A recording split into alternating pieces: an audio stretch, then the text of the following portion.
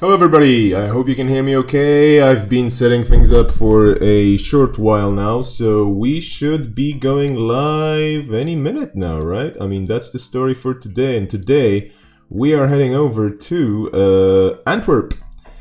Antwerp, Belgium, virtually of course, because, well, sadly we're still in lockdown and we cannot really get everything sorted just yet globally, but we're working on it.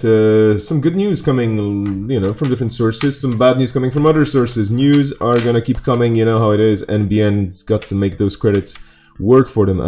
Anyway, my dear friends, today we're gonna be looking at a whopping 5 rounds of Swiss and a top cut. And if I am not mistaken, we have at least 34 players in the tournament. 34 players. That's a hefty amount of people playing on a Saturday morning for some. I'm pretty sure there are some people playing who actually are in a different time zone. And, well, it's probably not morning for them, but even the more they should be appreciated for attending this event. So kudos to everybody who's actually in a different time zone. I haven't checked just yet all the names, but 34 people, that's a lot of names to check, you can imagine.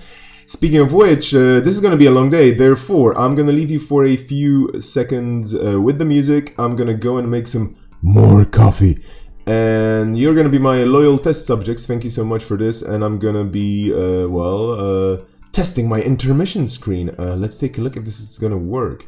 With art by the always awesome Princess Space Kitten, obviously, put together for this event. Beautiful art, with beautiful art. It's just like going to an art gallery on a Saturday morning, straight at you. Okay, I'll be joined today by Paulie G, by one of our special guests, and probably more people later on. But I'm super happy that I'm gonna have a co-host from the very start, so we can expect some chatty, witty banter and game commentary. And, well, we're probably gonna be ruminating about a lot of stuff. But that's gonna happen in a while. The tournament should be kicking off at the hour. Of course, on the Discords. Discording left and right, and let me just make sure that I'm actually not missing this. But yeah, we might be starting around 11:10. Okay, I am just checking in with the organizers. But yeah. Akira, and Metaphor. Do I have a cold? No, I just have a big voice. I don't know. I haven't had my second coffee yet, so that's the that's the thing. After my second coffee and some water, I have loads of water ready. I'm gonna be ready to roll. Okay, I'm gonna go for that coffee. I'm gonna leave you with this lovely intermission screen. Amazing. We're gonna be back in 5-ish, 7-ish, minutes. We're gonna be starting the tournament around 11:10. But yeah, take it easy, stick around. Oh no, did I leave the chat thing on the screen? Of course I did. I'm so cool. I should totally be destroyed. But if I remove this right now from here, what's gonna happen? No. Well, anyway. Okay, I just did this. Clever. Click a few buttons and everything's gonna be just fine. Talk to you in a second. More coffee definitely necessary.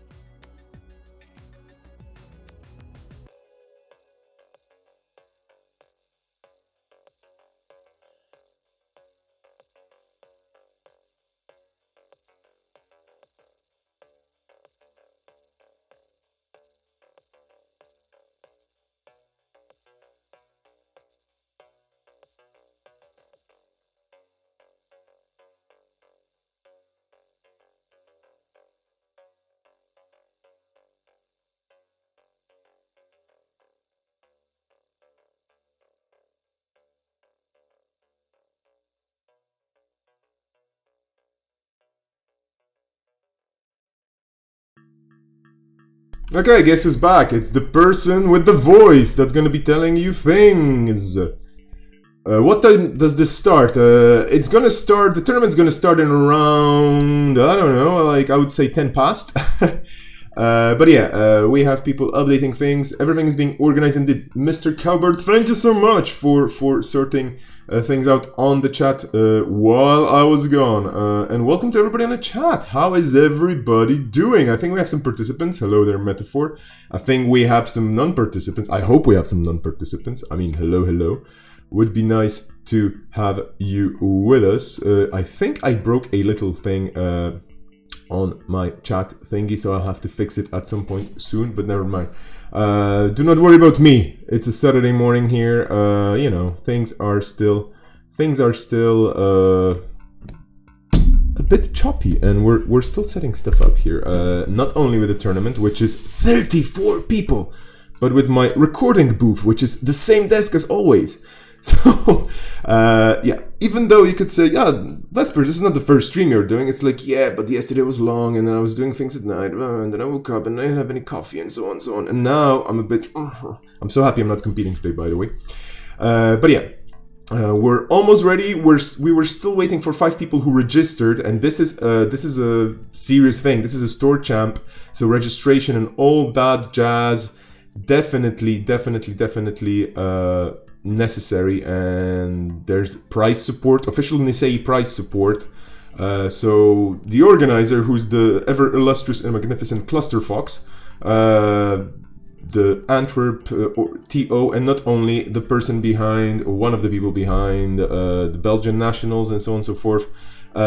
So Cluster Fox knows what he's doing, definitely on top of things, and one of the brilliant organizers that I will say it personally again and again has inspired me to get more involved with organizing things around Netrunner in my life and for the people that I like, which is basically everybody in the community. So thanks, Cluster Fox, for being my spirit animal. No, I shouldn't say spirit animal, but you're Cluster Fox. So for being my...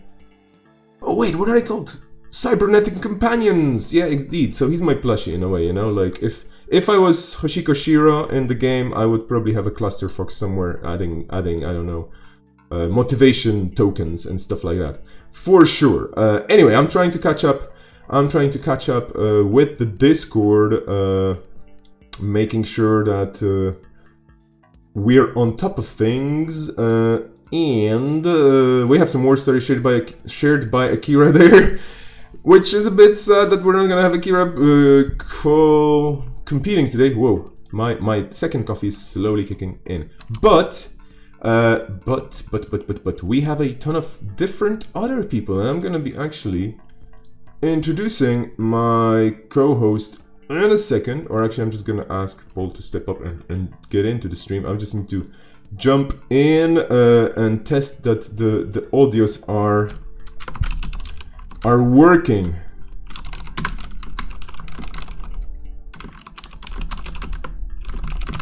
And of course typing, and of course furiously doing things in the background. Paul, hello, can you hear me? Because I am not hearing you just yet.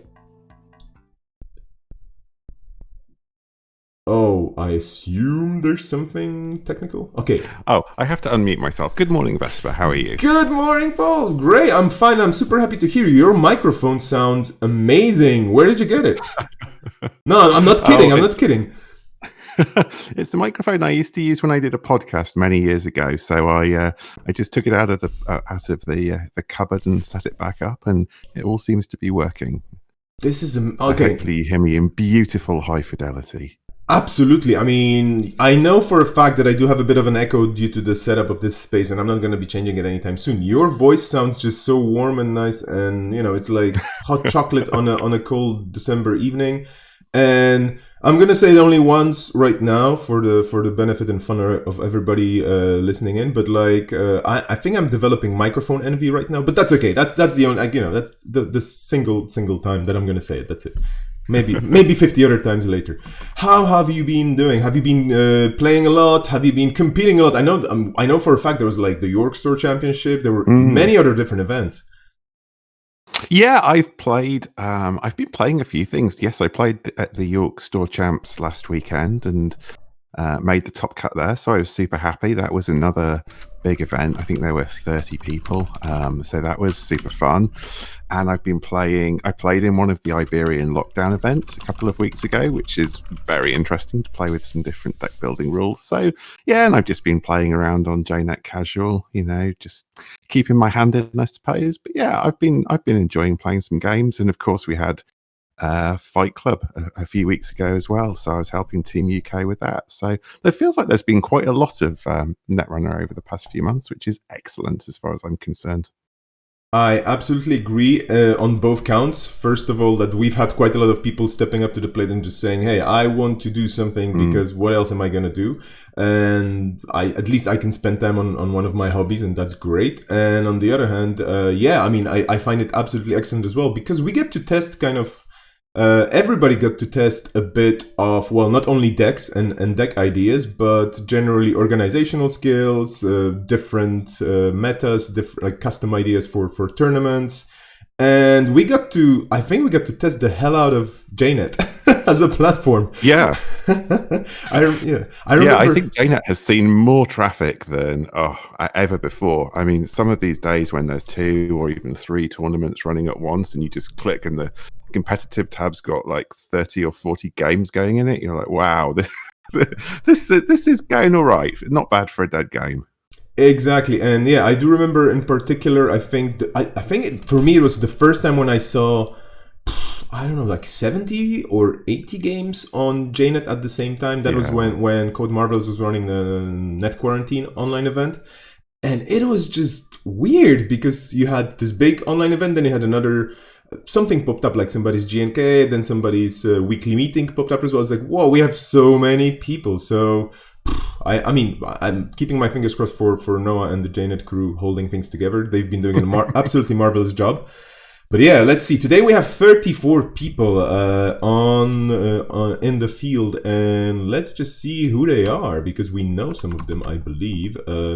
But some of them are names unknown to me, and not like I'm a celebrity of the Netrunner world that would not know everybody, but it would be curious to see who is who. Okay, we only see the standings table for now. So we have Acoustica, Aliens, Bridgman, Colandrel, Cooked or Cooked, Kusin, or I don't even know. I never know how to pronounce all those fantastic usernames. Yeah, it's always a trick. Like Deathfair, Double K, Fred Pi, Hawaii, Longi, Mohawk, Melich, Mark, Marzi, Mike P, Nuts, Okdoko, PSK, Ronza Kappa, Rotage, Rotom Appliance, Shiro9 1981, Smoke Elmo. That's a very cool. That makes me think of the Sesame Street show and Smoke. I don't know. Can you imagine Elmo smoking?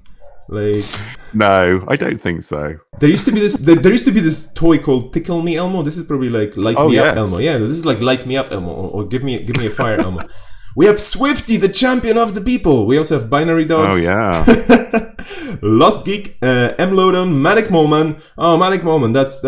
I'm secretly betting on him. He's a person that I met totally randomly in Belgium 2 years ago for the nationals, and yeah, we had a great time there. Metaphor, Roy Bot 4, Ruben Peters, the one also known as Neo, and Zero Cool. Okay, I see at least 3 people from the Barcelona meta, and I'm hyped. What about your predictions? Do you see any strong names here? Apart from Swifty, of course, because Swifty is the champion of the people. Well, of course, apart from Swifty. I mean, there are some names that jump out for people that have recently had some success. So Longi, of course, won BCom just a couple of months ago. Mike P is the current UK national champion. Rotom Appliance, of course, Patrick, who won Euros 2 years ago. So there are some. I mean, and all these other players have achievements as well. These are just a few that I remember. But this is a strong field for sure, right? Yeah. You've got a bunch of people here who have made nationals top cuts and all sorts of things. So I think we're going to see some good quality Netrunner today for sure. Absolutely. I mean, one of the other things about this online store championship that I find quite appealing, also throughout the 2-month period of the quarantine and whatnot, we get to mix so many different people from so many different places. Yeah. Usually that would only happen, at continentals or worlds. Now it's like, oh, we have a store championship. Everybody's there. Which is Yeah, that is really exciting. I agree. I mean, I don't know. If you look down this list, I don't know how many of these players are from Antwerp or even from Belgium. But it is kind of exciting that you get probably a little cluster of people from wherever this store champ is supposed to be, and then there's just the people from the wider world. And it is, I think it's exciting. One of the exciting things about Fight Club was about mixing different metas and seeing what people bring from different parts of the world that they've been playing in their testing groups or within their local meetups, and I think that's really exciting. Yeah, I think I absolutely agree. This was a new format for those wondering, like, what is Fight Club? This is a new format that Princess Space Kitten and friends. I know that there's like a superhero group actually developing. And some people may not have heard this, but there's a superhero group, and apparently I'm the villain. Like I'm their Oh, nemesis. no. Yeah, no, that's fine. I'm fine with that role. I'm actually growing a cat as well for that. Well, anyway. So there was an idea to make a custom series of tournaments where you just have people form teams and fight it out, in a round robin way, in a way. And for the beginning of for the initiation of this, we only had three groups, three teams: Team UK, Team Boswash, and Team New World Order, representing three different metas. And I would just say, testing grounds and R&D facilities, like virtual ones, where people come up with different ideas for decks. I think, from what I've heard and from what I see behind the scenes, this format will be coming back with some minor tweaks to make it more attractive and it was already fun, but definitely make it more accessible as well for anybody interested in participating. So team-based Netrunner with kind of this friendly elimination type of competition is coming back big time at some point soon. And yeah, absolutely. Like the level of playing and some of the plays and the moments were just, it was kind of like, I'm not a sports fan, by the way, so I cannot say I share the same level of excitement when it comes to sports with some people, but it kind of felt like that. I could kind of understand how people can get really excited about football. On the other hand, I don't play football on any good level to be able to understand the people running around in the field and kicking the ball. And Netrunner, I'm not great, but at least I have an understanding of the game. So it's like, okay, I know what's going on, and this is exciting. So knowledge through excitement, or excitement through knowledge, that's really, really cool. Speaking of excitement, what do you think is going to be happening today? I'm trying to figure out the IDs, but the rounds, of course, haven't started yet. So on Cobra, we don't see the data just yet.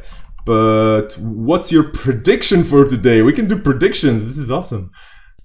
Oh, that is exciting. I mean, in terms of what lists I think are going to be strong, I mean, it is exciting because there's stuff from all different parts of the world. Now, there were two store champs last weekend, and Asmari had a very strong showing in both. I think in both of those, the top four had two Asmari, a GameNet, and a Wayland deck. In one case, it was Blue Sun. In the other case, it was Argus, I think. So I'm expecting to see probably some Asmari doing well, just because the ice suite and the agenda suite that you can play there is just so good and so difficult for all runners to deal with. I mean, I think there are, but I think there are a bunch of corp lists, so I'm sort of excited to see what we find there. And on the runner side, 419 of course continues to be pretty strong. APOC continues to be pretty strong. I think that I'm hoping to see a little bit more Haley, maybe a little bit more Shaper creeping back in, because I think that there are a couple of Haley lists that have emerged that are quite strong. And I myself, you're asking what I've been playing recently. I've been playing some Reg Anarch out of Hashiko. So no APOC, just good old-fashioned money draw breakers, let's go. And that's been really fun. So my sort of hope is that I see someone do really well on a Reg Anarch build. I'd love to see that today. I kind of missed. I'm not a big fan of Anarch, but when I am, I used to play Max, and I definitely agree. Like, seeing a good Anarch would be nice. Hoshiko Shiro kind of became the new flavor in town for Anarch, and people have been building very interesting things around that ID. And I'm just wondering, yeah, for criminals, I would be really excited if somebody played somebody else than 419. Maybe a Leela, you know, I don't know, like, Well, so Patrick Roastham Appliance, who's playing this week, he has been playing 419 for about 2 years. He won Euros, but actually last weekend at York, he brought a Leela list. So perhaps we'll see him playing Leela again. There you go. That's see, this is already good scoops. Thank you. And excited. Do you know what? You'll never guess what card he had in Leela as well. He was playing Leela with 3 Procos in. Very exciting. Me being speechless right now, I wish that I could like have a button for like some sort of a sound. Wow. Yeah. Okay. Well, that's interesting. That's. I'm still not sure I understand the list, but you know, he did better than me, so I can't criticize it. I just looked at it and was absolutely very excited. So yeah, he's been brewing some interesting lists. Okay, well, this is you're getting great scoops here straight away before we even start. Speaking of which, I should be checking in with the organizers because there's a lot of cats being posted on Discord. There's a lot of friendly banter, which is great, and this is what we have to put up with. No, I'm kidding. Well, this is what we get in lieu of just physical space contact and interaction. But that's fine. We have a lot of people over there. They're already looking at timers. But I have no idea, like, if anything's starting. I mean, seriously. Organizer, where are we? I'm gonna ping Clusterfox very quickly. Because we should have started like 5 minutes ago. But we're still waiting, I assume.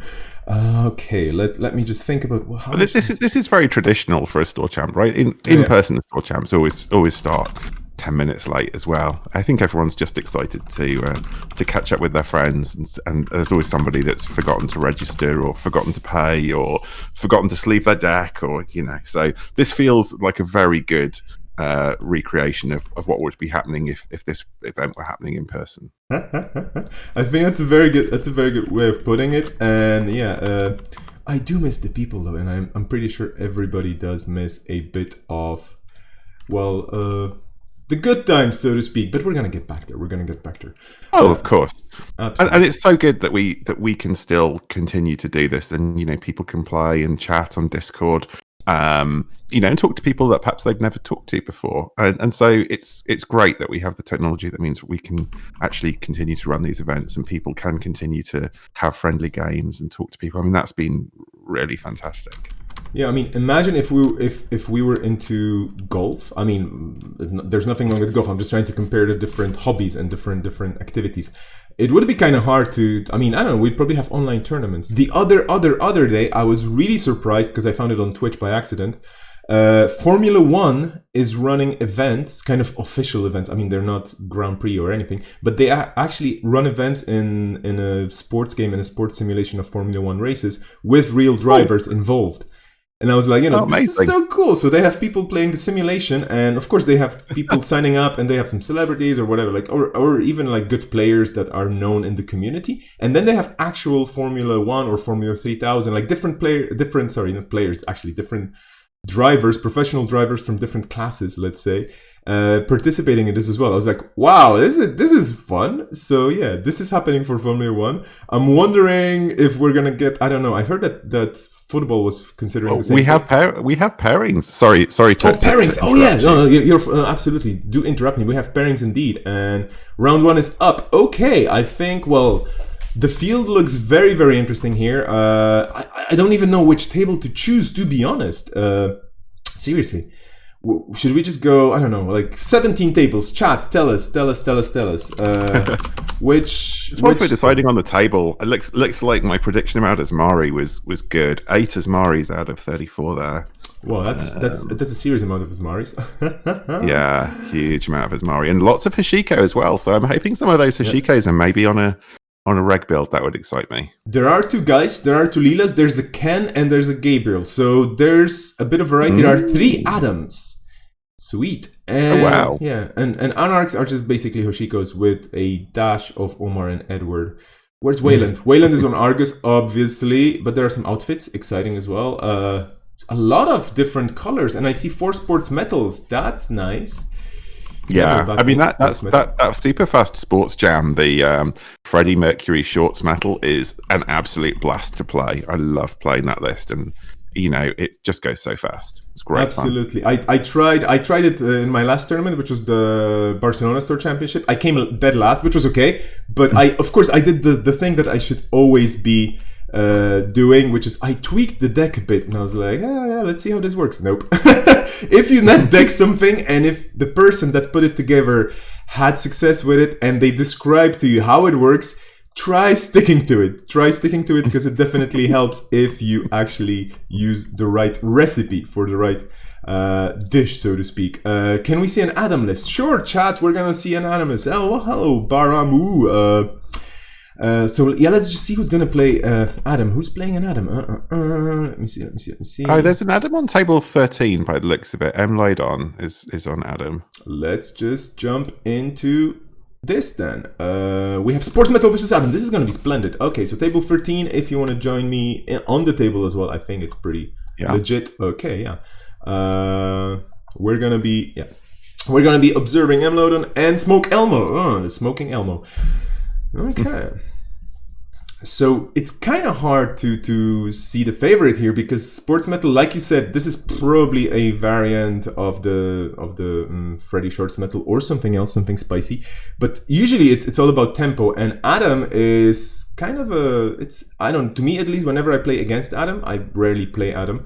It's always like those decks are usually able to turn the game around in like 2 turns because of all the spicy things like logic bombs, or there's just all the different directives also having an impact on the game. They do make it different. I think it's a very nicely built ID that you do feel you're playing a slightly different game again.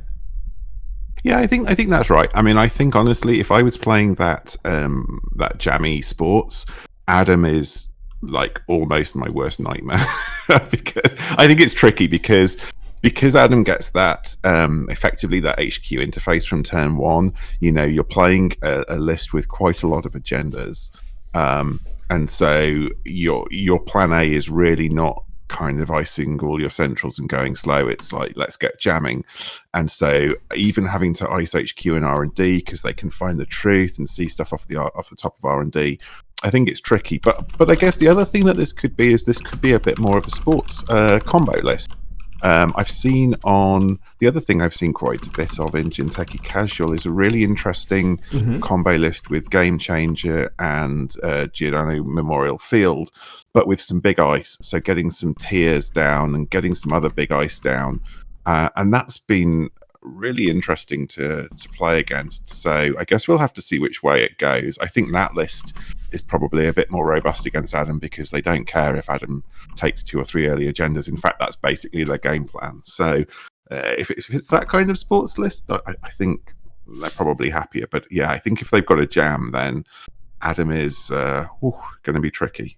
You mentioned Game Changer. I absolutely love this card. It's a great example of tempo punishment, I would call it, or well, like I don't know, like Wayland would punish you with meat damage for scoring agendas. Jinteki would punish you with net damage for scoring agendas usually, or stealing agendas, sorry, as a runner.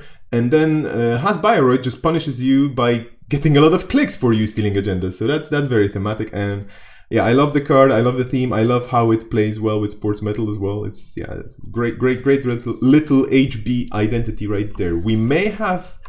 By the way, we may have. Yeah, I was going to say, as we've hyped this game up, it now looks like unfortunately we've got a repair. That happens. 34 people, it's okay. Yeah, it's of fine. course. It's fine. It's now you have to imagine, and maybe this is a project for the future, because I'm pretty sure that whatever happens with the pandemic and all the isolation, at some point we're going to get back to playing events live.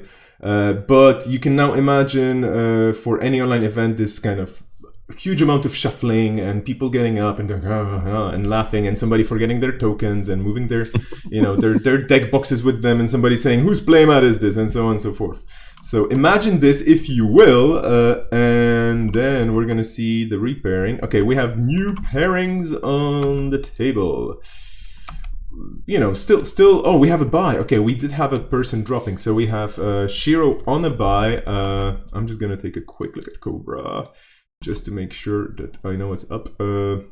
Oh yeah, you said M. Loden was an versus aliens versus Tim. Okay, I think we're gonna follow. Be pretty cool. Yeah, we're gonna follow that.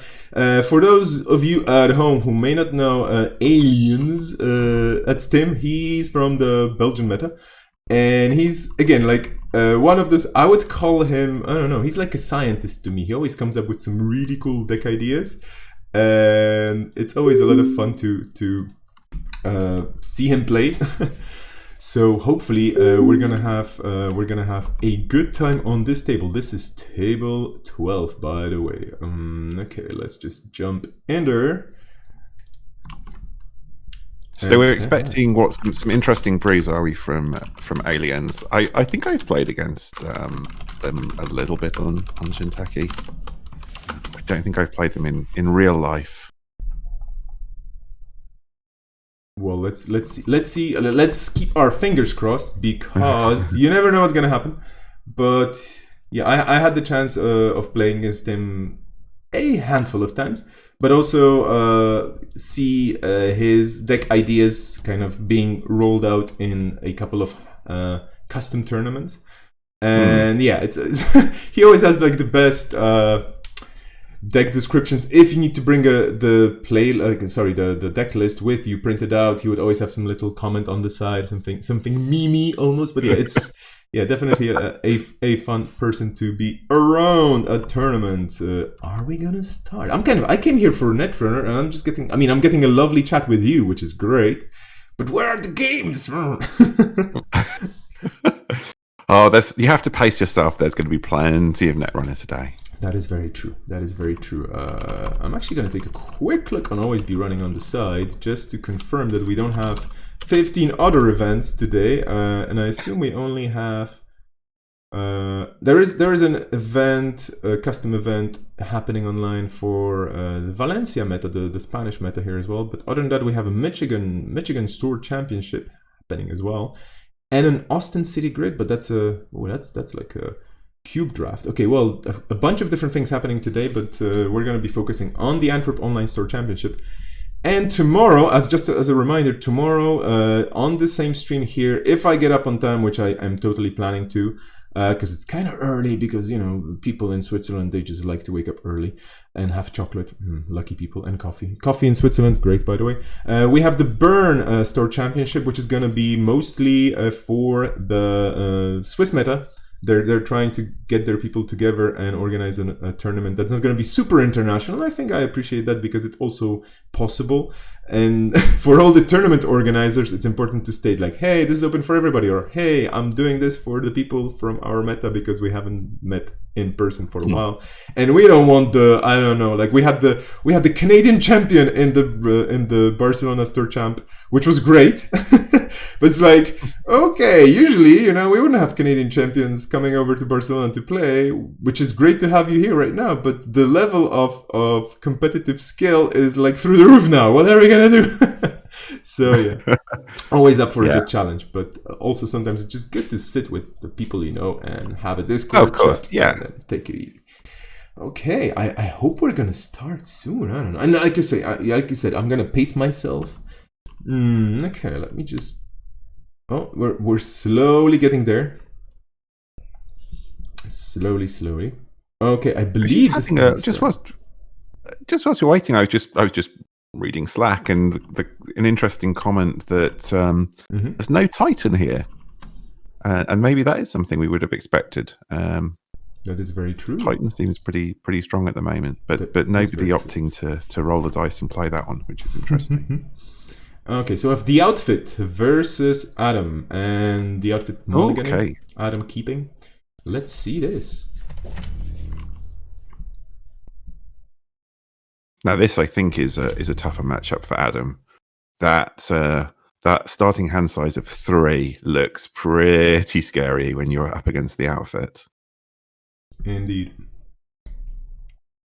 What kind of a kill would you say is this outfit going to be using? What's your experience with the outfits most recently? I mean, my experience with the outfit is they take the approach of why not everything? So why not have high profile and punitive? Because they can their money slots are or their money cards are so dense, they give them so much money that they can kind of afford to run hard hitting into high profile and some punitives on the side and some reversed accounts. And so I always worry that it's everything, and snares as well, of course, are a classic in the outfit. So when I sit down against the outfit, every single alert is going off in my brain. I think this is definitely a very good summary of what you can expect from modern Wayland. And this is even worse for you because you're going to be playing the money game. And Adam usually, I don't think Adam is known for being, one of the rich runners, so to speak.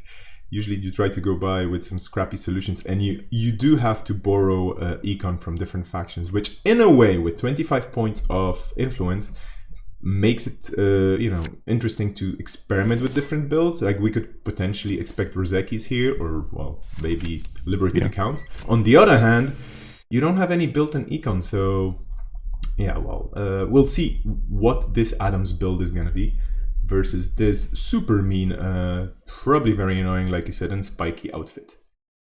Yeah, for sure. Yeah, and building Adam is interesting. I'm no great Adam player, but it starts off and you think, oh, I have brilliant. I have all of this influence. Let's get all the best breakers, and then suddenly, as you say, it's like, oh, I need to fit some liberated accounts in here, and I suppose maybe I need to put some draw. And suddenly, your influence has all disappeared, and you're making compromises, which of course is how it should be when you're building decks. Absolutely. I'd be interested to see what the restricted card here is as well. So I think there's been a lot of Ngolo Adam, but on the other hand, Mad Dash is extremely good for Adam because of Find the Truth. So see which way they've gone. Yeah. Plus, all the 3-pointer agendas that might be painful to steal, or for example, like one of the archetypes you mentioned earlier, the six agenda is Mari with those pesky 3-pointers. That you have to steal 3 of. Yeah, Mad Dash is definitely very good against that. I'm wondering for the outfit if there's gonna be a card that I've seen recently appear here and there, and I'm a very big fan of the flavor and the theme of it, the Roughneck Repair Squad, which could be offsetting their probably Bat Pub rich play. We'll see.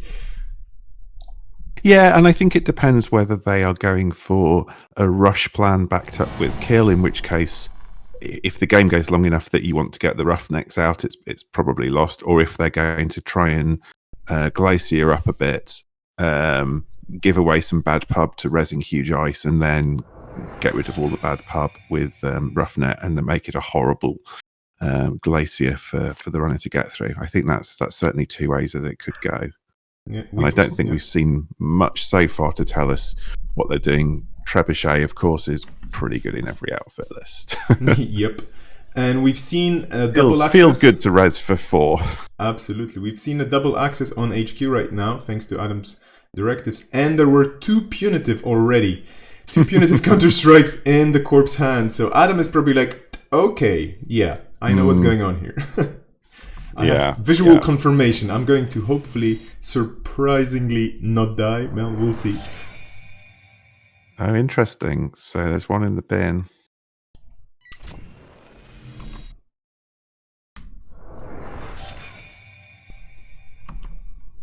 And so far, Adam doing okay on that econ race, though. So not immediately worried about punitive, but of course, outfit can just rack up money so quickly.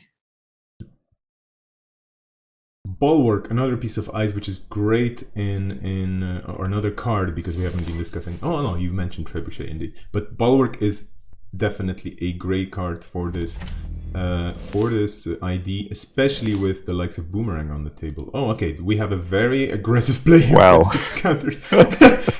This is a clue, actually. Yeah, you can access. Yeah, this I mean, I don't even know whether you need to double dedicate that, to be honest. I think if you could single dedicate that, and Adam's not going anywhere near that when he's seen 2 punitives in hand and there's 2 pieces of ice. But yeah, that agenda looks extremely safe, let's say.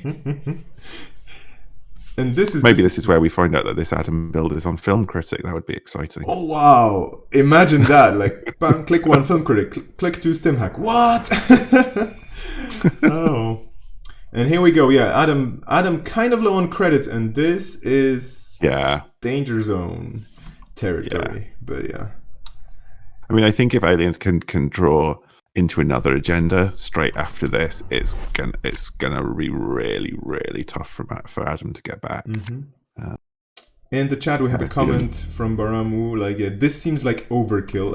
Well, we're talking Wayland, and the word overkill has so many different layers of meaning here, indeed, and I absolutely agree. It does seem like the Wayland kind of overkill. A lot of trashing happening on R&D. That could put a spanner in the plans here for Wayland, but yeah. Adam's still saying. And Reclaim is nice. Reclaim lets you get logic bombs back, right? So that's kind of cool. It's a great little card. Again, 0 cost, very good for many different Shaper builds as a Shaper card, but not only, as you can see here, because it's a great little card. We see that the corpse just drawing up here. It just knows that if they can jam some agendas right now before Adam gets too much more set up, then they're in reasonable shape. So it looks like their plan is just to go fast.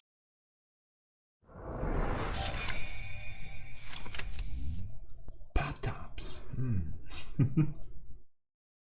Do you have any thoughts to share about Pat-taps as a card? Do you think it's balanced enough on one influence and the effect it has, or not really? I love it when I'm running. When I'm corping, not so much. I don't know. It's kind of an interesting effect, but it's in 419 in particular. It's part of this kind of critical mass of cards that make for quite an unpleasant experience on the other side of the table. You know, playing Corporate Grant into Pad Tap is extremely grim.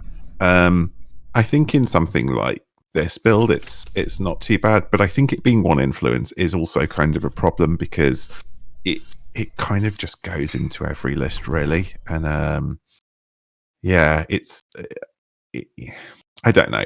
It's not top of my list of most disliked cards, but I think it's somewhat problematic. So how's that for an on the fence answer? And meanwhile, we've got an SSL score which looks pretty good for outfit. Yeah, the outfit probably just a single hostile takeover away from winning. Yeah, this looks really tough for Adam now. Plus, just the amount of money that this Wayland has right now with the punitives in play. Although you're not worried about punitives at this stage, but as Adam, you still should. As the corp, that's probably off the table as a winning condition right now. Yeah, I mean, well, okay, well that's a hostile. So yeah, I mean, I think as Adam, you just have to take the risk now. You've just got to take your excesses and stop them top decking the hostile or being able to dedicate another city works. Oh, here we go. Okay. So maybe they might slightly regret using 2 dedication ceremonies early on that first city works, because I think one would have been fine. And if they're able to dedicate this one, then the game is over. But I think this is still pretty disgusting for Adam. This is going to be hard. It's I mean, he's got a logic bomb down. I've got 2 breakers. So can probably get in here, but drawing up to steal this and not get punitive, I think is basically impossible. Yeah, very, very tough on Adam. And we had a very good point made in the chat as well by Mr. Cowbird. Brain chip, great console, really good hardware for Adam in faction and whatnot, but you really need some agendas to make it work, otherwise you're going to be stuck on the 3 card hand size. Yeah, for sure. It's just brutal playing against a deck like the Outfit where you don't find an early agenda, and even though the console's been down, it's basically not been doing anything. And yeah, it's really tough. Oh yeah, one of the big missing corps, I would say. We only have 2 Jintekis in the whole field. So 1 RP and 1 Saraswati. That would be interesting to see as well. One of those corps that I personally love playing and hate playing against, like probably a lot of people. But yeah, it's Jinteki has been having a rough time recently. A lot of bad press, I would say as well, due to some decks being apparently, I don't know. I mean, it's still the same game, but some people say that some decks are less fun than others. I don't know. I always have fun when I play this game, even if it's terribly unbalanced, because you just kind of go deep into the tank and go like, well, there's nothing I can do here, but maybe a miracle win is gonna feel great if I pull it off somehow. Yeah, for sure, for sure. Okay. So it's interesting what's happened in the game here. So they've drawn a stim hack, Yeah. which is good, sort of, but on the other, but also very bad. Yeah. It's like, well, that might give me the money to get through this server, but also on the other hand, taking brain damage is pretty bad. So they've decided to punt on HQ and hope that. I think it's very unlikely that there's stuff in hand here because okay, shows what I know. They take an SSL and they try and top deck the win from R&D. Let's see.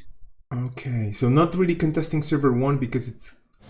Oh wow! Oh my goodness! Wow! This! Wow! Wow! That is, yeah. And yeah, now I'm kind of like I remember mentioning Adam earlier on, like being able to turn the game around. Not like that, but I mean, this is Netrunner. Everybody, this is what happens. You just get an access, you top deck a win, and that's all fair because it's all according to the rules. Wow. Wow, that is exciting. I mean, yeah, that's. Well, I guess that's the power of Adam. You know, they run HQ. They see that there's another agenda on the top of R&D, and they know that that's the game. So, Yep. Well, very exciting. Let's hop out of this finished game and let's wait for the revenge, I would say. In the meantime, chat, if you see any interesting IDs or players, we have 34 with one person still, I think, missing. So we'll see how that plays out with the TO being present. But yeah, we have over 30 players, a lot of different things. Only 2 Jinteki decks, but that's not a bad thing. So if you're interested in any particular games, do let us know in the chat. We're going to be following table 12 with a swap here, and now Aliens on Runner and M-Loden on Corp. And we'll see where that takes us. SSO versus Haley. Great, a different matchup again. Go away, let go. And I feel like I've seen a little bit less SSO recently, but I suspect it must still be very good. I just haven't seen it around quite so much. So I'm interested to see what this build is, whether it's going to lean heavily into Kayambi Grid or if it's going to do something different.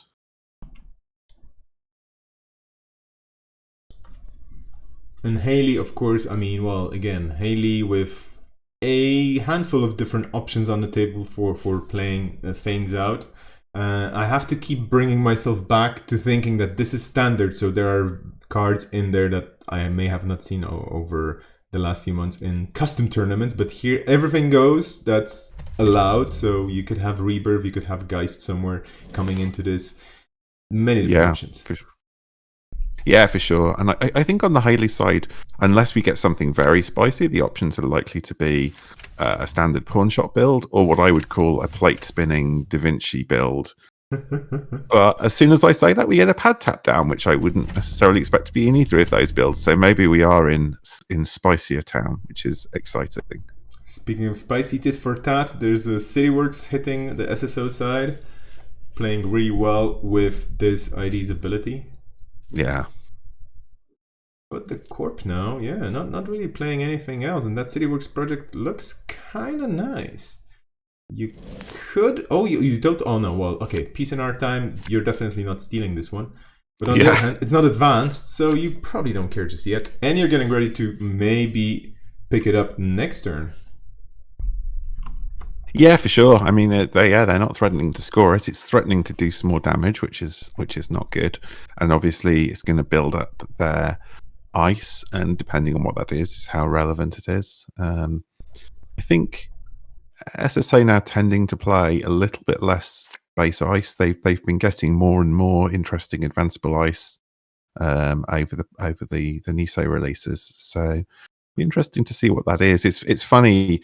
you play against SSO and you worry about what the ice is on server 1, but actually it might not be anything all that bad. You know, it's ultimately whatever ice they drew, they're going to put down and 3 advancement counters on. So it could be terrible for you. It might be fine. Yeah, absolutely. I kind of find it quite funny theme-wise that SSO Industries, I think one of the few corp IDs where you have the art with actual smoke rising from smokestacks and so on, is kind of making space ice playable, you know? It's like this... Yeah. Space, but also sure. fumes. Yeah, I mean, the combination of the SSO ability and things like Kanbei and wall-to-wall, it turns out that if you get all the advancements on your ice for free, then advanceable ice is a lot better. Yeah. We see an oiler going into the bin there, so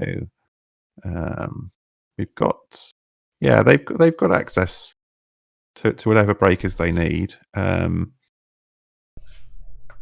I guess they just have to decide if they're going to challenge this City Works. There is a clot in the bin on the runner side as well, so yeah, we know what the plan here is, just to make sure that no pesky fast advance corps have a chance. Yeah, for sure. But Haley opting to take things slow, and that might be right. Effectively, once Haley gets set up, they should be in a good position here because they have clot as well, as you say. So if the corp's taking it slow, there's not too much pressure on Haley to make risky contesting here. They can try and get their stuff set up. Obviously, if they are an ASOPs, which the chat's saying seems likely, and I would agree, they have a little bit of a problem in that they don't have an ASOP right now. So they would definitely like to find that to really get their econ engine going. But yeah, I think you can let this first one go and then start to do your thing. Yeah, 3 points is no tragedy, especially in this deck. The problem with SSO is when they just put all the ice up with at least 3 counters on everything, and then things start happening, like maybe what's the name of those folks? The Mars couriers, basically, or mass commercialization, and that's becoming really, really scary. But yeah, okay, first for sure.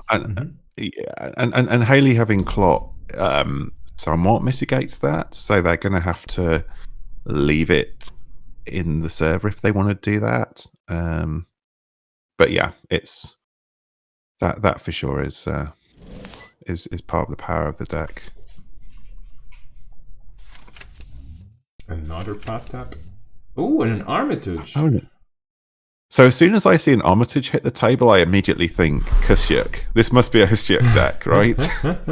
Yeah, there's a lot of ones. Why else are they going to be in here? Yeah, there's a lot of ones on the table, true. Yeah, there's a lot of ones. And I just think when you've got so much, you know, when you've got ASOPs, why would you play Armitage if it's not to proc that? But I don't know. I've been wrong plenty of times, and we see a falsified out of Haley as well. That's kind of a cool include. Mm-hmm. They guessed wrong though, so they thought it was. I guess they thought it was a Kyambi, and it's not. It's the wall to wall. So,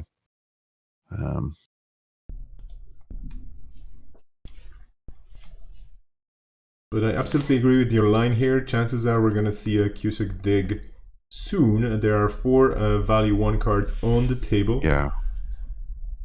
Yeah, for sure. Oh, look at this Kyambi and wall to wall. Yeah. This is a value server now.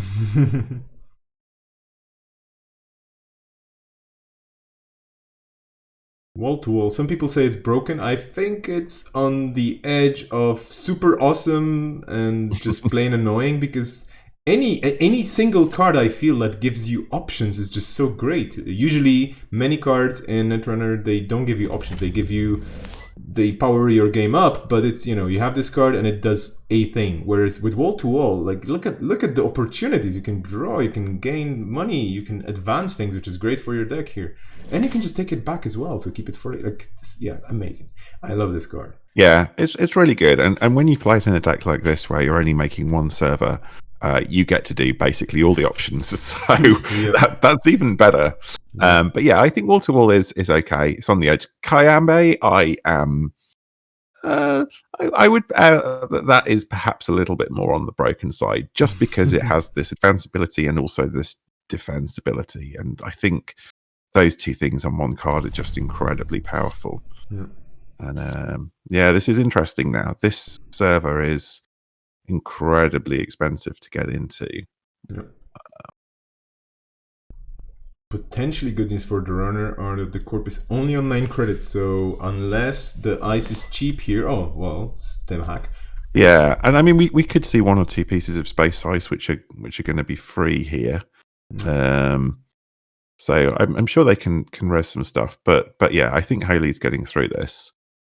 But I guess the question is how much money Haley's going to have at the end of this run, and whether that opens a window for the corp to just immediately bung something else in here. That's an interesting play then. One of the simular chips hitting the bin, which means one of the programs can come back. Probably SMC, I would say. We did see a corroder though hit the bin as well earlier on, I think. Yeah. So the runner's still deciding what they want. Probably, let's see. Yeah, and I guess they were getting some value there in case they immediately get border controlled, I suppose. Mm-hmm. But I'm not too sure about this. And this is a strength 8 Colossus, so this is not trivial for Haley. So Haley's breakers have Ica, which is going on there. There's a corroder in the bin and Euler in the bin. So Euler's a good breaker when you first install it, but even so, if we get into some high strength ice here, it's tricky. And this is 2 to put the Ica down and 5 to break. So that's nearly the whole stim hack on breaking this Colossus. Yep. So this is going to take a real chunk of Haley's money away. Akit. Mm-hmm. Yeah. Going for the value here because okay, let's assume that Haley's gonna get in. I don't think there's any other way of stopping Haley here now. But that Akit is still gonna advance a card, so that's not bad. Yeah, you get credit back. Yeah. I think what the main problem here is right now for the corp is that they're down to 0 credits, and that's gonna be hard to get back from unless they have Mascom. Yeah, I was going to say it's not unlikely that they have a Mascom in hand, in which case they can potentially Mascom and jam.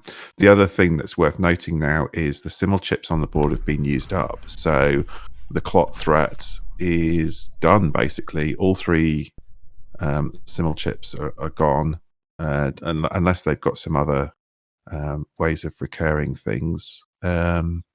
Their clot threat is gone, and if this is on a Red Planet Couriers build, that's pretty good for the corp.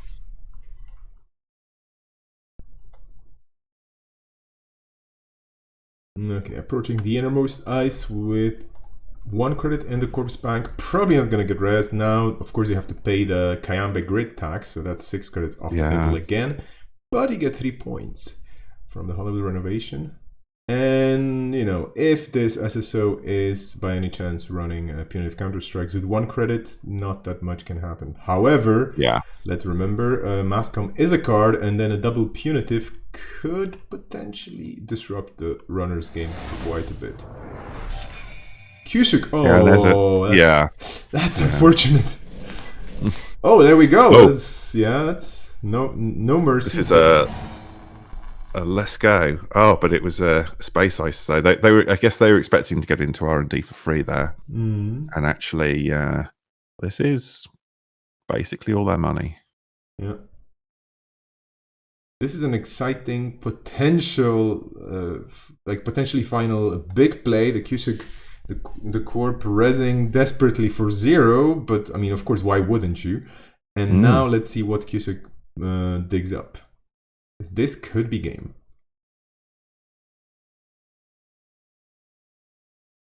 And of course, if it's not, which it looks like it's not, that's a whiff. Then the punitive is very... Oh, maybe it's not. Yeah, the punitive is very much on the table.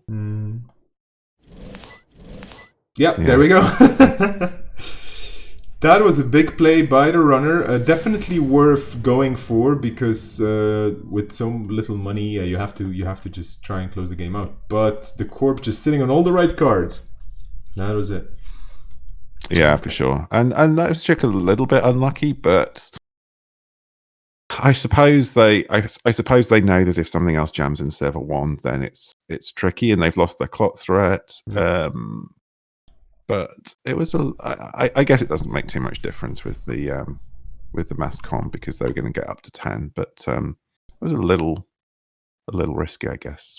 Yep, that was an interesting match. A little bit unlucky in the first game for Aliens there with that Adam last minute win or last click win. Let's take a quick look at the other pairings and let's hop onto a different table. I'm looking. There's a Leela on table 4. Let's take a look at Leela. Oh yeah, perfect. Versus NBN. This is gonna be cool. If it all loads up. Please, JNet, be nice. Okay, yeah, this has been going for a while. And it's, guess what? 6 agendas Mari. But this Leela is well set up, more or less. Scrolling noisily. Oh yeah, interesting.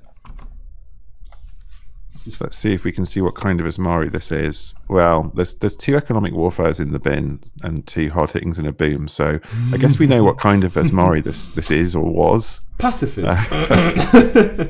Wants to pacify the runner using all possible means. Yeah. Just, yeah. Scarcity of resources. Yeah. Nothing too spicy in Leela's bin. Just good criminal cards.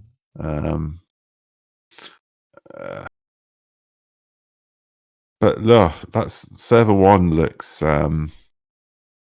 that's going to be tricky for Leela with just a turtle and a bug galter down right now. Yep. We do see Surveyor already on HQ. Chances are there's a Surveyor somewhere in server 1, so yeah, that could be pricey. On the good side of things for the runner, this Cappy Jones they have just gave him a lot of money, so there are 19 credits comfortably able to break through everything that HQ is putting up against them. But then the likes of Bologna, where you have to pay 5 extra credits to steal it. I wonder if this Asmari has red herrings. That's another card. That's like one of those ancient cards that people have seen in the first core and whatnot, and now it's making a comeback with this build. Where not only you have to pay 5 credits for Bologna itself, but red herrings makes you pay another 5, and that's just way too much at times. Oh, there we go.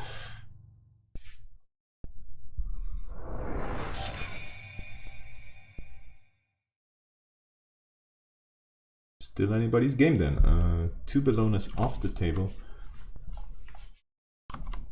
Yeah.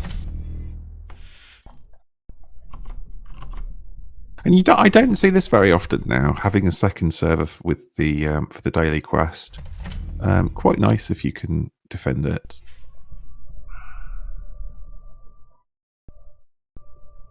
It is a card in a way that kind of... I think it's one of the most teasing cards I've seen on the side of NBN for a while now, because it's like, yeah, I'm going to keep making obscene amounts of money every turn, unless you run here and you have to trash it, and so on and so forth. So it's not a bad thing to have for the runner as a target for certain cards that they might want to use, but it is really annoying because you don't want Corp to money up, and they will be moneying up. Yeah.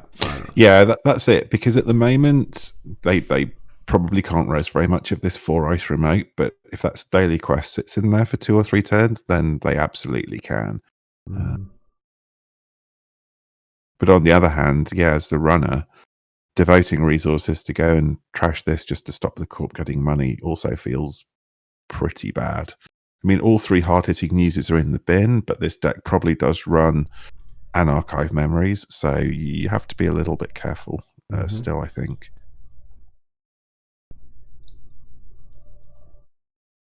Particularly if you're relying on something like Catty as the backbone of your econ, even though you're not going to get boomed. If your econ takes a big hit, that's a problem. I mean, they have 2 Rezekis, I guess, as well. Yeah, what would your play here be as the runner? You're sitting on 6 points, you have a caddy on the table empty, but still, and then the corp is trying to money up, so they're definitely not trying to rush anything out because this is not a rush deck.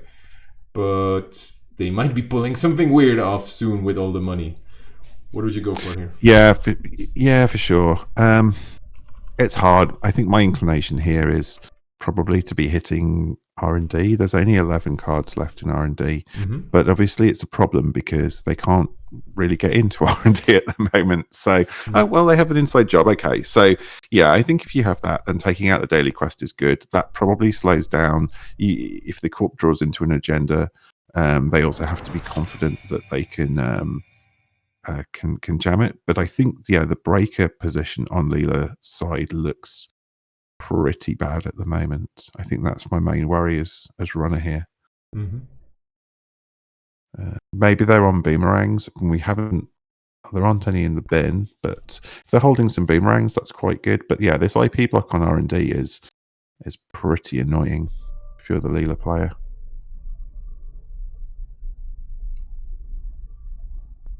And that corporate grant will have to carry the credit denial game a bit further, I think. 3 diversions of funds in the bin as well on Leela's side, so definitely not stealing any more money from the corp anytime soon. This is a sitting game now, or a waiting game. It's like, let's see what you do. Yeah, for sure. For those of you just joining us, sorry, go on. I was just going to say, I think the problem for Leela is that they probably, if they wait and it's a money game, they probably can't get into server 1 right now. So they're also kind of drawing for answers, unless they just have everything in hand and they don't want to show and install. I think that's also their problem. Yeah, Leela still has a third of the deck in the stack waiting to be drawn, so probably some interesting cards in there. And the corp putting another daily quest on the table, because why not? Yeah, for sure. Oh, there we go.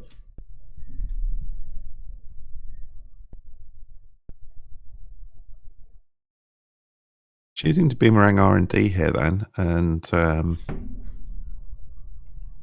don't know about this. I guess this is fine, but a single access no turning wheel counter when you're going to take a tag. Oh no, of course they have hunting grounds. Okay, this isn't so bad. Potential to charge up the turtle here a little bit as well. And 9 cards are R&D, so in the 12 cards that the corp still has available, so to speak, there has to be some agendas somewhere. We have 3 on the table, there are 3 somewhere in there, so, well, the odds are quite good hitting an agenda, but you have to keep running for that, for sure. Yeah, that's very true.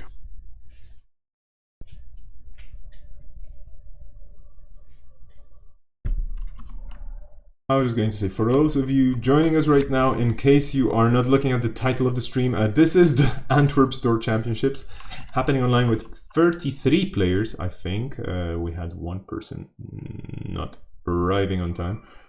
And this is round 1, by the way. So we will have several rounds with a lunch break. Yeah, we'll update you with all the details in between the games.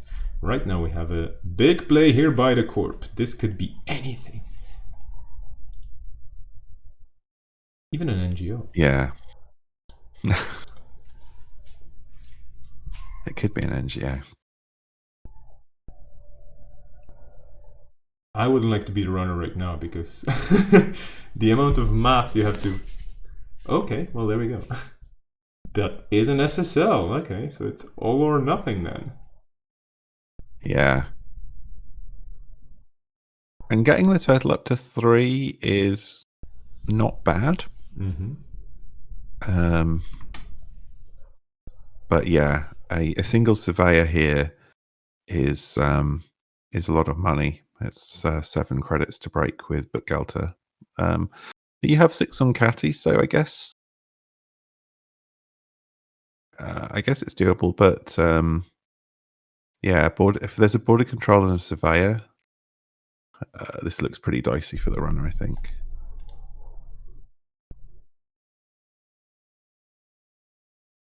Just checking the bin for any surprises other than what we've seen already, but no, yeah, I mean, chances are that there will be a surveyor on that server, indeed, and that's gonna be expensive. 2 clicks left though in the turn for the runner, and they might pull it off. Okay. Hernando's not bad, but they're taking a real risk on border control here. Yeah. Basically, but they have seen a lot of influence because this deck is on the Beam and the Econ Warfares, and they surveyors. Maybe they're saying, well, I don't think you have enough influence to be running border controls in here as well, and that might be a fair gamble. Mm-hmm. With that surveyor going up, I think that's the case, because otherwise you would just res the border control, right? And just sure, yeah. So maybe this was a good gamble to get Hernando down.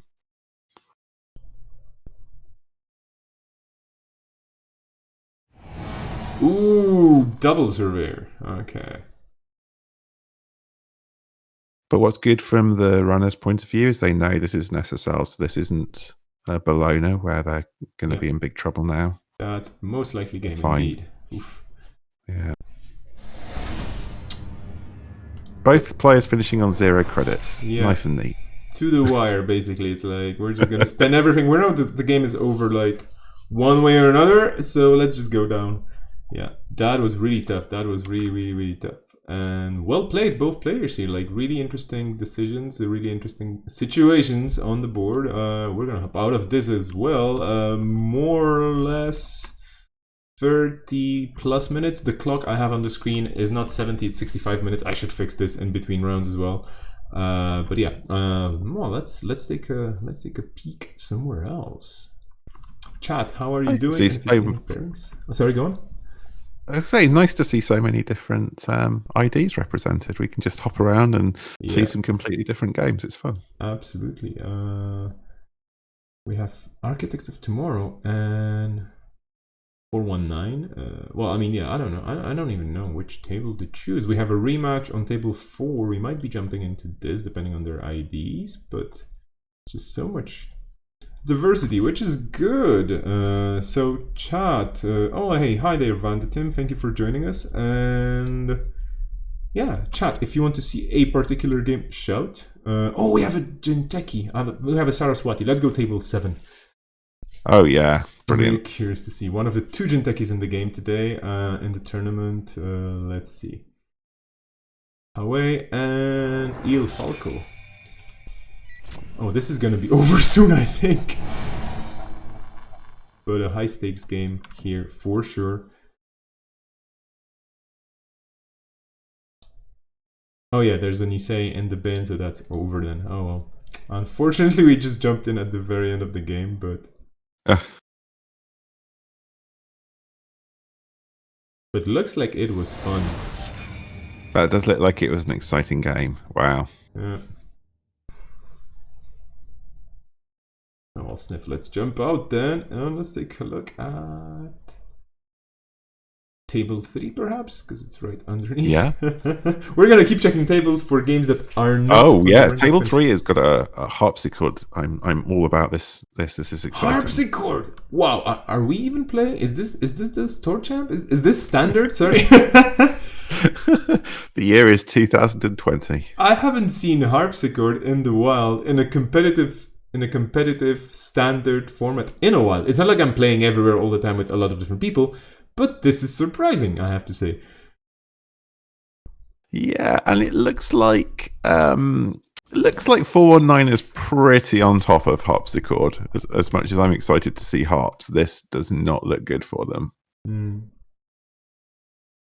A bit of context for the fact that I actually know one of the players in person. So the 419 is piloted by Zero Cool, Jonathan, one of the local players from Barcelona.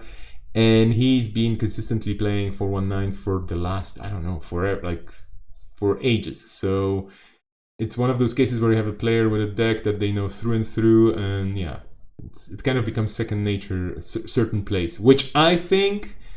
personally, for me, it would be very hard to kind of go this one-way street, down this one-way street and just go like, I'm really going to go into that archetype. But on the other hand, you get results. Yeah, you can get super good at at just learning every matchup, and you can also really tweak that deck if you're just playing it all the time. Just those 3 or 4 slots, just trying different stuff out and really trying to maximize what you can get out of it. Yeah. Okay, well, we're gonna jump out again, and okay, let's hope for the table 5, maybe.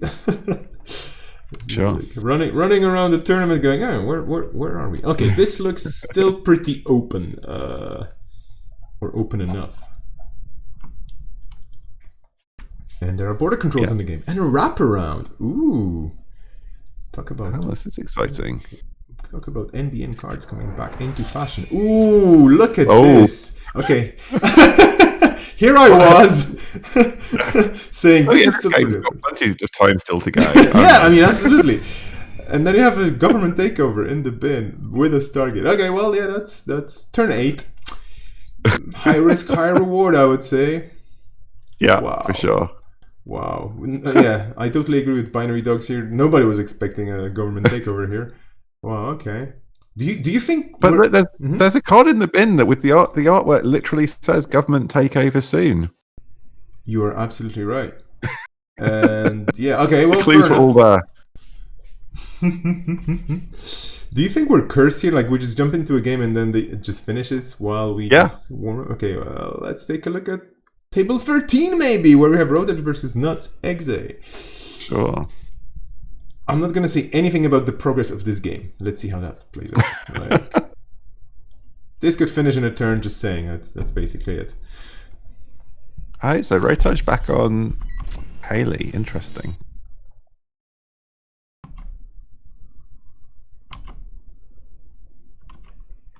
Oof.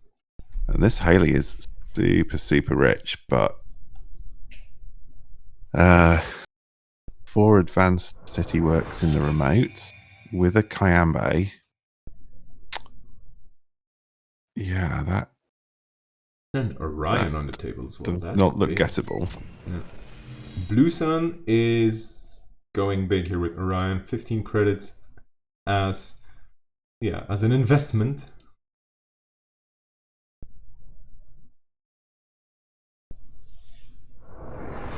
Yeah, for sure. And this looks. I wonder if this is. Mao was playing a Blue Sun deck a little like this at York Store Champ last week and published it in the week. And I wonder if this deck is similar to that. That had Kayambe and Cityworks Dedication. It's a pretty neat deck because it's just got so many different threats. So yeah, this is.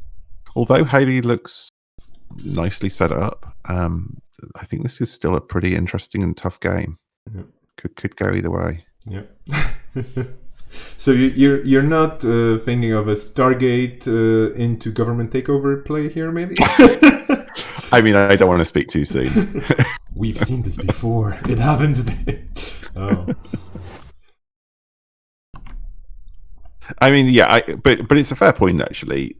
R&D does look potentially a little bit weak. Mm-hmm.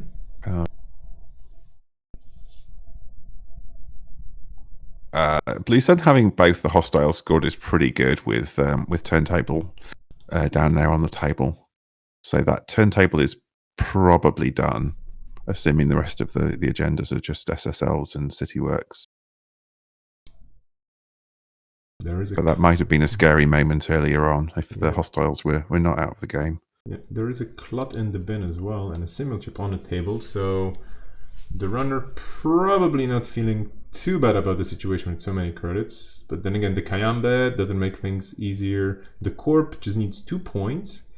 But like you said, this is probably a bunch of 3-pointers and a bunch of hostiles, so... Yeah, and of course the downside of having got those hostiles out of the way is that there's also too bad publicity in play, and against Haley, that's pretty bad news. Yeah. The Orion going on to R&D, as expected, I would say, because that's... Yeah. R&D certainly, I'm sure, is what Rotage is eyeing up.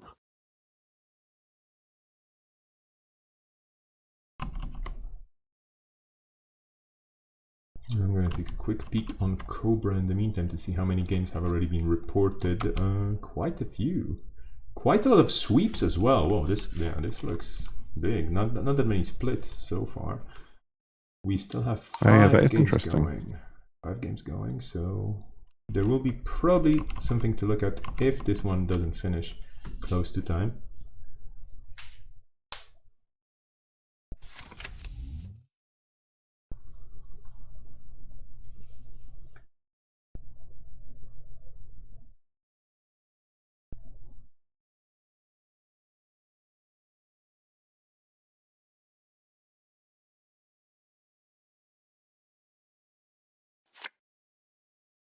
There's definitely no shortage of credits on either side, with Haley on I think 42 credits. I mean, how do you even get to that level of money? Oh yeah, I mean, this is playing this in person. You're getting to the bottom of your stack of 5 credit tokens, aren't you? Pretty much, yeah. Okay. The Corp here deciding not to take the Orion back, so hoping that's gonna tax the runner a bit, although honestly with 42 credit, well, I mean, it's still money, you still have to spend it to get places, so indeed, it's never a bad thing to make the runner pay. Yeah, and I think as much as Haley is super rich, yeah, there's a danger if they start running through R&D that actually the remote suddenly becomes inaccessible, so it's kind of an interesting balance here. Ooh, this could be bad. The Winchester, although, well, okay, traces, fair enough. No, it's not that bad, but it's gonna be a bit costly. Yeah, sure. Even if just seeing whether we yeah. have any inclination of what Sentry Breaker Dave is running, but I don't think we've seen that. Yeah, even if the runner here decides to just pay through this, that's a tax. Like, with all the money on the table, you still have to pay a bit. Yeah, for sure. But just opts to get rid of the Rozaki and go and get whatever their breaker solution is for this.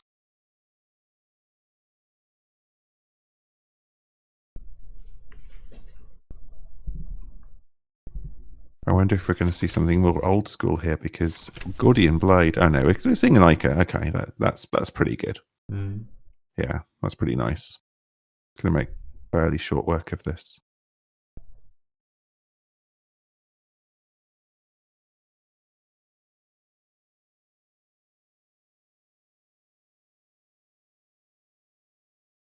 Okay. Oh, just seeing in the chat that Nuts is a new player who's only played System Core until now, and very much holding their own against Rotage, who's a very experienced UK player. So I'm very impressed. Yeah. We've seen quite an influx of new names online, which is great, given the circumstances. Usually I wouldn't expect so many people just hop onto Jinteki and .NET to play just randomly, but now people have some extra time here and there, and we also have some returning players, which is great to see as well, and they're quite excited from what I've heard and seen so far about the cards that they have missed. So yeah, definitely great times for picking the game up and trying things out. And like you said, it's quite impressive that we have people who played like a core tournament with a rather limited card pool, and then they just jump into the deep end of the pool with basically super powerful cards like Stargate and the likes. Oh yeah, for sure. And yeah, look how much Dave's credit pool has melted after this HQ and Stargate run. Oh, Chiashi punitive. Wow. I mean, Dave's still on 28 credits, but you know, he was up on 46 a couple of blinks of an eye ago. So those credits will melt away pretty quick. Yeah.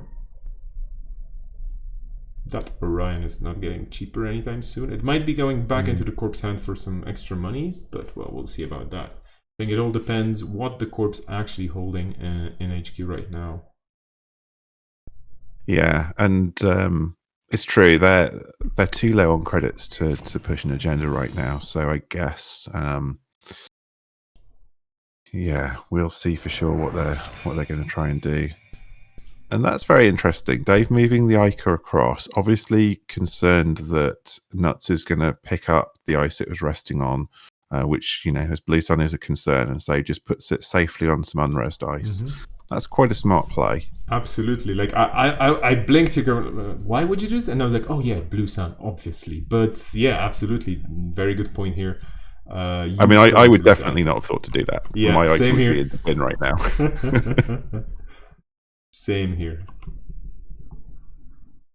Yeah, because Dave has used 2 simul chips, so yeah, only probably one more piece of recursion to come. So he's got to be pretty careful if this Ica is his only way to break sentries, which it probably is.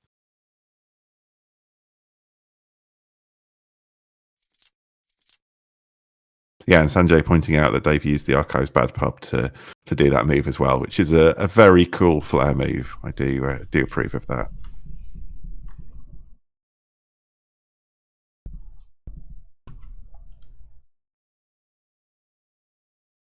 The Corp choosing just to money up using the basic action cards. So yeah, that Orion not going anywhere, probably for all the good reasons. Yeah, I mean, making Stargate runs is certainly really important, and of course, the Surveyor is also reliant on having some other ice there to make it at all useful. So, yeah, perhaps a little bit awkward for Blue Sun, because I'm sure they would love the 15 credits, but yeah, they've got to keep R&D expensive.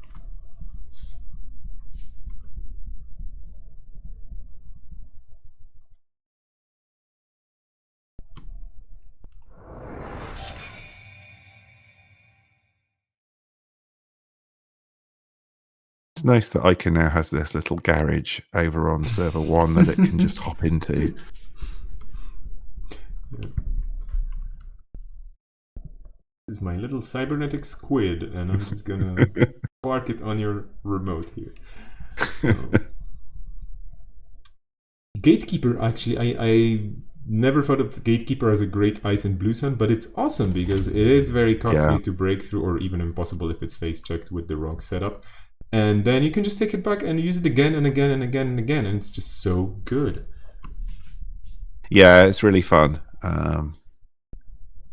Yeah, and it's a cheap res, but yeah, being able to refresh it like that is pretty neat. Archives getting protection. I wonder if this is just to stop Rotage from moving Ica around, but or do you think that the trashed card is something serious there? I mean, no. I mean, I'm not sure why this ice goes on Archives right now. I think if something goes into Archives, it's not stopping anything. It's not going to stop Rotage getting in, but I don't know. I mean, it's possible it could be another big piece of ice that they want to oversight, but that seems very risky when Rotage has so much money. I think it's just going to get trashed. Let's see what the Stargate's going to find. Oh, Seaworks. The City Works. Still not game, but that's a big thing to find. On the other hand, we know also that the Corp is going to be moneying up thanks to potentially an oversight AI and definitely the hedge fund if they choose to play it. Math time.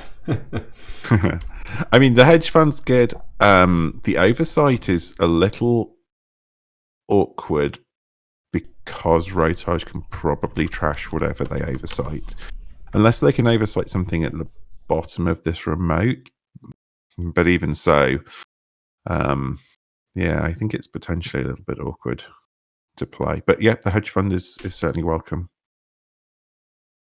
Oh, Sanjay suggesting that this Archives Ice could be a Formicery, and that's a very good shout. This list, if it is, Mao's list runs 2 Formiceries, I think. And the ability to just slam that across to server 2 in conjunction with a border control and maintain the strength of surveyors and things is really super neat.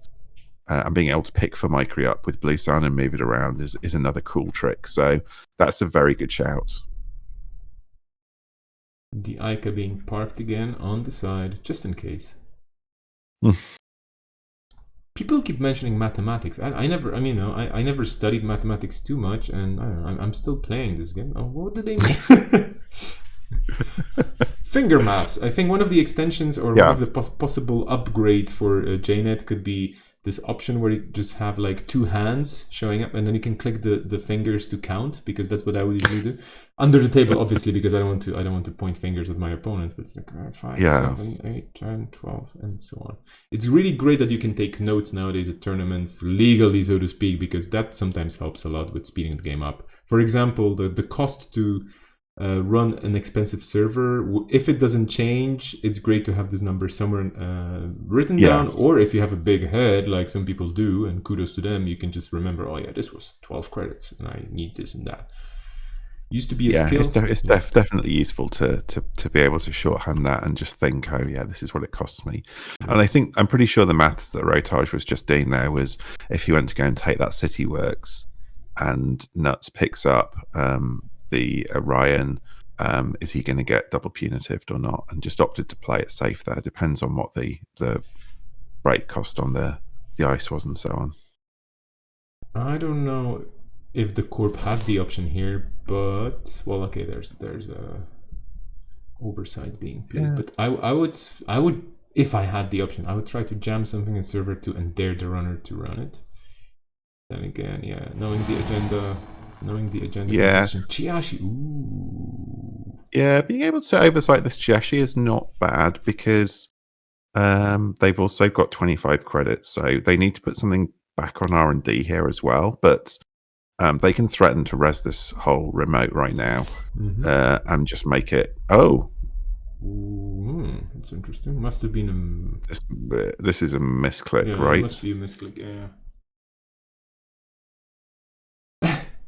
And now Rotor's saying I didn't steal anything, which is technically incorrect, because he does have a SSL on the table, but this turn. This turn. Last runner turn, of course. But yeah. Oh yeah. So yeah, Rotor's that's unfortunate. Yeah. If their play was all around doing this, but I think this play's still fine. They've oversighted that.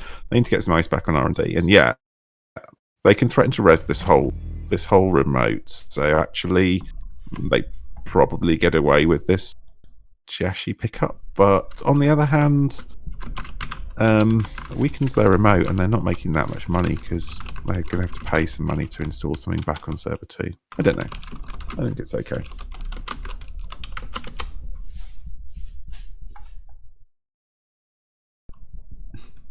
We're having a quick chat with the chat about the meaning of maths, but indeed, yeah. For me, Netrunner is a game of poetry in motion and credits exchanging, well, not exchanging hands, but like moving around and making things happen with the clicks as well. So all those numbers you people mention, I do appreciate them in a way, but yeah, my literary mind doesn't just grasp them. I think those back and forth poetic games are the most exciting, where, as we were talking about earlier, where both sides are just scrapping, and those are always exciting. Meanwhile, Nuts complicated. Yeah. Yeah, this is an incredibly impressive performance from somebody who's been playing for 2 weeks. I mean, seriously. Yeah.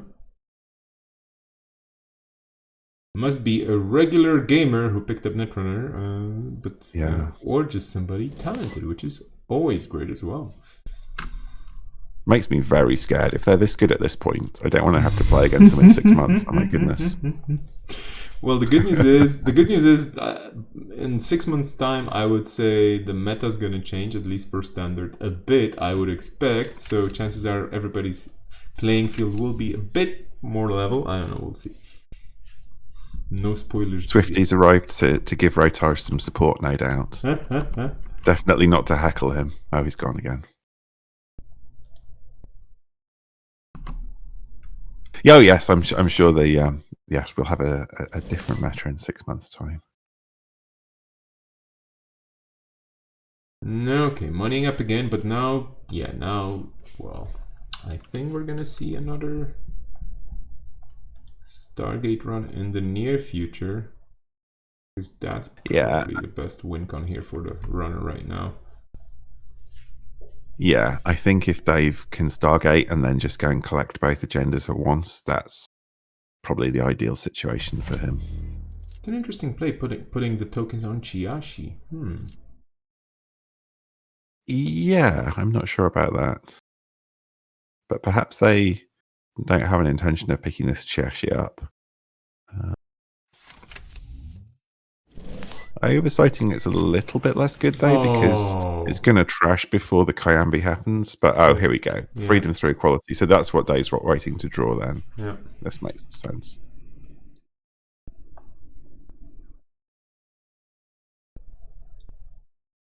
And Freedom's a really good shout, I think, in any deck list at the moment. We were talking about Mad Dash and Adam, but this is the same sort of thing. When so many corps are playing 3-point agendas, only having to steal 2 is absolutely huge. And there's a Chiashi on Archives. And GG indeed. I don't see this going any other way at this stage. Unless JNet just melts away somehow. Hopefully not. Fingers crossed. But yeah, okay. Very well played by both players here. Very exciting. And finally we got to watch a game a bit longer than just, a minute after we joined. That was good. Yeah, for sure. Let's hop out of the table. Let's take a quick look. This was the last table, by the way. Okay, so we're on time here. Definitely. Let me just take a quick look at Cobra.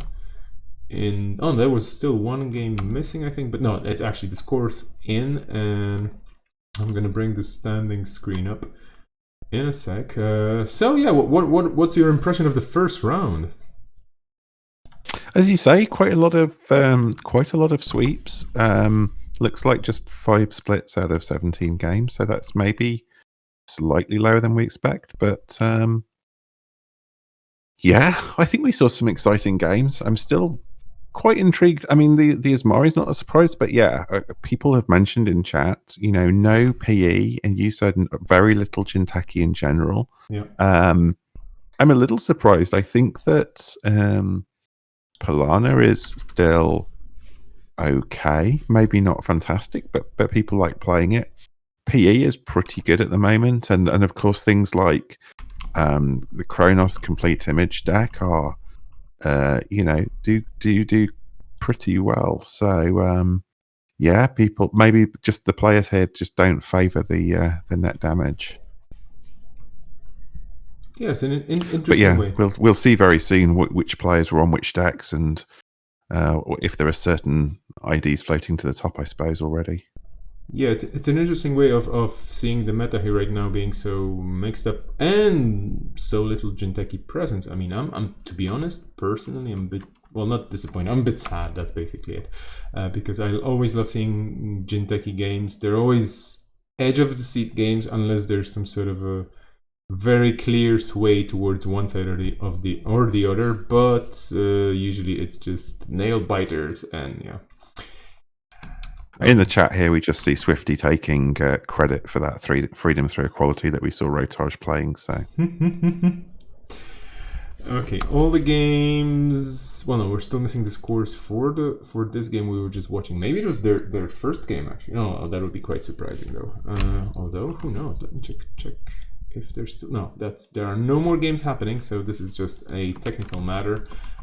Checking in also with the Discord just to see if there's some updates regarding the next round start. I would assume it's gonna start in 5 to 10 minutes maximum. There should be a lunch break at some point. Well, let's see. Okay. We're expecting 5 rounds, aren't we, today, into a top 4 cut, I assume? So yeah, quite a lot more Netrunner to come. Indeed. Hi there, Swifty. Yes, I mean, thank you for joining. I was kind of expecting that the dynamic duo of Swifty and Rotage would be streaming games as well. So if you are streaming anything today, anybody on the chat or any participants, do let me know. I'm very happy to give you a shout out here. Top 8 apparently. Okay, well. Oh wow, okay. For top 8. Wow, that's gonna be way more Netrunner than expected. But yeah, with so many players, yeah. Absolutely makes sense to have a top 8. Although I have to say, I am very partial towards top fours. They're just slightly more elegant and kind of quainter and faster, basically. But then again, in the big field with so many people competing, people wanting to play and kind of investing half their day or all their day into this, whatever the result, yeah, a top 8 definitely sounds a bit more rewarding. Yeah, I think it's pretty tough as well. With 33 players, a top 4 is incredibly hard cut to hit. Yeah. And I guess the chances of it being clean to top 4 are low. So it feels quite bad if, say 3 to 6 are all on the same points or something. So top 8 makes it a little bit more manageable. I think you can feel that if you play very well, you probably make a top 8 cut, but I think you could play very well and miss out on a top 4. So yeah, it probably makes sense in something this size. But yeah, it's going to be a full old day of Netrunner, which is really nice to see. It is indeed. Really looking forward to this. And yeah, there's going to be a full weekend of Netrunner as well. Tomorrow we're going to be streaming the Burn Championship, Store Championship. Today we're in Antwerp, so we're flying around the world. Around the world. Okay, let's be honest, it's not like that much of a world. We're flying across bits and pieces of a certain continent. That's basically it. But yeah. Oh, we have a limerick about punitive math. For your punitive to go through, multiply runners' credits by 2. Then minus 2 more. Length should be factored 4, and the runner is probably screwed. Amazing! That's amazing. I love it. I love it. I'm gonna I don't know, I have to take a screenshot, and I probably am going to, I don't know. Like, this is so cool. Thank you so much, Baramu. This was amazing. I'm trying to save it using modern technology. Of course, it's going to be on video as well, but this is great. Like, this is great. Poetry awesome. About Netrunner, never a bad thing. Maybe we should have competitions, like usually when you have big events and people get together the day before or something, you have like a day 0 quiz or something, or some sort of a social game. But I think we could start poetry competitions. Why not? Yeah, it sounds great. Yeah. Okay, the results are in for all the games in the round, excuse me. And we see the top 2 Asmaris on top, 3 Asmaris, 4 Asmaris have swept. Jeez. And then, so yeah, a lot of people, 12 people have swept. Wow. That is a lot of competition in round 2. Very exciting also, because that means a lot of players, 20% into the tournament. A lot of players eyeing up the top 8 for sure, which absolutely does not discredit anybody on 3 or 0 points at this point of the tournament. Absolutely. Everybody's still pretty much in the game here. I'm a bit sad for the Harpsichord Atom combo, because these are 2 very cool IDs to play. But yeah, they're probably going to have a tough time against all those very strong archetypes that we know for certain to be competitive and powerful. Yeah, I think that's right. Although, sometimes bringing a spicy deck can certainly cause some upsets. Agreed. Absolutely. So we'll see. Absolutely. I mean, I usually try to bring spicy decks, and then I'm upset. So yeah. No, I'm kidding. Never upset. But okay, we're waiting for the folks to set up the tables, and they are setting the tables up indeed. So let's take a quick look at what we could be spectating next. Any shoutouts in the chat, or Paul, do you have any personal preference here? I'm always happy jumping into any game, but yeah. We have an Adam on top, by the way. So that was one of the games we were watching indeed. That was a bit of a lucky win with that Adam, but it's great. I mean, Adam top 1, we should again screenshot this. That's fantastic. I mean, do you want to see Rotom Appliance's Leela deck? Oh, I didn't get to watch him play it last week, so I'm kind of curious to see that. That might be something that would be interesting. Yeah, makes perfect sense. sense. Sanjay's saying he would like to see what the Jesminders are up to. Okay, so let's take a quick look at where Jesminder is going to be, and then we can jump into Rotom Appliance's game as well. Where Jesminder, that's around the Kappa. Okay, just checking. That's going to be table 8. Okay. All right. We're jumping into table 8, and then the Leela will be on the table as well. For sure. But yeah, Jesminder in this meta, I mean, not getting the first tag, not a bad idea, but then again, we haven't seen really that many tag-heavy corp decks, I would say. So this is probably around the Jasminder tagging herself every turn. Maybe there's gonna be I wish I remembered all the names, but the criminal card where you just double click for money and a tag. We'll see. Hot Pursuit. Oh, beautiful. Yeah. Oh no, that's the run. Yeah. Oh, sorry, you're talking about rogue trading, right? But then again, rogue trading is not about the run, and Jesminder is about a run. So never mind. Yeah. Don't mind me. I'm just theory crafting what a card could potentially do, even though it's not doing anything like that. But yeah. Roozy players. I mean, I haven't played Jasminder as much as Sanjay, but I do always really enjoy playing Jasminder and trying to find cool builds. I think most recently the thing to do with Jasminder has been stealth builds, so we might get to see an exciting stealth Jasminder. But I guess we will see.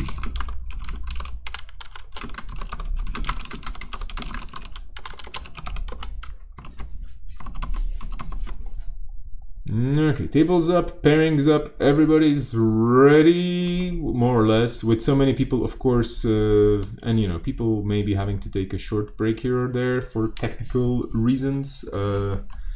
It's always hard to start on time, and you can always expect slight delays, but then again, let's be honest, I mean, we're here to have fun, and having fun also sometimes means not being super uptight about time, especially on a weekend. So yeah, I'm pretty sure for a lot of people here, it's, you know, just a way to relax, even though, and I have to admit, it's one of those interesting contrasts when I think about gaming as a pastime. It's like, oh, I just want to have fun and relax, and then I choose to play a very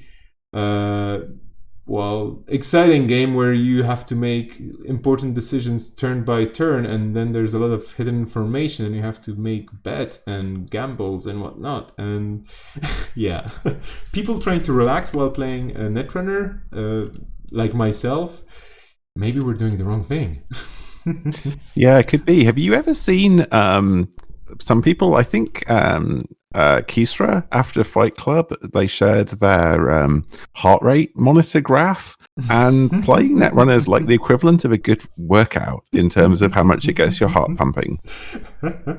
That makes perfect sense. That would explain why playing at the tournament requires frequent hydration and, you know, having all the calories you need, because your brain is just on overdrive. Like, even though you might be sitting and just, I'm just shuffling cards, I've done this before, it's still a lot of mental work, and that's great. And yeah, that's a very cool thing as well, science around playing competitive card games. I don't think there's been a lot of that done, so maybe we should start some sort of a, I don't know, government-sponsored research, or something backed by a big corporation that's going to collect our data and just, you know, share it with the world. Yeah, for sure. Okay, so all right, well, this game's underway, and Simon Harway is a UK player who I've played quite a bit, and he really likes to craft interesting decks. So he's a huge fan of Eddie Kim, which I think is the runner he's playing. But I'm excited to see what his Saraswati deck is. Whether we're going to see traps, or whether we're just going to see using the ability to, sort of for tempo, or something that I haven't even thought of. I mean, I actually played Saraswati at the Iberian Lockdown 3, I think it was, when everybody was on Saraswati, and it was great fun just playing with all of the antivirus stuff. So cyberdexes, macrophages, just putting all of those cards in the deck and trying to rush out was just amazingly good fun. It is an ID that hasn't been around too much in the competitive standard meta, but yeah, now it's kind of it came back as an interesting way of exploring Jinteki as a faction. But yeah, I think what you mentioned also before with Palana and PE and RP being kind of the stalwarts, it's not having its time in the sun just yet. Who knows? Maybe in the near future. Yeah, I think that's true. I mean, I think the sort of the click efficiency is quite good. but you still have a bit of an econ problem in keeping your money up, because you still have to pay for that advancement. But I think it's an idea where you can do some really interesting things. So I'm sort of excited to see what happens. I'm excited to see both of these decks, really. Yeah, it's an interesting matchup as well. They're clearly not matched in a way. Like it's not a good matchup. It's not a positive matchup for either of them, or they're not like interlocked with their abilities in any way whatsoever. So that's going to be quite a curious game to watch. Tranquility home grid. Okay, never. Yeah, so that suggests that this is going to perhaps be a bit of a rushy Saraswati that's going to play a little bit like the sports decks with Tranquility, but I guess we'll see. It's really nice anyway, because a Saraswati, you want to be installing stuff and using your ability. So getting paid to do it really solves that econ hole. So it seems like a nice include. Mm-hmm.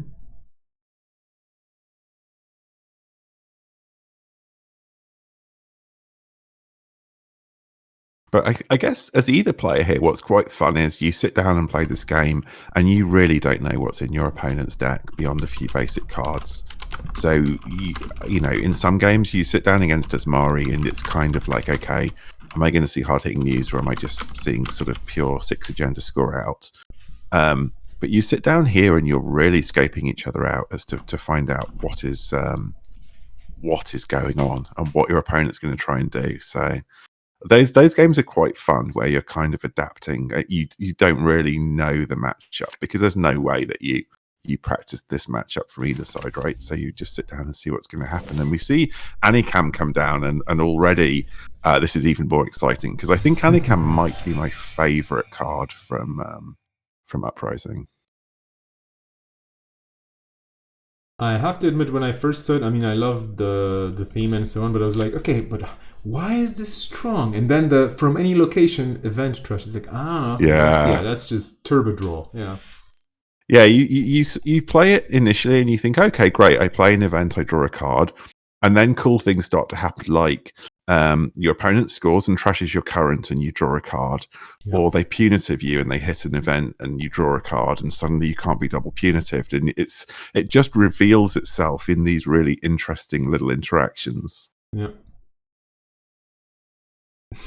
And the flavor text on it, I think, pretty nicely poeticizes what you just said about those cool interactions revealing themselves. It's like, objects are but modulations in a continuous cycle of energy, illusory and impermanent echoes of the self. Indeed, given that the stack is a representation of the runner's mind, ideas, private life, or what have you, and also personal life, but like basically it's a representation of a person facing this monolithic, megalithic corporation on the other side. Yeah, this is very philosophical all of a sudden.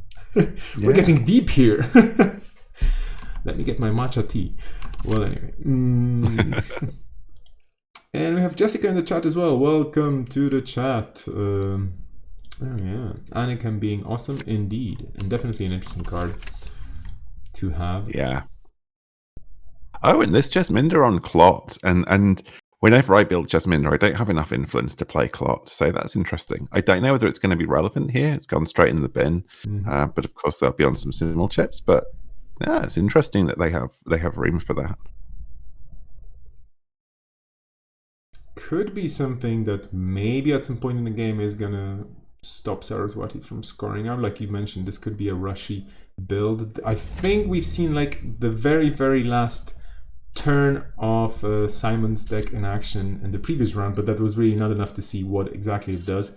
But I think there were some Niseis in here, so yeah. I mean, I think there were 2 viral weaponizations out, so that was, I recall, I think there were viral weaponizations and apocatas I recall seeing from that at the end of that game. So that's if so presumably we've got a biovolt in server 1, and if this is a slow rolled viral, that could be quite devastating for Jasminder here. And if we suddenly get some sort of a net damage prevention card, that would be super surprising, I think, because that would be clearly like, I built this Jasminder to just, play against Jinteki decks, of which there are 2 in the whole tournament. And of course, it's super hard to read the meta before a tournament, but that would just be galaxy brain levels of preparation, I would say. Hot Pursuit, indeed. You mentioned that card earlier on before the game, and this is definitely a great include. Yeah, this is such a fun card to play, and playing it and then also drawing a card with Anikam is just so good. I'm jealous that I don't get to do this. This is so good. Indeed. And of course, if we do see a viral weaponization, then Anikam does act as a little. I've had worse, so I don't know whether Simon is on any. I assume the virals have just kind of slow the runner down. There's not really any kind of kill combo, I don't think, that you can do with them, but they are pretty nasty. Yeah, Caesar Biovolt. Trashes it as well. Obviously, a good choice because you don't want those Biovolts on the table at any time whatsoever. No. No, and Saraswati's so good at playing them.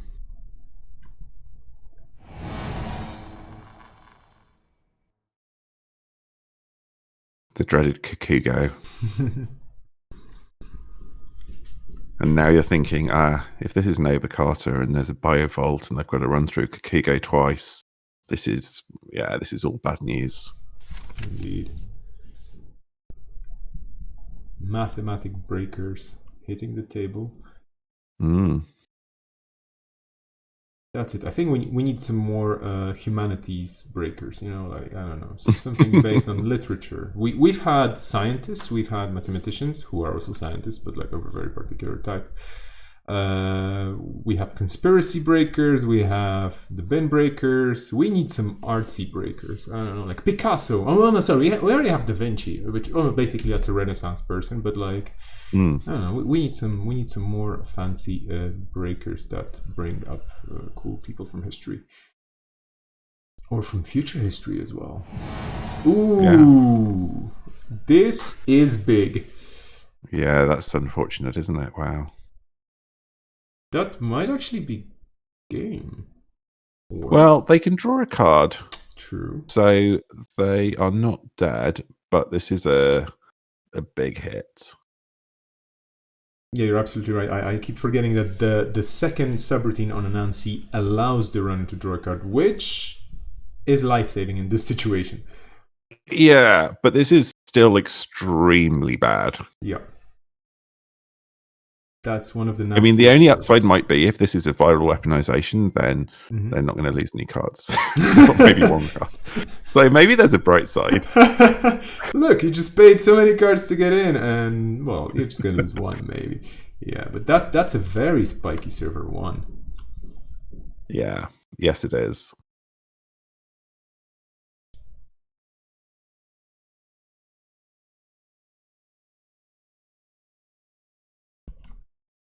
So now, yeah, they're having a good think if there's something they want to do with R&D there. Oh, they lose a Stargate. And they've already lost one Simul chip. Let's see what else. They're going to lose from their hand now. Yep. I think the only upside for the runner here that I can also think of is that the corp went down to 4 credits only, but now would you access? I mean, there's I think I think it's unlikely to be a trap or a fatal. They seem unlikely, and you get to trash the Biovolt, which is pretty big. That's so it's Nova Carter, which okay, you can't take, but getting rid of the Biovolt's pretty good. Yeah. But they lost a Mad Dash, so that's obviously their restricted card, which is a very exciting include here. I mean, very good with Stargate, but unfortunately, both of those things now in the bin. But now the corp dangerously low on credits, so unless there's a good money plan somewhere in there, I foresee a couple of future turns clicking for credits and trying to get up to that hedge fund range, maybe. Yeah. I would have been tempted to maybe at least take an access on R&D there, but I can understand just trying to rebuild. Because the problem is, if the corp draws something and it just goes straight in this remote, then I think you're a long way from being able to get in here, really. Okay. This is the backup money and cards plan, so Rashida, definitely a great card to have when low on credits.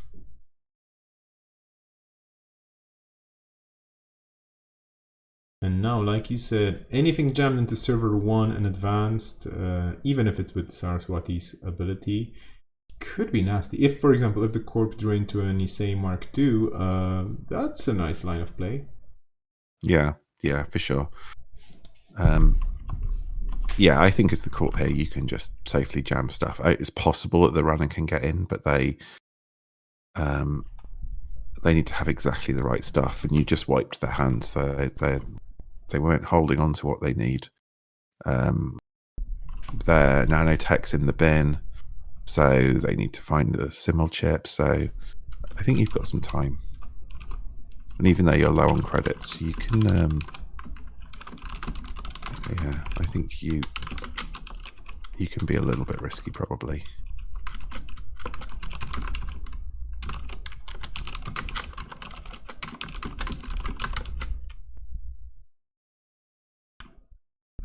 Well, Simon's just having a good think about what to do here. Yeah, decides that can probably jam something.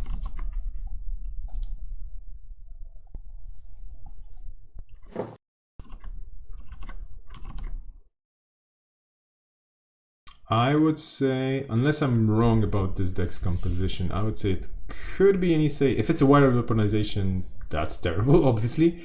But Nisei Mark II wouldn't be a bad idea here as well. Yeah, I mean, it always feels pretty good to score a Nisei. Yep.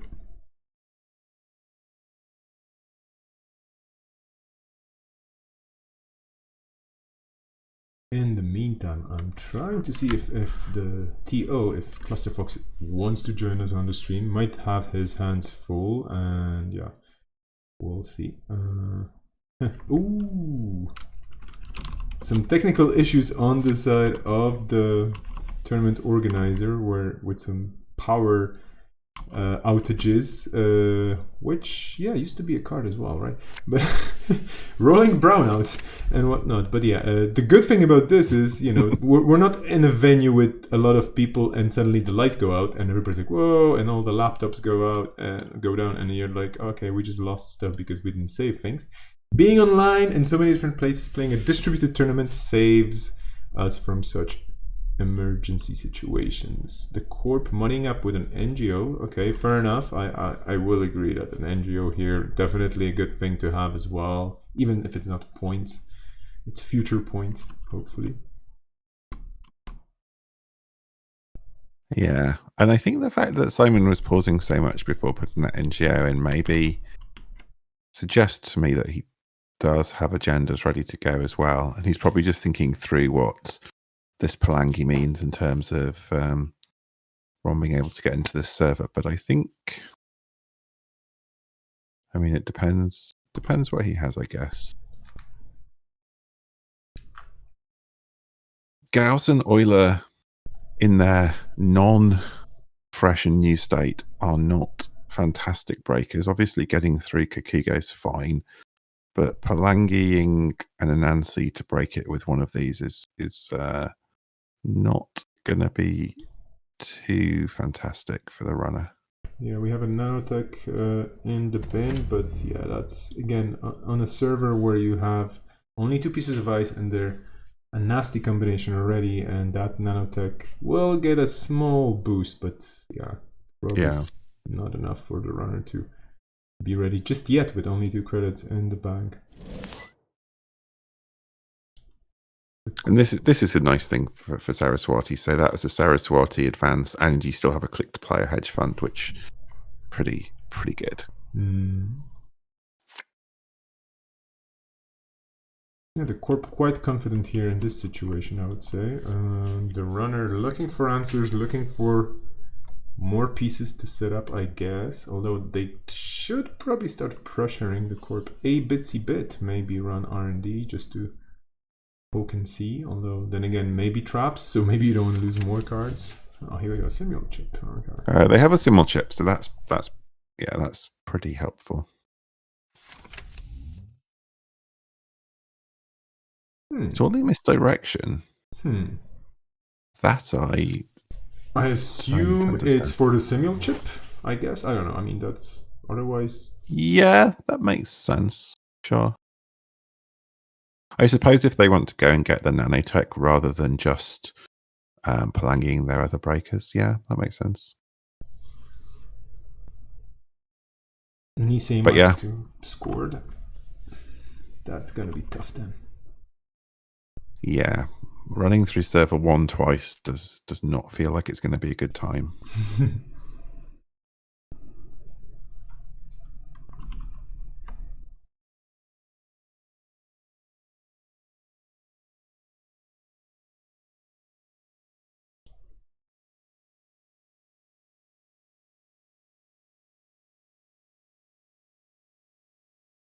So taking their money off Catty, whether this means they're preparing for an R&D run this turn.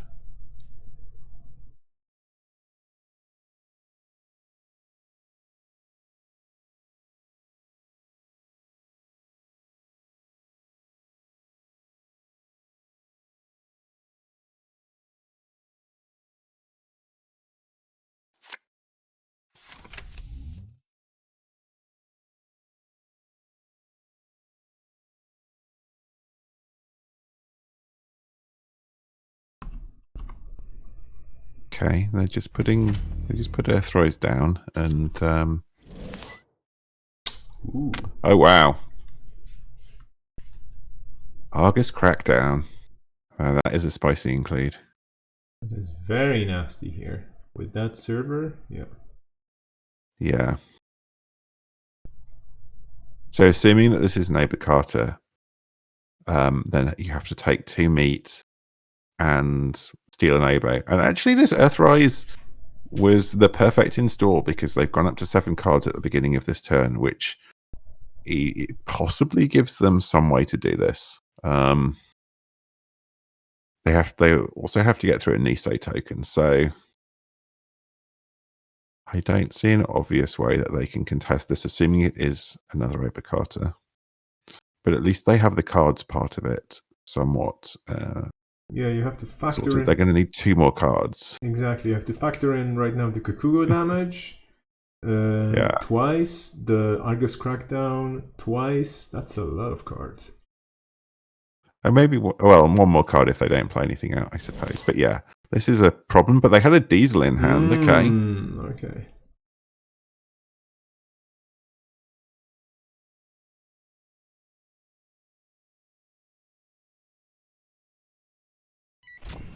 Okay, here we go. Yeah, let's go. Fearless run, but you have to. I mean, there's no way you leave the corp with that card in there, whatever it is, even if it's an NGO. You just can't. No, you absolutely can't leave that. I mean, I think the problem is, even if they have a way to get this, they're probably wrecked after this. And if Simon has another agenda, then it's probably over. But you absolutely have to go for this. Let's see how they're going to choose to deal with this, Nancy. If they're going to use this simul chip.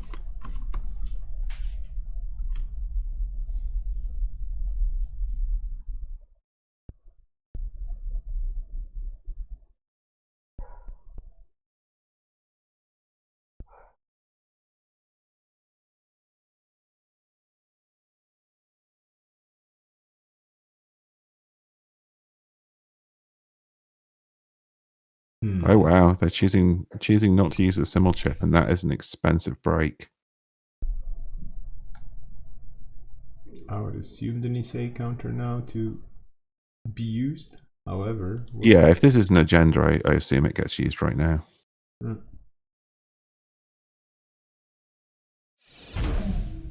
Yeah.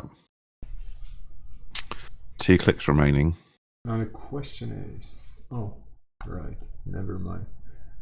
I was wondering about stem hacks, and there is one in the bin, so well, chances are there's another one somewhere in those cards. But yeah, sniping that same thing to paint. Oh yeah, there we go. So yeah. Yeah, that's unfortunate. I guess that was the plan. Well, the good news is actually, I clearly forgot that the interaction between the Nisei counter and the Argus crackdown means that you only have to factor in the Argus crackdown once, because the Nisei counter stops you from successfully running. Okay. Well, that's, again, silver lining, but unless you somehow, I don't know, maybe top deck a stim hack, because it seems that the runner here lost their stim hack to damage, but, well. Yeah, I guess you can... Oh, you can deal another thing. Oh, but... Oh, wow. That's very expensive. So the plan here is just to take all the damage, I guess? Wow. Yeah. Mad dash. Ooh, this is painful. This is painful. But it's, I mean, needs must. Like, you have to steal that if it's an agenda. If this is an NGO there, I would feel so sorry for the runner. Yeah. Oh, this is so much damage. Yeah. But impressive that they are going to get through this without dying. Yeah, that is very true.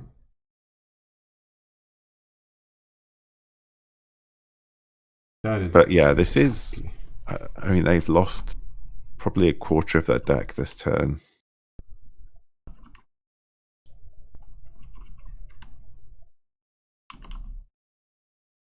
So we have word in the chat that Ron hasn't played in quite a while and used to be one of the strongest players from Belgium. He was a menace on food codes. Oh, food codes. That brings us all back, huh?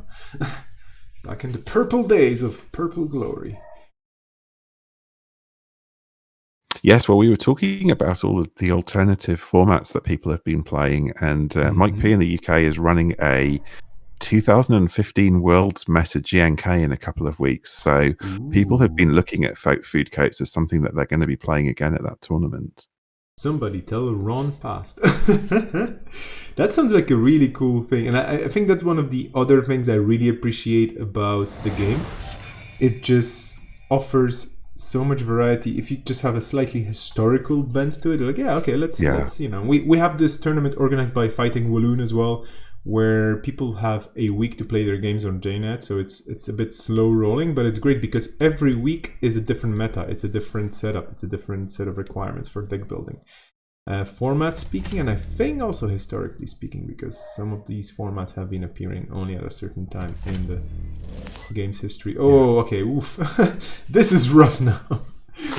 It is. I do feel though that if JNet gave achievements, then managing to steal that Oberkater on the last runner turn was definitely deserving of an achievement of some kind. Yeah. Because that was very impressive. But unfortunately, this one probably looks beyond the runner's grasp. Yeah. Who knows though? That this one probably not an Obo. I think there are only 2 diesels in the bin, so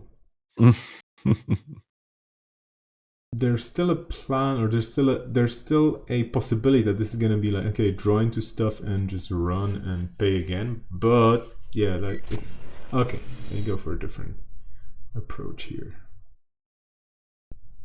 They're running R&D on 0 credits, so okay. Fearless. Oh, the damage from, well, yeah, of course. Yeah, Argus Crackdown is mean. Yeah. What else would you expect from a Wayland card that references Argus and Chief Slee on the same card? Like, seriously. It's probably not about, it's not about donuts, you know? It's not a Sunny card. Oh, we're not gonna be nice, we're just gonna hurt you repeatedly. Yeah, Jessica's saying maybe they also have punitive to follow up the Argus Crackdown. That is certainly possible. The other influence we've seen is Tranquility Home Grid, which is 2 per. So we certainly haven't seen that much influence right now. Here's the diesel. 8, I think. Wow. Well, strong words, Stimhack, here we go. But can you actually pull it? Well, it's I mean, they're going to die at the end of this, right? Oh, well, they're not gonna get through, basically, because the Yeah, successful run kills them anyway. So yeah, that's it. yeah, exactly. Yeah, Going out with a bang, indeed, that's a very way to sum it up. Very yeah, tough play here. I mean, it's, like you said, definitely worth applauding that play where you just get the Obokata to stop the Corp from winning that turn at the cost yeah, of dozens of, well, not dozens, but like, yeah, more than 10 cards went through, I guess, pretty sure. yeah. It was, yeah, that was amazing. It was like a textbook play. Like, how many, like, it could be a thing on a test, like a Netrunner test. You have this situation, you have that many cards, how many cards will you play? And so on and so forth. At least you die on your own terms. Yeah, that's it. Oof. Rough, but very well played. And that was a viral. Okay, well, yeah, so either or. Painful. Very good game. Let's have them refresh, maybe. I'm wondering. Yeah, that was exciting. Yeah. And what a cool Jasminda deck on, yeah, Mad Dash. There's a notoriety in there as well, so they were really in on the extra points. Interesting. Yeah. It would have been a great finale if they won before Stimhack killed them. Yeah, that would be quite the finish, I have to say. Yeah, those are the best endings. Let's wait for them to remake the table, maybe, and then we can take Yeah, sure. the Watch the other rematch. side. So we're going to be seeing Edward Kim on the runner side. And I have to see what the corp is. Oh, Blue Sun. Okay, this should be interesting. So Blue Sun for sure has some operations that they do not want to get hit with a hammer. You can't fight fusion with petrol bombs, but you can fight fusion with hammer. Absolutely.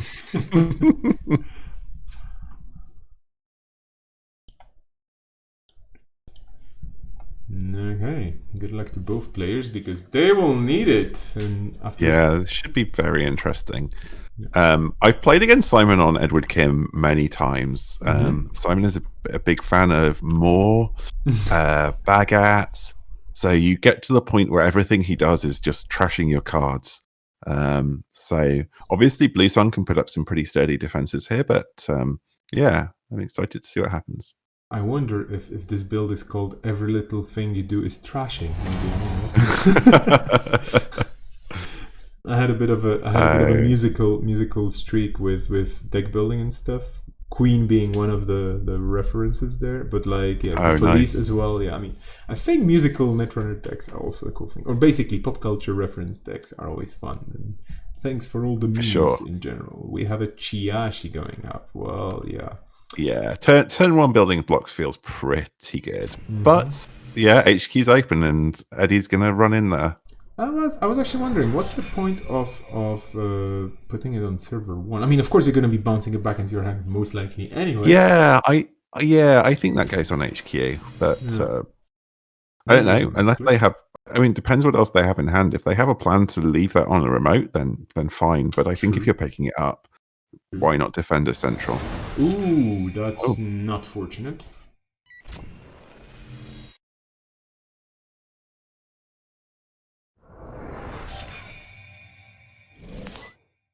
Okay, so Trash is an oversight. That's a pretty nice hit because they're not set up to trash it once something's oversighted on the board right now. So this is what you fear as Blue Sun because being able to windmill that building blocks Chashi back and oversight it is just like such a huge credit boost at the beginning. You're still doing okay here, but this could have been so many more credits. Yeah. So Kim is a problem, and HQ is still open, and I'm sure that Simon's going to take advantage of that and try and just keep chipping away at Blue Sun's powerful econ operations here.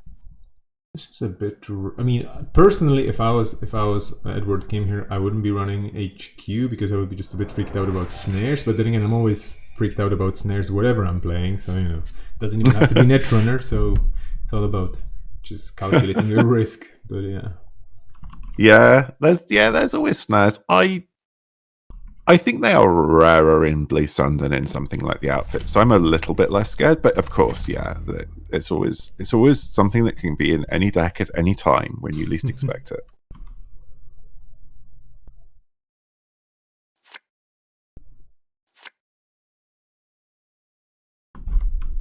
And of course, Simon choosing to play Paladin here, who also has a hammer, so that seems thematically appropriate. Very much so, yeah. I actually never noticed, but that's totally on brand. Paladin Poema Yep. being Edward Kim, yeah. So Simon's found 2 breakers so far. Not probably the key one against Blue Sun though is your barrier breaker. So running into a Chashi right now would be bad news. Yeah, Clusterfox saying, got to get that sweet human first on the table now. I wouldn't completely put it past Simon having that in the deck. but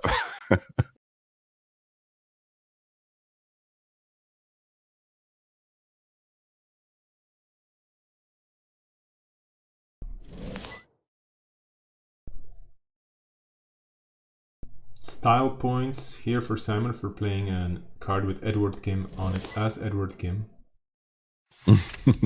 Yep. 100% theme deck. Yeah. What do you think's in server 3? Okay, it's a Kyambi. So I think this is probably similar to the Blue Sun deck that we saw earlier. This might be similar to Mao's deck that he published this week, which did incredibly well at York Store Champ last weekend. Was undefeated, I believe, and that's the Blue Sun with Kyambe in it. So we might see some similar plays to the game we watched earlier.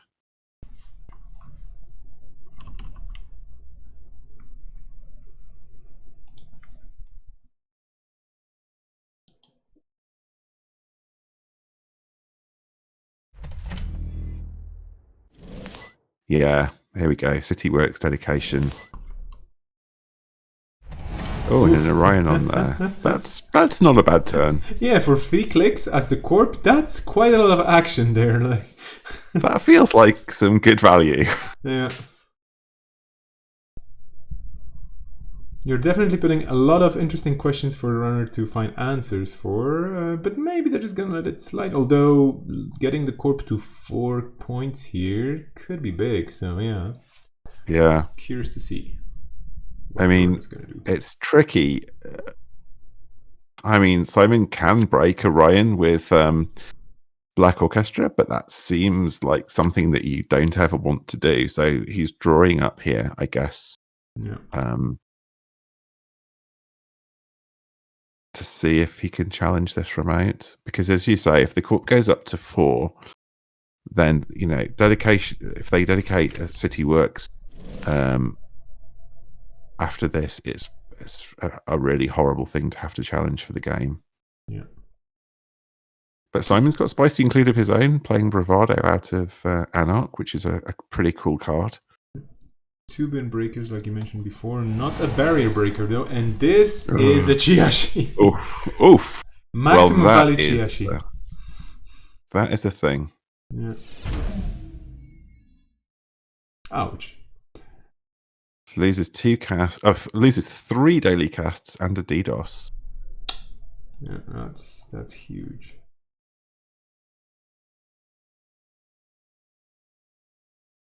That was a value Chiashi for sure. I mean, you go down to 0 credits, but the runner loses so much econ. Yeah.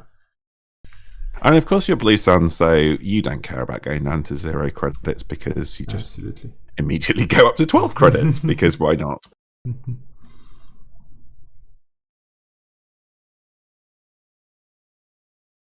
And advancing this Orion seems bad, right? Because unless I'm very much mistaken, that's reducing the value you get if you ever pick it up.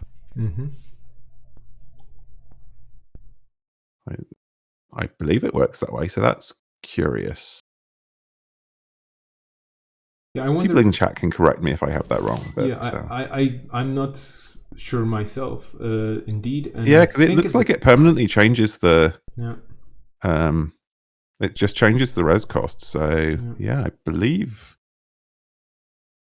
you're reducing your Blue Sun value there. But of course, you are boosting the Kyambe, so it's not. It's not all bad.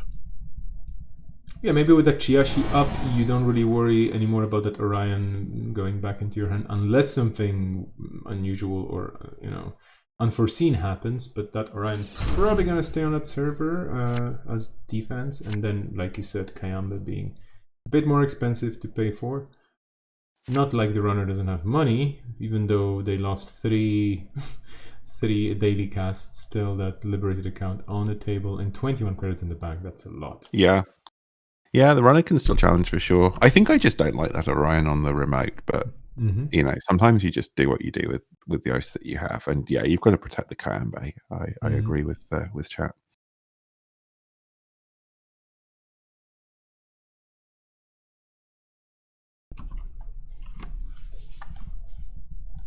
But yeah, Kim still has the problem of the lack of a barrier breaker right now. And interesting to see, because this is something that I've been thinking about in Anarch, to see how Simon's decided to deal with Anarch draw here. So obviously has I've had worse, but the question then is what else you put in here? Do you play moshing? Do you play something out of faction? So I've been playing Diesel, for example. Some people are playing things like making an entrance. So I'm curious, because obviously this is a key time when he needs to be able to just spin through the deck and find his barrier breaker.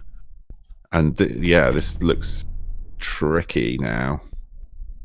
City Works goes in there.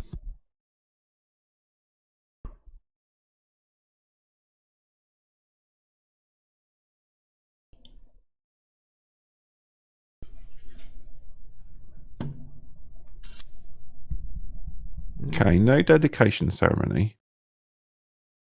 So it comes down a little bit to what this unresed piece of ice is, and or what Simon can do about a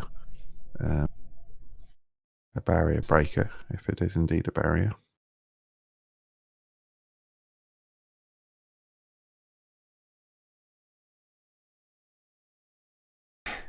The suspense is killing me here. I mean, it's like, the corpse last click, and is it going to be an advance on that City Works? Is it going to be something else? I have no idea. Oh, okay. So it's to ice R&D. Interesting. Yeah. So that's kind of almost as if the corp was like, well, I assume you're going to be able to get into server 3, so it's going to cost you, but I'm hoping to get some more cards to finish the game later. And unless the corp has got unless the corp has got an audacity or something, this is giving Simon a little bit of breathing room though, so I'm not sure. There we go. Found his clip. So that remote is for sure. Oh, that could be big. Definitely strong play here. That Orion going off the table. Yeah, that's not only money, that's also protection. Clusterfox saying that Ron could have a dedication in hand, but I think if you have that, then you just play it, and it also stops you from scoring, so he couldn't be planning to use that to score it next turn, I don't think. Ooh, but this is so this is all Simon's money pretty much.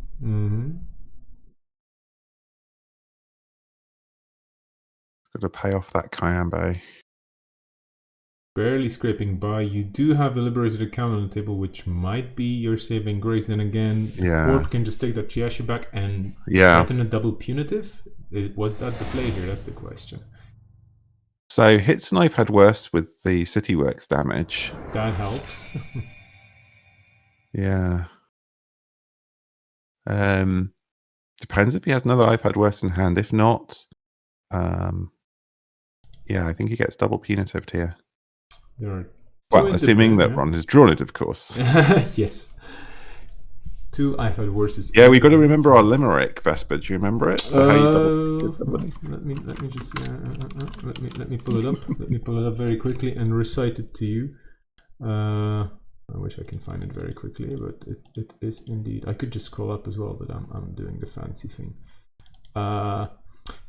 So, for your punitive to go through, multiply runner's credits by 2, then minus 2 more links should be factored 4, and the runner is probably screwed. There we go. Courtesy of Baramu here. Amazing. I mean, I'm loving it. It's just great. I think that could even go on a t-shirt or a sticker. Yeah, or it's something. perfect. Yeah. So if Ron does have double punitive, they have to boost by 3 twice, which they have exactly enough credits for. So if they have it, it looks like they don't because they've just drawn a card. But assuming Simon didn't have an iPad worse, then double punitive would have ended it there, I believe. So just re-icing that server instead. This game in the balance now, because Bluestone is now suddenly not super rich.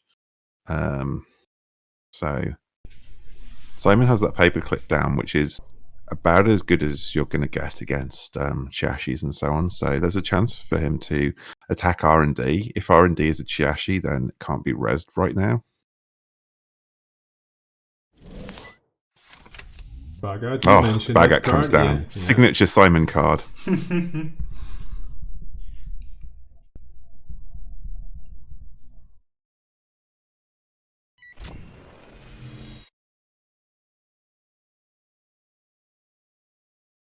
And this card coming from the Indian cycle, you could say, it kind of makes me think of this really cool futuristic Bollywood movie where you have just people, wrecking stuff up and starting a revolution against the evil corporations in India while dancing in amazing choreographies and great costumes and Yeah, for sure. I wonder if we see a run on R&D here as well.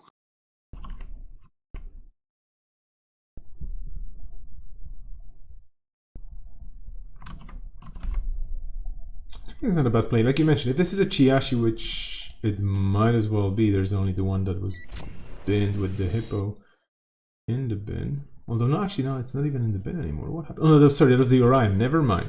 So, yeah, there are still 3 Chiashis in the game. So, yeah. But still, yeah, there is one in HQ because Simon just accessed it. SSL. Ooh, oh, that's it. Yeah, it was in HQ. That was sniped. Okay.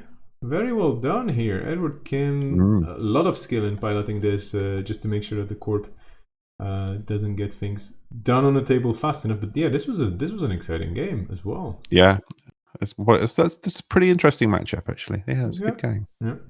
Okay, let's hop out and let's take a quick look at all the other tables. I think we're still a hefty 30 or 24, excuse me, 20-ish minutes away from the rounds, and so any table's legit. Let's take a look what we have here. We have players we've seen before. I'm looking at names because we have so many people. Let's take a look at table 6 maybe. We'll see how far they are. There's Fred, PI, and Longi. Probably one of them on a Hoshiko, indeed. And an Earth Station. Oh, I wasn't expecting Earth Stations. Longi playing Earth Station. What is going on? Interesting. Yeah, Earth Station feels like it made a big splash when it was first released and people were trying it out, and it just seems to have died off a little bit recently. So I'm interested to see it because there are a bunch of different builds that you can make with it. And this looks like it's a sort of an Argosy build, right? We've seen high profiles, hard hitting economic warfare all in the bin. Yeah. There's a lot of hate in the bin here, like for the runners. Yeah. And this Shiko deck, yeah, it's an APOC deck, and that's hard to pull off against Earth Station. Yeah.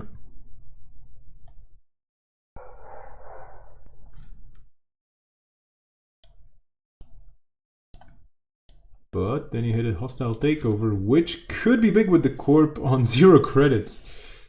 Yeah. Yeah, for sure. It's interesting jumping into a game and trying to piece together what's happened. So it looks like potentially Longi has used these border controls to stop some APOC attempts. Both players have ended up on pretty low credit totals. But yeah, I think the fact that the Corp is low on credits and only has 2 points, and there's only 15 cards left in R&D, feels quite bad from a Corp point of view here.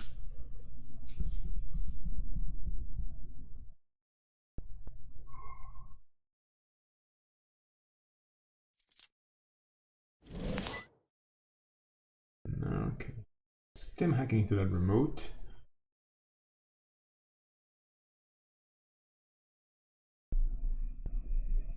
And with the hacktivist on the table, yeah, that NGO res. If this was an NGO, yeah, that's an additional cost of a single card randomly from HQ, which you probably don't want to trash. Depends on what it is. Yeah. But, yeah. Winchester firing, the runner being able to pay through this. Yeah, for sure. And being Anarch, Yeah. you don't care about programs being trash, and you don't have any hard. I mean, you don't really have any board state that you care about. So this is absolutely fine. Yeah.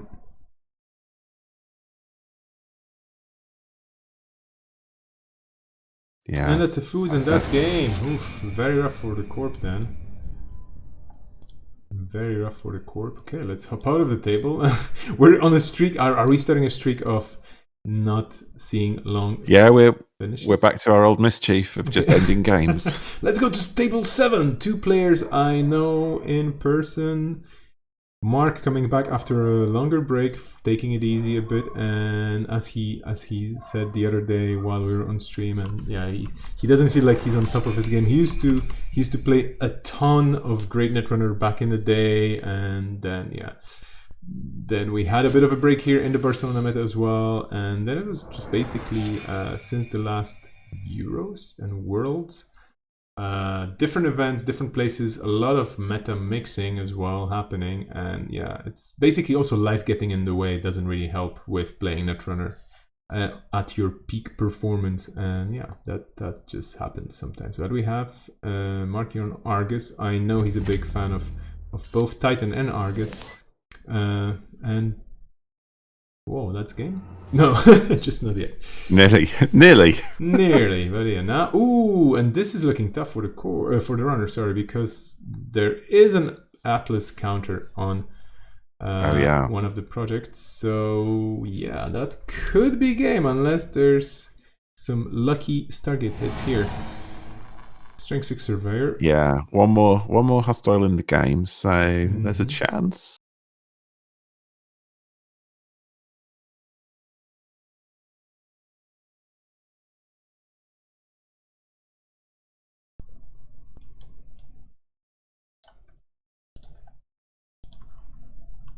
Smoke also feels maybe a little underrepresented recently in the meta.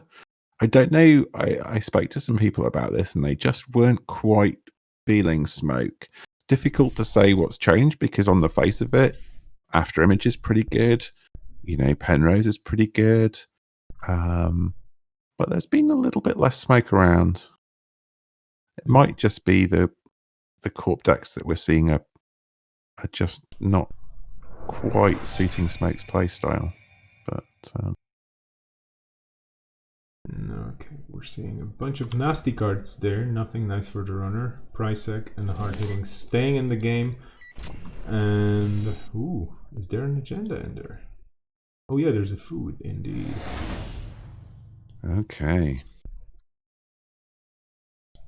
So now they have to decide what to do with the Argus situation. Take a tag and they probably clear it. Yeah, Corp on 3 credits. Not much punishment available there. Probably. Oh, there we go. That is it, indeed. So there's actually 3 hostiles here. Some people in the chat had the wrong information. Good game. That was it. Okay. Well, we just finished the game as well. Oh, but at least we got to see an interesting ending here. Well, let's take a quick gander at table 1. We were supposed to take a look at that Leela. And hopefully it's not over. Oh, perfect. This is perfect. Please don't finish the game in 2 rounds now. Like in 2 turns, that would be terrible. Yeah, so Patrick has the Proco set up. Ooh. Interesting. We have a price against server 1 pretending to be a public agenda, but we know better.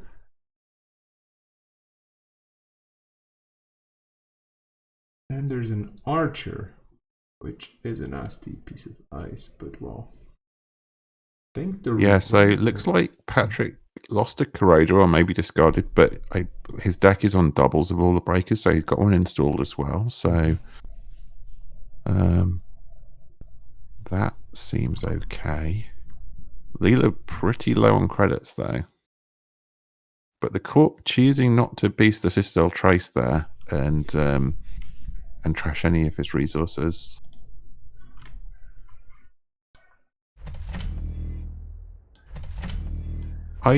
Yeah, Jessica's saying you boost to keep the tag here. I'm just catching up on the game state, but I think you probably do. Yes, I mean I think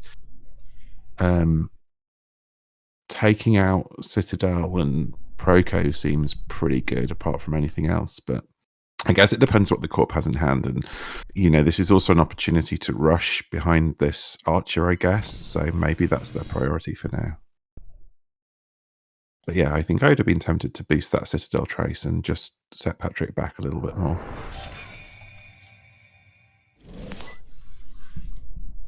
Moneying up here on the runner side, definitely needed.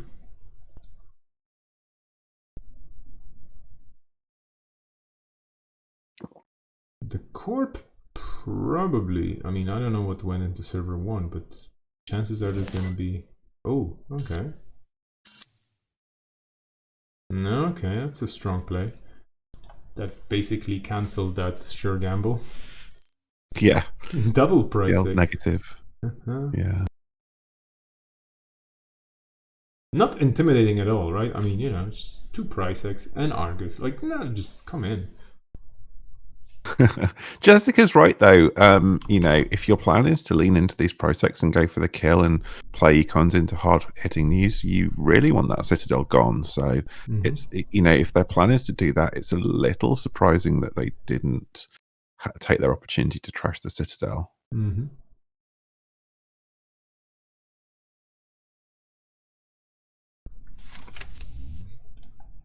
Could be that they're on Audacity as well, and they're maybe hoping to close it out with a food and then Audacity into an Atlas, for example. Here we have a Dottor Raven protecting R&D, which is gonna be a bit painful, but just a bit.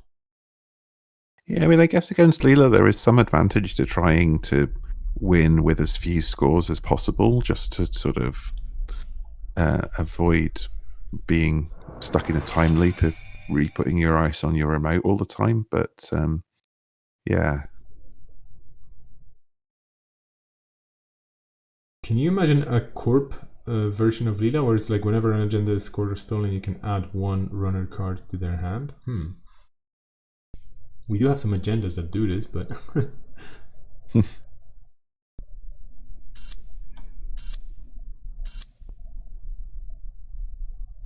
Okay, so this is the feed. And now the question is, do they have Audacity and Atlas in hand? Because that, I would say, is the winning play here, if they're on Audacity. Yeah, and if they do, it would make sense why they didn't take the line of trying to trash any resources if they just felt that they all had so much stuff in hand that they wanted to get that feed out and then fast advantage to win. That makes total sense. So I would say that there's maybe a higher probability that they do have it.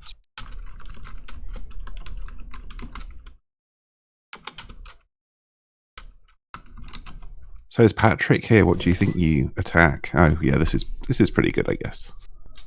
It's a good line of play because you really, I mean, you force the Corp into some bad decisions. They might still break the border control.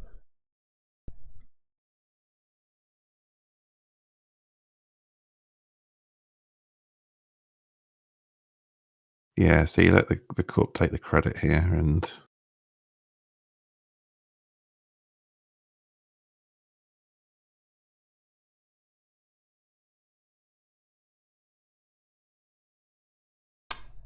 I would still break the border control. Here's the Corp. Yeah, that's... And I wonder if Patrick has a second. Yep. Makes sense. That was definitely premeditated. Yeah.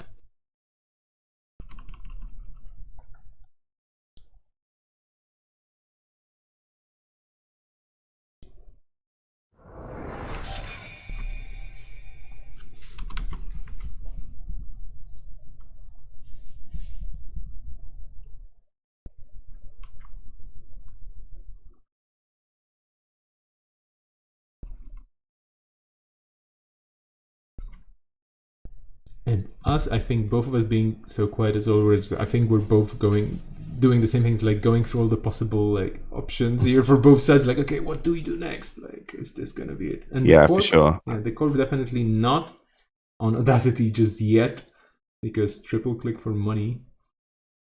Yeah, so they need one credit to use that out of hand to score the final atlas. So Yeah. it's possible that they have it, and Patrick just bought himself a turn there by taking them down to 0. Yeah. Afshar is still pretty annoying, even with T-Bad Pub and Amina.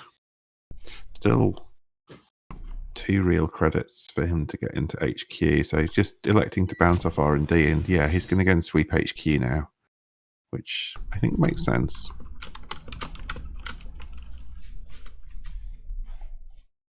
And this is where the Citadel's so good as well, because if he does take an Atlas out of hand, then he just takes the tag and it disappears.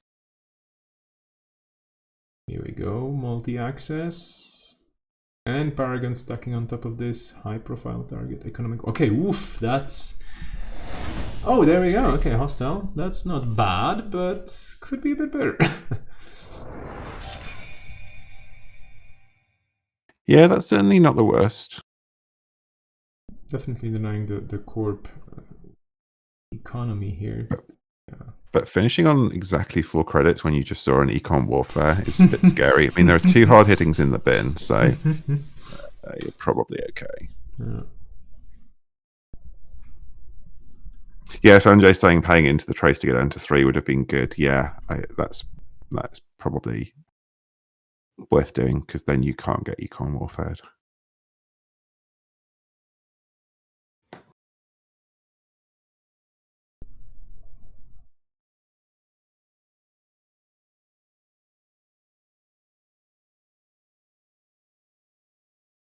This is tense. It's a totally different level of tense because the credits are rather low on both sides and the board state is not super developed on the corp side. But we're in interesting moments territory. The corp digging here, I'm guessing they're going for an Audacity Atlas play, but yeah, we'll see if they can actually manage to do that. And the runner has an open way of getting into HQ at least once turn reliably with their econ. Not maybe amazingly awesome, but kind of good enough. While the corp pretty low on credits, but then again that Audacity play doesn't cost much other than 1 credit. And well, we'll see if the credit denial on Buckhalter and Amina is gonna matter at all here at any point. Another access. Yeah, I think interestingly Patrick doesn't have Bravado in this list, as I remember, and that would be kind of a nice way to be checking HQ right now. Oh, so he's a fast track.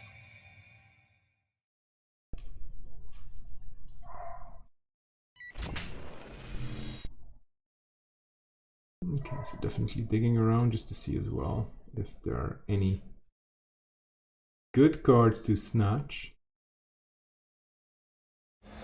That's a snatch. Yeah. That could have been really big.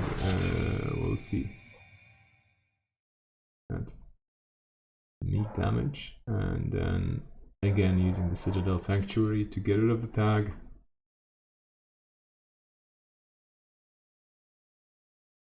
But again, it's just ending on 4 credits there, so there is still that warfare risk.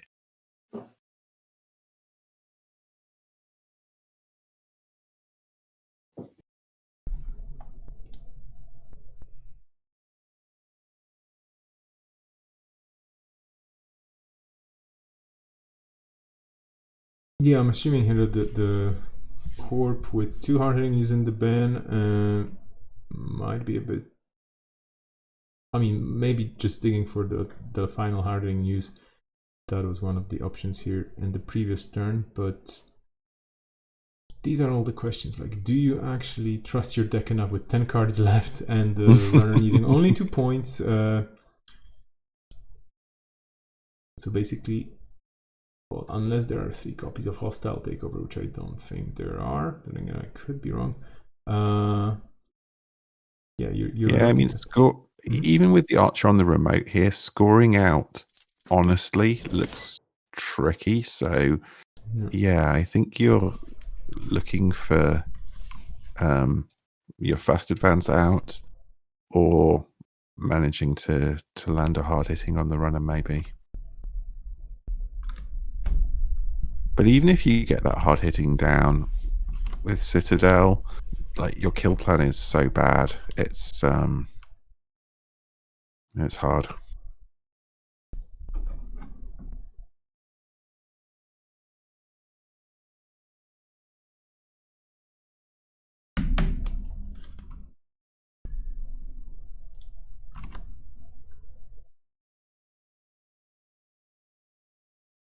So we have Sanjay on the chat saying 3 hostiles, 3 GFIs, 3 atlases, and an oak down. That's an agenda suite that corpse. I would say that's probably the default agenda suite, but there are certainly people that are doing two hostiles instead.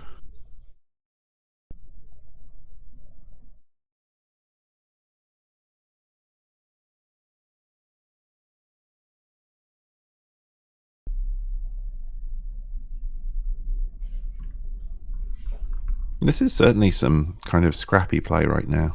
Mm-hmm. You know, Patrick just taking some accesses. He is slowly managing to recover his credits a little bit. Yeah. But it's interesting because he knows that the corp can just fast advance out if he doesn't keep them in check.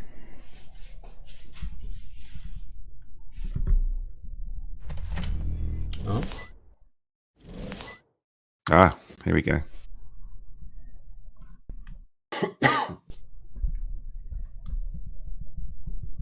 So that's the play here, and now the runner. Well, if it's this is a good fork for the runner, right? Yeah, if it's a hostile, yeah, they're in trouble. If it's an atlas, they're in trouble. Well, yeah, I mean, if Patrick honestly believes it's an atlas, then he probably has a tool to get into here. I would think he's lost one inside job, and he's got one. I guess he's got one boomerang on the table and one in the bin, so maybe he doesn't have a tool to immediately get in. I don't know whether he runs stim hacks. But yeah, he has to decide whether he thinks that is honestly the last atlas, because there's a very good chance that it's not.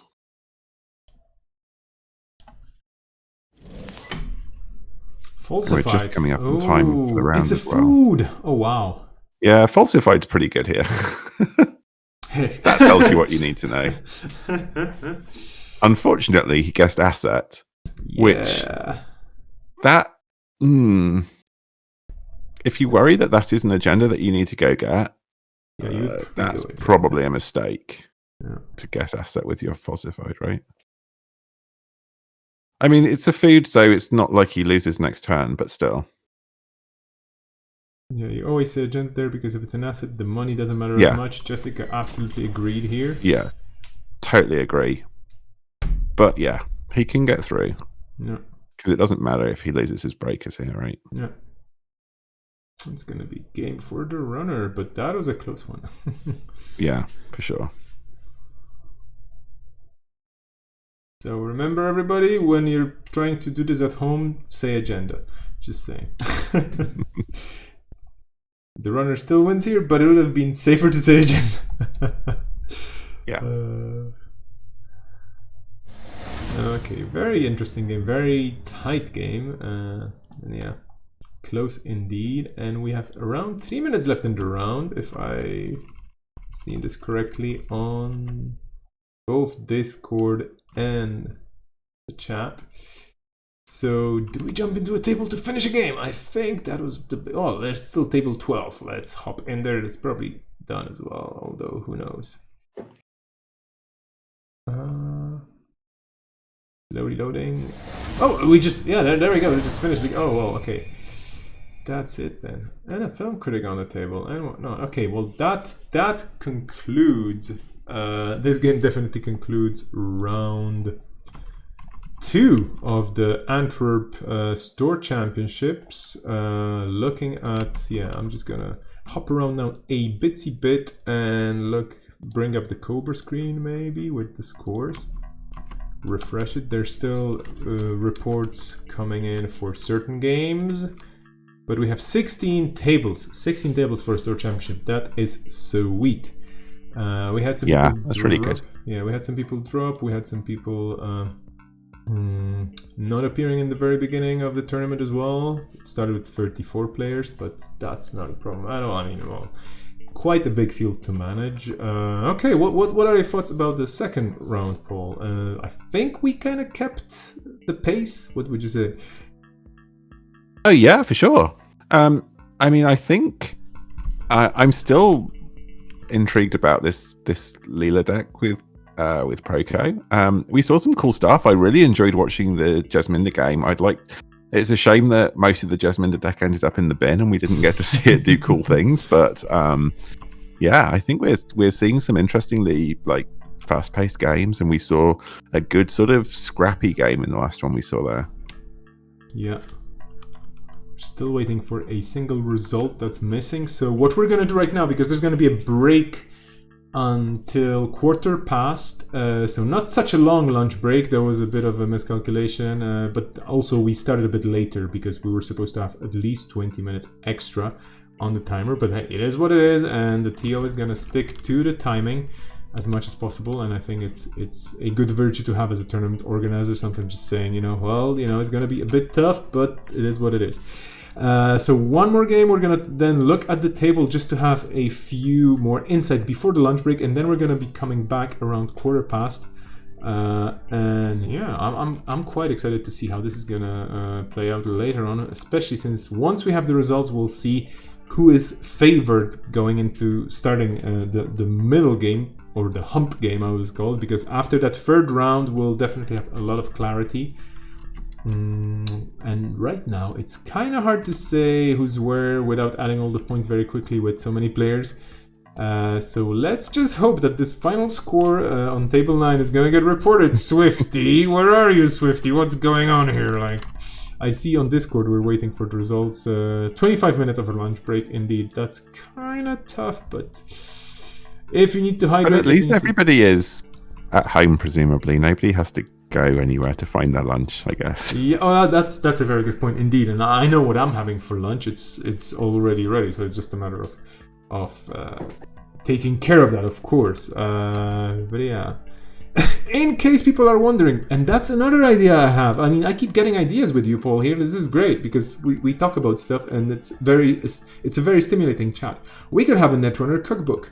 It's like tournament cookbook where if you're traveling somewhere and you're what are good meals, what's nourishing, what gives you the right vitamins and micro elements to keep your brain going, and so on and so forth, especially during a time crunch like this, because it is a bit crunchy. So yeah, some sort of a Netrunner diet for tournament players traveling and or just being tight on time. Okay, well, that's a great idea. I mean, I will always put a couple of cereal bars in my Netrunner bag when I go out to a tournament, just because that a little bit of kind of sugar and a little bit just kind of pick you up between games is pretty important, and drinking loads of water, of course. Absolutely, water is probably any Netrunner player's best friend during a tournament. Before and after, that's everybody else's discretion. I'm not going to tell you what you should drink or not, but water during tournaments, absolutely, I concur, it's great. It's the most hydrating drink there is, because guess what? Well, anyway, still waiting for the final result. I mean, what's going on here? There should be some sort of a warning for not reporting the results on time. Well, and Diesel. Okay, yeah. Well, Thomas is saying, Clusterfox is saying Diesel is a good guy. Well, I don't know. Of course, yeah. Yeah. Well, gotta have your cans of Diesel to keep your energy up. But then Scorched Earth gives you flames. Diesel gives you flames. I don't know if there's a connection between these cards. Let's just have this final result. Seriously, maybe we're not gonna get the result before the lunch break. That's also possible. I wonder what happened on table 9. Maybe it was such a war of attrition that both players just don't want to talk about Netrunner for the next year or something. I don't know, they're like, Oh, that would be sad. Right, but are they still playing? No, they're not. I mean, there's no table 9 anymore. Somebody just flipped the table, and then it's just impossible to get the score. Well, anyway, what we're gonna do is we're gonna start the intermission now. Then we're gonna be coming back quarter past, or maybe a bit before quarter past. We're gonna analyze the scores and the status of the players when we get there. For now, I'm dropping in the intermission screen. And yeah, back at you in around 20 minutes. Paul, thank you so much for now. I hope you can come back as well later. It's an absolute pleasure to have you on. So yeah, I'm just gonna switch off for a second, take a break, hydrate, and put some calories where they belong. Yeah, everybody have a good, if short, lunch break, or you can cook something and then watch round 3 while eating. Never a bad idea. Yeah, talk to you soon then.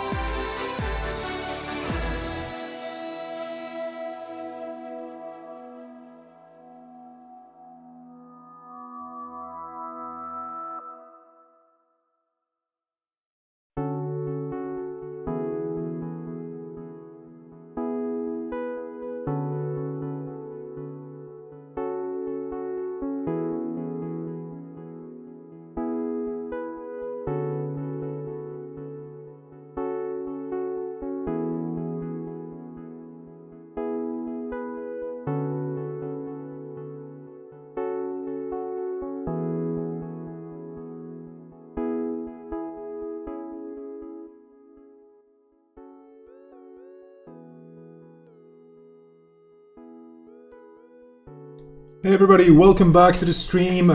We are, and I'm going to bring it up again just for your information, we're going to be coming back to the tournament in a handful of minutes. There's still 3 minutes on the official lunch break clock running, obviously, in the background on Discord. But we are today in Antwerp for the Store Championship with a host of players, with a host of different names. This is organized by Clusterfox. Huge kudos to Clusterfox for organizing this event. The Store Championship Series is going strong online, obviously, for all the reasons. I hope the quarantine is not getting too much to you wherever you are. It is getting a bit to me, but well, trying to balance it out with a healthy diet of going out once a day at least to move around, because it's legal to do so. And yeah, all the usual things. And a ton of Netrunner. It's always good to put a ton of Netrunner, if you can, into your mental diet, if that's your thing. It's definitely my thing, and I'm very happy to have this tournament on today. Percomis, hey there, we are in Antwerp today. Yes, we are. My eyes, when I close them, I'm like, oh yeah, I remember this and that really cool burger place, and the square where they had this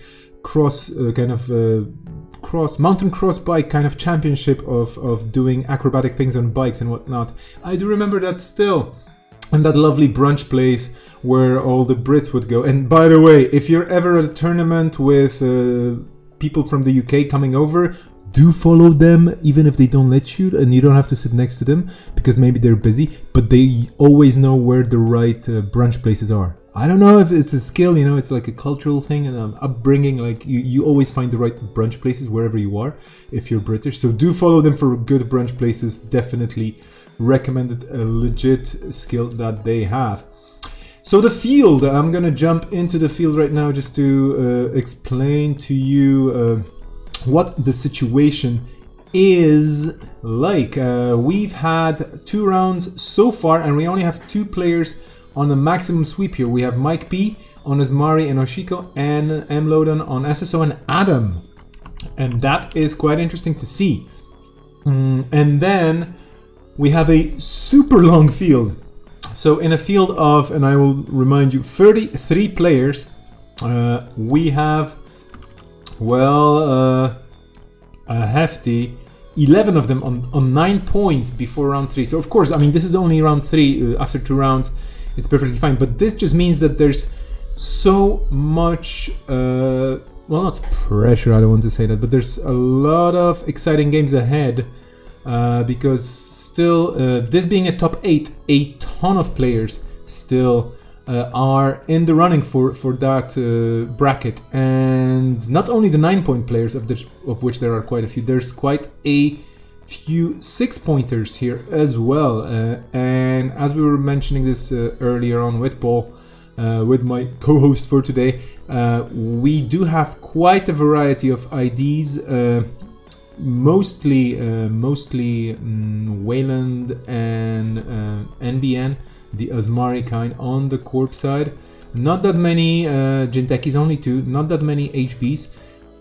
We do have a Mirrormorph in here, played by Fred PI. Would be cool to see in action as well. And then on the runner side, we have quite a few Hoshikos. We have quite a few Crims as well. And there's a Shaper here and there. Absolutely. The field pretty level. We do have 2 Adams, and I have to point it out that Adam being in the top right now on 12 points, that's an interesting development. I'm really curious if that's going to continue. I'm checking in with Discord. Oh, okay, Paul's here as well. So Paul, whenever you're ready, do jump in. And I'm also checking with, what's their name, with the Discord. Okay, so the lunch break just finished. Hi there, Paul. How are you? Hello. Welcome. I'm very good. How are you? Not too bad as well. I just dropped a few calories and chemicals into my body. I still have. It's just I decided to go for this very sporty lunch, which just involves food substitutes and vitamins and like tablets and so on. So I feel like I'm futuristic enough to spectate and commentate on the second half of this event. So seeing the scores, seeing the situation and in the table on Cobra. What do you think is gonna happen here? We have quite a bunch of interesting things happening. Yeah, we do. I mean, I think for the two people on 12 points, that's a strong position going into a top 8, right? I think you probably need to get 7 wins here to be in the top 8, most likely. So they're already 4 wins of the way there. So that's pretty good. But as you were saying, all these people on 9 points and 6 points, even the people on 3 points theoretically can get up to 7 wins. So there's so many people who can still make the cut right now, who are going to be playing some crucial games, really. Yeah, and given the current, of course, the current standings, we see 5 Asmaris in there. Do you think we're gonna have an Asmari in top 8? Pretty likely. Yeah. I mean, Asmari is just very good, and I wonder if it's why we've seen a few extra point cards, haven't we? We've seen a little bit of Mad Dash. We saw Notoriety. So I wonder if people are, some of the runners are trying to adapt to that, but it's just so difficult. The MBN Agenda Suite of just playing 3 Bolognas and 3 SSLs, and then Echo Chambers for the extra points that the runners can't have as points, and then things like Gold Farmer, slot machines. It's just such a taxing package for runners to get through. It's really tricky to play against. Yeah, I mean, definitely, I agree. And then those 5 Asmaris, 5 Asmaris in the top 8 right now, of course, only after 2 rounds. That's a strong indication of a particular meta shaping up here for this tournament. And probably not only, I mean, Asmari has been around for a while, and that build has been known to cause trouble. On the runner side, I'm really curious about, we've seen this Adam before already, but like I'm really curious if Loden can keep it up with this Adam. And then we have a nice mix, although no shapers, there's only the Jesminder there, but I don't know if actually that runner deck is contributing much. I would bet more on Asmari for this player, for Ogdoko to actually perform. So what's your take on this, the runner side? Yeah, I mean we've seen a lot of Hashiko. So and I'm assuming most of them are on APOC, and a lot of 419. But yeah, and in terms of what we're seeing at the top, we've got kind of a mix, right? It's not like all the Hashikos and all the 419s are at the top. We've got Geist up there. We've got a couple of Leelas. We have the Jesminder, which is really cool. So I guess we do have a bit of a mix on the runner side. But yes, as you say, Shaper is kind of the thing that's notably mostly absent from the top of the table, and that's a bit of a shame.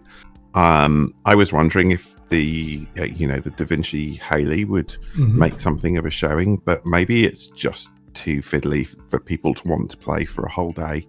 And of course, you can just play Geist if you wanted to trigger all your abilities. But yeah, I think it's quite an interesting field, and it will be interesting to see what shapes out into the top 8. And but like you, I'm happy to see Adam up there because I think that's kind of quite a cool choice at the moment. The underdog, unless you're, for example, Tov Bebe, the Hungarian player who plays Adam almost exclusively, I think, and then you just managed to shake up the global meta at Worlds by going really high with Adam as well, and that was really great to see. Speaking of the games, they're setting up right now, so I think we should start thinking about choosing a pairing somewhere, and I think we have the 2 top players facing. I think it could be an interesting match to look at. Then again, there's so many exciting pairings as well, slightly lower, like in tables 2, 3, 4, 5, and so on. But I don't know. What's your take on going to see that those 2 players in the lead right now? Yeah, I think we should we can go and check out their decks, and see what's up. I think that would be quite cool. I'm interested to see what Adam does against Asmari. I think that's kind of interesting. And but we have the other side first, right? So we've got APOC Ashiko. I assume it's APOC against SSO here. Yeah. Okay, chat, how are you doing, by the way? We have Perkamis joining us. Hey, well, yeah, and indeed, I absolutely... Would you say, I mean, that was my guess But would you say that people from England, they just know where to find good brunch places? Whenever I've been somewhere that was not England for a tournament and there were people from England there, it was like, yeah, those people know where to go for brunch. Is this a cultural skill? Is this something that you get raised with, or like?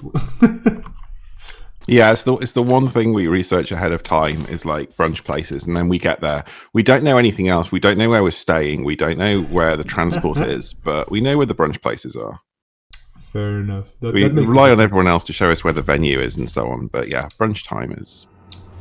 Thank you for confirming then my theory, and yeah, it's definitely the right way to go. Brunches during Netrunner events, definitely the way to go. Speaking of ways to go, there's a DDoS, and this Apoc Hoshiko is already getting set up. Oof, they just kicked off on the spot, like, you know, it's like, let's go. Yeah, for sure. And this is tricky for SSO, I think. I mean, getting the hostile is kind of good, but yeah, Hoshiko already being 2 breakers down, having Earthrise and DDoS set up, and there's the 3rd gamble played. And there's the 3rd breaker. This is pretty good. Yeah. And so it looks like Lodon is icing up centrals, which is sensible. Getting some money from this NGO. But the tricky thing here is going to be making the balance between stopping getting apocalypsed and building a remote that's actually good enough to keep Hoshiko out. Yeah. That's what's going to be tricky, I think. Okay, there's a bit of respite here because that liberated account will probably be triple click next turn, which is terrible because so much money, and that APOC is on the horizon. So yeah, the Corp really has to, well, just adapt to this particular matchup here rather quickly. Yeah, it's hard though, and committing 4 ice to centrals, you know, the SSO plan here would probably be to have a 3 ice remote by now. Yeah. And to have, you know, to be getting some advancements on there. So they're kind of behind where they want to be with the remote. Mike has 30 credits and all the breakers. So the problem is there's nothing that says that Mike has to APOC, right? He can just challenge stuff in the remote. So they have to be able to build a credible remote. And it's, yeah, and obviously DDoS does not help. I don't know that. Well, maybe we're going to see a dedication. No, we're not. This remote is probably not fantastic. Yeah, I'm wondering here if I would have. I mean, I don't know. Of course, it's pretty tough. Yeah, it's a tough matchup for the Corp, and those 2 layers of ice, they don't really help that much against Hoshiko on so much money. There goes the DDoS. Yeah, this is gonna be APOC'd for sure. Yeah, Mike obviously has the APOC ready to go and decides that that's the line to take here rather than. I mean, I guess if he finds a border control or something that stops him APOCing, he can still just go for the remote as well. So he's able to do either or. Winchester doesn't really do anything here. I think he'll just let the traces fire. He obviously doesn't have any board state, so it's just the end of the run, which is only a trace 3, and he has, you know, so many credits. Yeah. I don't know that I don't know that I would have even resed this Winchester. I guess it feels bad. You've put the ice down and you kind of want to res as much as you can, but I don't, unless there's a border control on the inner R&D, I don't think you're stopping this APOC. So under the bus. You're probably better to save your credits to rebuild. Yeah, this is just a autumn. Yeah, this is going to be pretty rough now for SSO, I think. I guess one of the possible plays here, the resing was basically trying to see if the runner is going to install some breakers that they will have to flip face down, but then again, your Hoshiko, you probably have multiples of the breakers anyway. And, yeah, for sure. You just reset the board state, and if you have a Stargate somewhere in there, the Corp's in for a rough ride. Yeah, and Mike's, you know, this is such an ideal APOC for Mike, really. He took out so much ice. There's an agenda in the bin now. And he's still got access to all his breakers, and he's still got a credit lead against the Corp, so he doesn't have to fear punitive or anything. So this is, just very good for for Mike, really. Yeah, and there's a gold farmer in archives. That's interesting. Yes, I mean it's an extremely good piece of ice. It Mhm. is 3 credits, and it doesn't really synergize with your SSO ability, but I can see that it's it is a very, very good piece of ice. Yeah. Yeah, Mike accessing under the bus a couple of times, and It's the darker side of multi-access when you access the same card multiple times. yeah, for sure. Sadly, I don't think under the bus really does anything against Mike's deck, unless I'm forgetting connection. I mean, he's not going to install very many resources at all. It unfortunately is not going to help. Got the rebirth already now as well. Yeah. Crisium trash. That's good because that would have been an out for the APOC play. But yeah, trashing that before the corp can kind of make it expensive to get through there is very good. But honestly, I don't know that Mike is going to need to APOC again. I think he can probably wait out the remote and just get a ton of money. I mean, if he gets the opportunity to APOC again, then sure, that's fine. He can really, run them out of ice. But I don't think he particularly needs to. That first one just got rid of so much. And as SSO, I'm not sure what your line is here. Right? Stargate comes down. It's very, very tough, I think, from here.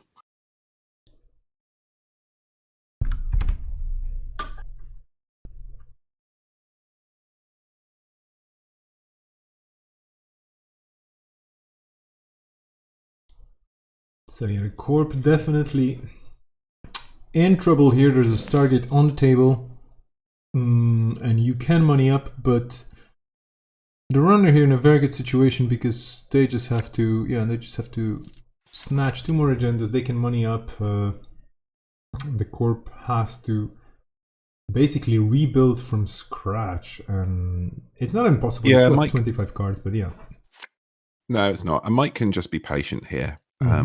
The corp is not able to put him under pressure for a little while. The corp has got some money back, which is definitely good for them, but it's going to take a little while before they can put any real pressure on the runner. So Mike can just afford to let this cast tick down. Maybe get, if he finds another liberator, just really money up and say, come on, build a remote that I can't get into then, whilst also making sure you don't get apocalypsed again.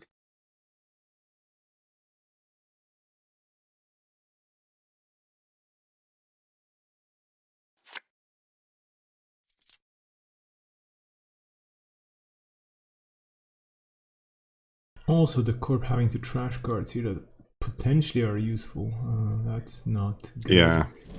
Trying to count the ice here. I have 1, 2, 3, 4, 5, 6 pieces of ice that we know of, and that now after the archive run were perfectly. And look at that. They had to discard a Mascom and a Kayambe, just all parts of their SSA plan of making a really tough remote and getting lots of money. Yeah. And, they're just having to throw it away because they're just drawing to try and find enough ice to keep Mike out. And it looks like, well, I guess we'll see. This could be another APOC. Yeah.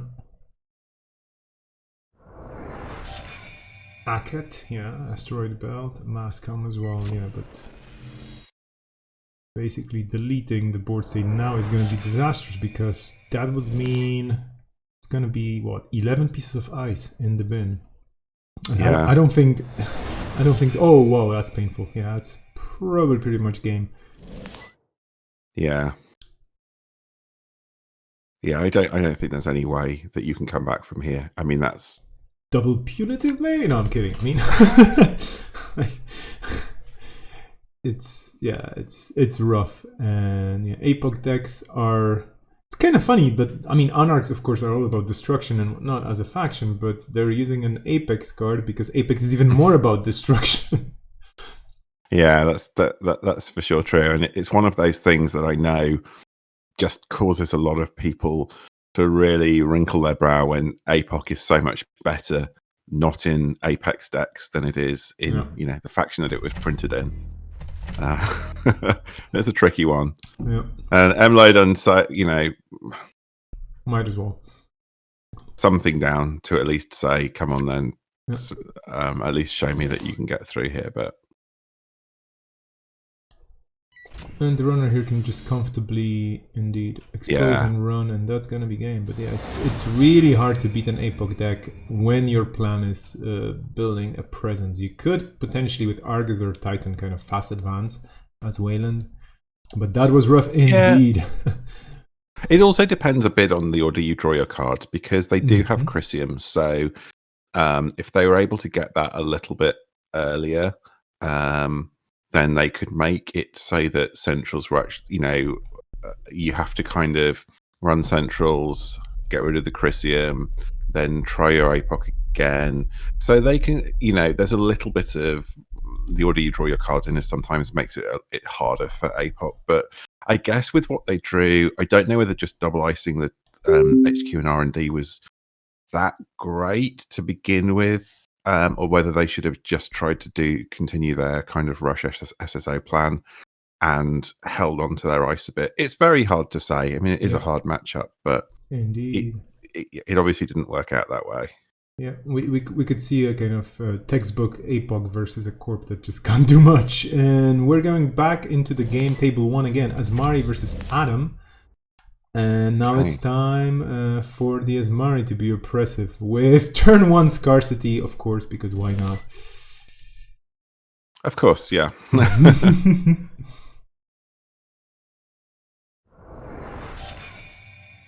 At least there's a bit of revenge of sorts by trashing that NGO. Yeah, I mean, that is good. Ooh. Interesting corporate defector. Yeah. So this is quite interesting. So Adam's, as long as Adam can get a find the truth run every turn, it means they can see every card that the corp is drawing, which is pretty good information, particularly when you can access 2 in HQ.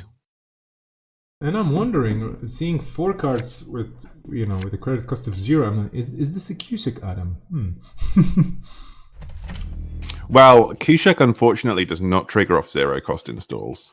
Oh, I think they found that was very broken in testing. Indeed. See, there you go. I mean, this is the part where thinking about the great card that has 7 lines of text in it, you have to remember the particulars, and it has to be bigger than 0. So yeah. Yeah, indeed. Sadly. Oh wow. There goes my next Adam build. Thank you very much, Paul. I already had wild dreams of beating everybody with that cool I'm build. Sorry. No, it's okay. I'm just gonna be sad for 2 minutes, and then we're gonna get back into the game. Oh. So we saw that Adam's drawn Freedom Through Equality, which is a very powerful card in this matchup. Particularly as they have the ability to see the top of R&D. So if they can see an agenda on the top of R&D, play a freedom and go get it, then getting to 4 points is extremely good for them. So that's definitely one of their best cards that they have in hand right now.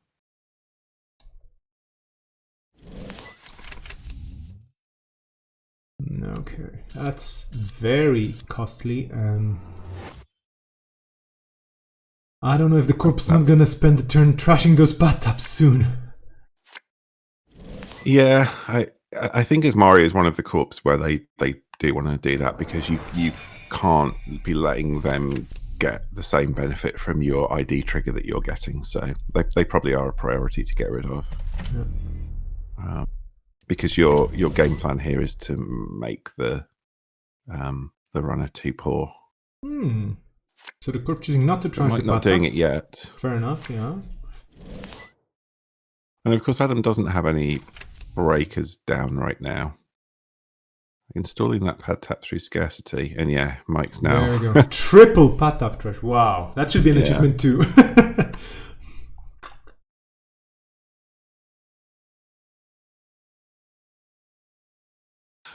Mike's saying he'd like a Jeeves click after the triple pad tap trash. That would be a pretty sweet play.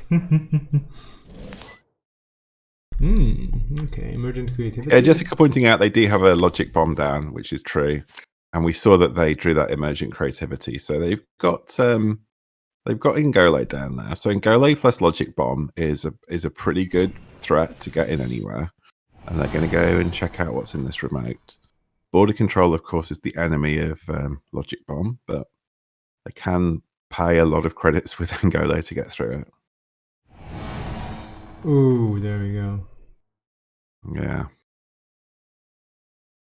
Well, yeah, you have to pay through this if you want to force the Corp to do something with the border control, or just let you access that Rashida. Yeah. Oh no, Echo Chamber. Okay, fair enough. Yeah, that's. I mean, it's good to get rid of that. Yeah. Because as soon as Mari is on 4 points, then you have to go check all the IAAs, and you end up running a lot of NGO fronts, which is not good. This was super aggressive, but yeah, totally legit. Yeah, Mike is playing this pretty aggressively. He probably knows that if Adam does get really set up, then actually Adam probably, if they have multi-threaders or Rozekis or whatever, then maybe they do get to the point where they do have enough drip to be able to challenge these. So he probably thinks he needs to go fairly fast here.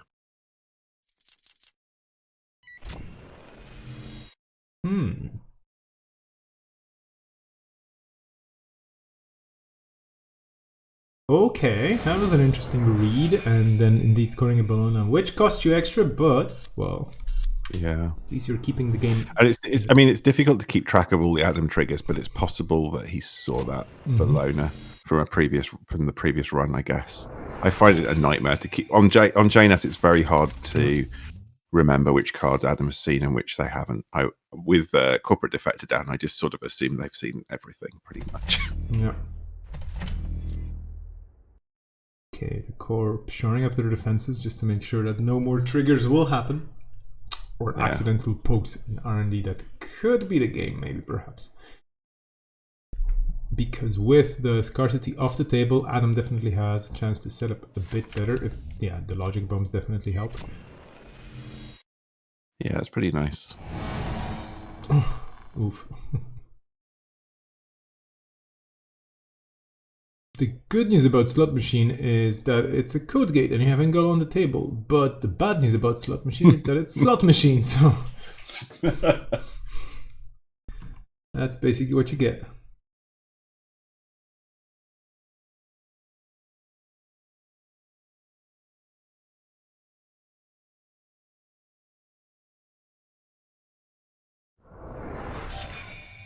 I mean, Mike does have an SSL ticking, but it's very interesting to see Asmari at 0 credits. And I think this is a result of some good pressure from the runner. When I play against Asmari, whenever I glance at their credits, it's in the 30s usually. So, I mean, Mike is certainly playing this aggressively for sure, but yeah, there's definitely some pressure going on here. That was a cheeky dirty laundry because you go down to 0 credits, you cannot really lose anything, and that's a pretty cool move for sure.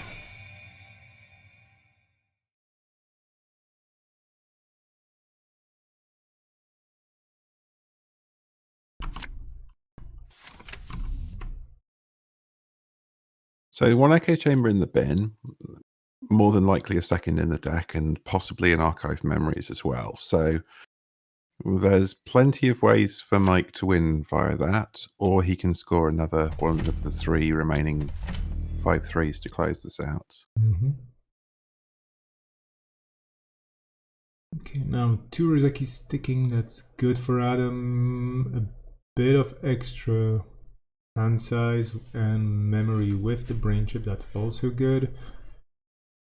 So it's still possible that Adam can turn this around.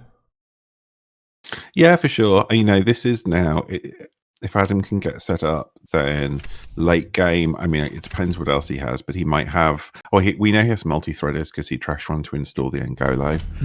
So between Rozekis and threaders, you can end up with quite a lot of drip econ. That's quite a big gauntlet thrown into Adam's face here. It's like server 1 could be an echo chamber, probably is. You will have to run twice, most likely. It won't be cheap. No. What a horrible server to get into. Yeah, Gold Farmer is very good. Oh. But yeah, Mike noticing that he has drawn into a second freedom through equality. So he doesn't have the money right now. But potentially, if this is just a Rashida or something and the game continues, then he might just be one access away from winning. Now the question is, do you try and put pressure on server 1 without almost any money in the bank and that multi-threader, or do you go R&D and hope for the best? Okay. Yeah, it's pretty hard. I mean, it's if you can get this border control to be used, that's definitely good. But yeah, slot machine is tricky. I have this feeling whenever I see slot machine played, it's like when I play against people or I see people playing it and I'm not in the game, they know how to use it and it's just so much value for them as the corpse. Whereas if I play it as the corp, I'm always like, just doesn't do anything because people I play against always know how to go around slot machines. Servers are like, oh, that's just sad. I cannot make it better with my plays, so I don't know.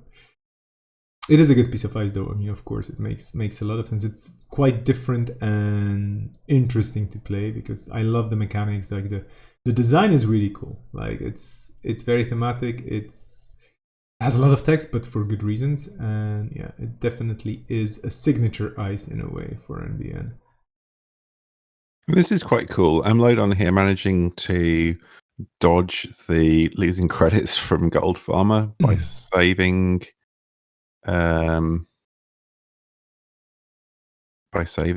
the multi-threader to use on it. So this is pretty cool.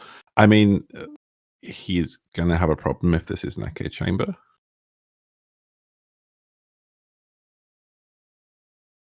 Okay, but it was a Rashida. Fair enough. But that server, yeah, not a nice server to get into. And yeah, Adam is really in a situation. The corp didn't spend a single credit here on anything, so will they stem hack into the Rashida? No, okay, they're stem hacking into R&D. Oh, this is interesting. So he saw what the top of R&D was. Might as well tax him out.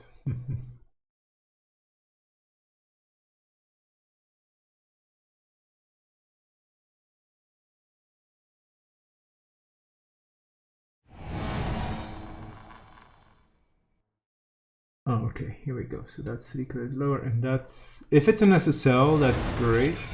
Oh, well, okay, you said that we had 2 there, but still, yeah, that's an SSL indeed, so... This is interesting. This is... I mean, I'm pretty sure it's going to be an install server 1, whatever the corp does. Or maybe not, but yeah. Yeah, if you have anything, you put it in server 1. Indeed. And now the runner again in for the ride. And you just have to love Adam's brain chip. Like, I have a brain damage and I still have 8 card hand size. Yeah. Because why not? Pretty nice.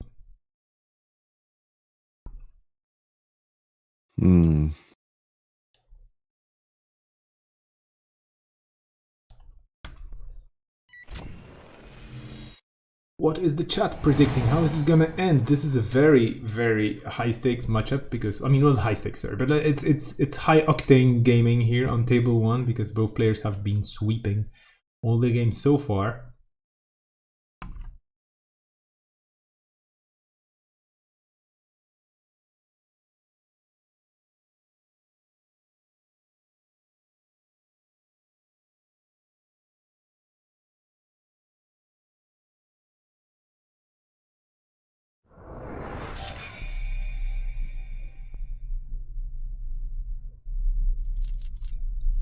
Okay.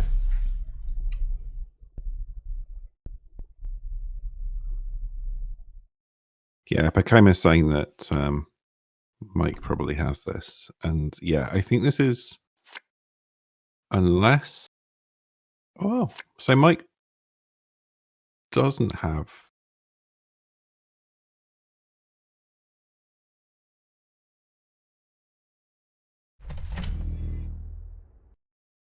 Okay. So mystery card remains in server 1. Could be an agenda.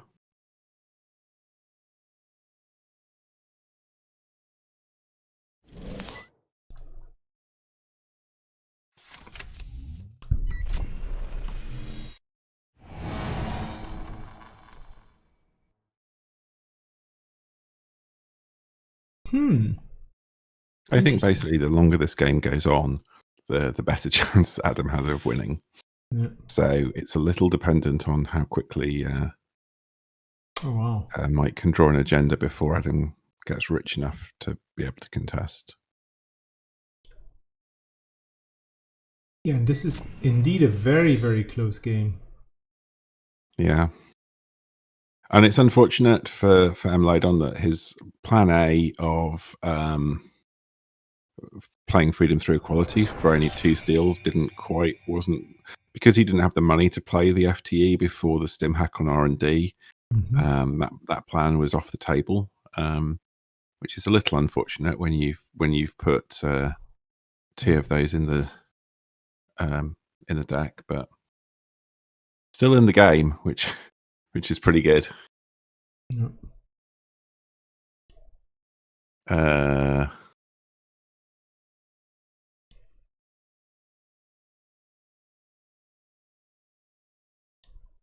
So just querying that Chrysium, so trashed Chrysium on the Archives run, ran back into Archives, and Find the Truth did not fire.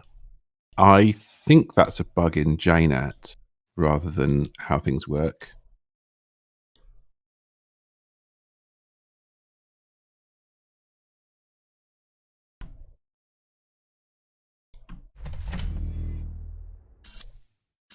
Oh.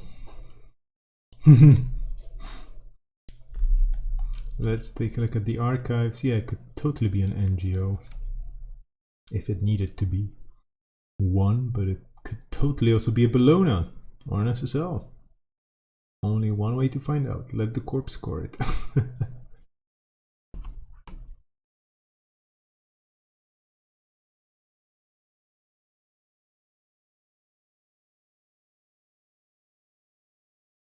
No.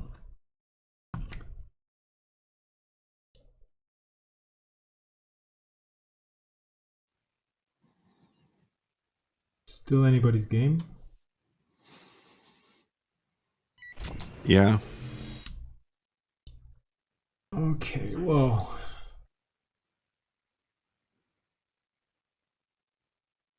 You do have 2 multi-threaders, so that's not bad at all against this server.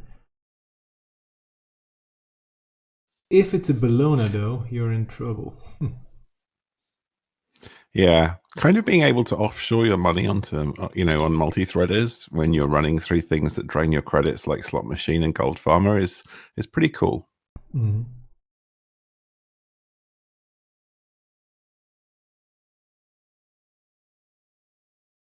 Yeah, you don't really care about the money because you just don't have to at this point.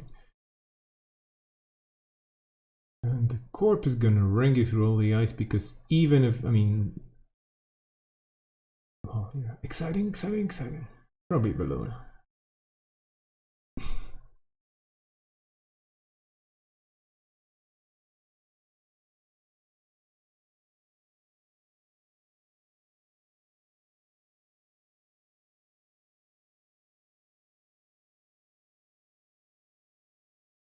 Oh yeah.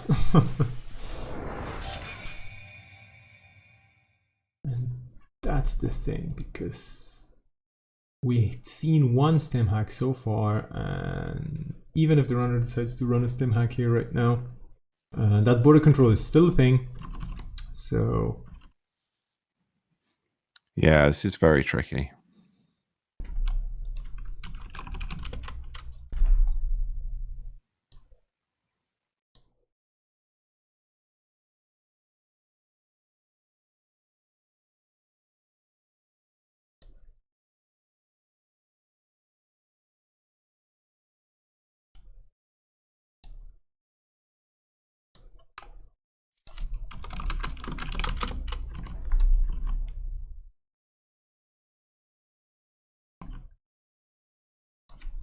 Just having a think now, if there's anything. No, so no way to get into that remote with 5 credits to steal that Bologna.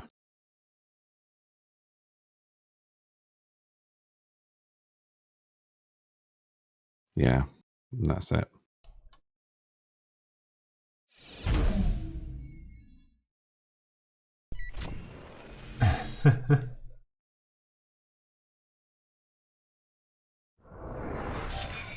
And that's game then. A very interesting, very close game. But yeah, Asmari again proving that it's the deck to beat, I guess, here.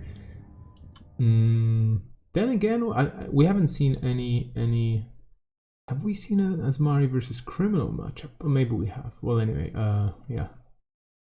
Definitely curious to see Asmari versus 419, for example. Okay, let's jump out of table 1 and let's take a look at any of the other tables, because there's just one game already finished as well. Table 3 and table 14 actually both finished. This was table 1 finishing their game.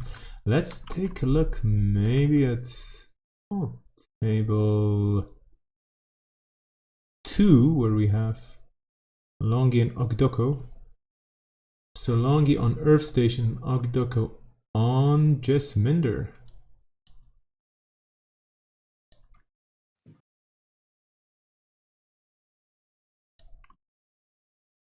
And here we have, well, this is fairly close to an ending, at least this particular game, one way or another. Runner definitely with the upper hand here on... Oh, yeah. We have 30 credits and just 6 points trying to hunt that final point down.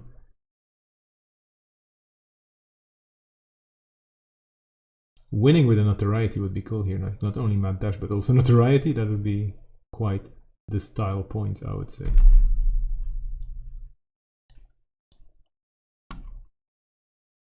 And this Jesminder deck looks very similar to the one that we saw earlier, I think, on Anicam's has clots.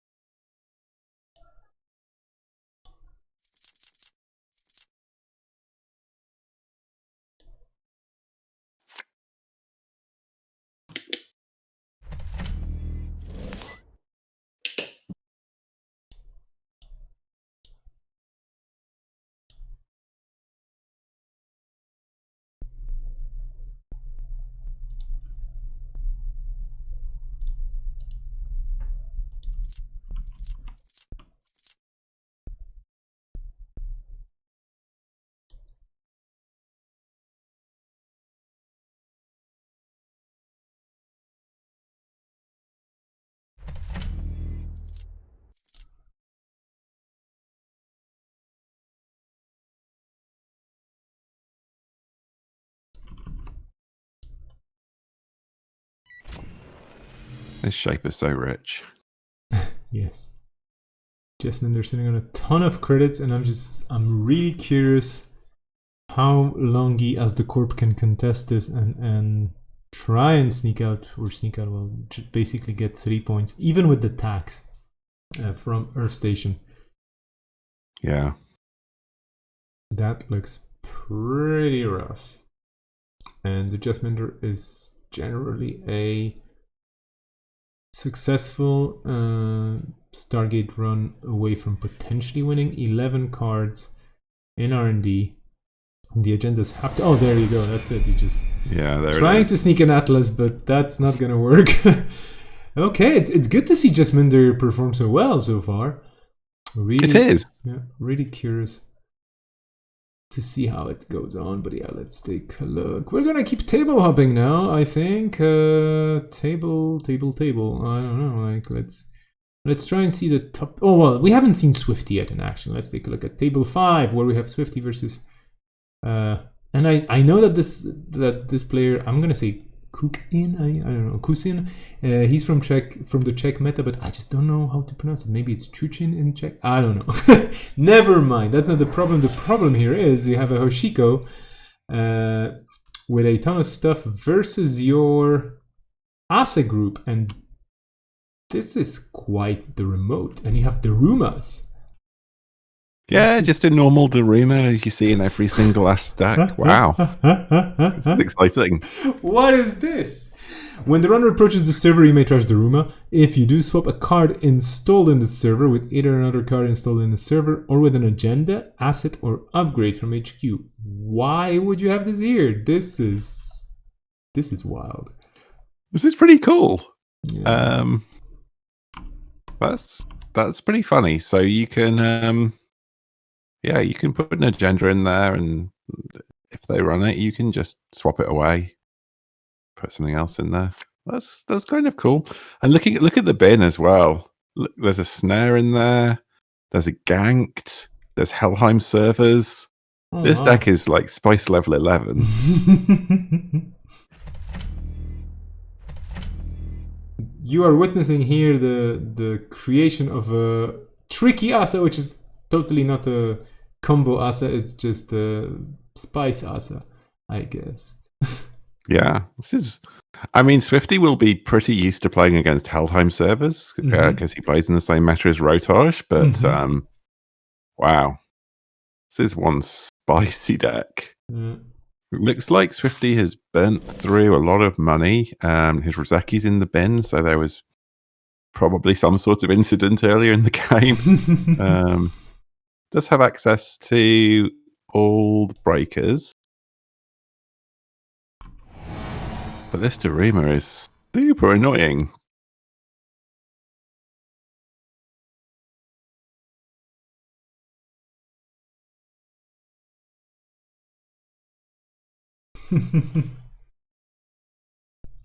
Yeah, Gank Daruma, as Baram was saying, is pretty cool.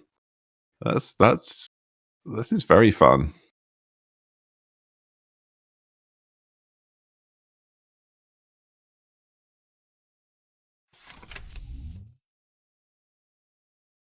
Okay, so Swifty having no big issues so far with getting into here. Ichi 1.0, not gonna stop him either because you do have MK Ultra and still 10 credits in the bank. Loki, I haven't seen Loki played in such a long time. It's really a cool piece of ice as well. But it can make for some very expensive breaks when you're on the conspiracy breakers. Yeah. Because you just end up, the Loki gets so many subroutines. Yeah. Like, I guess they add Fairchild. Oh, okay. Making it a Hagen. Interesting.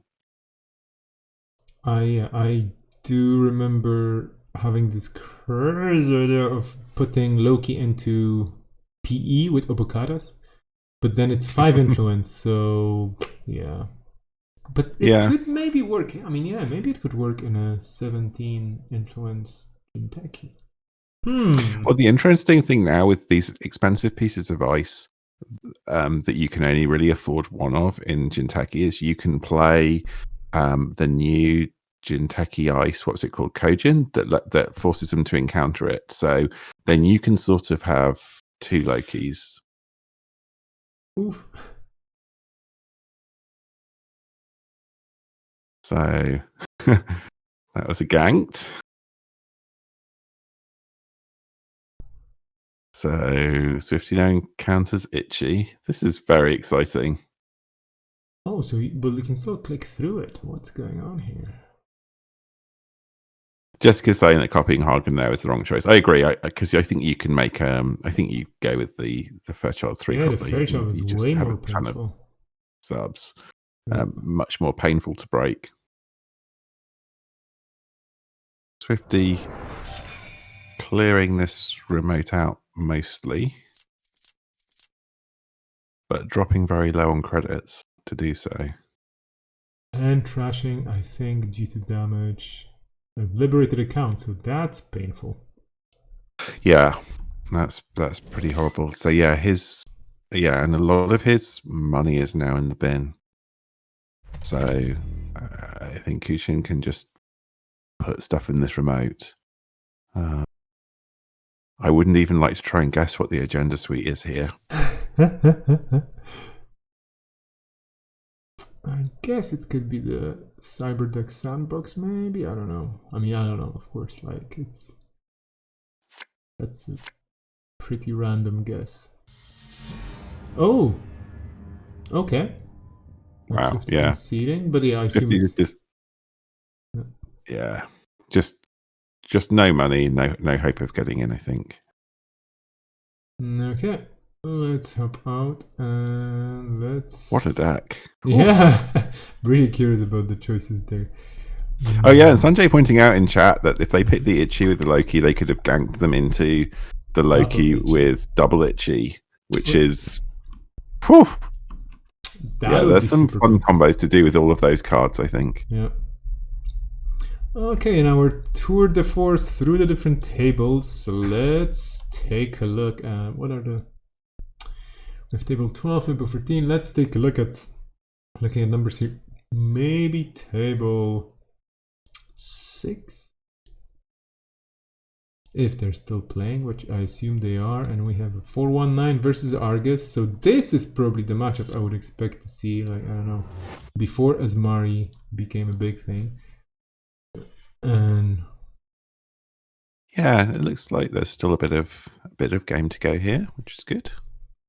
Well, remember about our curse. We're just gonna the game's gonna end with a super fast score here. Pretty sure. So Zero Cool is on the Anikam 419 build, which I really like.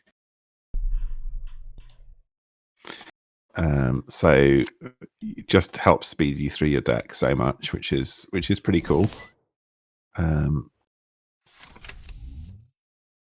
But Binary Dogs has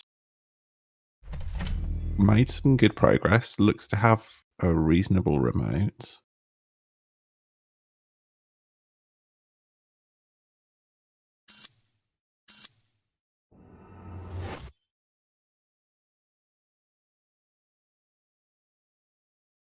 Okay, and so now Binary Dogs is able to threaten that Audacity win. Yep. And they better get there fast because they're on 4 bad publicity, so yeah, money is becoming no object whatsoever for 419 slowly. It's true, but with 2 Atlases still in the deck, yeah. It's going to be hard for 419 to win this before they can draw what they need for the fast advance. Yeah.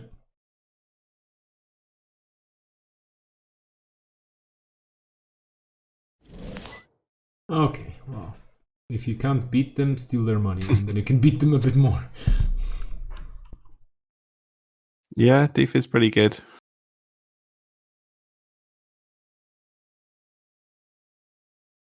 The thing is, though, if Argus being on the Audacity plan here, they don't really need that much money. So I guess they need to. I guess they need to be able to make R&D somewhat taxing, so that Zero Cool can't just run R&D every turn. But it depends what they already have in hand, of course. Yep.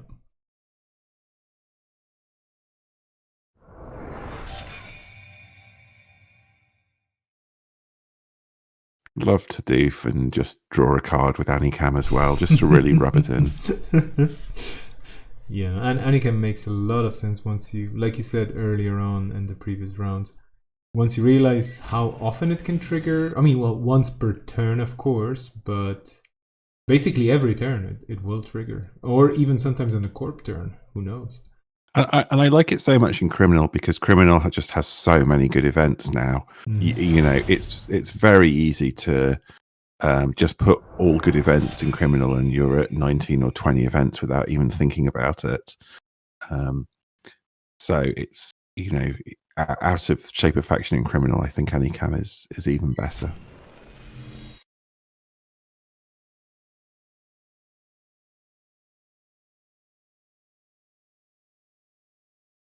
So John goes and takes the last Atlas into HQ because this is the last click. Yeah, that's Make probably sure gonna that doesn't get taken, and maybe that Audacity play. tells Yeah, us that GG. yeah. It's a big assumption, but yeah, GG indeed. Yeah. There is the Audacity play. Yeah. Such a good card. Audacious. But yeah. Yeah. Okay, let's... You know what we're gonna do now, Paul? We're gonna hop out of the table. I'm gonna very quickly put the Cobra results on the screen because there are more and more games being finished. So that's just, you know, what the situation is, dear viewers. And we're gonna look at some other table again. And I'm trying to aim for the higher tables, obviously not because I'm biased towards players with more points. It's just like we were mentioning earlier. The top tables have a lot of... Oh, well, yeah, table 2 is still on, and it's a rematch in a way. I mean, it's Hoshiko versus Asmari. Let's just jump into table 2 and take a quick look there. We've seen Ogdeko and Mangi, yeah. Well, I mean, Asmari, no surprises. Hoshiko on Ether and all those different toys. Sounds like Apoc Hoshiko as well. But the fun thing, well, for some, is that Hoshiko is actually on 6 points with 2 Bellonas stolen. That's... How can you still have positive credits after all this? I don't know. Yeah, all 3 Bellonas out, and yeah, I think as Asmari, you would much rather that they had taken 2 SSLs at this point.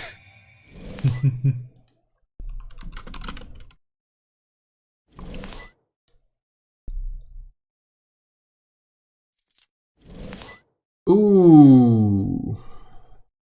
Well, I mean, tags or no tags. The good news is you have 6 points. So what do you do now? Might be YOLO time. Yeah. Well, now you have 0 credits because of Hoshiko's ability. Thanks, Hoshiko. But that gives you slightly better protection against high-profile target, for example. That's true. So there isn't an agenda on top of R&D, and you're in trouble. Well, you do get the moral victory of just apocking the corp. Pokemon's is right though. I think you maybe take the credit so that if you access a boom now on 0 credits, you're very sad. Ooh, there we go. Amped up, okay.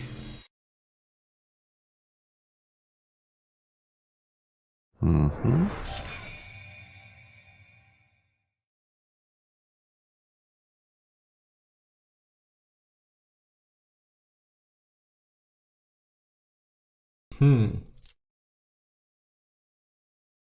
Okay, they're taking a credit so that they can trash the beam with their last click and get Mega Star. Oh no, they're not. No, okay, so well, let's see. I mean, the corp still has to have the... Oh, well, of course, there's a boom in the bin. Oh, okay, well, you didn't see that. Yeah. I didn't check the bin, yeah, but it's a bin boom. Okay, well, fair enough. Evil, I mean, Asmari, 6 agendas, booms, tags, evil. We don't hate it, but... Well, okay, again, let's take a quick look at Cobra, because all these games matter, so there's still quite a few games either unreported or going on. And we have table 8, where we have Rotage versus the one also known as Neo, and I hope they're still in the... Oh, well, this is pretty much over as well, I would say. Well, I'm so glad that you told me how to pronounce the one also known as Neo.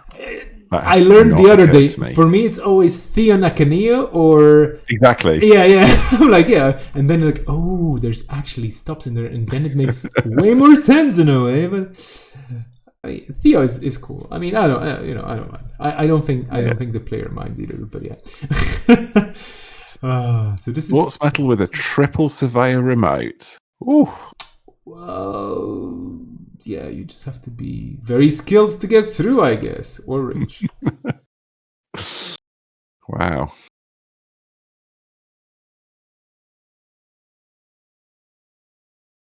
You've been boomed. That's a cool meme. I mean, a bin meme. You've been boomed. You've been boomed, indeed. Here it's anybody's game at this point, as it's usual. Well, the case in this tournament, I would say. Yeah, base players on game point. Yeah. And though we have seen certain very one-sided games, most of the games we've seen are kind of open until it's too late for one side, or somebody just gets a lucky access, and that's also fair. All is fair in random accesses. Oh, Bart. Okay, at least 7 R's in it. That's how we pronounce the one also known as Neo. Bard.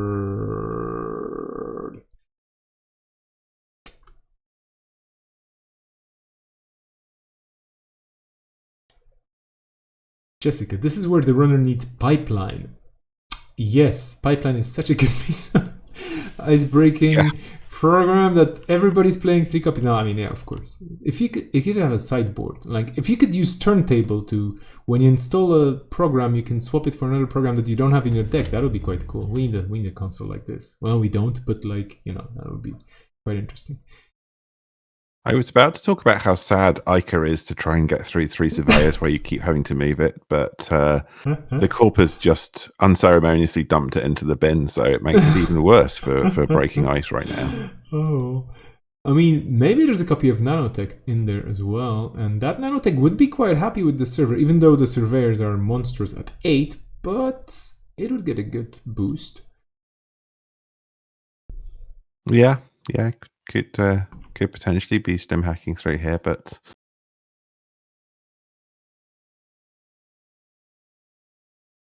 so selling the Rizaki to get a money boost. Yeah. The obvious answer here is surfer to that server. Yeah, absolutely. I mean, you just surf through all the surveyors, and it all has like this nice syllable starting the same way, like so yeah, surfer the surveyor server. Awesome. I think Phil Collins had a song about it. It was called Studio. Yeah, but like, well, basically, never mind. Atman at 8 here. Value play, absolutely. Then the corp installs one more piece of ice, and then the classic 8-man. Indeed. Or just win off centrals. Yeah. I mean, there we go. I've only seen an Atman at 8 once. I think it's quite good against Blazan. Oh yeah. I mean, Orion, Chiashi. Yeah. Okay, this is not too bad. I mean, you have Gauss, which is far from perfect. It's pretty terrible. Well, I mean, it's a barrier breaker, but you don't love to break Eli with it. Oof. It's only 6 credits, so you do have the exact amount of credits to break through both. You can also click through Eli, and maybe clicking through Eli here is not a bad idea. I mean, I think if Rotosh thinks that no, he's just letting it go and decides that's not the line. Okay, Simul chip. I think I know what's gonna happen now. There's another Gauss in the bin. Is there? No, there's none. What? Okay.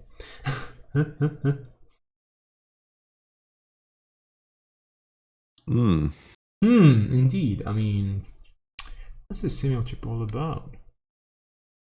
I'm surprised that if he had the Simul chip in hand, I'm surprised he didn't put that down before the Stargate run. Because he saw one Eli, which was going to be pretty annoying. Maybe he was planning to click through one, and the second one was just unfortunate. But I'm not sure what he's planning to do with this Simul chip. How to screw up a game. Okay. Yeah, he's okay. Wow. He agrees that this was not good. That's fair. No, fair enough.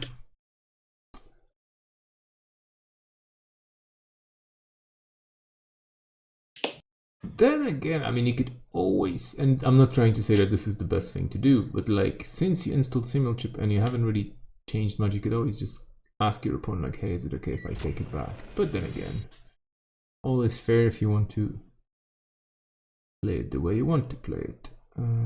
Okay, poking HQ.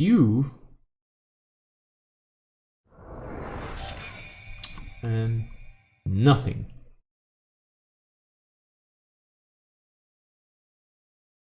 Oh yeah, maybe, so yeah, Sanjay making a good point that maybe Routledge here forgot that target was once per turn indeed, or yeah, I mean basically that Simulchip wouldn't make it easier to get into R&D this turn at least.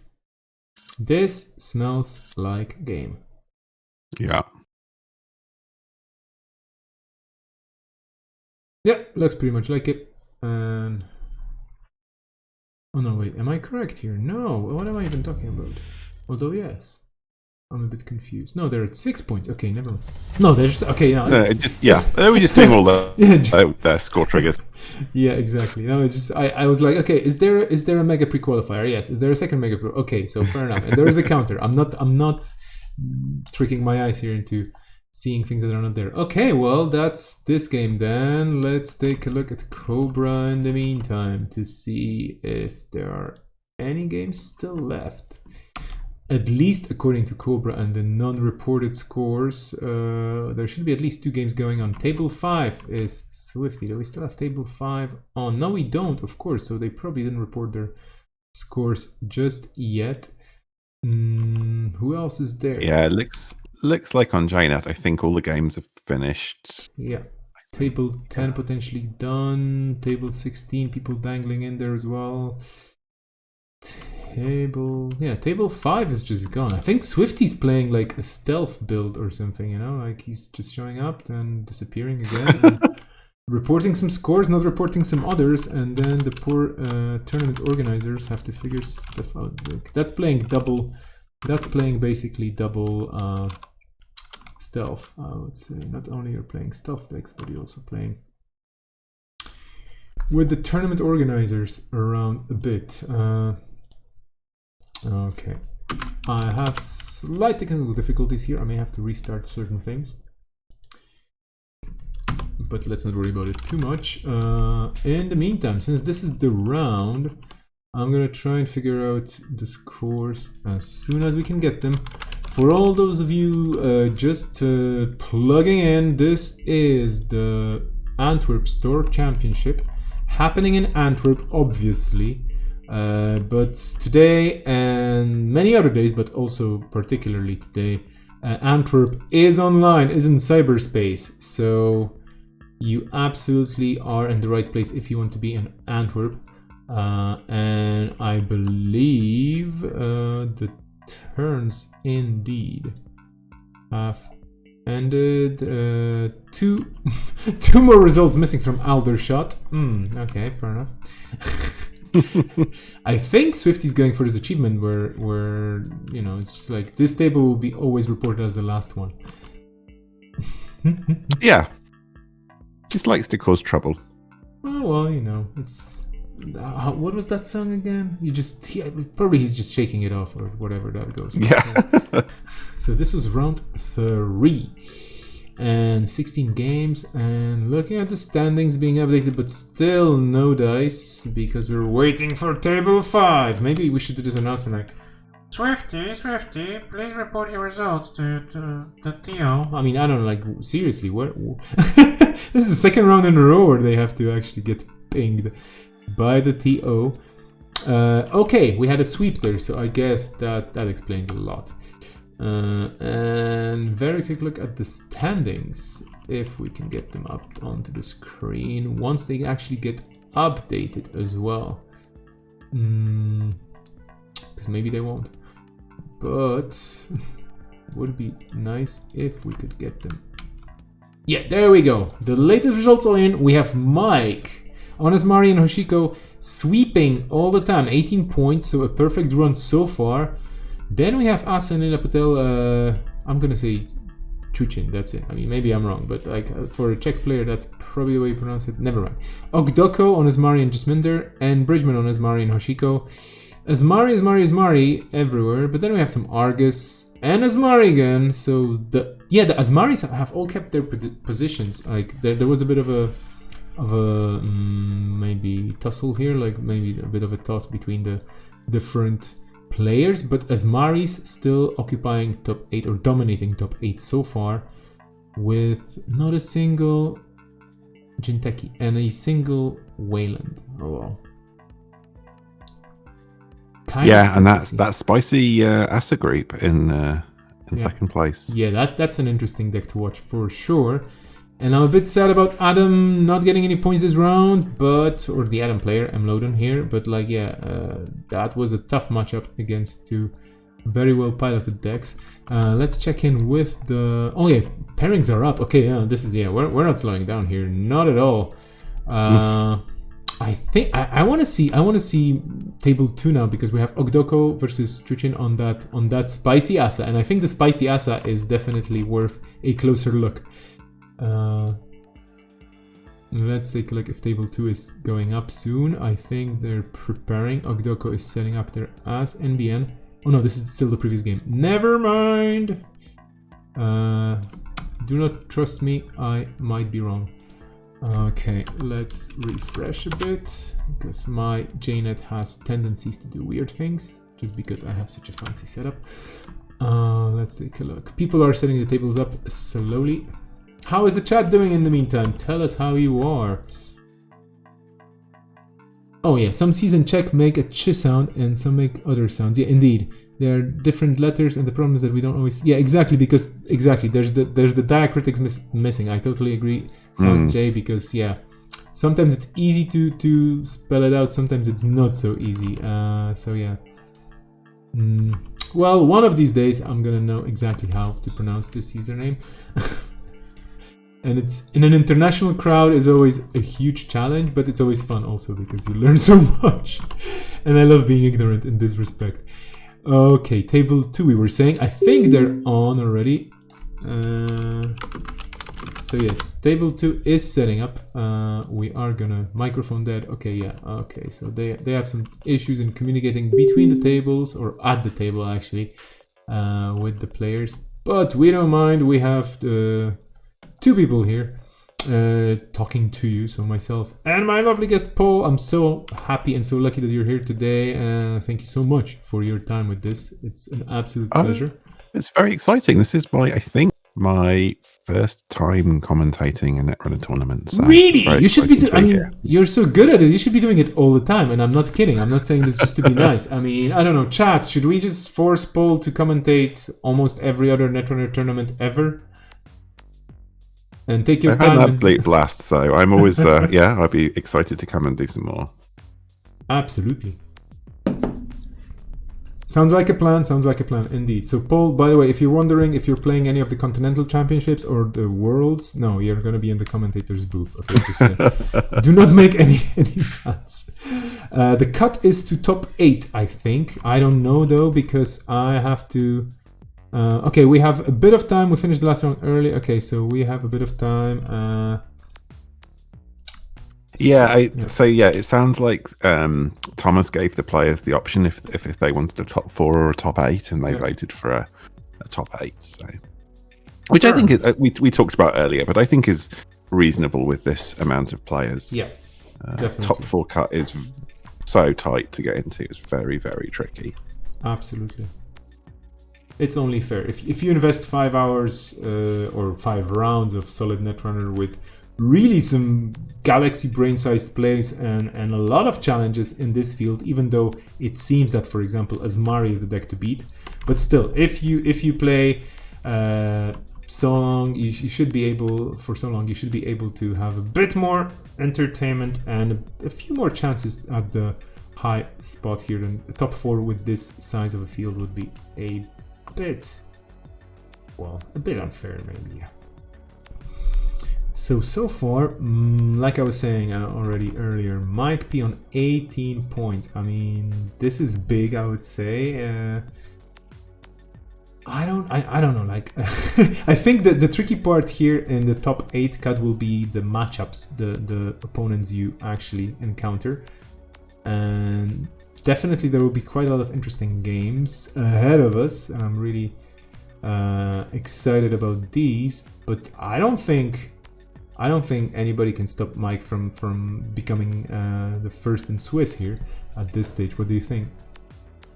Yeah, I mean, he can be caught, but it's a pretty. I mean, the thing is, he doesn't necessarily need to come first. He's pretty much a lock for the top 8 though at this point. But yeah, he seems to be on incredible form. He's a really, really good player.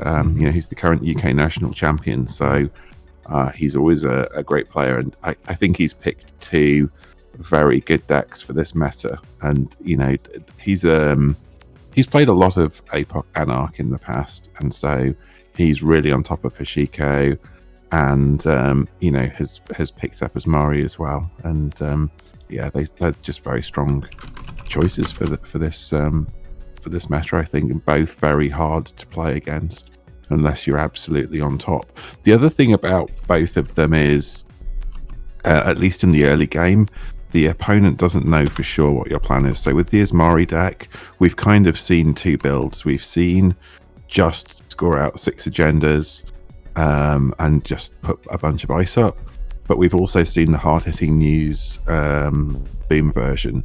And if you don't know which of those you're playing against, then that makes the beginning of the game a little bit more difficult. And to some extent, the same thing with Hashiko. I mean, it becomes pretty clear if they're on an APOC build fairly early. But even so, if you don't know turn 1, turn 2, if you're playing against Reg Anarch that's just going to install some hippos and so on, or if you're playing against an APOC player, then it makes your decisions a little bit harder in the early game. So I think, you know, both of his decks kind of do that as well, which is interesting. Yep, definitely very good analysis. Thank you so much for this insight. And now we're on table 2 with Leela versus Asmari, and we're gonna see a lot of Asmaris in top 8 as well. Yes, most likely. So apologies to everybody who's allergic to Asmari for some reason. Well, you just have to bear with us. The Leela build, I'm curious if the Leela build is as spicy as that. Yeah, I'm very excited to see what we've got in this Leela build. So far, we've got Sure Gamble, Turtle, and Falsified, which are not spicy criminal cards, but yeah, I'm very intrigued. There's a courtesy res of Rashida. Well, I mean, then again, that was the last click anyway for the runner. So, but very often when somebody plays falsified credentials and they guess correctly and the card is 0 cost, you just res it just so that they don't have to remember. Yeah. Or you're defending yourself from the next falsified credentials as well. Because who knows? I mean, yeah, all those little plays that you might want to make. Peter's asking in the chat what I think the best runner against Asmari is. I think it's a tricky one.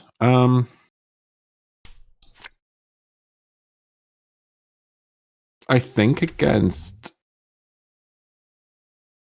this standard Asmari, 419 has a chance if they get a good start, and I suspect that Geist might also be okay.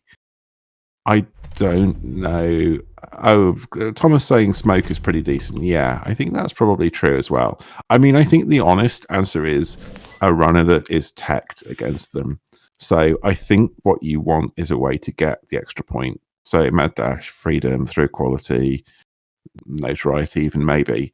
I think it's. I think at this point, really, it is any runner that only needs to take 2 of these agendas is probably the best way to win here. Would you say? But yeah, I think there are a few runners that are okay.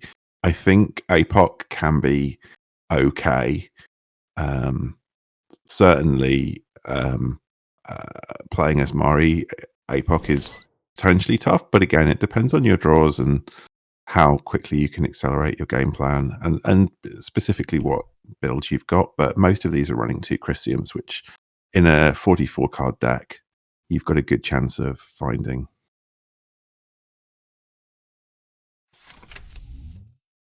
Would you say a film critic is a good boost card against the Bellonas in this deck? Because with all the taxing eyes we've seen, and the requisite to actually pay an additional 5 credits at the end of a run could be a game stopper for you as a runner. But I don't know. I mean, film critic is. I think critic is okay. Yeah, and stopping Asmari getting the SSL money is okay as well. I think if I knew I was going to play against a bunch of Asmari, I think I would rather have Mad Dash or Freedom Through Equality as a slot rather than Film Critic. But Critics certainly doesn't work.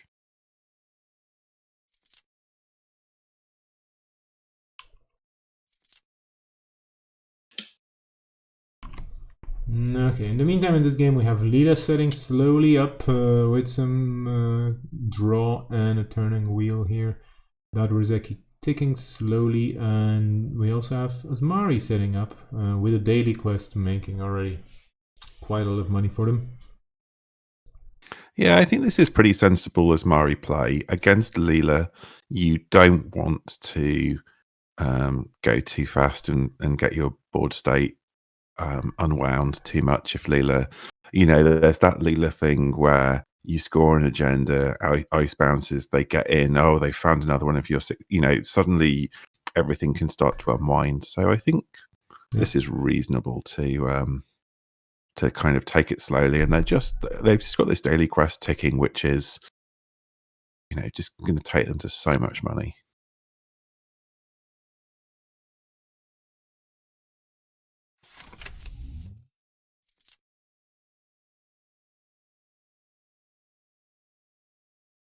Oh, that Beth is a very good include here in Lila. Like, it's definitely going to help you out.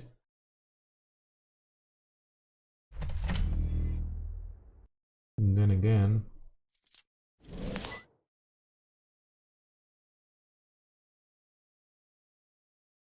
I wonder if scarcities are going to go back into the R&D with that preemptive. What else? I mean, there are 2 cards that are face down, so there's 1 scarcity for sure. There's a Rashida going back. Okay. And 1 unseen card, which could be basically anything, but the scarcity definitely going back because this is the card that you want to harass the runner with as long as you can. For now, the corporate grant is on the table, which doesn't really do a lot of damage to Asmari with 18 credits, but well, better to have it there. No, but it just chips away a little bit. If it stays on the table for a while, it is annoying. No. I mean, Leela is not going to be as all in on denial as 419, but for sure Leela's going to be running 3 diversion of funds. So, if corporate ticks for a few turns and you can get a doof off, then the corp can get into trouble. But at least you're not paying the 419 tax as well.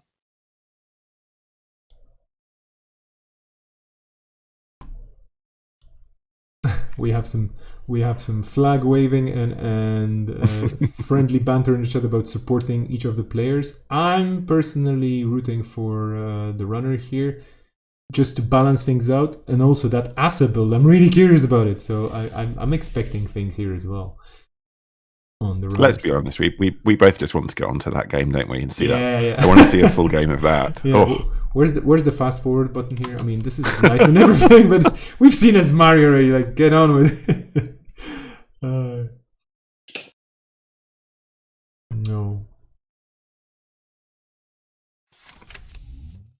I mean, so far this Leela deck looks pretty regular. Don't think there's anything too surprising in here.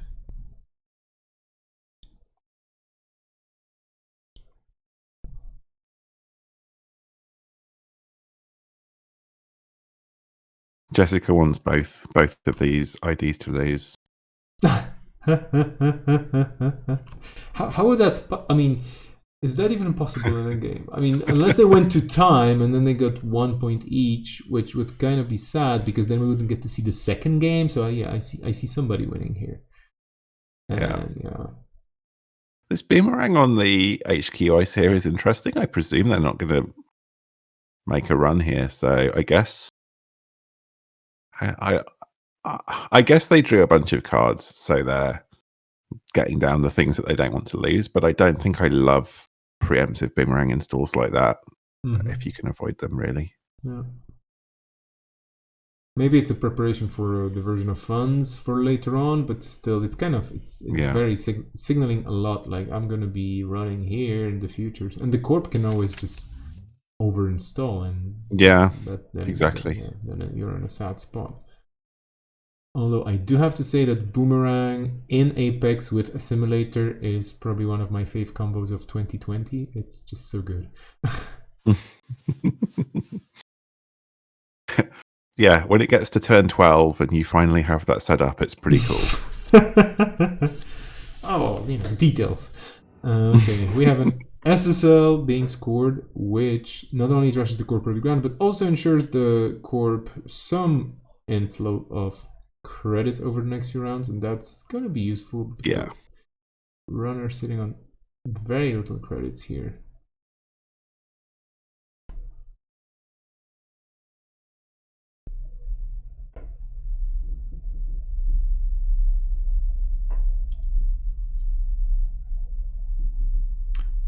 Oh yeah, Magaro is making a very good point about a way of both of these players here losing because of the IDs that they're using, because Jessica didn't like them. It's like they could just get disqualified by the tournament organizer. Yeah, I mean, yeah. That's true.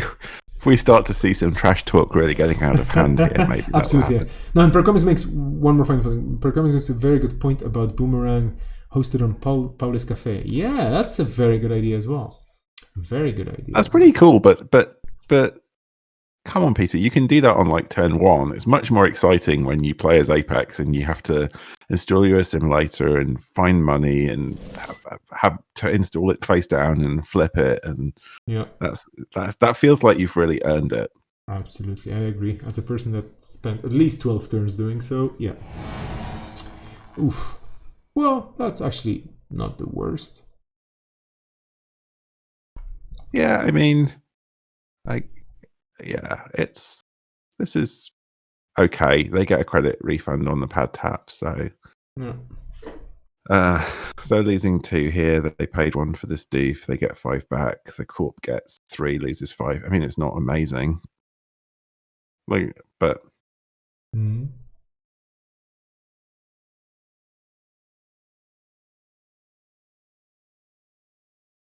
Yeah, the runner getting much needed money here, so that's good for them. Yeah, the runner's in a little bit of a better position to challenge. Ooh, double doof. To do another one of these. Okay. That's nice.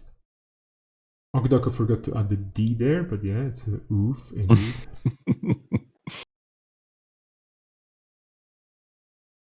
I don't think this is that bad for Asmari though, really. They've got an SSL with 9 credits on. They have their ID ability. I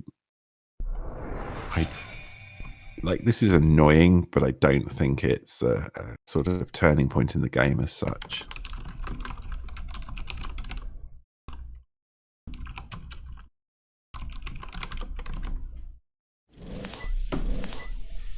Oh well. Ooh. Wow. That escalated. That's certainly one way to respond. Yeah. It's like, oh, we noticed that you have been stealing our money repeatedly. Here, have some tags. Wow. That's... Yeah.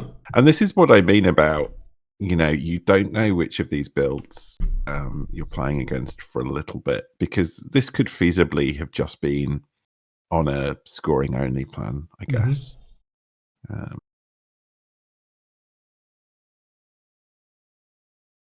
So what's the So I mean, you kind of want to play around that, and the double economic warfare is rough because you can't really play around that, otherwise you'd never do anything in the game. But yeah, it's tough not knowing if that's in the Asmari build or not.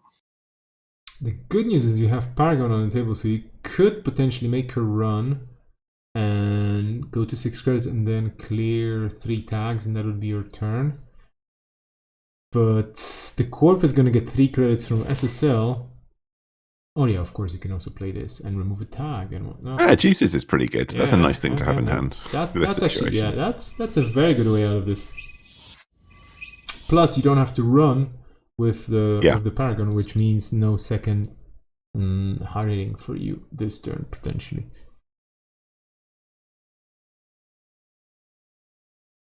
But again, those tools have now turned what was, Leela had spent 2 Doofs getting to that position of being a little bit ahead on money and maybe making the Corp take a turn off, but the Corp just came straight back with the double economic into hard hitting, and now Leela's right back on the back foot, on 2 credits with 1 drip coming in. This turtle's still only on 1 counter. Um, just shows what these Asmari decks can do, really. Yep. Yeah, Peter's saying, now the Corp install advance. Absolutely. If they have it, why wouldn't you? Yep. Now we know that Peter's Smurf account is actually Ogdoko, obviously, because calling the play and then the play happening. Suspicious. But yeah. I'm really happy that I'm learning so much about playing against Asmari here with you in the room as well, and we've seen different identities trying their wits against this type of deck, because it's still gonna be a deck to beat for a while. I assume if we have scarcity of resources off the game, that might be changing things a bit for this deck, but it's still gonna be a strong build. I mean, there are lockdown operations in play that you can also use instead of the currents. There are other repressive cards, I guess you could try and include. Yeah, and I mean, I guess, yeah, if we see scarcity, if we see all currents go, I almost feel like that's quite freeing, because then you think, oh, great, I got some slots back. What other nonsense am I going to put in here? Yeah. You can play this, boom build with a few more ice slots or a little bit more money, and you don't have to worry about countering corporate grant or hacktivist, because yes, scarcity is very good and it helps you beat Shaper in particular, but it's also a little bit about you don't want to be facing a runner current for a whole game, because it really does chip away at you, or you lose cards or whatever. So Yeah. I think it's quite freeing to not think, oh yeah, I better include a current.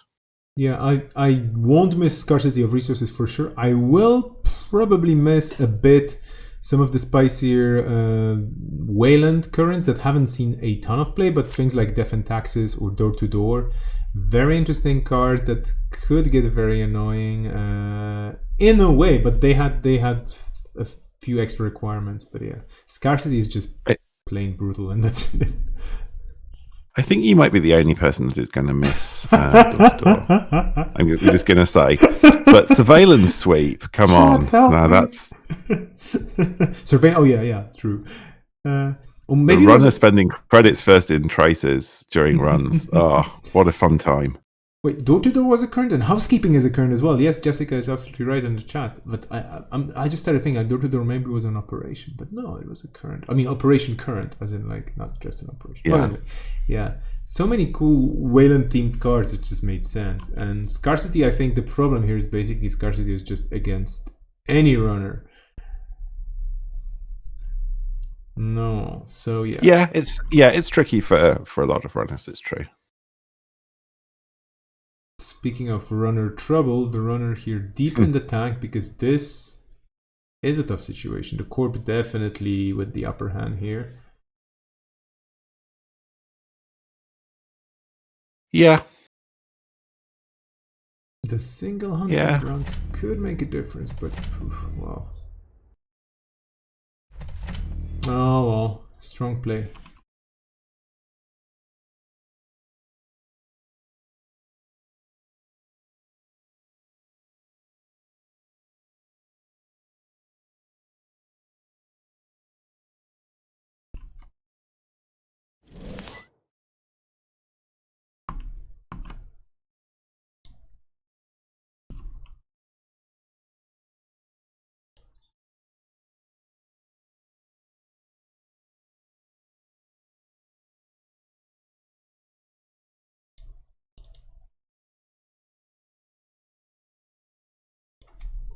I guess we're all just, quietly and patiently waiting for Ismari to do its thing and finish this game so we can, like we were saying before, 10 minutes ago, we know how this is going to end more or less, although it would be nice to see a different result, maybe. I don't know, of course, both players deserve the right to win on their own terms. They know what they signed up for.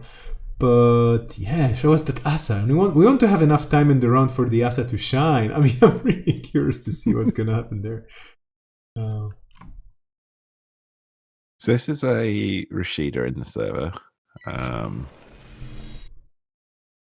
So yeah, Peter's saying the runner can still do this. I think that's true. I think this game is not over. It's tricky for the runner. Yeah, I'm a bit worried that the two corp agenda scored were SSLs, which means that the things that are gonna be more important to steal are the Bolognas, which are extra money. Yeah.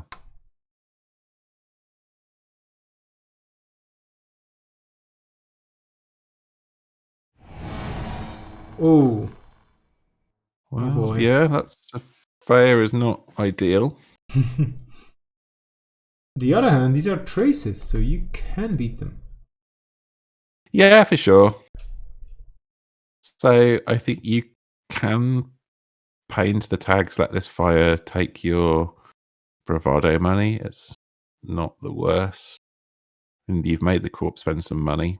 The trouble is, of course, they've still got an SSL ticking, so you're not exactly making them poor.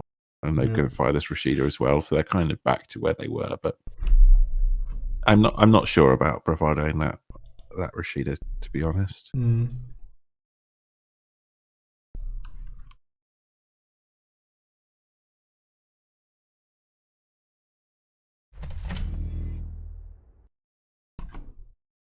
Okay, so something else goes into that server.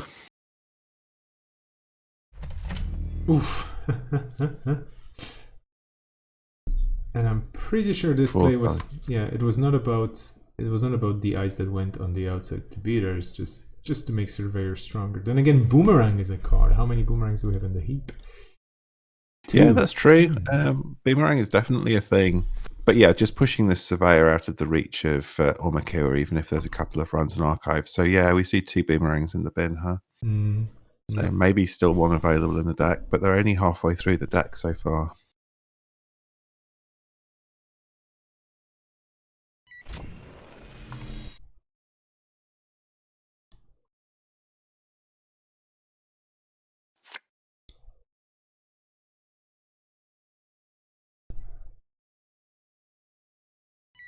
And of course, there's always the Leela out here of just finding something on R&D. They've got a couple of turning wheel counters. Now they should be able to hunting grounds that. I think they probably just clicked to encounter before it was rezzed there. Yes, they're just going to manually sort this out. Yeah, they've got a couple of wheel counters, so if they can see something off R&D, they can bounce back whatever this is in server 1.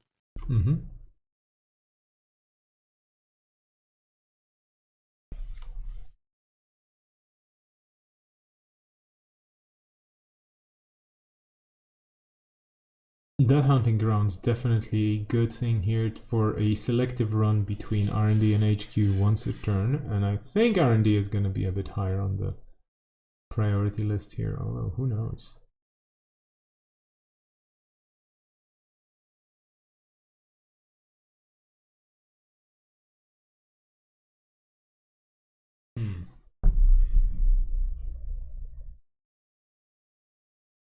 Okay, so we're seeing 2. Didn't find an agenda there.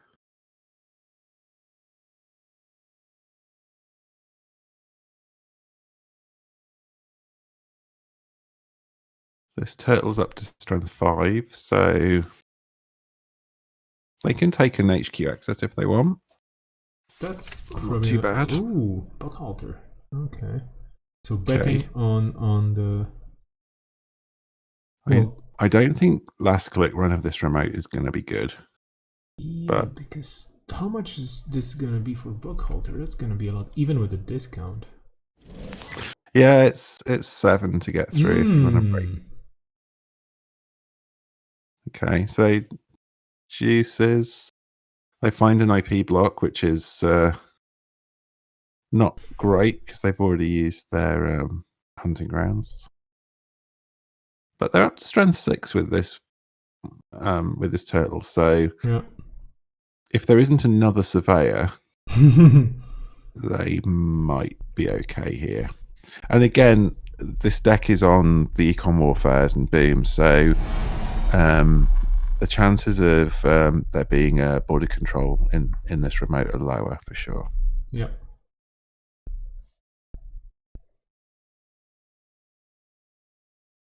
That surveyor with scary traces.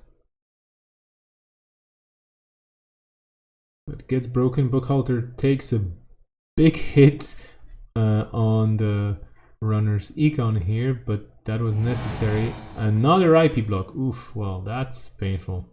That's actually boom range then. Yeah, this is very bad.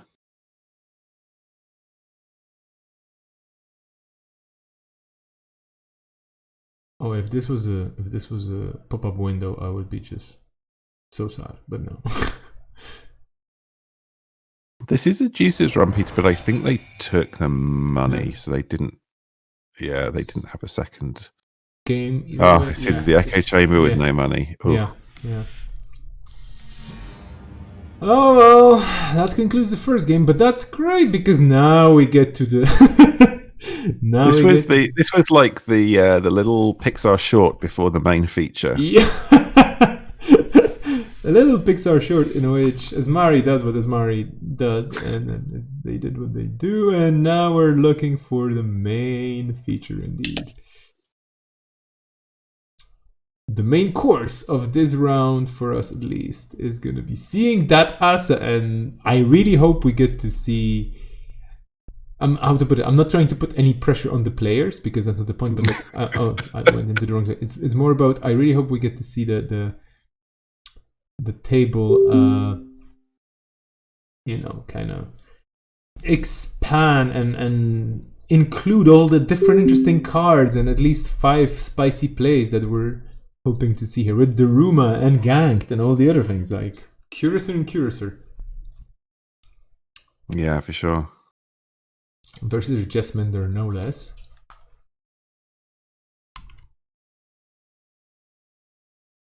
I'm just going to give you a very quick look of Cobra, dear viewers, just to make sure that you also have an idea of what the pairings are. No, actually, you know what? I'm not going to do that because only one game finished so far. So we had a split on table 14, at least from the reported results, so that you know. Still pretty early in the round because a lot of games still finishing, or the first games in this current round finishing for all the players. Okay. So I can give you one. Well, I basically have just one kind of guess here about this game. It's gonna be interesting. It's gonna be exciting to see. Really curious about that Asa.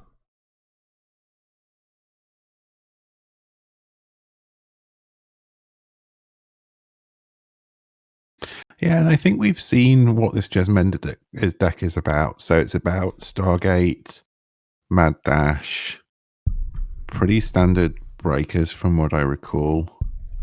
And of course the sort of signature hot pursuit for some nice Jesminder burst econ. Mm-hmm. Peter saying in the chat, runners might need to do a bit more maths. Yeah, I think there is a tendency to just run the remote and think, oh, I can get through, and then you find an echo chamber that you can't trash, and you've spent all your money and you haven't really achieved anything. Yeah, it's a thing for sure. I would like to say that I never do that, but I do that for sure. Yeah, guilty as charged as well. I mean, well, that just happens. But true. All right, so we see the remote of death starting to be assembled.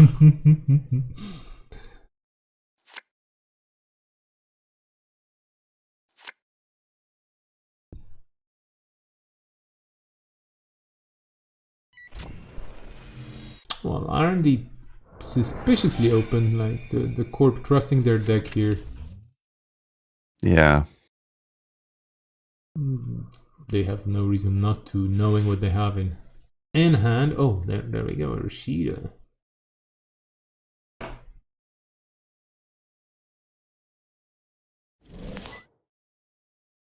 I think when we saw this Asset deck before, they were on SSLs, and I think we saw a remote enforcement. So it could be that their agenda density is fairly low if they're playing lots of 5/3s, so they're not so worried about losing something off R&D too early on. The remote continues to be assembled. Yep.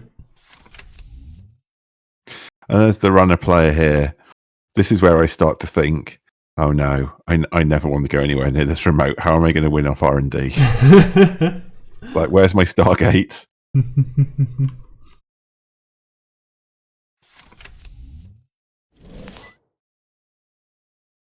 Well, okay. Who dares wins? So it's time to clear this out. Yeah. And I think it's fair to say that we have no idea what's in server 1 just yet, but we're gonna learn quite soon. Oh. Okay. So that's an itchy. I think they're on nanotech, which is a little bit awkward for breaking this. Yeah. But it kind of starts innocently. I mean, it's just an HE, nothing special. This ice has been around for a while in this format, so you know. Picomas is guessing calibration testing Arella Breaker Bay grid. I don't think any of those 3 cards are in this server. I think you're going to have a much spicier surprise, Peter.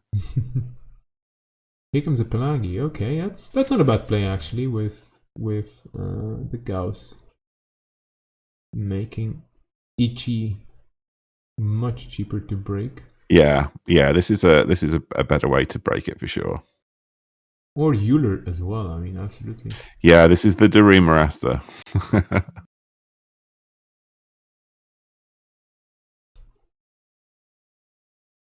So I guess importantly, if we end up hitting this Itchy again, then they cannot Palangi it for a second time.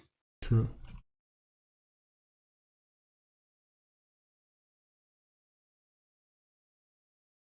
And that's going to be some bad news for them.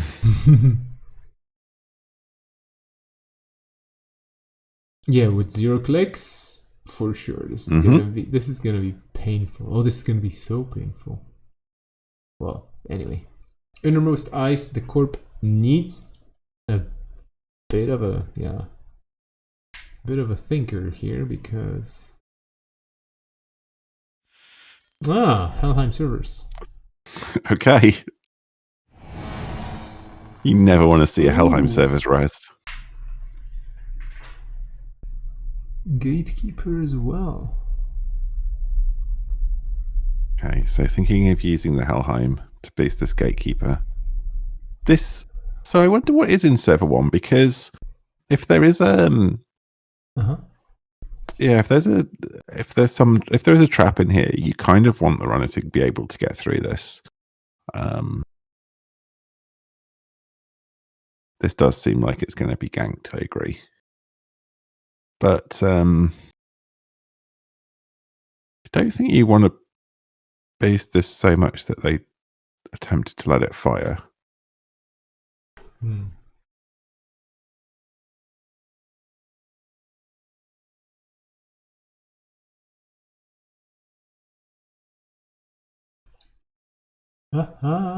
The chat here is very revealing of the thought process, or not maybe the process, but like the fork again for the runner here. Okay. Do I want to break this? Do I just want to let it fire? Yeah, so decides to break it. And now we're getting to server 1 with still 2 cards unknown.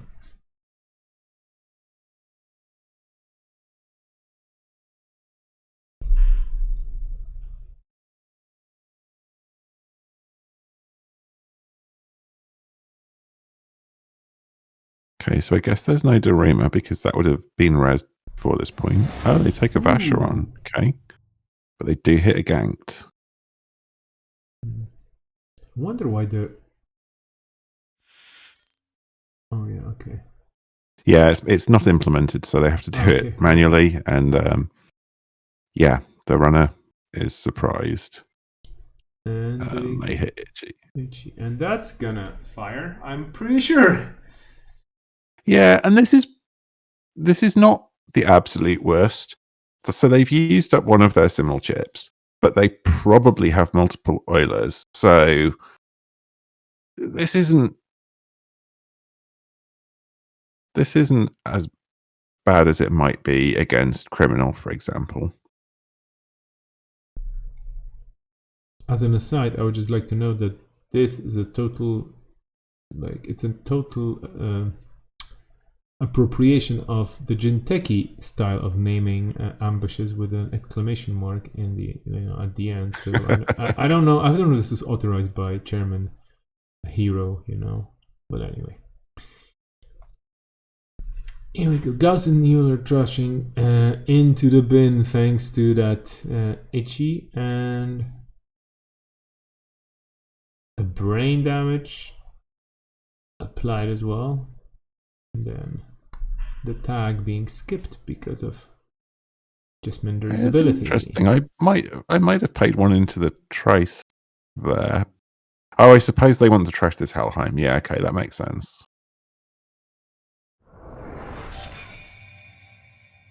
Fair enough. But yeah, it's a little bit sad when you are also taking a brain from the stim hack. So a mad dash goes in the bin. Oh, and a second Euler goes in the bin. This is a bit difficult now. Yeah.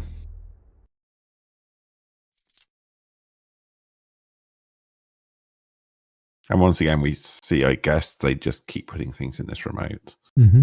And Jasminder getting a bit of money from casts, but pretty poor without much board now.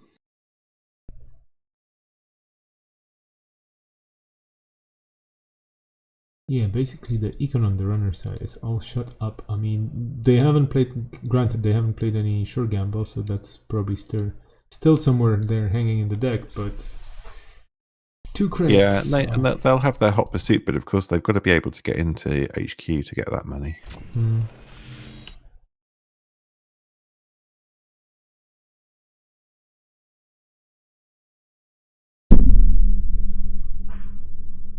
Oh, and it was an advanced assembly lines. Very interesting, but choosing not to res that ice. Okay.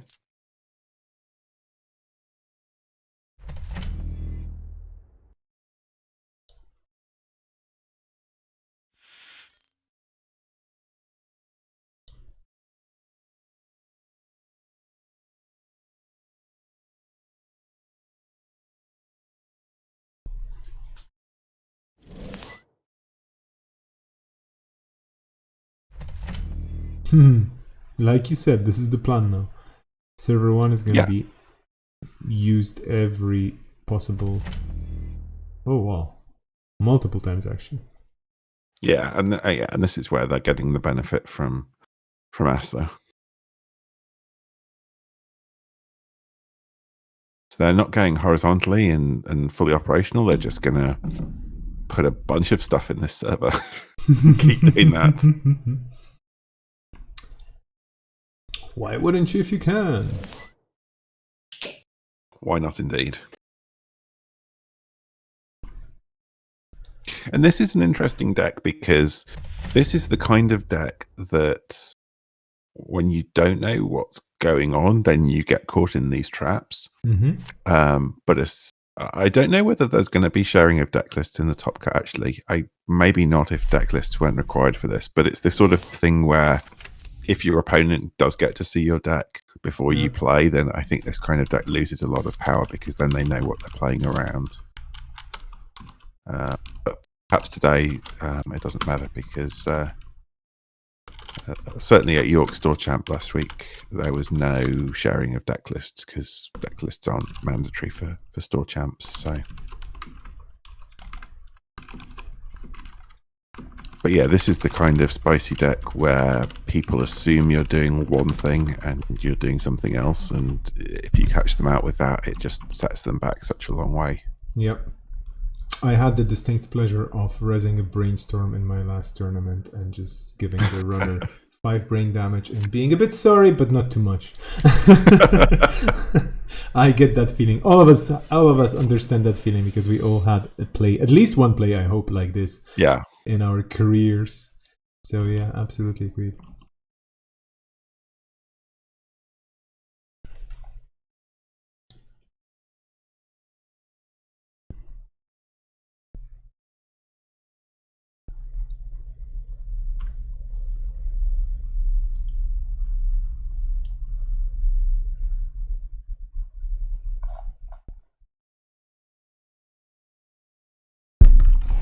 In the meantime, I'm trying to see if we're gonna have indeed shared deck lists in the top 8 cut. I guess it's like you said, if not mandatory to provide a deck list. So yeah, you can totally see players being okay with either or. For this, and there. Well, yeah, this is a slow rolling game with, I have to say, the Asa putting up surprisingly good resistance. Then again, the Jasminder not being really that aggressive because the first, that Itchy that trashed the Gauss and the Eulers, yeah, that was definitely a hit on the tempo of the runner. But now, what can the Corp do? Just basically score out slowly and try to get money up? Yeah, I think so. I guess Jasminder's taken such a hit at the start of the game that it's going to take them a little bit of a while to recover. And of course, they're also going to be pretty cautious about running this remote right now.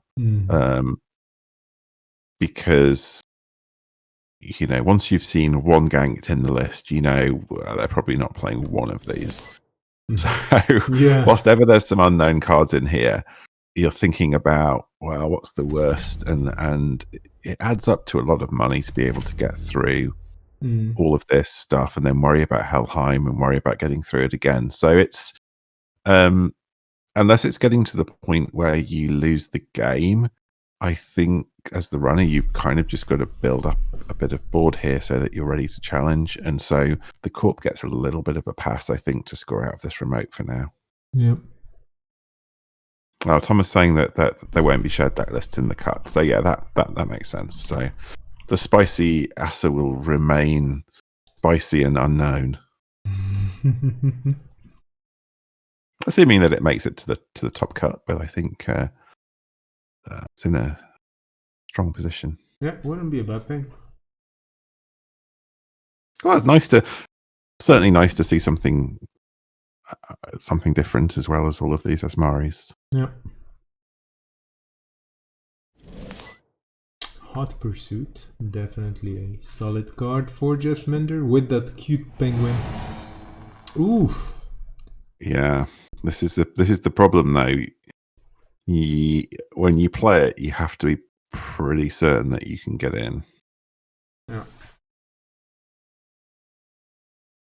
And I mean, they can, right? Because they can simulchip back an Euler and spend 4. So yeah, they can get in, but it's not that profitable. I think this is indeed what's happening here. Because you do want to protect that investment from Hot Pursuit. What I really like about Hot Pursuit, the run has to be successful for you to get both the tag and the money. So if you fail for any reason, then you don't take a tag, which is good. Oh, just hitting a snare on that Hot Pursuit. Yeah. And the runner must be thinking it's not their day today. So that's the second mad dash in the bin. So that's probably that plan off the table of stargating another Vacheron and just going and mad dashing it out of the bin. Yeah. On the other hand, the Corp is down to 1 credit, so... Yeah, the Corp's down to 1 credit, and these, saying in the chat, these centrals are now not very well defended. Strength 0 gatekeeper is not doing a lot.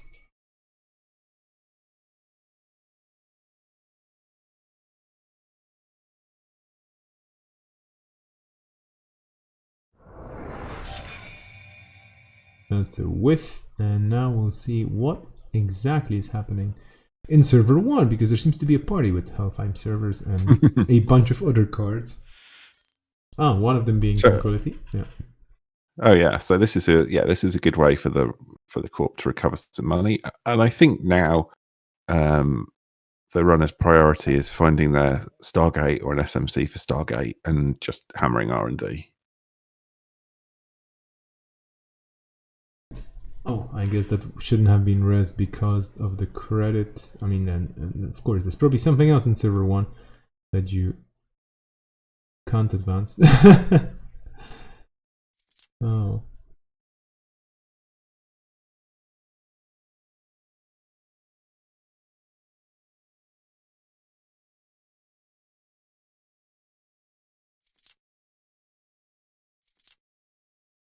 Okay. Okay, just taking some money.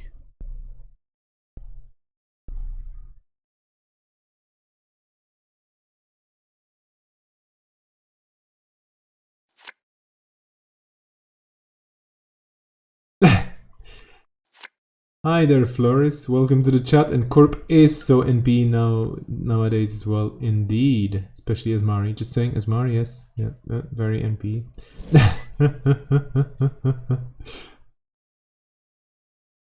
And welcome to Cable Carnage as well. In the meantime, just to let you know, more games being reported, some sweeps, but not as many as we had in round 1. Split on the top table, this is fairly important. I think somebody finally managed to take some points off Mike. We're right now watching table 2, so another top table between 2 of the most prolific players today. Oh, that's a Vacheron, and that's not over yet. But this definitely doesn't help the corp. This will probably be a Vacheron. Oh no, that's good. The SSL here is very good.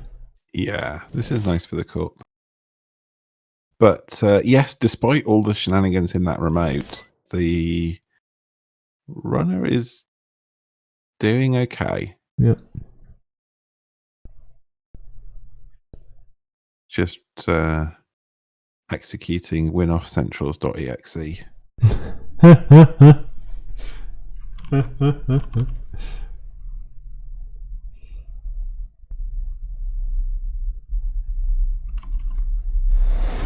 Oh wow. Welcome to the clock. Clock is ticking, and I don't think the corp can pull it off. I'm rooting for the corp. If the corp pulls off a win in 3 turns, that's gonna be big. Yeah. It's not impossible, but it's highly unlikely. Yeah, it seems tough. I mean, there's a bunch of things that we don't know what they have in their deck, and they do have some money coming in. But yeah, I think this is tricky.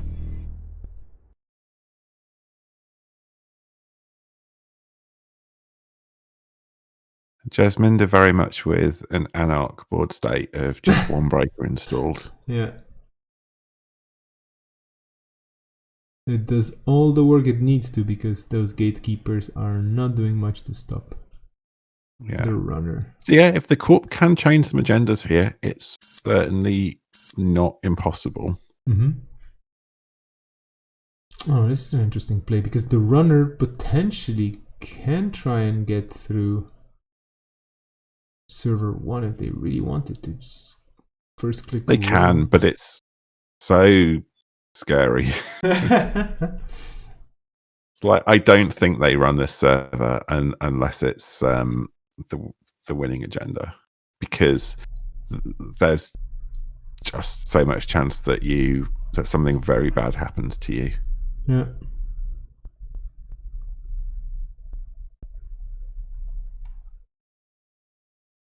Personally, if I was the runner here, I would just money up and wait, because I'm trying to count the money. And okay, the corp will be getting 3 credits per turn for the next 2 turns. But and as long as they put something in that server, they can also either take some money or they can draw a card to try and draw into an agenda. Yeah.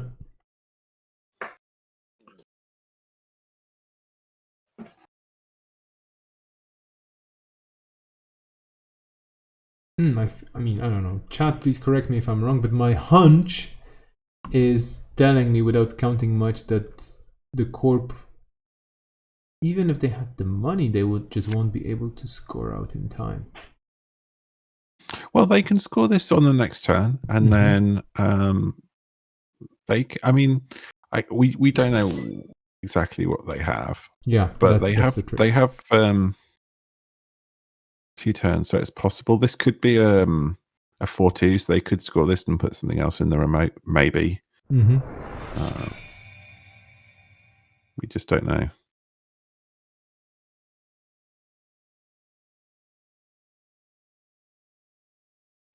But yeah, I think as the runner, you and I'm not saying I would. I think you decide if you're ever going to run the remote, and if you plan to, if it looks like it's like the corp gets to game point, then you probably have to money and be ready to run it with whatever tools you think you need. And if you're never going to run it, then sure, you can just take your central accesses. Okay, could be a second SSL. Indeed, it is. And okay, no, this is interesting now. Although, yeah, that probably seals the game one way or another. Yeah, so I guess there's a question. There's no reason why this corp couldn't run Biotic. Yeah, but will they? Ooh, Brainstorm! Well, what are you talking about? This that's a Stargate. This is the spiciest asa ever. Like, ganked, snare, Brainstorm, tear, Helheim servers. What is going on here? This is just wow. Yeah, this is where as the runner you just take a second and think, okay, well, reading your card. Yeah, just reading those cards. Absolutely. I mean, oh wow.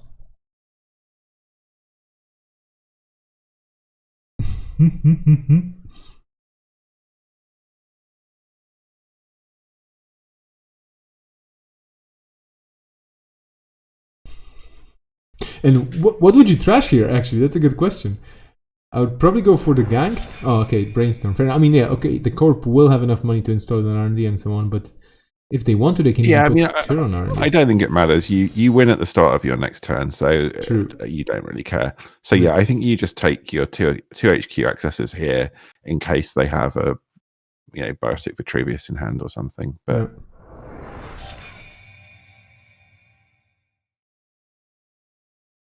and now that we know the cards are on R&D, that also kills a bit of the magic of hoping for the corp to turn it around somehow, because I don't think they will.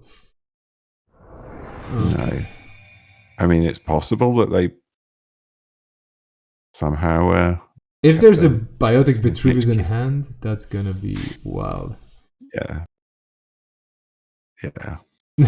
I don't think that's happening, but yeah. No, it doesn't look like it.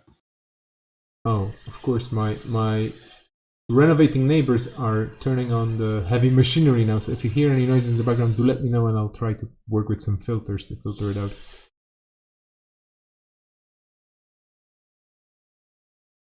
Let's finish. Okay, so the corp here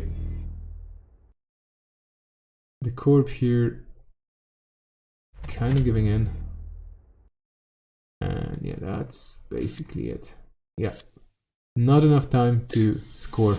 And that's it. That Vacheron, yeah, that was the game. But this was really cool. And I'm pretty satisfied with this game because we've seen some cards we haven't seen before, like the Brainstorm. And yeah. Ooh, that was interesting. That's snare. Wow. Yeah.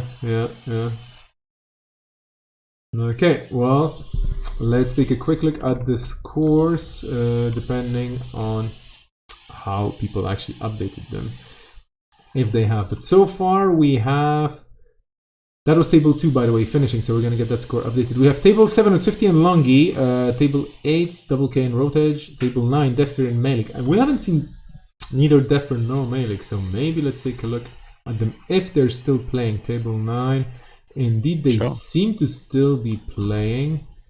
Could be wrong, but trying to log in there, and let's take a quick look at table. Oh, there's a game that's just finished. Never mind then. They finished before we get to see it. Okay, so table. Yeah, we've just seen table 2. Table 8 it is, I guess. Okay. So Double K and Rotage probably still on. Yes, and there's a Ken Tenma. Yes, what you were saying.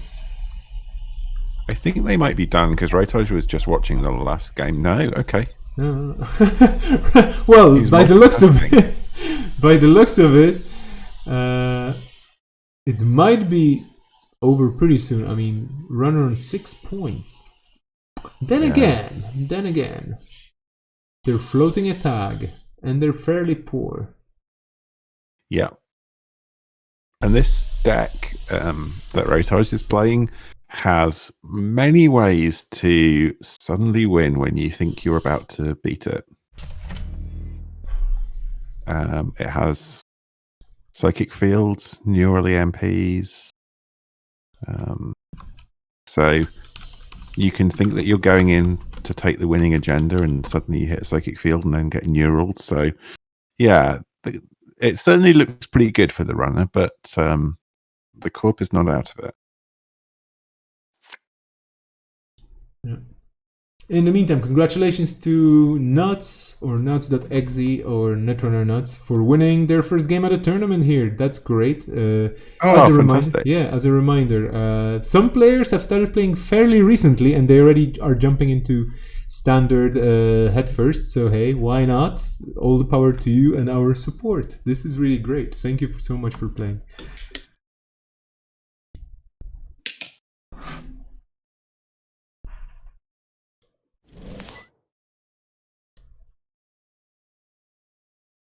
Dirty laundry.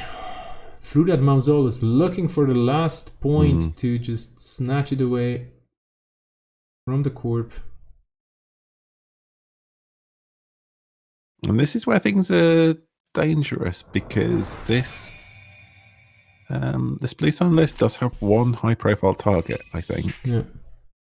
So yeah, they're clearing down to one tag, so that's safe.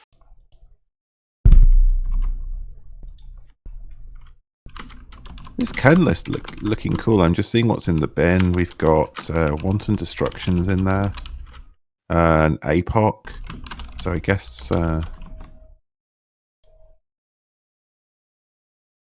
yeah, I guess maybe an APOC hit early because Blue Sun does not have much board for how late this game is. Yeah, that makes sense.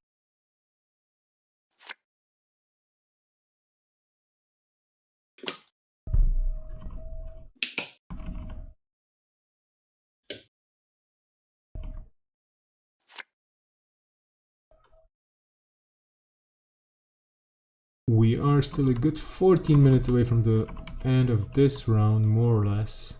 So yeah, these players, even though it's kind of fairly close on the runner side, they can still go on for a while because, yeah, I mean, the turtle on 2 counters, that doesn't help much with a lot of cards. But, okay, there you have it. Inside job into HQ. Okay, that's just a lot of poking.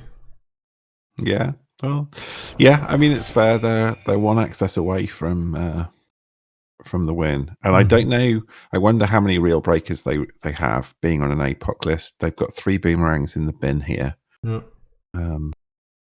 So it might be that actually they don't have too many permanent ways to deal with ice. That was their 3rd inside job. 2 spearfishings in the bin.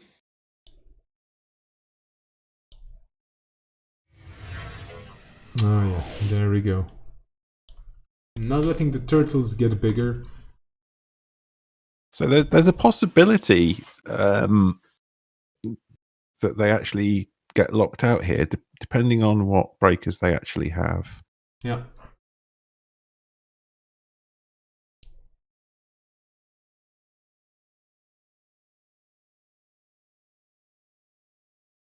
Of course, Rotar shuffled some ice back in last time with that preemptive. Oh, grappling hook. That's quite exciting. Yeah. This is a very interesting can list without... Oh. Yeah. Never mind. Blue Sun's gonna Blue Sun. Where's that Atman at 8? Like you were saying, right? A while ago? Probably. We need an Atman at 8 stat. And 3 credits. Here comes the net damage. And here comes the trashing of the top cards of the stack as well. Oh yeah, for sure. That turtle, yeah. I don't know what is it with Almakwa and certain pieces of ice. It's like, where's the hatred with a bunch of abstract floating blocks and a cybernetic virtual turtle? I mean, Oh, so the last spearfishing goes as a result of that AI trash. yeah. And there was Tycoon in there as well, so there are some breakers. Yeah. Oh yeah. So, but probably only one real barrier break, I'm gonna guess. Who knows? Yeah. But yeah, that could be pretty bad if that's all their ways 3 barriers out. But maybe some more grappling hooks. I just don't know. Yeah.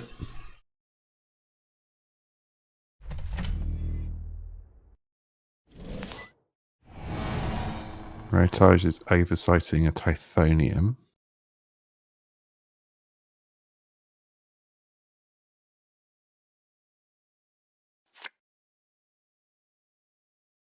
And server. And yeah, what's tricky here is though this Ken list is kind of unknown. So Rotage won't know for certain if Double K does have ways through their barriers. So they're still going to be a little bit cautious. They might have a lockout and they might not.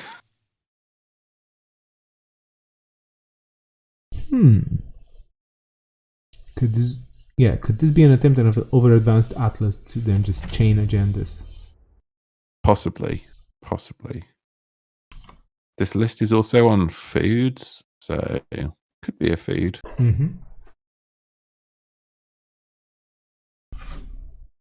This card's sitting all alone in server 3. I wonder if there's... I mean, I guess it must be a psychic field, but I wonder if there's temptation to run that for some turtle counters. I don't know what else it's going to be that's just sitting there. Chat, what do you think is in server 3? Ooh, legwork! But how are you going to be... I mean, okay, you do have... Okay, fair enough. So you're going to get some damage and stuff, but you're really fishing hard for those points. And I think this is a good play here. Like, what else are you going to do? This is probably good, yeah. This is probably very good. I think there's quite a high chance of there being an agenda in HQ. Let's take a peek. But yeah, they're losing so much stuff. Yeah. These mills off the top are pretty punishing. But if they win the game, it's worth it. Absolutely. Oh yes, there we go. Wow. Okay, well done, Ken 10 with Double K. Wow, I was kind of worried for the runner here as well, because being on 6 points, it puts a certain pressure on you to finish the game, but then the Corp was doing really everything to stop them from doing so, and it was quite interesting. Oof.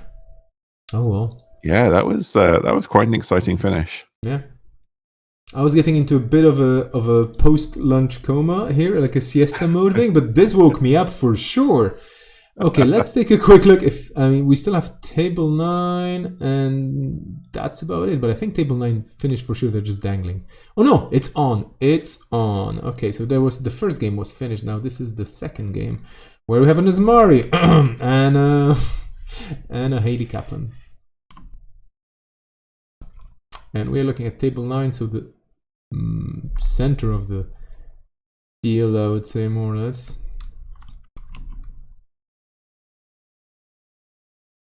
Yes, this looks like a fairly standard Aesop's Haley, I think.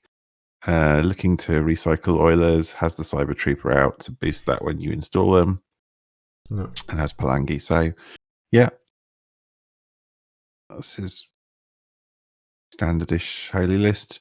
Scarcity's down. We don't know how long that's been. Oh, looks like that came down turn 1. So probably it's been quite a painful Haley setup, I'm going to guess.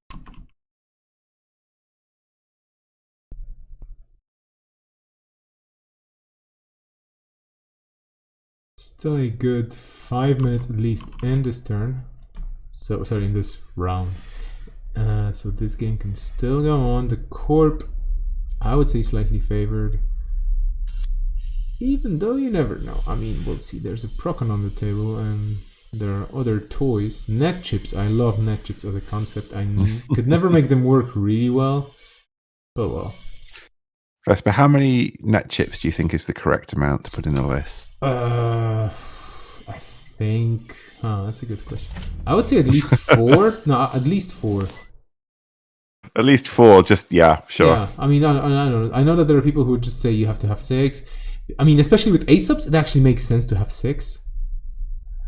I think net chips, the amount, it really depends for me on what exactly I'm trying to do with them. If I can turn them into money and I have Haley, so I can install 2, so that's basically 8 click and 2 credits for 6 credits in the future, that's not bad.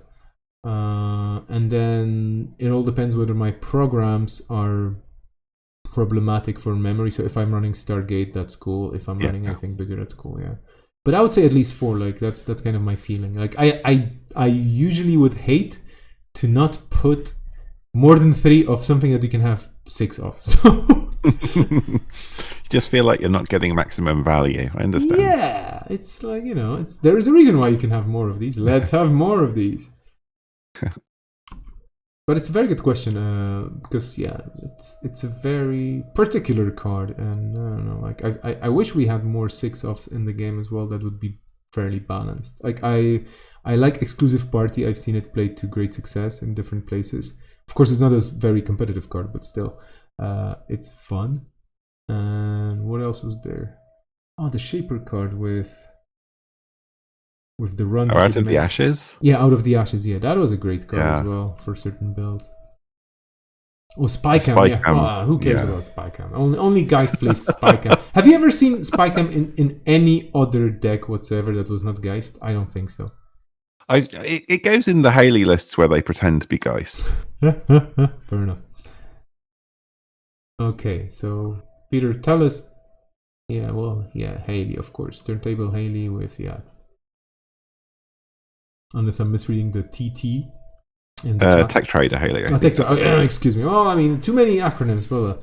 Tech Trader Haley, okay, and Panopticon Haley. Okay, fair enough. Yeah, Haley pretending to be Geist. Yeah, fair enough. Just basically the same thing.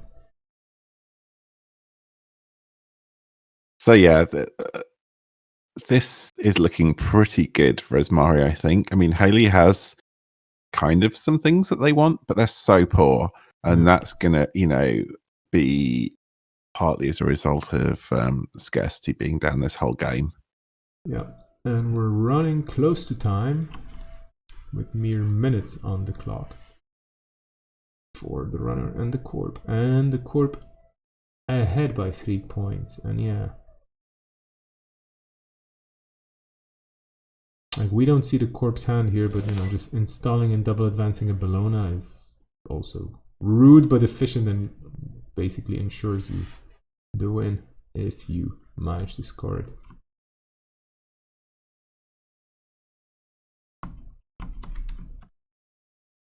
Okay, so this is indeed the last game of the round. I'm just going to very quickly preview the results for you so that you can, while the players are doing things here. So we have quite a lot of sweeps. Yeah, it will be quite interesting to see the top part of the table, the top half after this round, because we're getting closer to round 4. Yeah, I think actually no, sorry, round 5. It'll be pretty clear who has a chance to make the cut, I think. And they'll probably be a few players who are locked in for the cut at this point as well. Yeah. So yeah, we see a stim hack run here. Ooh, Surveyor at 6. It's kind of rough, but you can Pelangi that. Yep. And you probably should, because what else are you going to do? Well, you have a chameleon in the bin, but that will only be strength 5. Yeah. There's an Ica as Yeah. well, but I don't know if Ica is the correct choice here. Yeah, just break it with Corroder. That seems fine. Oh, Okay. but another one. And now you have to probably trash the Pelangi for an Ica or something else and try to get through that Surveyor. And the sad thing is, most likely that's gonna be nothing serious, as in Echo Chamber or a Bellona. Well, I think if you trash the Echo Chamber, you're somewhat happy. It's, I mean, yeah, it's nothing for you, but it's still, when they have an agenda and an Echo Chamber, it's pretty bad, because then you do have to just run everything they double advance, so you can end up running lots of NGOs. But in this case, it was a Rashida, which, you know, it's nice for them not to have it, but it's so much money to get in. Judging by the... No, this is probably the first time it happened. Yeah, probably. Judging by the friendly text banter in the chat, I would assume it's like, not again. Yeah. I mean, I think Grua is a fairly accurate representation of what it's like to play against this Asmari. Everything that you do as a runner feels so bad.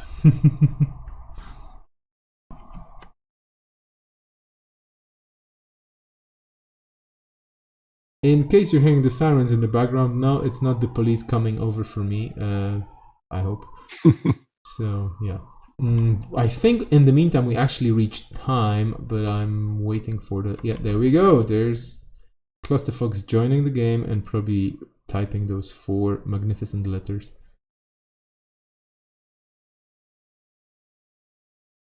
Which, of course, by that I mean beer or wine or whatever you prefer. Time, guys. Okay, that's actually 8 magnificent letters.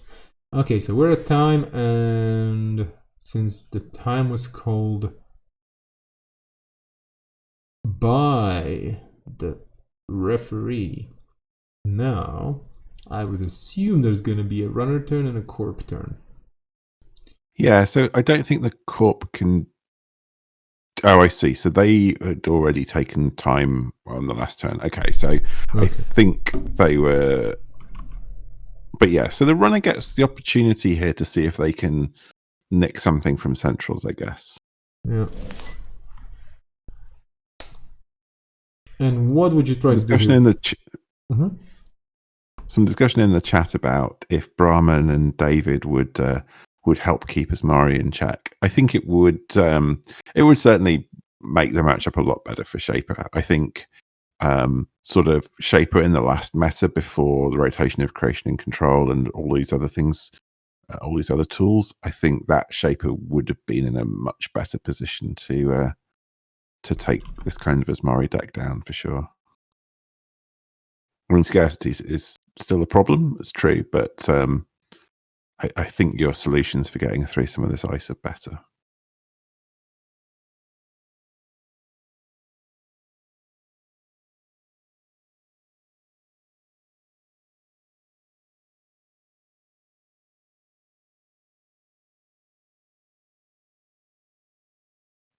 So yeah, now what is a good line here for the runner to try? Would you try and just push your way through R&D and hope for skimming something off the top, or would you try and poke HQ for some single accesses, given that the corp still has 11 credits and nobody knows what the ice on HQ is?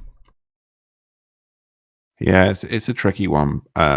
It's not totally clear if you can get into R&D, I think. Depends what the outer ice is. So HQ is probably safer.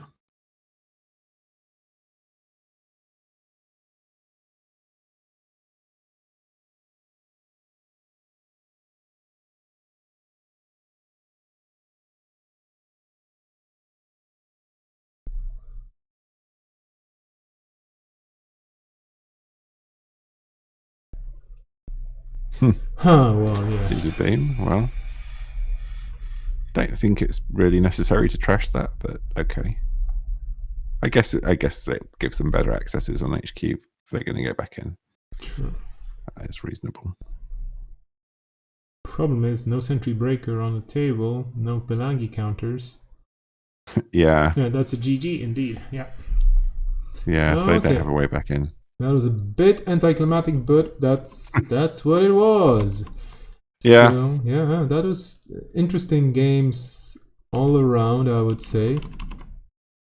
And this was round 4. I thought for some reason it was actually round 3, but no, round 4. We're at round 4. This is taking a long day, and we're still gonna have top 8, so we can totally expect a lot more Netrunner. Yeah, there's plenty more. I am going to have to leave you for a little while as I go and take one of my rabbits to get its vaccinations at the vet. But I will hurry back and try and join you for the cut if you'd like me back. That would be perfect, Paul. Thank you so much so far for those amazing 4 rounds of Netrunner. Please do come back. Please, of course, safe travels and good luck to you and the pet. Bunny or rabbit? Is it a? I'm never sure. Yeah, well, both. Bunny rabbit is all fair good. enough. Okay, so yeah, so good luck to you with the medical mission. We're gonna be heading into round 5, the final round soon.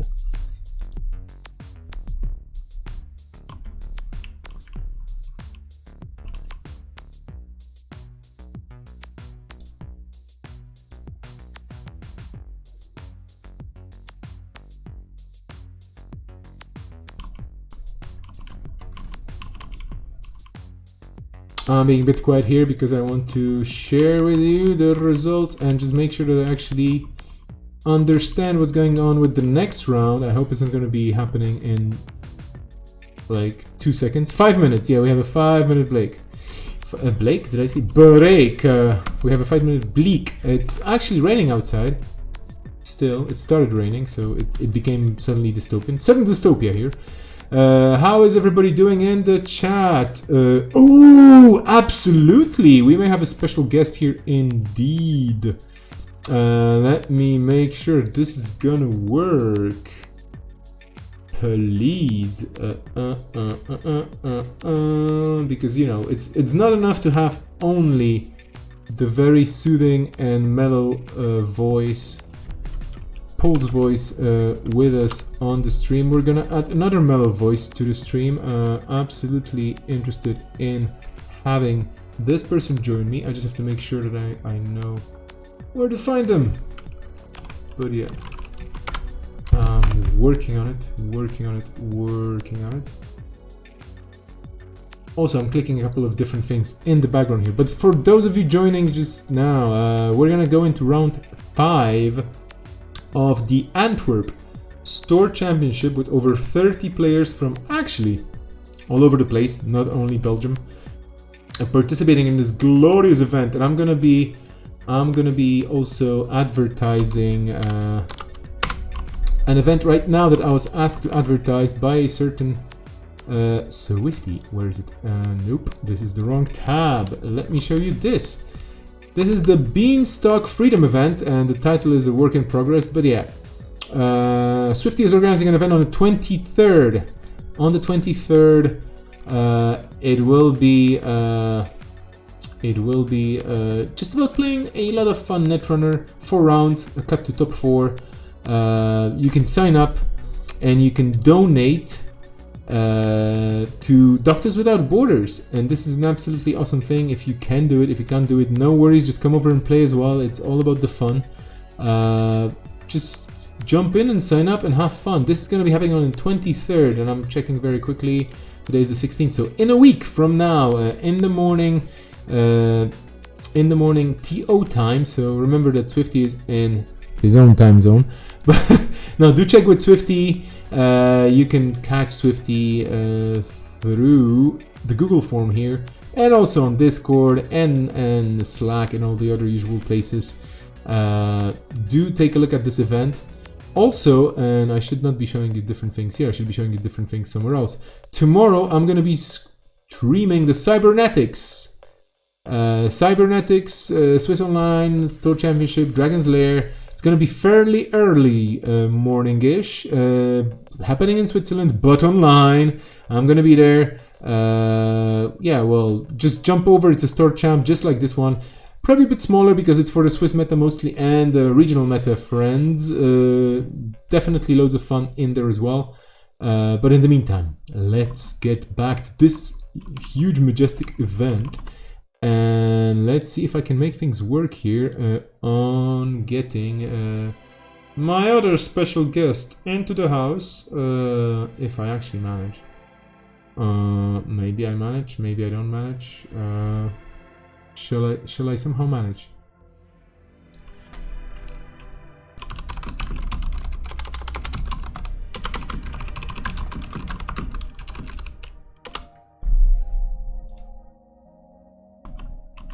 And let me just see again on Discord. So many Discord things happening here. Like, you know, we are up to the last pairings, and just a quick analysis of the scores. We have Mike B and Okodoko on 21 points, pretty sure getting in there into the top 8. 2 Asmari, well, more Asmari coming. We do have the Adam M. Loden, unfortunately drop all the way to 13th.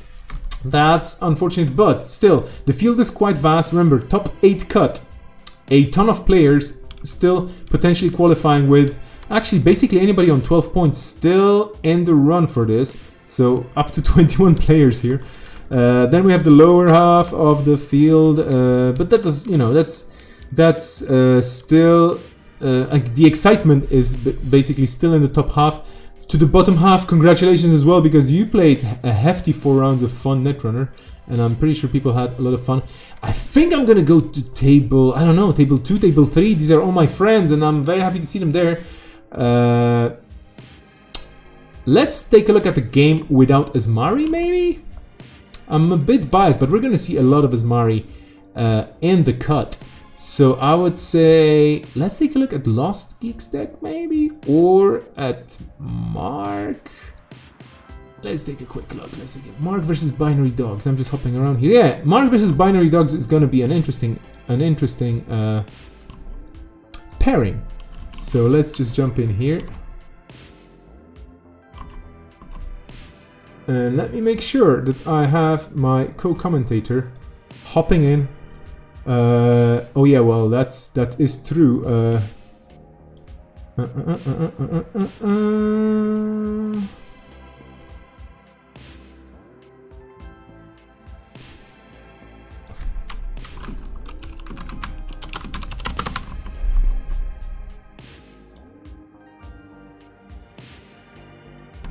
Okay, all the pings left and right.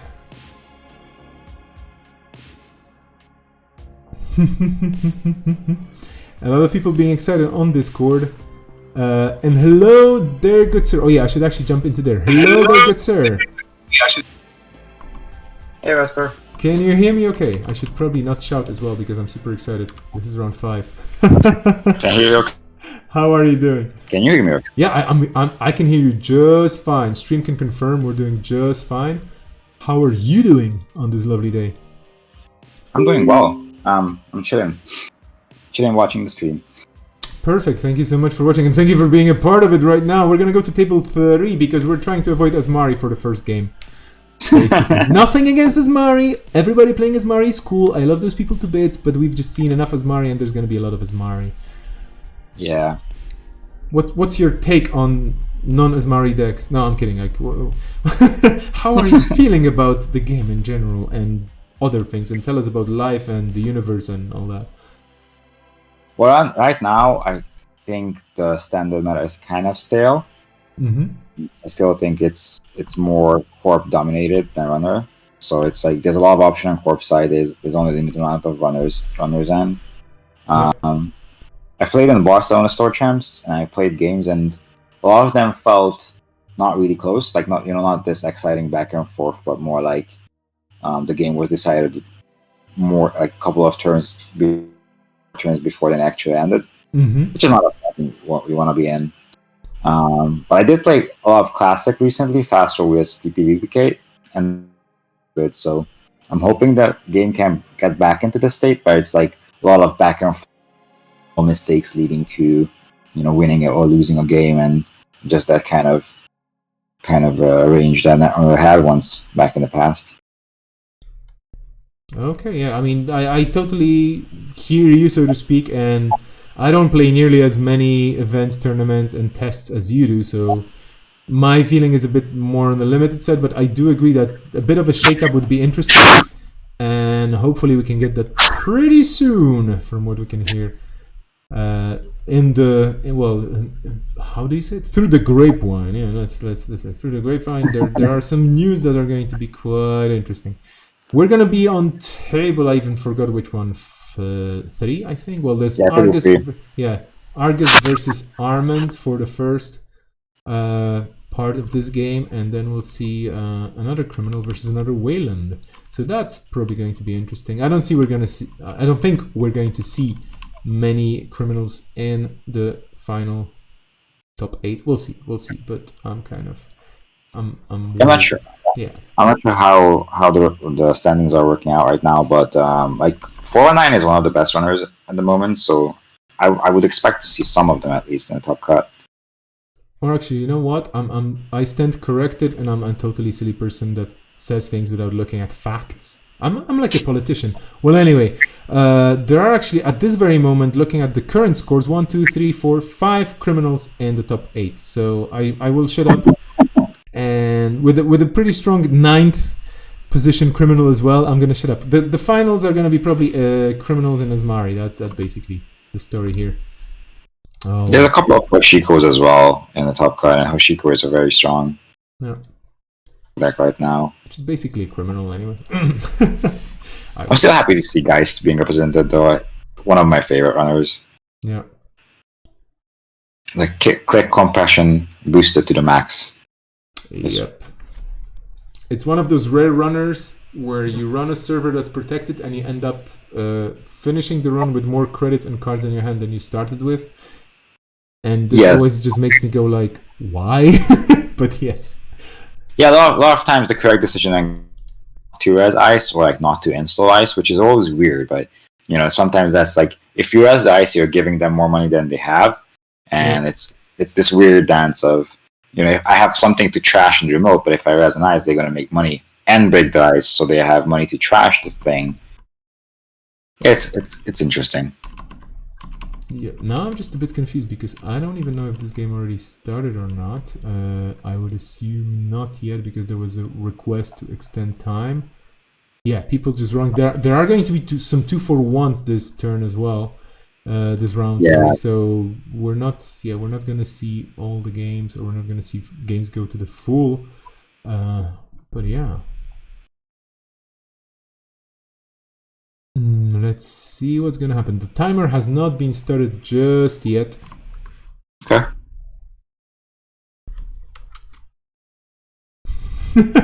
Now we're reaching that point where while simulating rolls on the server to randomize sides. Yeah, it seems to be working, but we were suspecting for a second if the dice actually rolls anything else other than 2. Well, if the die was rolling 2 basically for all results. Well, anyway, we are on and the game is on. I mean, that's how random works, right?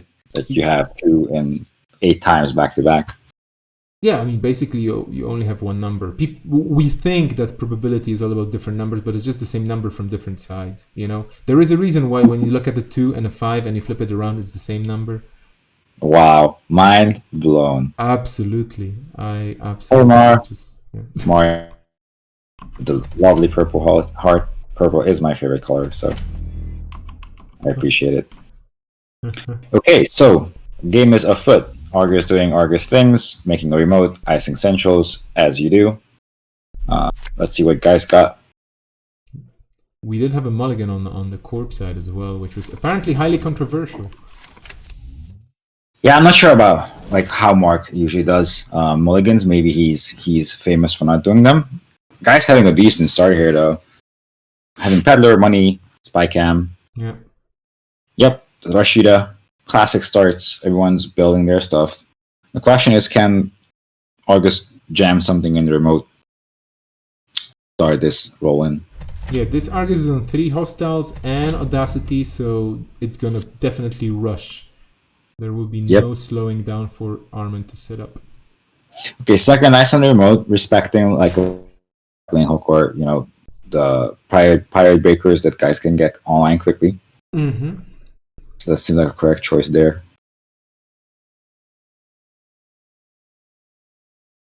Yeah, Corp is on 6 credits though, so if they rest 2 things, they might not be able to score.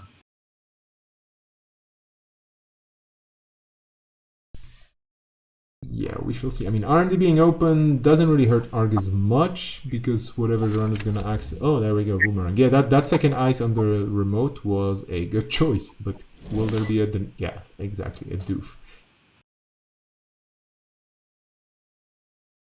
Oh, a spider would be quite spicy. Yeah. Another spider web is just an offshore, which is still good enough.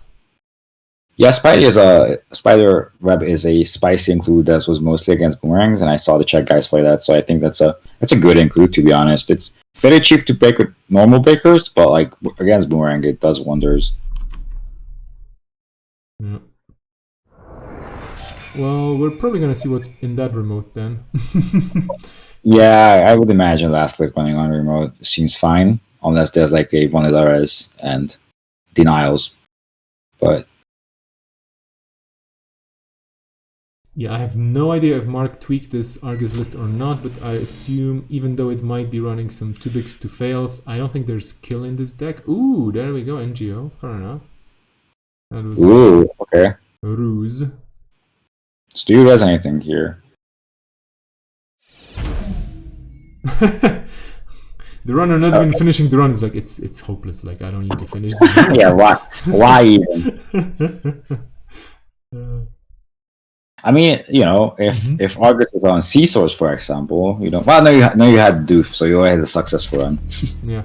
Oh, there we go. Too big to fail, and the corp is like brand new. It's like I don't care. Money, I have money. Definitely plenty of it. Well, that remote is not very Argus-like.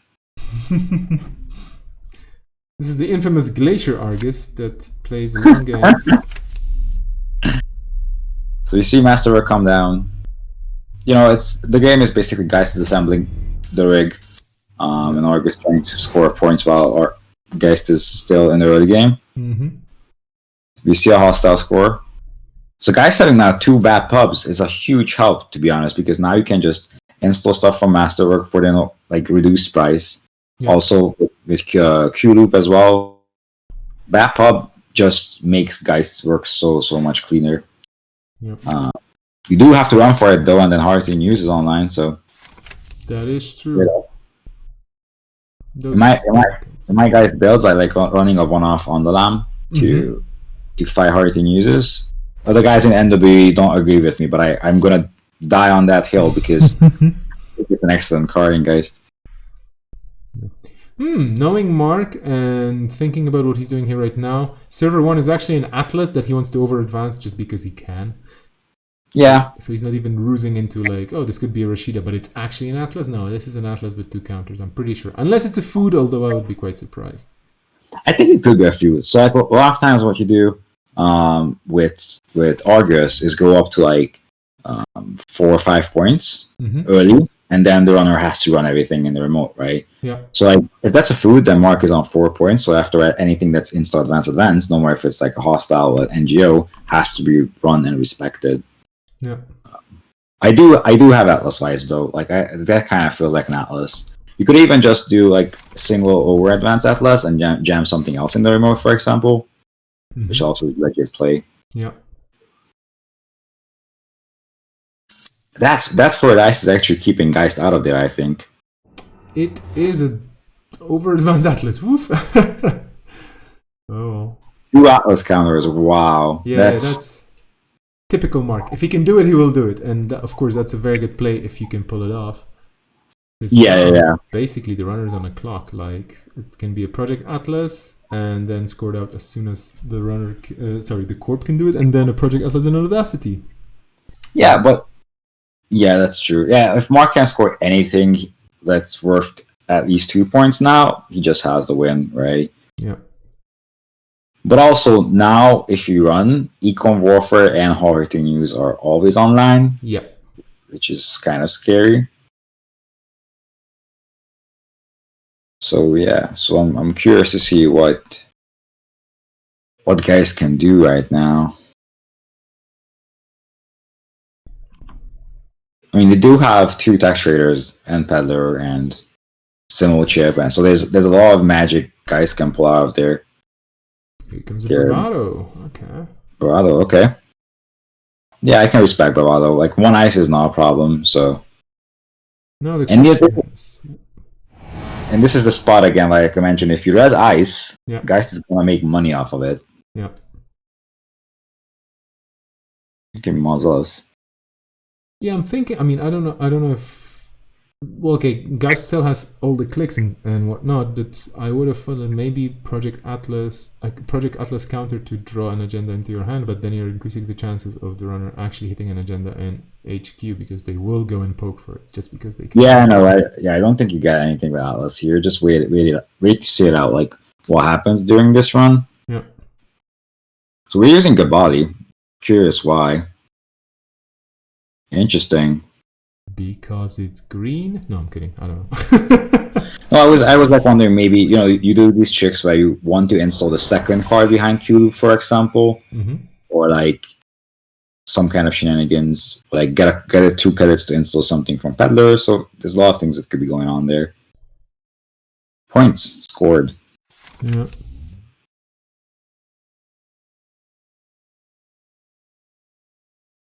I hope we're not forgetting about the tag though. Yeah, tag here would probably be quite painful. Then again, the corp would have to. Oh well, there we go. And Dude. Bahali is just nice for this. Yeah, this is a pretty clean way of doing. Yeah. You still have the click left to remove the floating tag you have. It's pretty dope. Yeah, so you see, guys can like set up to these turns where they are like incredibly strong. Yeah. So even if Mark can go fetch Econ Warfare and Hard News, he does not have enough credits to do something meaningful with it. He could go too big to fail, I guess. Yeah, it would be good to know what Mark has in hand right now because that's this is the decision-making tree. Like, what cards do I have? What can I draw in with the Atlas? What's my Econ? He could also just score in hostile, to be honest.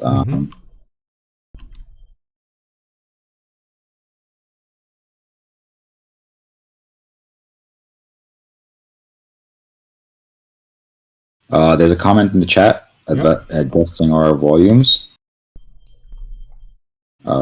Oh, okay, yeah, sure, absolutely. Apologies for this, and thank you for letting me know that this is going on. Okay, we're doing fine here. I'm looking at the fancy equalizer here. This should be probably a bit better now.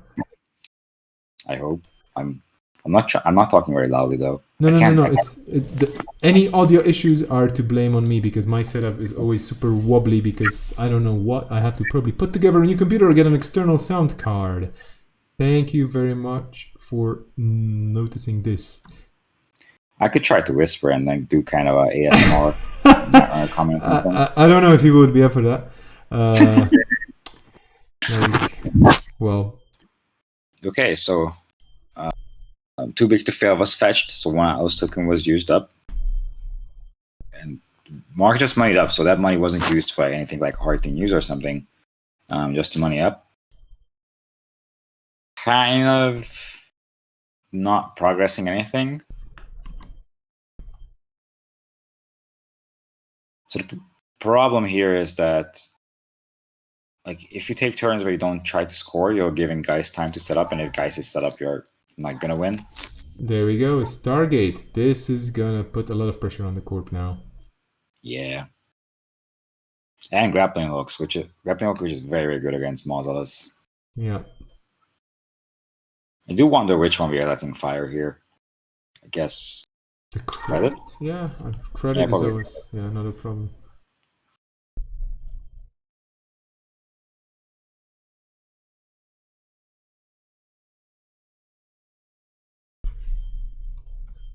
And there we go. There's the food. Yeah. But there's also a surveyor and a Rashida. I would actually probably trash the. Oh no, okay, the food. Yeah, I'm thinking because Yeah. maybe I would trash the surveyor and go for the food. I don't know. Well, then you're allowing last click. You can't actually break the mausolus, but then you take 2 meat damage, and maybe the cards in your hand are more important. But yeah, I think that would be also been legit. Like to trash surveyor, use Simo chip to get back grappling hook, and then run back for the food. Well, like surveyor is not for guys. Surveyor is not that difficult to break because you usually have on-demand boomerangs. Yeah. But also grappling hook plus Kabali is a very clear way to take care of it. So Oh, I just it's noticed one Project Atlas counter. It has been used, and I don't know what it was used for. I kind of. It was used for the too big to fail. Okay. Fair enough. Thank you. Thank you for noticing this. Yeah, this is important. Yeah. So with I'm not sure about that turn because Mark used the Atlas token to get money, but then didn't really use that money for anything, like not even jamming something or more like hard to use or something. So I kind of feel that token use was a waste there. We'll see. Oh my god, the R&D. Yeah. This is not a setup I'm used to in Argus. I think Mark's plan right now is basically try and get the hostiles out and the atlases because that's probably his win con. So he just needs to get 2 more hostiles out somehow, and then just audacity the atlas, or the other way around. But basically, I don't even know if you need a scoring server at this point. Probably would have been better to have more defenses against the likes of Doof or Bravado. Yeah. HQ.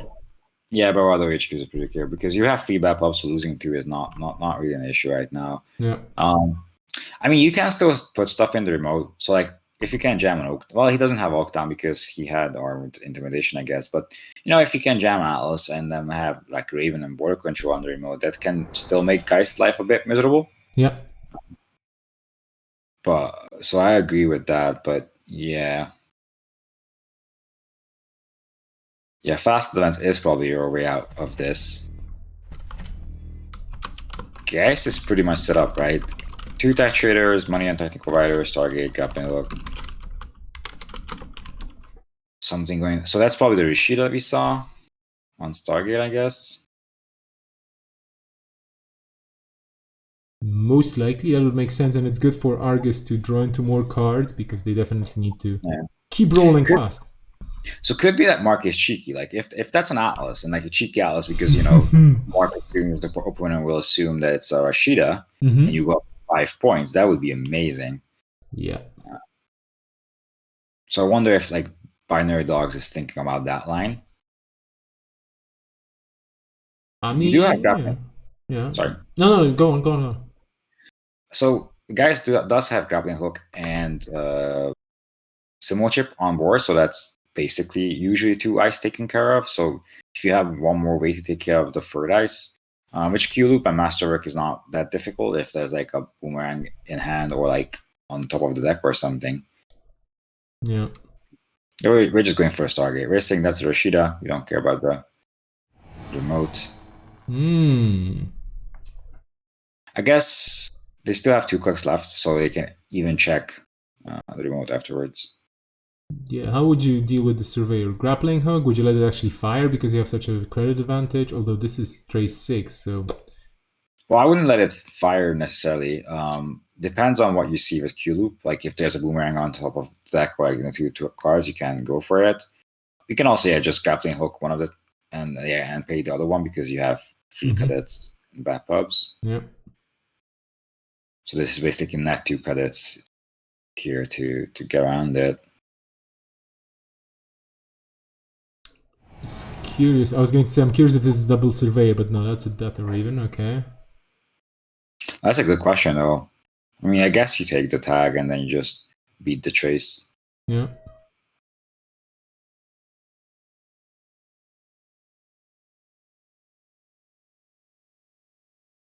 And then you probably got back the grappling hook for the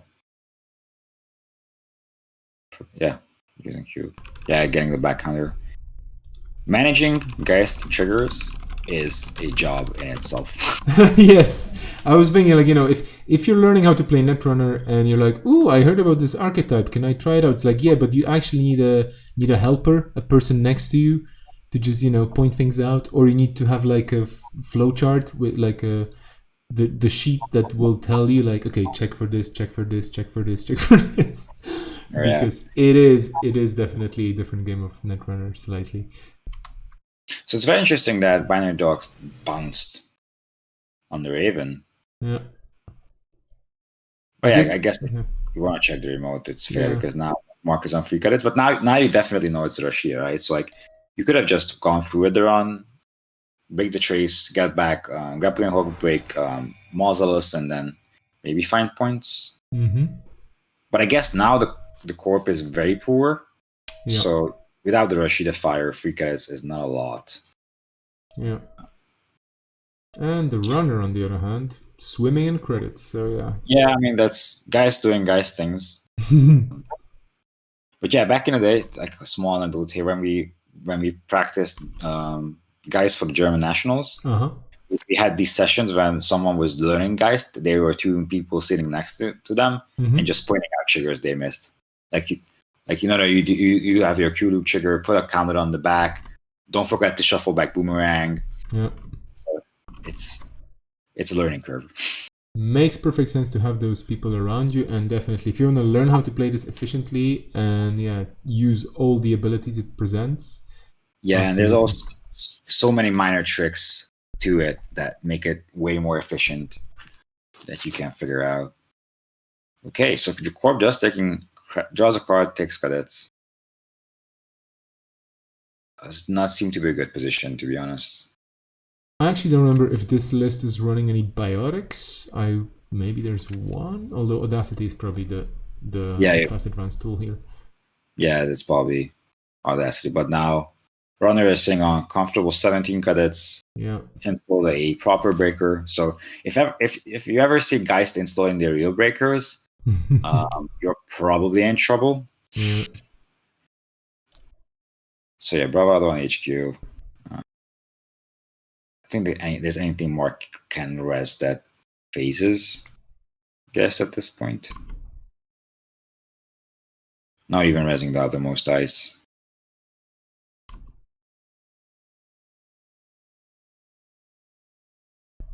Yeah, and that offshore, I mean, it's doing its little bit, but it doesn't really help much. Yeah, again, 3 bad pubs is a lot. Yeah. It's this interesting balance in Rail Index, right? When you give the runner bad pubs and while you're trying to use the tempo advantage for the cards that give you the bad pub. But if you let the game run long enough, that value will haunt you in the end. You could say it's corporate karma, even, maybe. Like you've done some other things. Sorry, go ahead. No, go on. No, I was gonna say we do see Econ Warfare in hand, but it's too little too late, I think. Like even if you double Econ Warfare, the runner is on 13 credits. Yeah. Okay, is that a hostile? I think it's an NGO. Yeah, it could be. Yeah, it's probably an NGO. Or a sneaky food. Yeah, if that's a score, it's a very cheeky one. Yeah. I don't think Mark would be risking playing anything other than an NGO here. But then again, what do I know? Maybe it's a last-ditch effort, yeah. Well, the thing is, you are in a very bad position right now as a corp, right? So maybe it's the kind of play you have to go to to get back into the game. Because if that is a food and Mark scores it, he's on 6 points. Yeah. I do, however, see something happening here, which is maybe I'm wrong because there are still some cards left that we haven't seen, but I think there's going to be a third diversion of funds played after the Stargate. I don't know. Something tells me. Yep, that could be very well the case. That's always a very easy solution to problems that I don't know what's in the remote, but if you have 0 credits, I don't even need to care about it. Yeah. So we're doing the Stargate run. Yeah. A lot of credits on the runner's end. Actual breakers to break mausolus, run corp losing 1 credit. While doing so, on the Stargate. Okay, interesting. So what will you take out of this, P? Well, HHN doesn't really make sense anymore. Mausolus is... I think Pricing is okay because it's the cheapest card that the Corp can do something with. Then again, I don't know, like it also costs the Corp money. So basically, yeah, I mean, Pricing you can always trash on access. And the current situation, though, if you're aware of Pricing being in play, like in Corp's hand, then you will always factor it in when running. So I think HH, no, that doesn't really make sense. Like unless you're planning to spend your 19 credits on something totally useless, which you probably don't. Yeah. No, I agree. I think Bisec is the good solution because it could go into the remote, and the only out the Corp has is basically creating a remote with like a lot of presets, a lot of ravens, and border controls. Yeah. And removing that kind of also takes away something from the Corp that they can just jam in the remote. So there's like one less thing that can be put in there, right? Yeah. And Mausolus doesn't like I mentioned, Geist makes money on breaking ice a lot of times. So if the Corp spends 4 credits on raising a Mausolus and you make 3 credits on breaking it, that's a hell of a deal for Geist. Yeah. So we're running the remote. Okay, an NGO, so yeah. Then will the Corp even res? No, not at all. Okay. I don't think there's much that's like worth resing in this situation at all. Yeah. You could maybe do like a border control just to gain 3 credits and res it for 1 cheap basically, but surprisingly enough, even though the Corp is kind of down, or not down, but like definitely not favored in the current situation, I still think there is a chance for the Corp to win this because it's just Argus, and on fast advance it can do things, and yeah. Yeah, I mean, you basically just need to score 2 hostiles in Atlas, right? Yeah. Okay, so the remote is online. Yeah, and there was an Atlas counter used to put a Project Atlas into HQ. So now the question is this an Atlas in Server 1? Which it probably is. Yeah. But then again, it could be a third NGO? I don't know. But so unless you want to Audacity your second Atlas, which seems like a very bad idea, yeah, I think that has to be Atlas. And this kind of says that Mark is sure the remote is safe, which I am not so sure about. Well, we do have an Amina on the table. We don't see any tools just yet to break stuff. There are, what? No, there's only 1 boomerang in the bin, 2 grappling hooks. Yeah, I'm pretty sure the Geist is holding a few tools. Yeah, and the thing is, because you're shuffling the deck afterwards with Boomerang, and there's only so few cards in the deck, you could always just try to Q loop. Like even like the classic blind Q loop where you just reveal the cards for a credit, and if it's Boomerang, you're happy. If it's not, you just lost like 1 bad pub, so it's usually fine. Yeah. But I can respect the Stargate because it gives you a lot of information. It's not like that expensive to do, and you could just win off of it. Yeah, and there's okay, the food probably goes into the bin, and that could actually be game because if the runner manages to get into server 1, then archives are just win. That's it. Let's see. Yeah, I agree. So now you have to figure out how to get into the remote and run archives as well. So we have 2 clicks to get into the remote. So you do have to respect border control. Yeah. I mean, to be fair, if the runner has to go tag because like there's 1-2 ravens on the remote, and that is actually a cheeky NGO, that would be amazing. Yep. But I think that's pretty clearly Atlas. Because if you put down an NGO in the situation, like how are you gonna score the Atlas next turn, right? So it's not gonna get better. Yeah. And like you were saying before, I mean here the runner has to respect the possibility of Corp going to 5 with a Project Atlas counter, and then that's basically game, because Audacity and the last Atlas, that's done. So let's see what they do about this. And yeah, like the 3 clicks, they don't seem to be enough. I mean, well, let's see. I mean, 3 clicks are many, and if you're banking on that being an Atlas, you can go tag me. I guess the question is, what is it? So Mark has basically 11 credits at back to work with, right? So let's see what he can use the 11 credits for. Okay, so here's the first thing you have to figure out how to deal with a border control. You definitely need something, because barriers are a thing. Oh, actually, that's a fire then.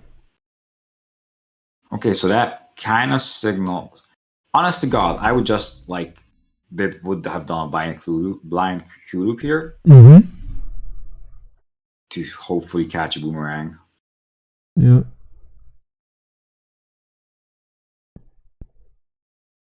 But I guess, if you use boomerang on it and they will trash it, trash border control, then you're out of one more boomerang, I guess. Yeah. I'm not a fan of bouncing here. Okay, so the runner letting the corp have whatever it is in server 1. Yeah, I can respect the safe line, because there is 4 points in the bin, and you do have a Stargate online, right? So I guess this is the very safe way of playing it, because this way you cannot be blown out by any cheeky who plays on the remote. Now it's the corp's turn, and I'm wondering, now they have to think. Haha, indeed. Interesting. So I'm not sure if Mark is running preemptive, for example. I know some Arguses are. Yeah. Because if he is, he could go advance, and then preemptive. Oh. Well, that's Basically, anything that takes away these points in the archives from the runner's single-click access for 4 points is making it easier for you to survive the next turn, I guess. Yeah, I can also see Mark just scoring out and getting an Atlas counter, and then hoping the deck doesn't one more point, which is a fairly thin ice to walk on. But if that's I think that is better than just leaving the Atlas in the remote, and then. I mean, if you can't leave the Atlas in the remote and shuffle back 2 foods some way, that would be a good line, but maybe there's no way to do that. You could Consulting Wizard preemptive, which would be pretty wild. Yeah, that's an absolutely possible play if he's running preemptives. That's the question. Yeah, but Marcus is taking his time, and I think this is a very difficult turn to figure out. Yeah.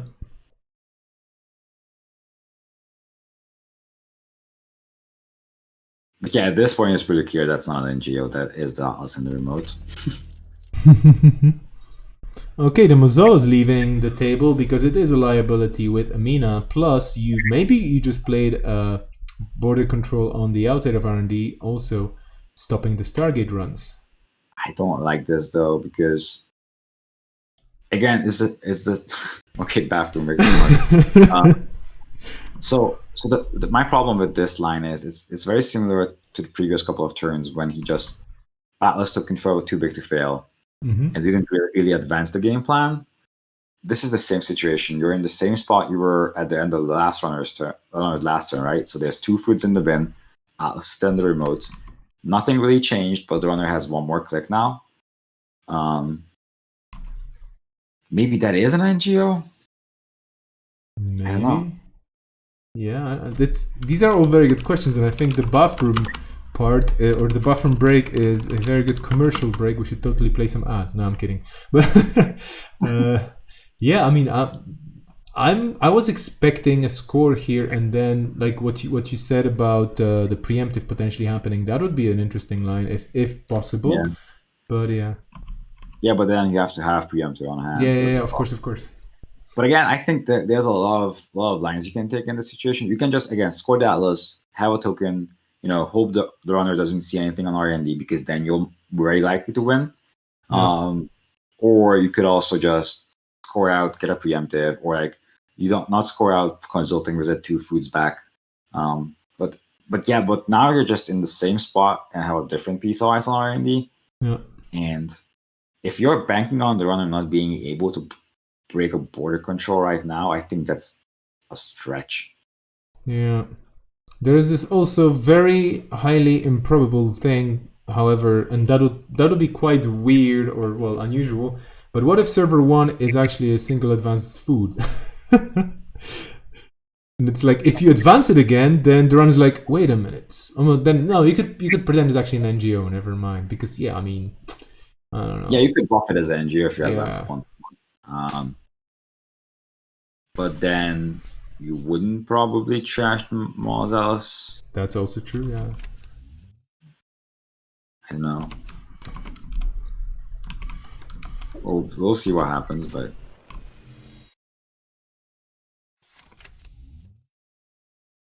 I mean, if Mark was on 4 points, I could see a single advanced food happening, and then scoring with Audacity.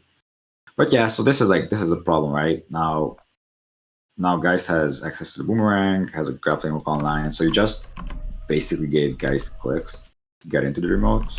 Yeah. That's a Raven. Okay. Yep, it's a classic Argus setup, right? Ravens and border controls on the remote. Yeah.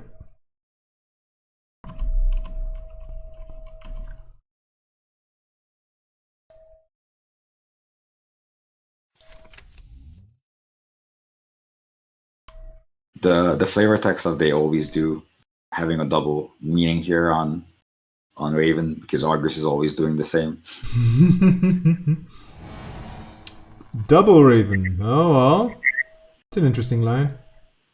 Yeah, so we're back in the spot of last round, where you have to figure out if you want to take both, because you're basically going tag me right now, right? Yeah. It's just, shouldn't the runner have 2 tags instead of only 1? I think they should. Yeah, they definitely should have 2 tags. Yeah, I think that's what Mark's noticing here as well. Yeah. Yeah. So they should have 2 tags, I believe. Well, that's a technicality, and of course, in all tournaments of that level, people can totally. Yeah, it's fine. They will figure out. Ah, okay. What? Well, that just happened. I mean, they can redo the click. Yeah, I mean. Yeah. Yeah, I mean, this is a pretty chaos situation. Like, you wouldn't use the border control before they got the second tag, right? Absolutely, yeah. Absolutely. If they decide to hop away, you're just going to keep the border control on the table. Yeah.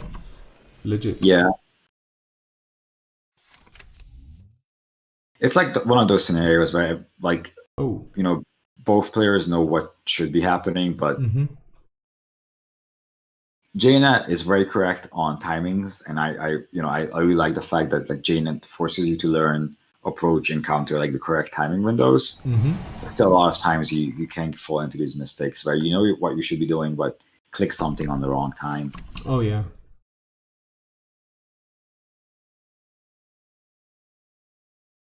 Yeah, I mean, as beautiful and as powerful, as awesome as JNet is, I'm dreaming of some sort of a more contextual UI where runs are initiated when you click on the server that you're actually running. Of course, that would be probably a bit harder to code in and so on. But moving some of the menu interactions more to the table itself. But then again, it is great the way it is, and it's doing so many different things already, so yeah.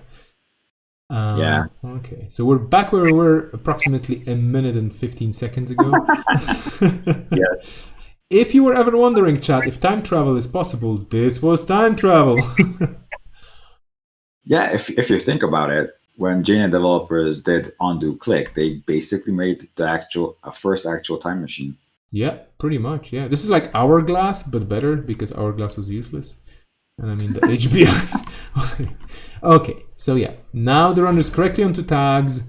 The corp correctly fires a border control, and I mean, question: do you run this again and risk getting 2 more tags, and then hopefully it's an agenda, and then you run archives and win, or do you get rid of the tags because boom is a card, and that could be a terrible, terrible, terrible ruse? So I think at this point you're kind of all in on this situation because even if you remove 2 tags now, you're on 1 credit, and I'm not sure if the Hearty News has been discarded in the meantime, but you don't really want to get Hearty News. There are no Hearty News in the bin, so yeah, we do know of Econ Warfare and Hearty News in the hand though. yeah. But yeah, I think so. You could have the line of removing 2 tags, and then the Corp Hearty News uses you, and then what you do is use technical writer and remove 3 tags, so that way you don't die, but then you probably lose your technical writers. Yeah.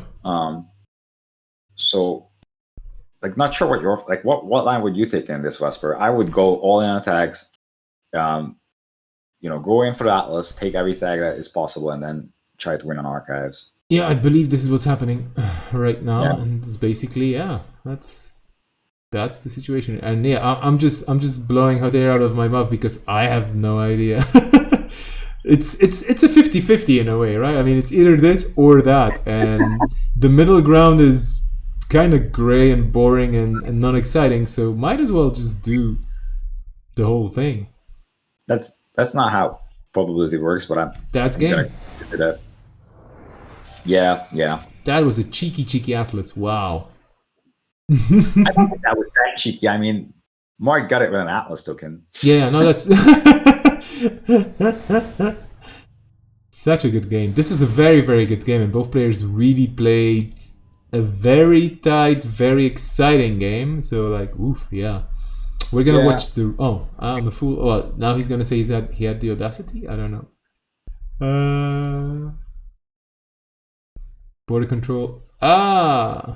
On archives. Well. No, Mark. No, you shouldn't have. Yeah, I mean that was a correct play against the Stargate, so it was in a good place. Yeah, no, yeah. I think that turn had bigger problems than putting border control in the wrong place. But yeah. Anyway, well, let's just jump out and let's see the rematch because we're trying to avoid Asmari, like I mentioned at the very beginning. This was exciting. I keep mentioning that I'm kind of in this post-lunch kind of digestion. I'm not drinking coffee coma, but this is getting exciting, and I'm kind of like, well, waking up a bit here and there. So many games still going on, and I actually think that Clusterfox changed the setting to secret for the tournament. For the results and so on. So we're not going to be following up with results, but for everybody just tuning in right now to the stream, hello, welcome. This is the Antwerp Store Championships. The Cobra link might not be working right now, but don't worry, it's going to be fixed soon, or fixed. You're going to see the results when they actually matter. I'm waiting for a second game. Was this the second game? No, it wasn't. Okay, no, they're table 3 at the very bottom. We're going for Hoshiko versus Argus. For a change. But yeah, let's see what's gonna happen here then. Yeah, this is an interesting matchup. I know, Longy from Czech Republic is one of the best Argus players I know.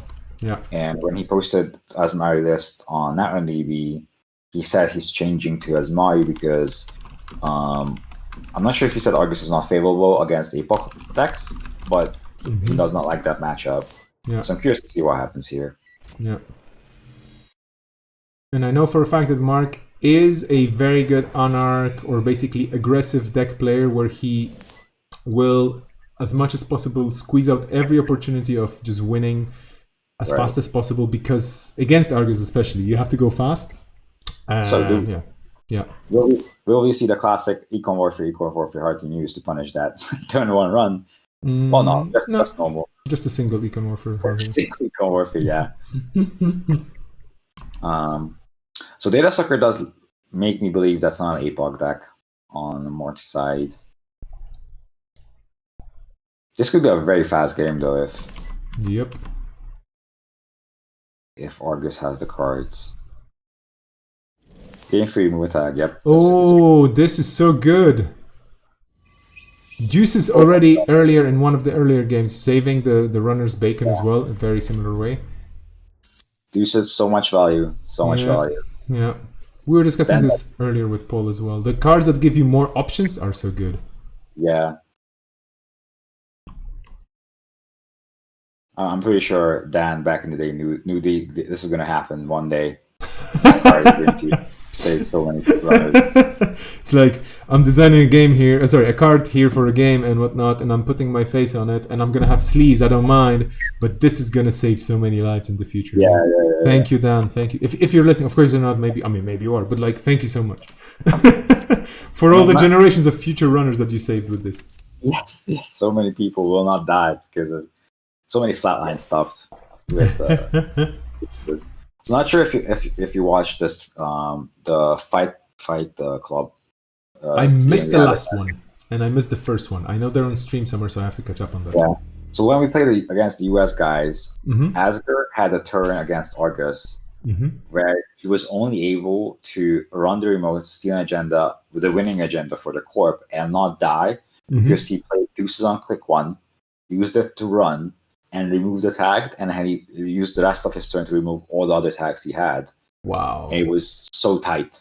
Yeah, that's a very good play. And yeah, I hope there's more design space for multi-use cards, not because they're powerful, but if you put the right choices on the card, because Deuces is not an overpowered card, not at all. It's just making certain plays possible. You only have 3 copies and so on, and it's just so good. Yeah, I agree. I do like. I also like tacking Silver Bullet or tack cards on multi-use cards. Which is always a good way to not have to have useless Silver Bullets clogging up your deck, but also doing something else. You do see an Atlas being scored. Also, Netrunner Nuts asking about top 8. So what happens in top 8 is 8 people will play double elimination. Yeah. So they will be paired up and they will play until they lose 2 games, and then whoever doesn't lose 2 games until the whole top 8 ends wins the tournament. Yeah. Okay, so this is definitely not an 8-block Hoshiko list. I'm not sure. No, yeah, this is definitely not. No, this is good stuff. Anarch, I think. Yeah. Although, interesting. Yeah, no, I was going to say on the other side, this is good stuff Argus, so... Good stuff in both of these decks. Yeah. As opposed to bad stuff as Mari and terrible things you can do to other people PE. Yeah, no, these are decent decks that do what they do, and of course they can beat you, but at least you have a chance, as we could see in the previous game. Yeah, these are decks leading to exciting games where it's like a back and forth of runner and core fighting against each other. It's not like core playing scarcity turn 1 and then just building on that advantage and scoring out without the runner to being able to do anything against it. Yeah. And it's not like the runner just trashing the whole board and saying that you are not able to win as a corp. Yeah. So we will be seeing some honest Netrunner here. Oof. This is just... Did you just say honest Netrunner? Because this was just nasty. What just happened? But no, basically the corp went down to 0. What is going on? I suspect a strong, too big to fail HPT play. You could too big to fail and do something, but then again, you're on 0 credits, and I don't know. I mean, 4 tags, fair enough. Oh no, Trace was not successful. Okay, he paid through it. Wow. Yeah, it's either the math didn't add up, or I'm not sure about doing a tempo. Unless the corp has like a too big to fail and the second heart in use in hand, that would be pretty clever. Yeah. Otherwise, not sure about the tempo heart in use here. I would totally run HQ now, and hope to trash the hidden agenda, which whatever, or trash the too big to fail if it exists there, because I mean, too big to fail is 5 to trash, so I don't see that happening. True. But well, Mark did have 5 credits on the run, and the corp was at 0. But then again, there we go, too big to fail. Okay, so then, but like, what is the follow up here, right? That makes it worth. I don't know. I think he was maybe just going for tempo on the corp side. Yeah, the corp was probably just going for tempo, but yeah, but I mean, runner having Pat Tap, Liberated, and Paragon on board, it's not. They have better tempo than you. I'm not sure, Esper. Yeah, no, I mean, I agree. Like, in hindsight, this definitely was not was not worth it, and building the board state or just drawing into more cards, I don't know. I mean, basically doing something with server 1 to progress would probably have been a bit better. Then again, the runner has been consistently, harassing R&D. So I don't know. I mean, everything works better in my head when I see all the cards, which I don't. And then again, I'm not a magnificent player either. So I guess I mean. Yeah, you're a magnificent person, though, Wesper. So don't thank you. Anyway, DreamNet Online, and now Mark has zero chill in these turns, man. Like he he runs every turn. He's just saying, "I don't care about your heart in use. I'm gonna run and gonna get my subscriptions."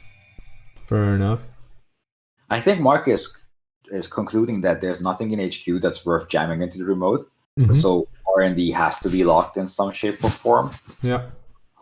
Maybe, I don't know. Yeah. But yeah, so the good thing is, like, I don't think the game right now leans into any one's direction, to be honest. Both players have some points. Runner doesn't really have a rig yet. Mark does have a scoring remote, so yeah. Dream that. You know what could have been with the Hearty news? Maybe the corp forgot the one link on Hoshiko's digital side. Yeah, very possible.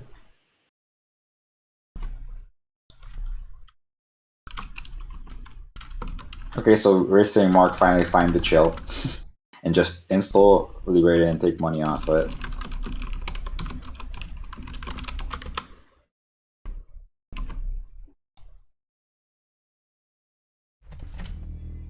So yeah. That's the third hard-hitting news. No mercy. The corp really trying to make a point here. Yeah, that's a risk of running. And then you're going to turn on 5 credits. So now, basically, how do you not die? You take two hits of Liberated, and then you remove 2 tags? I assume that to be the only way to survive this, I guess. Yeah. Unless you do the classic access 3 agendas on single axes on R&D. A classic Shaper. A classic Anarch move, yes. Yes. We've seen many Argus games go. Absolutely. Go that way. Absolutely. I just got news that Paul actually came back from the vet, and the bunny is still fine. Oh, there we go. That's a flatline. Yes, GG. Oh, well. Oof, that was rough. That was a Buffalo, but yeah. Yeah. So like this is like what happens if you run too many times against Argus. Yeah. Well, if Paul is back, I'm gonna go on to my business and. Oh, I mean, if you want to stay with Paul on the stream, I wouldn't mind a short break myself. That would be cool. I can definitely do that. It's just I will have to jump out for a second to perform certain terrible acts on my side, but if Paul can join us, that's great. In the meantime, stream, let us know which table you want to see, or we're just going to look for a non-Asmari, non-criminal table if possible, if that actually still exists. So if I can have a say in this. Oh, absolutely. Lost Geek is still playing. As a friend and teammate of mine, I would love to see how he's doing. Not sure if his game is still going on, though. I don't see any Lost Geek games on the table just yet. Okay. But yeah, maybe they already finished. I don't know. I mean, this is the problem with certain people making the Cobra listing secret. I'm kidding, of course. I mean, it's totally in the TO's discretion to do whatever they want with this. But yeah, Paul, welcome back. Hello. Hello. Oh. Good to have you with us on stream. We're trying to figure out what to watch that's not basically Asmari and Criminal. Plus, the Michigan Store Championship has actually started. So we have table 10, we have table 16, table 13, 14, and table 6. We're going to jump into table 6. Oh no, that's the Michigan people. Never mind. So yeah, we're just kind of on the low numbers. Oh, there were quite a few 2-for-1s, let's be honest. So let's go table 10, I guess. That's Double K versus Ruben Peters. Table 10. Hopefully they're not... okay, they're done. Well, maybe the round is actually finishing. I'm not sure. Maybe we're just going to get the break and... and we're gonna be able to talk about the top cut if the TO lets us. Let's take a look at table. If table 10 is done, table 16 perhaps. To be fair, I still. Oh, I was trying to say I still have Cobra open, Okay. and I tried refreshing it, which was a mistake. Oh well, there you go. You just lost access. Okay, this is a huge game with a huge remote doing huge fangs. We're at table 16. With interesting things, 419 and a sports metal, but this is a very horizontal sports metal. Yeah. It's like a little city.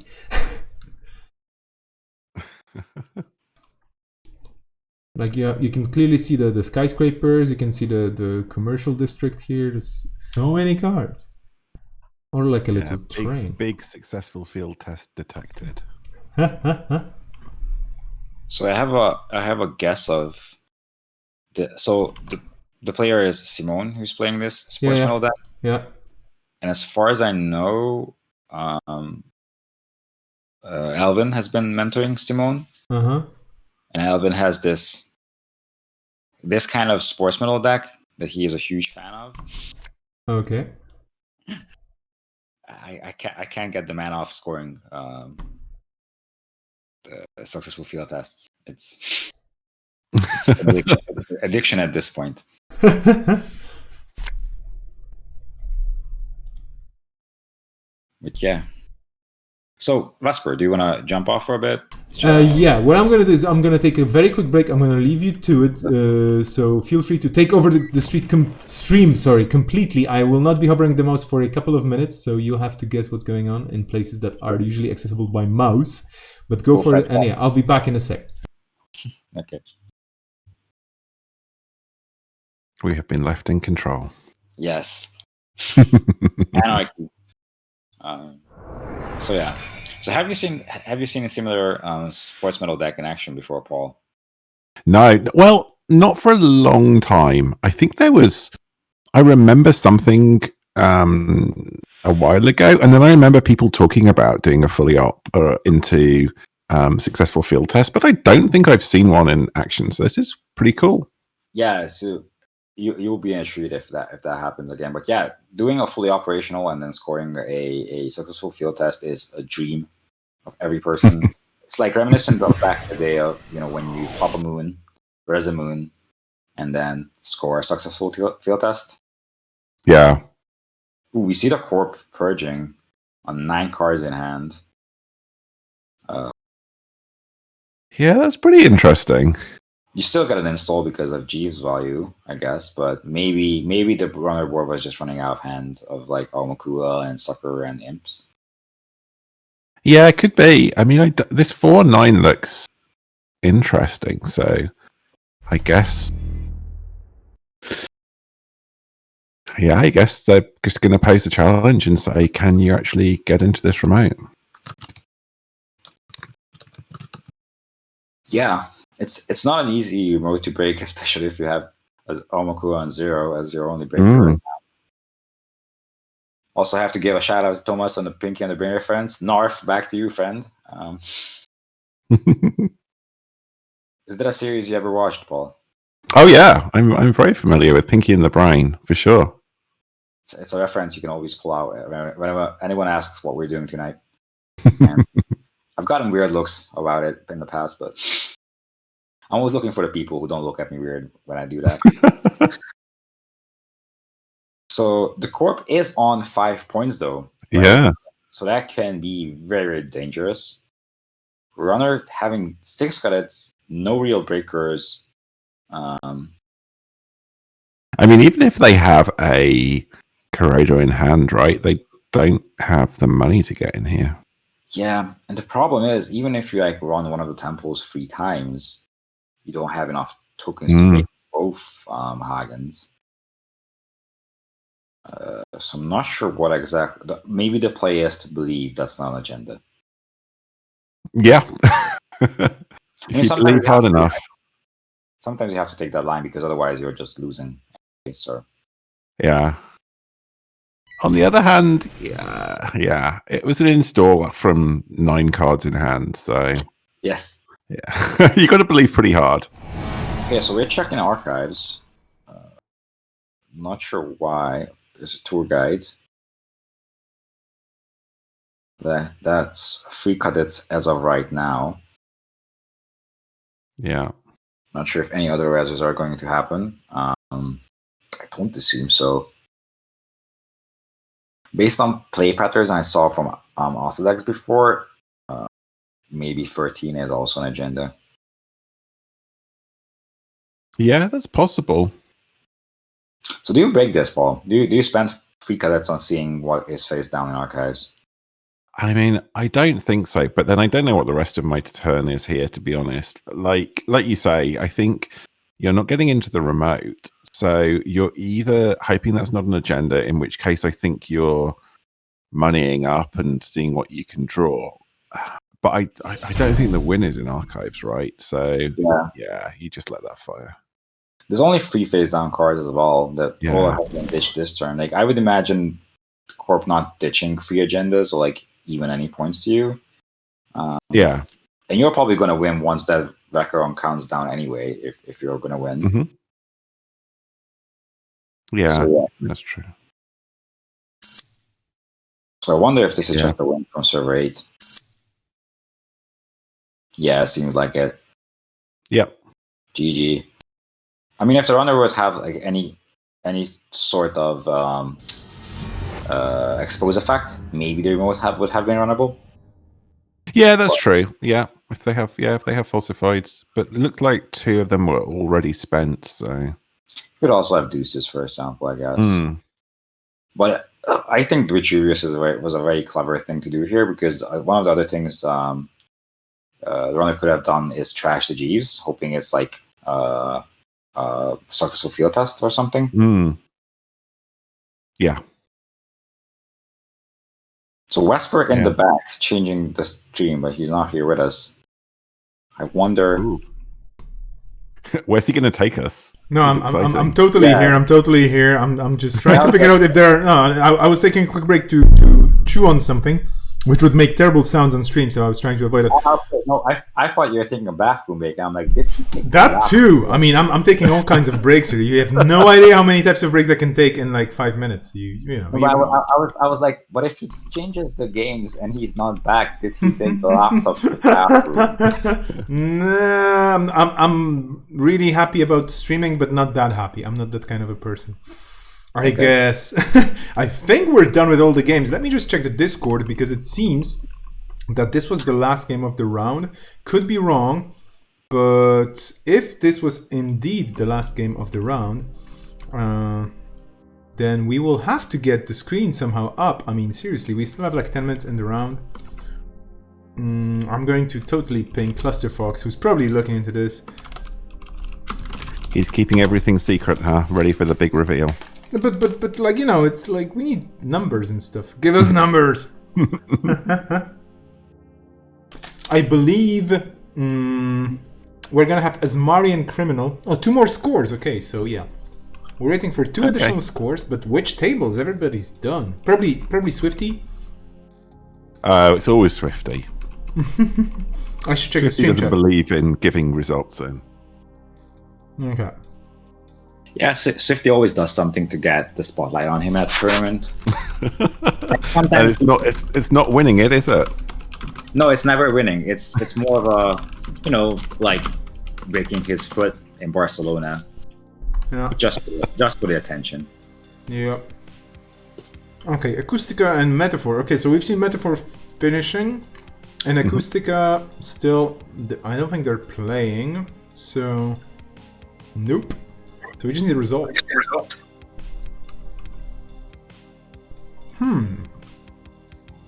So do you think there's a chance for Asmari not winning today? But like honestly. So It's what is possible. I mean, I don't think the top 8 is going to be all Asmari, but it's going to be pretty loaded in there, isn't it? Yeah. what else do we have as corp options in the top 8 though? Or We have second? this super spicy Acer. Did the Daruma Asa make top 8? I hope so. I would really hope It as was well. pretty up there. It was playing on table 2 last round, so I hope so. Man. I mean, it has to be Corp meta if Daruma makes top 8, right? Hard to argue with that. I don't want to take away anything from the player playing that deck. Played marvelously. Great idea. Yep, I think we are slowly getting into the stage where actually all results have been reported, so let's give Cluster Fox some time and let's make sure that we can actually see the results soon, and then there's going to be an announcement. We're going to be going for a break, obviously an extended break, because why not? And I'm just going to remind people, including the people with me on the stream, my lovely co-hosts for today, that we have an event happening in a week organized by Swifty. So you don't have to report the results because that's what Swifty does as well. He doesn't report the results. So no, but it's a fun event. It's a charity event. It's called the Beanstalk Freedom Event. Work in progress, obviously. Happening in a week's time. Early morning on the 23rd of May. Or early for some people like myself, maybe. But yeah, do take a look at Always Be Running about this. And tomorrow I'm going to be streaming this, the Cybernetics, love the name, Swiss Online Store Championship in Dragon's Lair 2020. That's like a cool movie with Keanu Reeves that hasn't come out yet. The Cybernetics Swiss Online SC Dragon's Lair 2020 by CD Projekt Red, whatever. But yeah, this starts really early as well at 9:45, well 10 more or less. So kind of like today was supposed to... No, today we started at 11. Well, anyway, it's going to have 4 rounds with a lunch break. And there's going to be a meetup at the end for the people participating. So if you're Swiss, or if you know the TO and the TO was like, hey, would you like to play? Do be there. I might be there to stream. I don't think I'm going to be playing because my brain is just fried in a totally non-playable way. But yeah, definitely join that. It's a totally legit store championship. And it's going to be here on stream as well. So if you have nothing better to do on a Sunday and you want to see some Swiss cheese and or coffee, which is delicious, I will repeat that again. Netrunner, do join. That's going to be quite fun. And I'm going to be checking with you right now for Cobra so that we just put a bit of extra pressure on the organizer. Thank you so much, Cluster Fox, for organizing this. We can give you a minute. That was 2 minutes ago, so give us the results. Damn it. But anyway. If we have a brief pause, can I also plug an event that I'm excited about, which is not exactly shaken out yet, but Sanjay is working on a very exciting format where instead of playing an ID, you play an agenda as the corp, or you play a resource as the runner, and that becomes the text of your ID. So he's been working on it with a few people to try and balance what the deck sizes and influence and link should be for these IDs, and I think he's hoping to run it the weekend after next. So that sounds like a super fun format, and if people want to find out more, there's a channel on Slack called Ocarina, where they've been sort of discussing what these weird IDs look like, and that sounds super fun. Okay, so just that I repeat this, and by repeating this, I will understand it correctly. You play a resource as the runner, or you said an asset, or? Yeah, so an agenda. So, for example, as the runner, you could play as the class act. So you get the on-install ability at the start of the game. So you start with 9 cards, just like being Andy, and then you would get the draw filtering for the rest of the game. Or as the corp, you could start with an agenda scored, which is then, so for example, you could start with improved tracers, and then all your trace ice is +1 strength and +1 to the base strength of the trace for the whole game. So there's a couple of other rules as well, but it's just kind of taking those resources and agenda abilities and making them into IDs, which seems like a fun idea. That sounds really fun and really, I don't know, like different. I mean, wow, think of the possibilities. I'm just wondering if this is going to be on Jinteki.net, how are they going to pull it off? Like... I think with sort of some use of the summon command on Jinteki and doing a little bit of pre-game at the start of each game, I guess each player just sort of will get a few extra clicks and do the thing that they need to set up their ID ability. I think it's doable. It'll be a little bit fiddly, but it sounds really fun. So I do want to point out that the whole concept of that tournament has been making the NWE group very active in the past couple of days. They've been trying to figure out how to break that. Of course. They have a lot of discussions in the Discord then. So I'm really curious to see what they cook up. But yeah, it got them wild. So like huge props for the idea. It got a lot of people thinking. Sounds exciting. Sounds like a really cool. I mean, yeah, and Sanjay, you can count on Sanjay for coming up.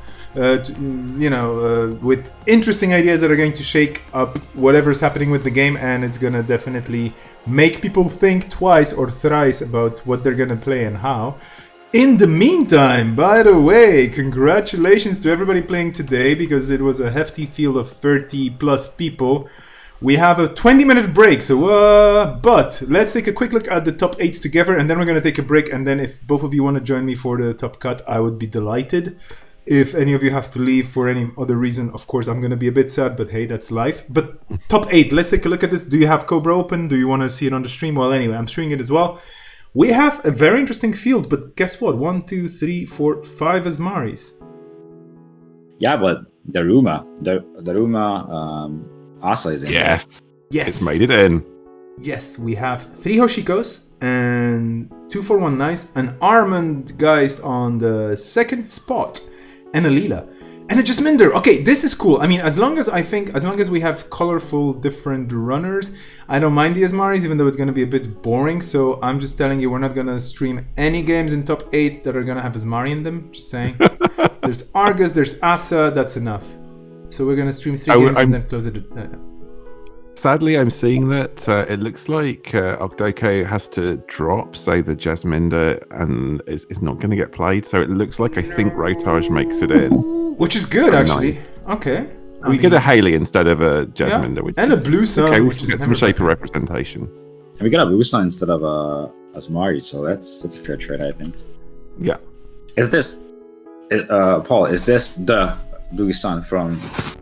with the I believe so. We watched a little bit of it, and it appeared to be. Now, I don't know if he has stuck with the Sapper that I insisted that Blue Sun should have, or if he went back to whatever nonsense century he had in before that.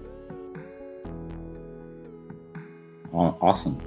Excited. But yeah, hopefully we'll get to see that in action. It's a fun deck.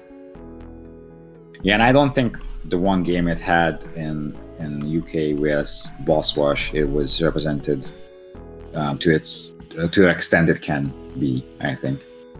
Yeah, I mean, it had the classic Blue Sun problem of just not drawing the things to get it going. And that's, and when that happens, it sort of collapses a bit sadly, which doesn't happen too often, but when it does, you feel pretty bad as a Blue Sun player. But I've seen I was talking to Asker earlier and saying that JNet Casual seems to have fallen in love with this deck. Like, I play games on JNet and it's like, oh, I'm playing against Blue Sun, and I guess I just hit a psychic field. So Rotage has made a real crowd pleaser with this deck, I think. I mean, this is not the first time Rotage builds something that everyone regrets to face afterwards. Yeah, that is very true. Imagine if your legacy is Diaper and a Blue Sun deck with Psychic Field. Although I guess the Highland Grid Brainstorm, I think he played out. Yeah, that's the next big stack in his legacy. Yeah, no, that's pretty exciting. So Jessica in this chat saying that Dave probably went off for dinner, which is, I think, a fun thing, because also Lost Geek is also rushing back home because he also did not expect to make top 8. So a lot of people not expecting to be in top cut, now trying to figure out how to be in top cut. Yeah, that's fun. That's what you get for playing from home, you know. It's like, oh, okay, I'm not gonna get in there. I'm gonna be 9th or 10th, whatever. Oh, suddenly you're playing. Panic. Because let's be honest, this is a legit store championship. So of course you get a buy for regionals. Just saying. Yeah. Yep. You totally should get a buy for regionals. So I think I count 4 UK players then in the top 8 with Rotage going in. See, I have to look at who's going to be getting all these regional buys that I might have to play against. So it's important to note what's going on. We do have the pairings for the first round already up. I'm gonna put them on the screen. Okay. Ooh, it's Mike against Dave. Yeah. Top 10 anime betrayals. UK. I'm very happy to say we have a Barcelona player in there as well. Zero Cool. Jonathan. Really, really good to see him in there representing. Do we have any players from Antwerp or Belgium? I don't know who Bridgeman is. I think it's I wish I remember all the names of all the people, and I'm terrible at remembering that, and I don't have, I promise. No. I think no, Bridgeman is from Stockholm. I think he's one of the Swedish players. Yeah. So there's no actual person from Belgium in the top 8. Quick, somebody get a Belgian citizenship so that we can have a... Well, I'm kidding. I mean, this is not the Nats, so we're fine. But I was going to say, people sometimes were like, oh yeah, you used to do organized play support and stuff like that, so you probably know everybody in Europe. I was like, yeah, but I don't have a spreadsheet with everybody's names and email and everything else. Also, I wouldn't like to remember all that because that's hundreds of people, so everybody's lovely, but come on, there's only so much I can have in my life as a single person, right? Like, if I was a team of people, I would know everybody's name, and of course, but I'm just moi. Anyway, okay, so this looks exciting. I think the rounds are going to be starting in 20-ish minutes, more or less. So we'll see how that rolls out. Well, I mean, we had a change in the top 8 actually in the layout, but do you think that we can have some surprising Asa shenanigans with the brainstorm and stuff? I mean, we could. I think at this point, I'm not sure how much information the players got during the tournament, but at this point, I think it's like a known quantity to not run the remote against the weird ass deck. Mm-hmm. But yeah, I'm gonna be a boring person and say I think this will go in textbook. But I'm gonna say Lost Geek is gonna win it because he's a friend and team member, and he's playing the best corp deck in the world. So you mean he's playing my harpsichord from 2016? Amazing. Yes. How did you know? No, wait, that was 2017. Well, never mind. But that was the best corp deck in the world. That's what I called it. The best corp deck. I only have one question about that harpsichord deck Vesper. Did it have ice in it? Not much, no. But it had news teams and other things, and it was amazing. And then some moron, I don't know, I don't want to say who and where, but came up with this card called Employee Strike, and that was the end of my deck. I still have nightmares of an Employee Strike being printed, Well, anyway. Yeah. I played CI, so I know. We have official confirmation from the tournament organizer that the 9th, 10th, and 11th place were all Belgian players. Congratulations, Belgium! You totally participated in the store championship, which is awesome. I do want to add, he said verse, so maybe they are now kicked out of Belgium for their. That is brutal, but probably correct. I mean, apparently Belgium has a lot of different weird laws around gambling, and not only this is a legit. I wish I had the article in front of me, but it was a legit quote and you can find it on the internet if you just look for Belgium and weird laws. Apparently, it is illegal in Belgium for oxen, as in bulls, and dogs to pull military equipment, so like cannons and stuff.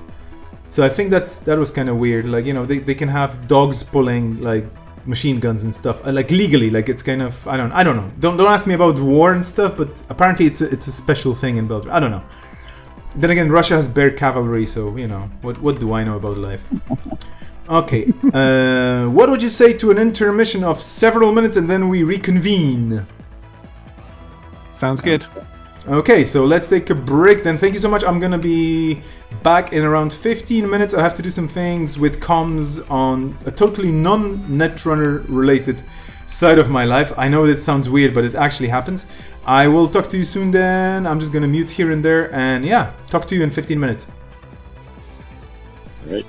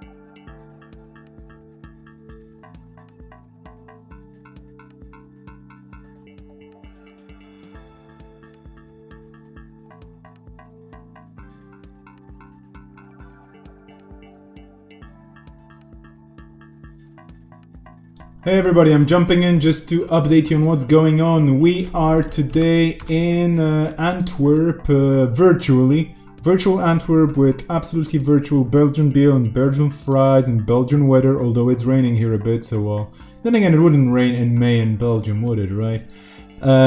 We are streaming this today. This is a store championship with over 30 players playing from 11 in the morning onwards local time. So basically the stream has been on for like 7.5 hours with some breaks obviously, but we've had 5 rounds of Swiss with people playing well, maniacally. I mean, this was a lot of interesting games as long as they were not Asmari. But now we're getting into the top 8 and we had some reshuffling in there because unfortunately some people who qualified into the top 8 had to drop for whatever reason, and of course that's a sad thing, but hey, it is possible. It is happening every now and then at events, especially online ones, especially when you didn't plan to be in the top 8 because you know you thought you were not gonna make it.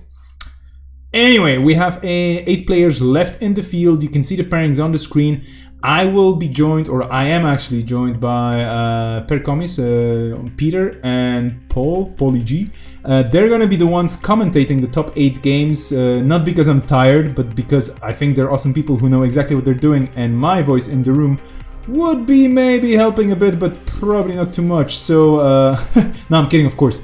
I will be present, I will be on the chat, they will be doing the voice comms, I will be doing all the other things, and thank you, Akira, for absolutely an awesome sub via a certain evil corporation. So thank you for using a certain evil corporation's perks that they give to their customers on the platform that they co-own anyway. Thank you, evil corporation, for co-owning this platform. Okay, anyway. Let's be enough of an anarch not to say any more here. And question in the channel: did everyone get streamed or only top players? A lot of different games were streamed, so you have to check the stream back. Yeah, we were jumping across different tables, around different tables, and we are not gonna do this right now. So take a look at the pairings. We will have to watch this double elimination one way or another. Starting with a certain game. So take a look at the pairings, and I hope we can choose a table. Looking at the standings. Oh, yeah, this is all secret now because, of course, I think we should watch Binary Dogs. Well, basically anybody not an Asmari, you know? No, I'm kidding, of course, but like, I think the Asa is our secret favorite here, or like we're rooting for the underdog Asa. Simply because it's such a spicy list. So I think we're gonna take a look at the game with, and again, I don't know how to pronounce this correctly because I don't know if the diacritics are in there or not, but let's say Chuchin. I'm gonna go like this. So let's take a look at the pairings again. This is gonna be table 2. And I'm gonna be switching to JNet right now. I think they're slowly gonna be setting up, although it's full of Michigan. It's full of Michigan players still. There's a store championship in Michigan happening as well. I don't think I'm going to be streaming this. Pretty sure the Michigan folks can handle their own streaming as well. And let me just ensure that we can let the 2 lovely people in at the right audio settings and whatnot, because of course my rig is full of knobs and dials and I'm knobbing and dialing all the different settings all the time for different reasons. Let's just take a look if the timers are... How far are we on the timers actually? Yeah, we're 2 minutes in. Okay. Top 8 players checking the pairings on Cobra. Left side chooses Corp or Runner, so we're getting there. I would like to hereby invite officially my co-hosts, or the 2 voices for today that are going to be walking you through the final top 8 games. Hopefully until the very end. I'm happy taking breaks and jumping in for you as well into the voice channels. But, oh yeah, okay. Oh yeah, thank you Lost Geek for confirming that Chuchin is the way to pronounce it. I stand assured. This is great. Let's take a look if they're slowly setting the tables up. Not just yet, but yeah. Paul and Peter, join me anytime you want. I just have to make sure that actually my Discord is running as well, because maybe it's not, but I think it is. We are here. You're here. Oh, you've been here all the time, right? It's like We sneaked up on you. Fair enough. You're my favorite ninjas of today. One thing I have to say. It's been weird to talk the whole day. No, I'm used to this. I used to work on the radio, but like it's kind of funny to talk the whole day to a bunch of disembodied voices and have them so close in your ears and on your head all the time. Because on the radio, you basically have people in the same room usually, and you just play music, and it's fun because you kind of have this cool little room, and you're hanging out, and you're playing cool music, and so on. Whereas here, we're just like totally plugging into the cyberspace and whatnot. And yeah, this is going to be quite interesting to see if there are going to be any lasting psychological effects. After all, how many hours of Netrunner can you stream without going loco? No, well, anyway. Okay, are you okay with my choice of table number 2, where we're gonna have the spicy asa, or are there any other tables you'd like to see? I'm happy, being the cursor for everybody anywhere you want me to be. I mean, I would like seeing the Blue Sun deck in action too. So I would, like to watch table 1. Okay. But I always like watching Asa combo out, so I'm also fine with table 3.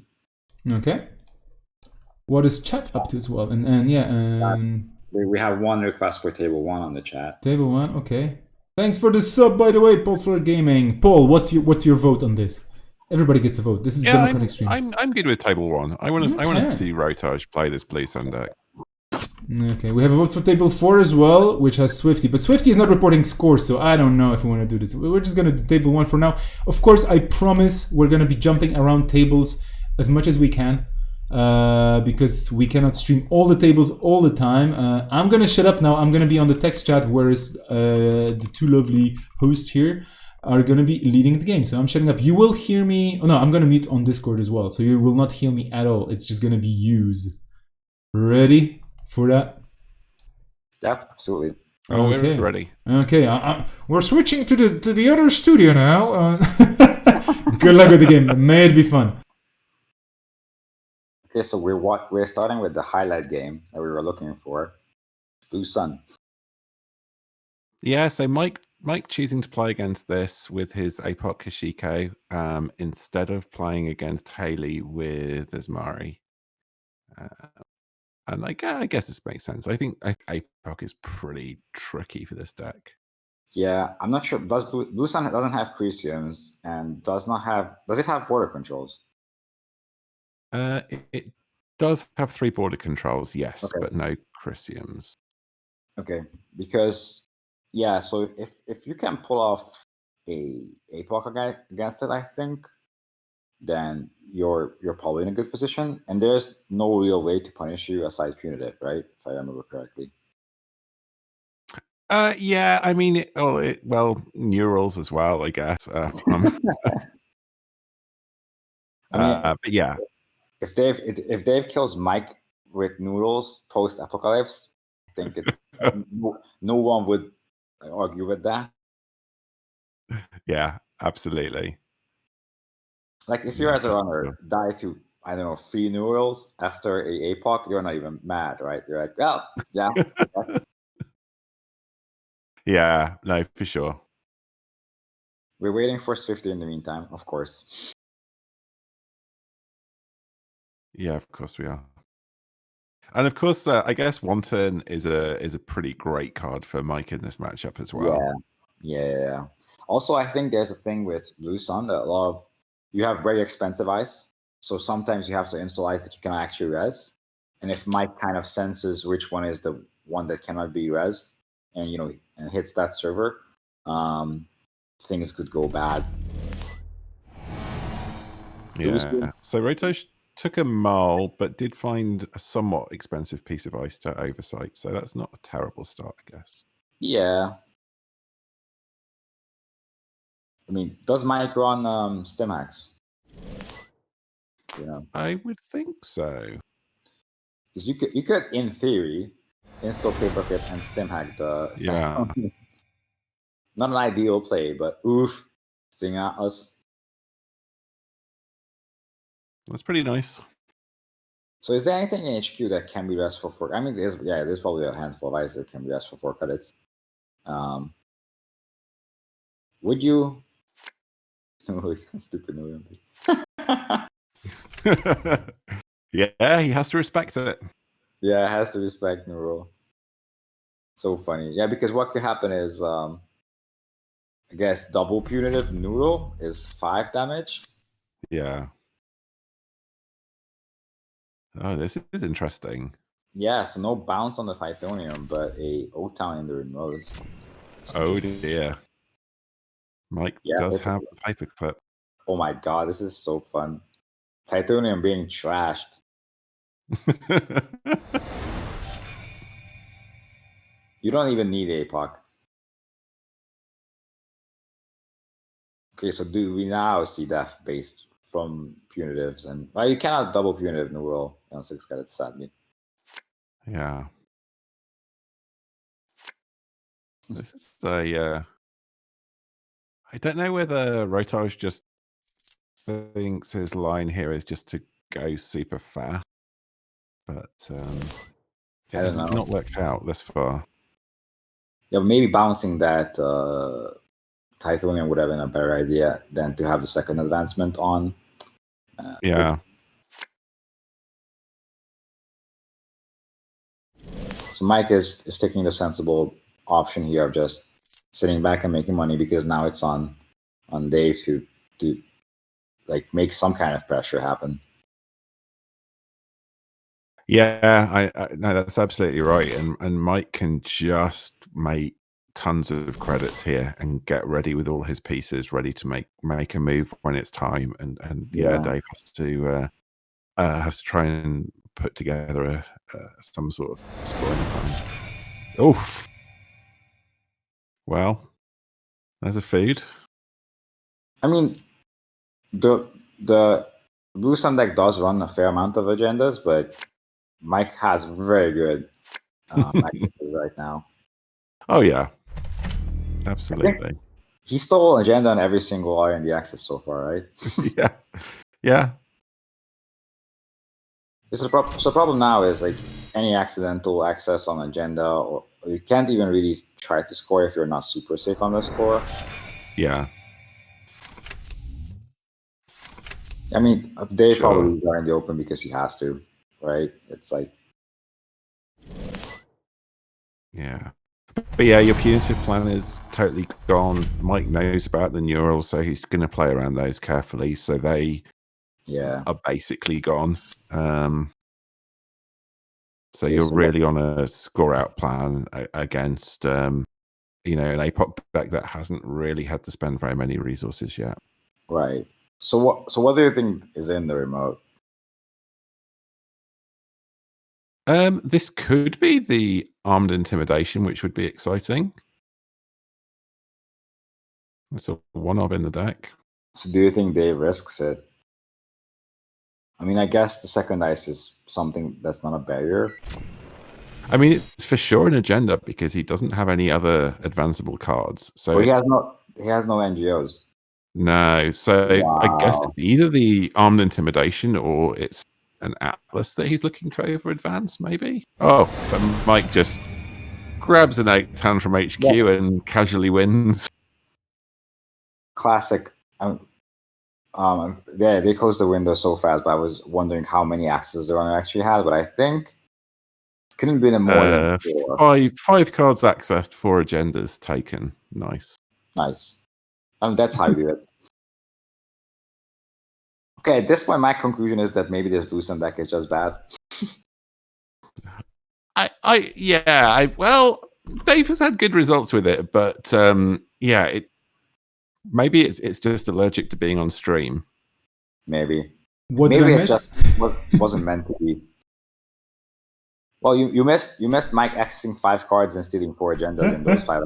No, indeed, this was a brutal game. I'm so sorry for David here. Like, wow, like this was just ouch. Which means we have more time for other tables. Yeah, for sure. That's the good news. Table 2. Let's make table 2. I mean, come on. There's going to be an Asmari in there, but okay. So I'm shutting up again. We're in table 2. The round continues. Over to you. So this might be also a short stream. We're seeing loop is happening, but yeah, runner has 4 tags on them. Yeah. I mean, you cannot do boom from 0 credits, so they did buy themselves a turn. Paul, looking at this game, I think some stuff happened. There's a preemptive use both for Yeah, them. I'm just clicking, seeing what's been going on. Oh, this is only turn 4 though. Yes. These players, they've seen things.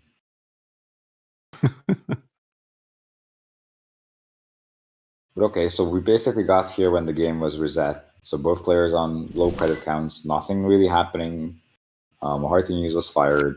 2 deuce are out of the game. So basically, we're back to turn 1 scarcity at this point. Yeah. Well, And really- this, you would think Asmari can build back from here pretty quickly. Yeah, I would imagine so. I mean, Asmari has built-in econ, while Lita needs to install something that is econ. Hmm. And Lita is still tagged, so you can't just like drop resources right now.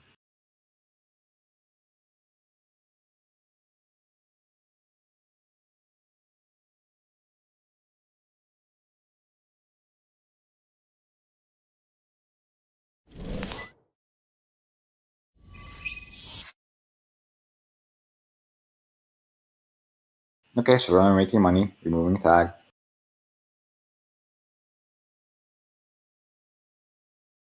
Trying to get back. And Asmari needs to respect Leela a little bit here. They're not super set up, so they probably just need to take it reasonably slow, I think. Not try to push too quickly. I think you can, take this into 2 directions against Lita. You either ice up all your essentials, take it slow, make them grind out, or you try to bank on the early fighter when they don't have breakers. This could go bad if Lita finds a agenda on R&D. Yeah, for sure. But then you do have So to spend get asset, but it's an agenda. Bologna as well. Mm. I think Lita is on 6 credits, right? So if they run and get Econ Warfare hard to use again, that's rough. Also, if you do, there's a good chance I suppose they can inside. You're right. I don't think they can really take this without going incredibly low on credits, right? So you probably don't even need to econ them. Alternatively, you can still SL and bounce the Bologna, but then you're probably still getting hard to use if they have the hard to use. Yeah. This is definitely a decision point for the runner of what are you trying to do? Yeah.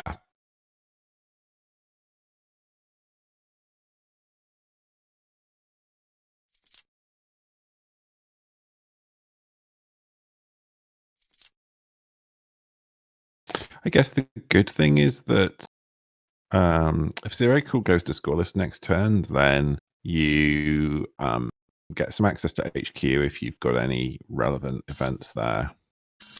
Yeah. If you've got an embezzle or something, you can try and fire that off. A little bit of consolation. Yeah, that's something. 2 deuce are out of the game though, so now another one is happening. But that chooses to bounce the remote eye.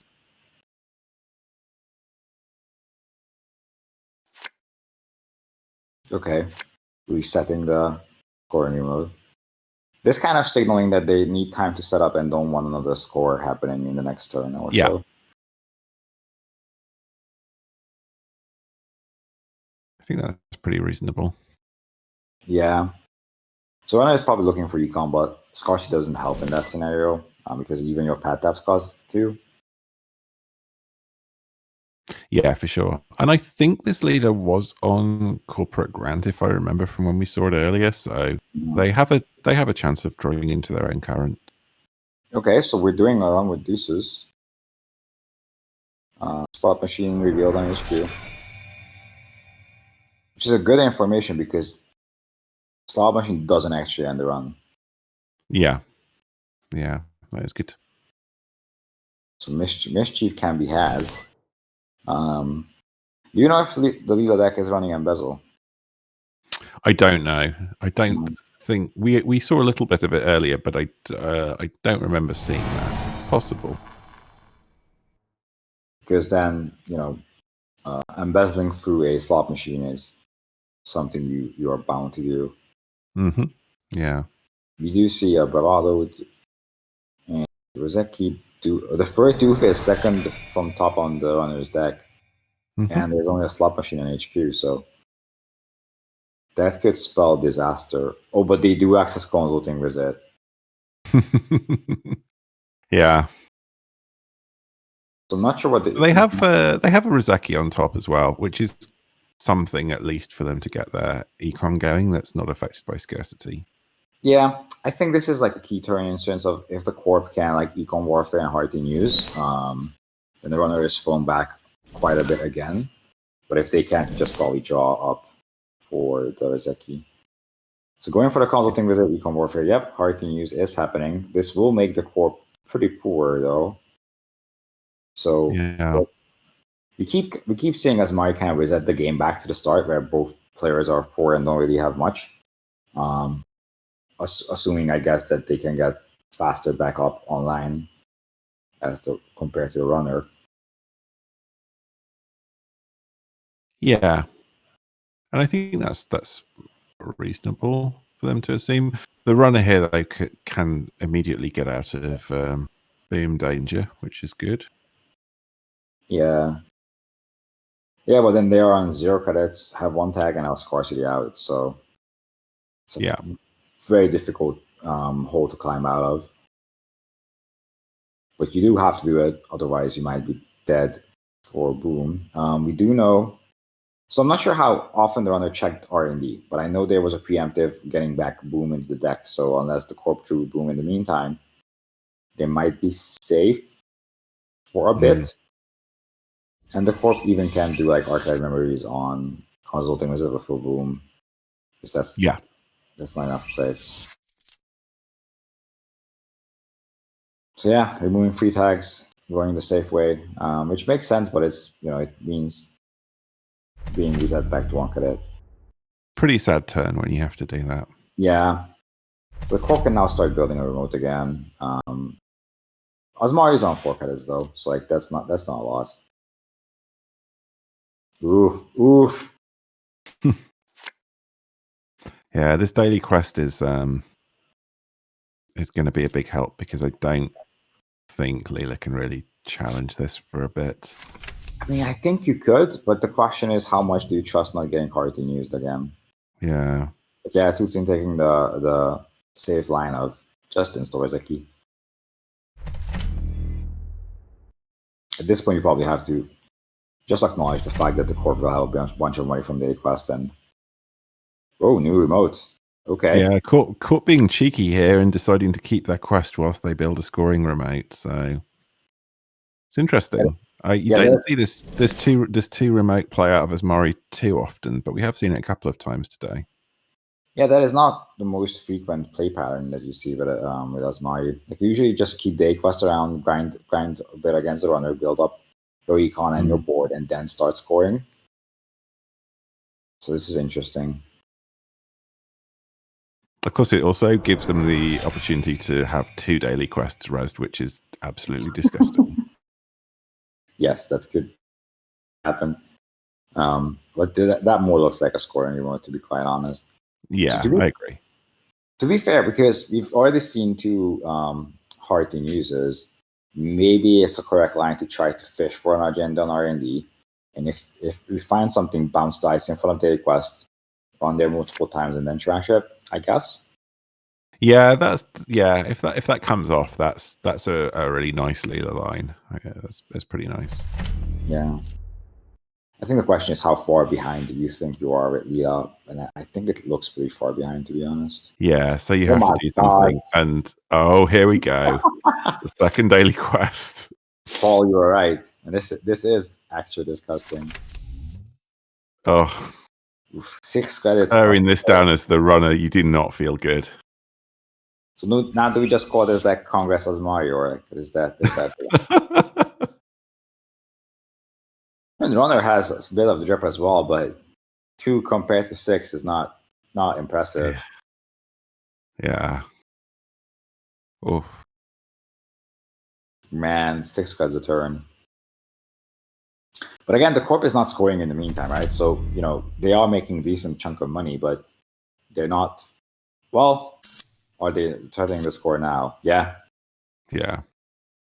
I was just about to say they're not threatening the score, but they are now. Paul, how big of a flex is it when you trash your second daily quest to score an agenda? Yeah, it's a pretty big flex. It's like, well, I guess I only need 1 daily quest for a bit. I'll just score this and maybe find my 3rd one and pop it in there. It's like saying, I expected you to trash one of them, but if you don't, well... If you're not going to, I guess I have to, yeah. But yeah, this seems like a pretty miserable spot for the runner. The problem is, like, Bellonas are fairly hard to steal, especially behind 2 pieces of ice. Yeah. So what line would you think about if you're the runner without knowing the cards in hand here? I mean, I think you have to, yeah. So what they're doing here is just attacking R&D because you do have that Leela ability. So you can set the court back a little bit.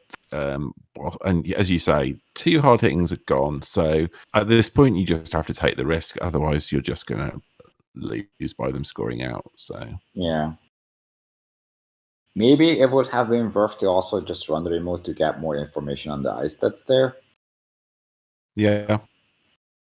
Yeah, there's probably nothing that totally blows you out. You don't really have a board state to be too concerned about. So even a strength 4 surveyor or something is not the end of the world for you. Yeah, because the problem is now that if Osmari scores out that agenda, you will have to keep running that remote. So it's worth knowing what's in there. Oh, Zero Cool just pausing after this advancement to decide if they're going to try and they realise that if Leela bounces the ice in front of Daily Quest, then they can make money. They get a free Magnum Opus turn. Oh no, the game's just frozen. I thought they were pausing to think about if they wanted to score this, but maybe not.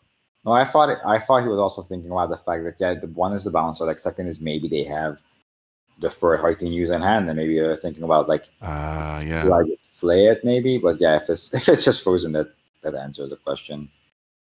But yeah, I think you just score this out at this point. Like if it's an SSL or Bellona, you're pretty good on credits. If they trash their quests, be it that way. I do wonder what ice Tutsin will bounce. And I do wonder if the game can be fixed right now.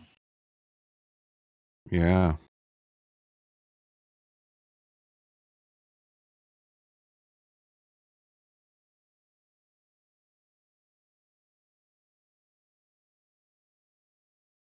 I wonder what is frozen for them.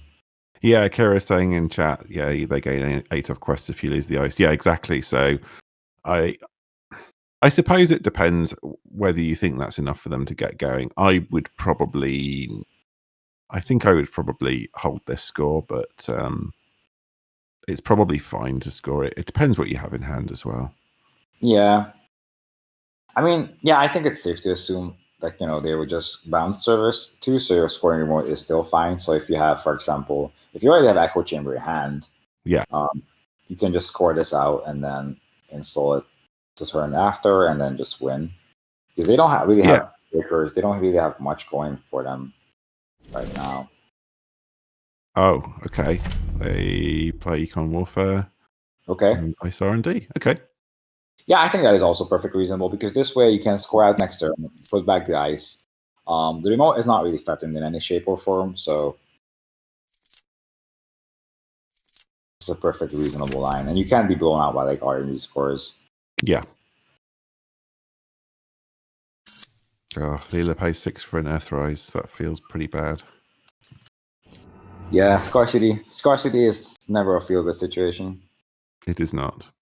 Second bonus scored. with 1 click to boot. Yeah. To be fair, if there's False Echo in hand, Echo Chamber in hand, you could just put it in the One Ice remote, right? Yeah, I guess you can.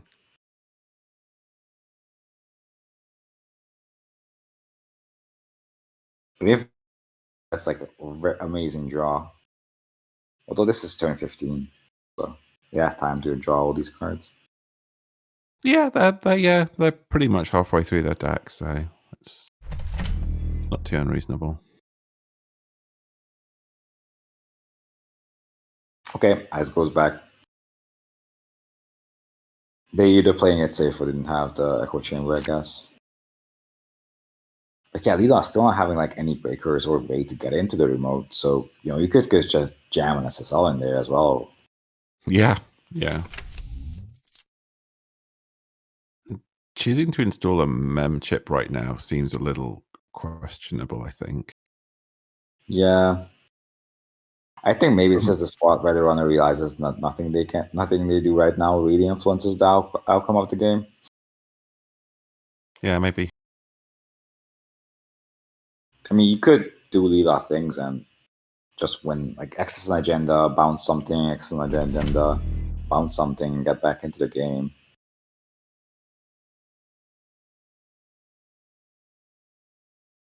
So there's an install. Where it got advanced.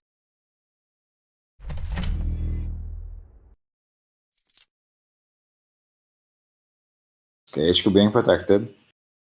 Yeah, what do you think that second ice on HQ tells us? Do you think there's something in hand, or is this just a... Yeah, I think there might be. Well, there might be something in hand, or they're just conscious of doof. But like they're on. Yeah, I think all 3 doofs are in the bin though now. So, but yeah, that maybe well, then maybe there's an agenda in HQ and Server Fear's Echo Chamber. Maybe that's what's going on. Yep, Echo Chamber and Server.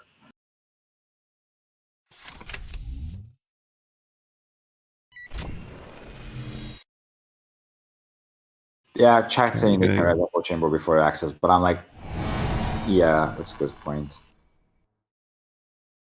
Okay, so they can get through this surveyor. Interesting that you install. Well, maybe Bogota is the only breaker they have on hand. Yeah. Interesting one, because a lot of times sentries don't have end-runs on them. So Surveyor is broken. So what is the second ice? Double Surveyor. Well, all of these can be broken and Echo Chamber can be trashed. Wow.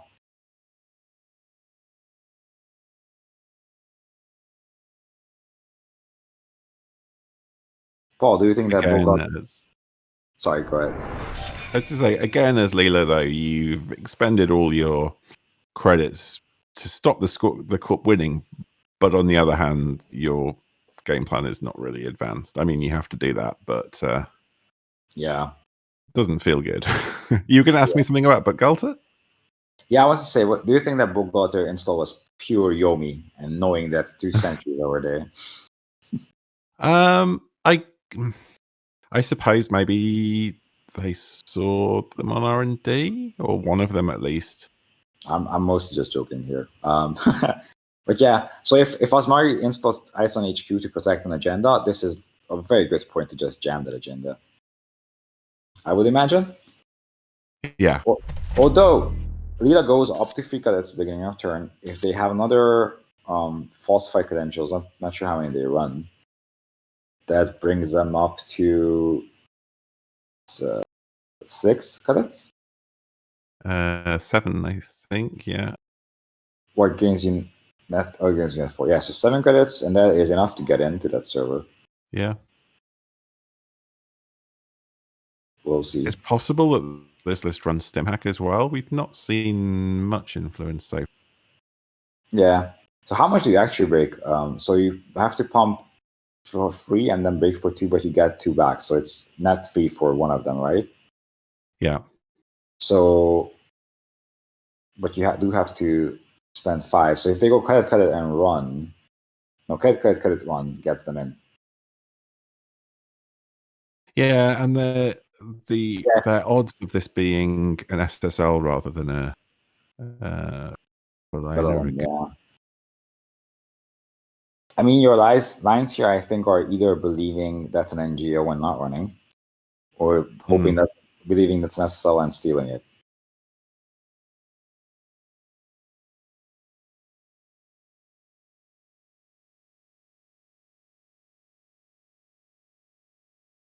Oh wait, I'm stupid. You can't even do that even if you take 3 cadets,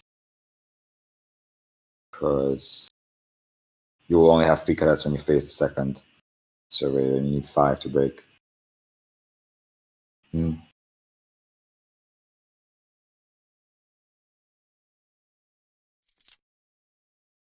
Paul, aside Stimac, is there any way to get into the remote? Ooh.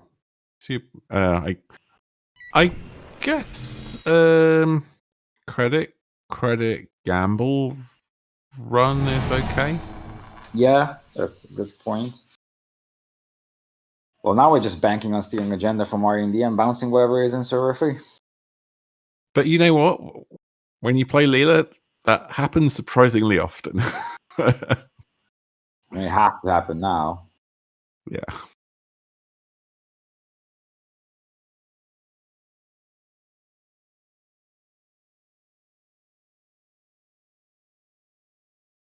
Using the boomerang to not lose 3 cadets. And? Nope.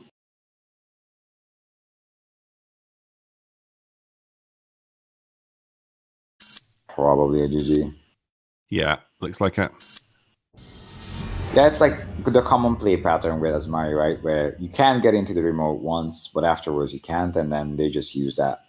Like even if Zero Cool started with SSL, you know, he would be fine to put in an echo chamber afterwards, because Lida spent a lot of resources breaking. And by the standards of Asmari, this double surveyor is not even a particularly disgusting remote. This is quite reasonable by the standards of this deck. Yes, that's a very good point. Like 2 strength 4 sentries are not common Asmari levels of evil. Do we still have any other games going on, Vesper? I believe this was it for now. Let me just check on Cobra and pull it up as well, because I think that was the last one. I could be wrong, of course. I'm refreshing Cobra. This was indeed the last game for now, for the first round. So we have the results here. Mike P winning over Rotage. We saw that on stream. Binary Dogs beating Less Geek. Bridgeman over Swifty. And then we had Zero Cool beating Chujin. So yeah. Let's see how this is gonna work out for them. What do you think? I mean, Asmari looks unstoppable whatever you do, in a way. Have we seen Asmari lose on stream today?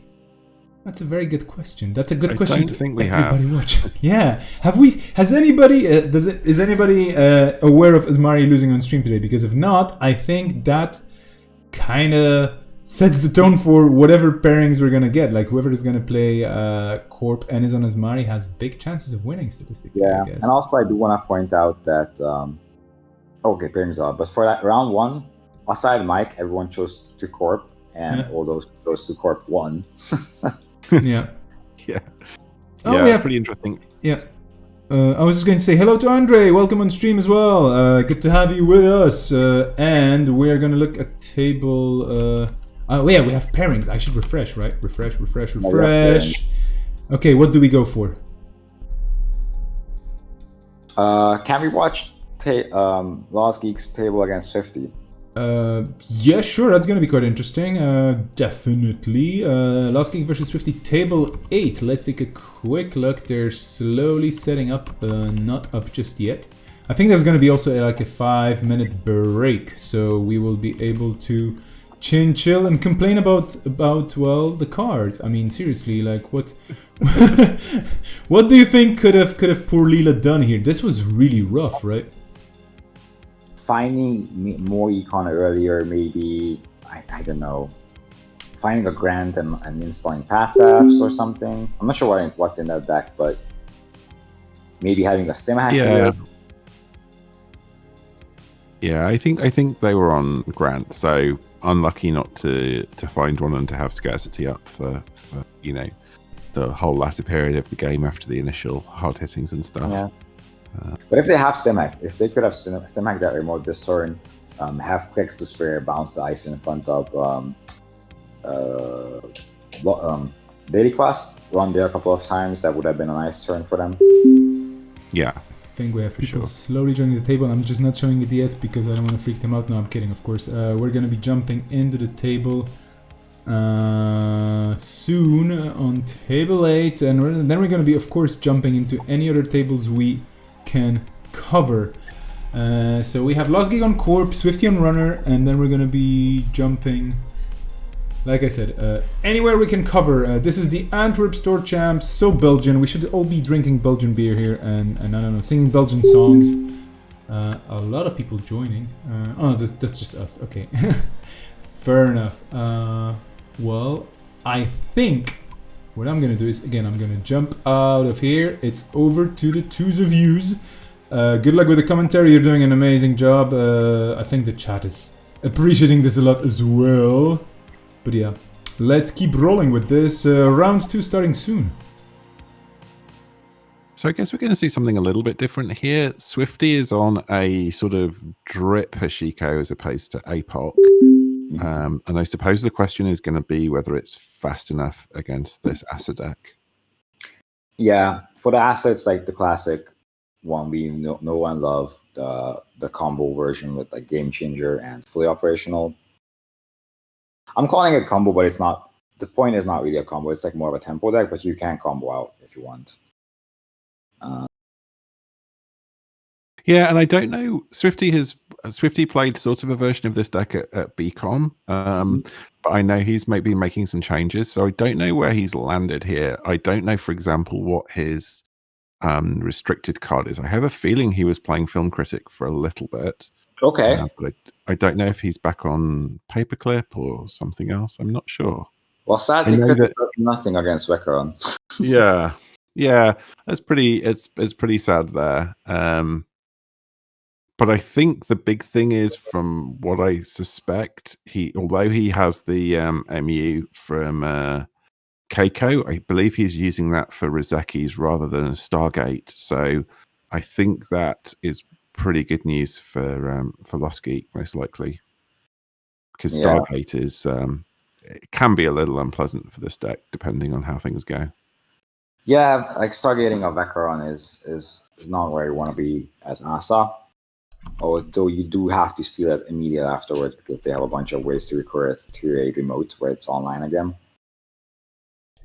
But yeah, so I guess Drip Econ is kind of useful against Asa if you can set it up fast enough, because Asa is a very tempo based deck. So compresses clicks, makes money, scores a bunch of stuff while doing so. And the reason why it was an interesting matchup with Geist, because Geist is also very tempo heavy, very click compressive. So it's they kind of fared off against each other in terms of both compressing clicks, making money off doing clickless things, and just trying to get an edge over the other. In case you're wondering what the hell I'm doing in the background, I'm just trying to get into the game. Sorry for that. No, that's fine. I think it's now a passworded game. Yeah, just to make sure we don't overload the rooms, apparently. So apologies for that to everybody who wanted to jump into the room, but yeah, that's it. I will pass you the password on Discord so you can jump in, because it's better on the commentary side if you have it. Well, I usually been watching the games on the stream to minimize spectators, but... Okay, Stargate out of the bat.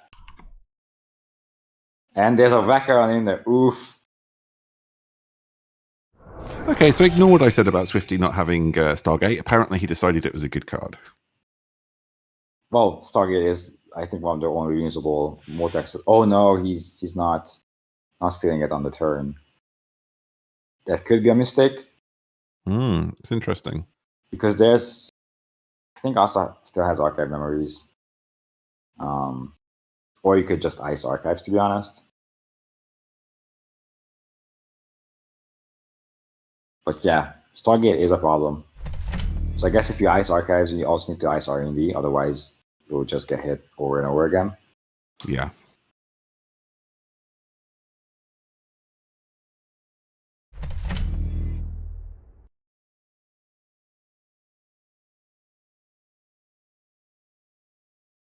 I mean, also, yeah, one thing you can do as also is say, I don't care if you get 3 points. Okay, no. Geek ices archives as appropriate.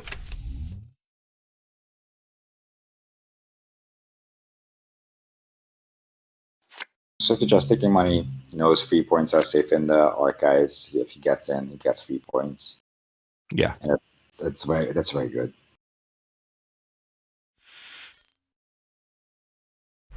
Also, I'm drawing cards.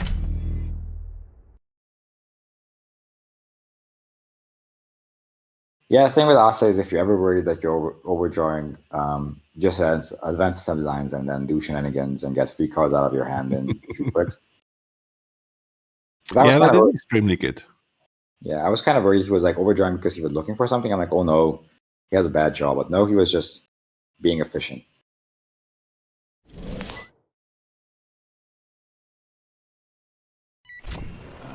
Swifty has sent me his deck list, like the gent that he is.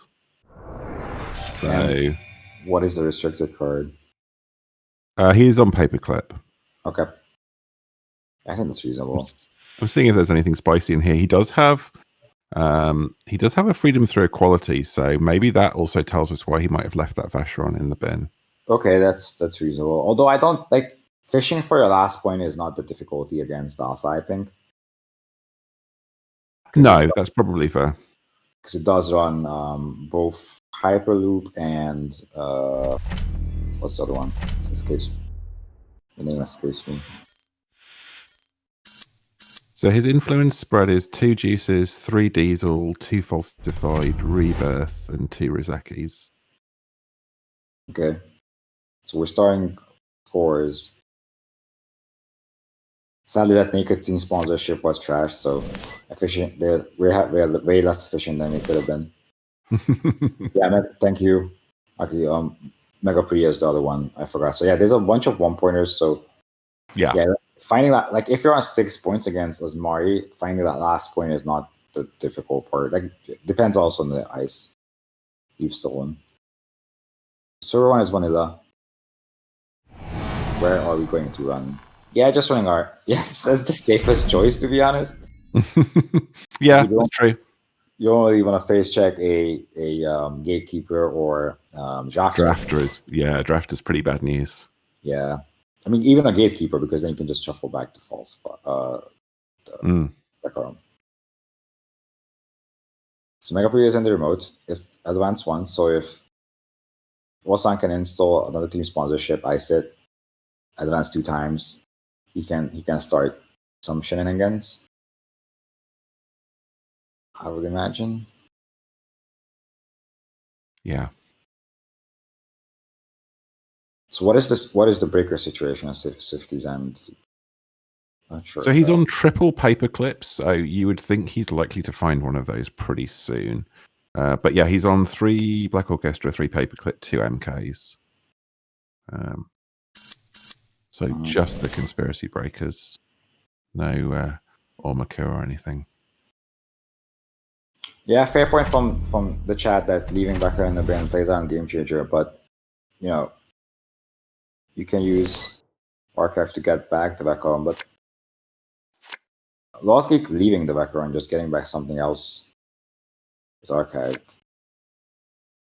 So yeah, I think it's fair to say that at this point he ignores the Becker is just except the fact that he might lose 3 points. Yeah. So if they're doing the power draws, I assume we're drawing for Clippy at this point. Yeah, seems that way. And you feel pretty bad to get this far through your deck if you spent 3 slots on it. Yeah. Yeah, Losgeek pointing out what everyone is thinking. Yeah. I mean, it happens, right? It's a classic issue you have with WoW as well. Although WoW is 50 cards and Hoshiko is 45, but you know, since we don't have inject, Anarch Draw is a lot of clicks. Yeah, but Swifty does have 3 diesels in here as well, so he's put a decent amount of draw in this deck, I think, but just using the basic action card for now. That vanilla is the MVP of this game. The mighty vanilla. Yeah, and also I'm just there's a paperclip. Yeah, also I'm just lightly, scoring out behind the vanilla. No tricks, no game changers, no team sponsorships. I wonder which agenda that is. Could be just a cheeky Vacaron to make Swifty run in there, I guess. Yeah. I mean, if he's not scoring it right away, it's not the winning agenda, right? So. Yeah. Could be also just a Hyperloop, I guess. So yeah, that's probably a team sponsorship, and that's probably a Hyperloop. Ooh, fully operational.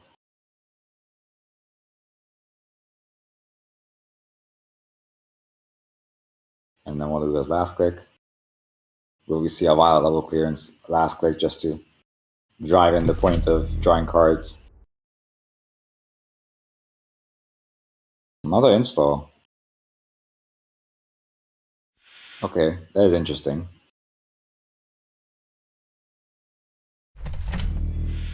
Okay, so in assembly lines. Oh, put us a second ice on archives. Interesting. Yeah, to maybe not being blown out with like stealing 7 points on turn, I guess. Yeah. So we do see Stargate happening again. All breakers are in the bin. Good question if you're S here. Yeah, you probably do. Okay, it's a Hagen. So you have to break both subroutines.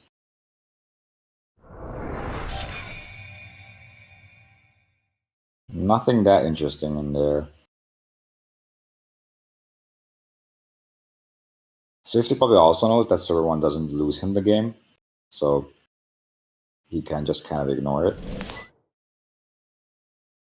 Yeah. Oh, but he's deciding to go for it. And Aki's saying that was installed with the Arella, so it's not even necessarily an agenda. Oh, that's a very good point. That's a very good point. Aki helping us out on the stream and commentary. Yeah, that's a very good point. That might be just like, look, yeah, it could be Kali testing. It probably wasn't the rush shooter because that would have been res. Vacaron. Nice. Yeah. Yeah, but also a lot of times you just install agendas here and there because you don't have nothing else in hand, and you do fill servers for fully operational, and you're kind of glad if they steal Vacarons with counters on them. Yeah, I think at this point in the game it's fine, right? Yeah. So if Swifty steals one more agenda, then Game Changer becomes a biotic. You can just score retrievers from hand, I guess. Remote stuff in server 1 and wild level clearance. Putting back Osan into the game with money. So we're looking at position 1. That's like the Outrise, right? So that's the Hagen. I think one difficult thing right now is that you can't really break gatekeepers, and you do not really want to face your gatekeeper. Yeah, it's tricky. And Swifty is just really low on money. Yeah. Hasn't managed to get his any of his drip pieces up and running because of the speed that this aspect's playing at. Oh, yeah. And another Vacheron goes in the bin. Wow. So I was wondering, like, do you even take the Vacheron at this point, or do you just take the fully operational to deny credits? But yeah, you take the Vacheron based on Swifty's opinion. There is 6 points in the bin right now, so yeah. So there's a question if he has a stem hack. He has 3 stem hacks in the list. Yeah, he goes for server 1. Okay. Yeah, I mean, if it's an agenda, you can just hope maybe money up next turn and win on archives, I guess. Well, I wonder whether he stem hacks archives. I suppose it depends what he thinks he's protecting at. Yeah, what's not agenda? No, I think what he was going for, if he sees an agenda there, right, he knows the win is in the archives next turn. But now well, I think taking out Rashida is good because Lozgeek is a bit low on credits. Like 8 credits seems like a decent amount, but you can't really game changer it or like do anything substantial.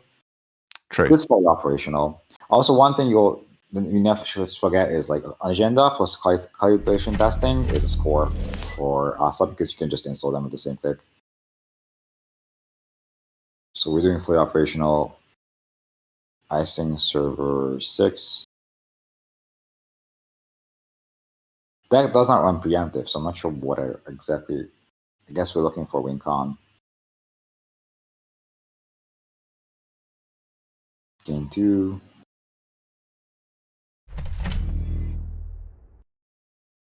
This is an interesting game because Swifty is never out of it. He did need stem hacks to stay in the game, but Lozgeek isn't really finding the win. Maybe he did now, but in the past 2 turns, he didn't really find the winning line, like winning cards more. Yeah, and this hasn't had the sort of classic ASA rhythm that you want to get into, right? Where you're just putting things out and making money, and it's felt a little bit more awkward, I think.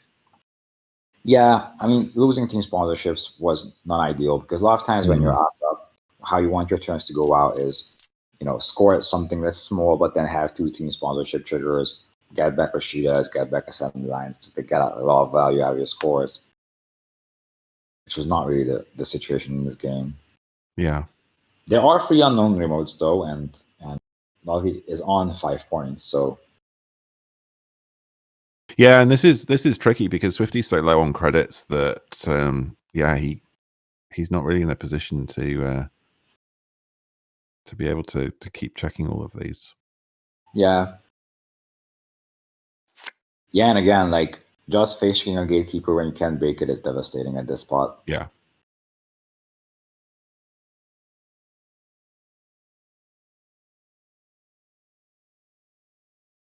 Although he doesn't have money to install and break gatekeeper yet. He's getting close to it. But yeah, no, Lozgeek's still not winning, so none of those remotes is a 2-point agenda. Which I guess is good news for Swifty. Yeah, he stays in the game for a little longer.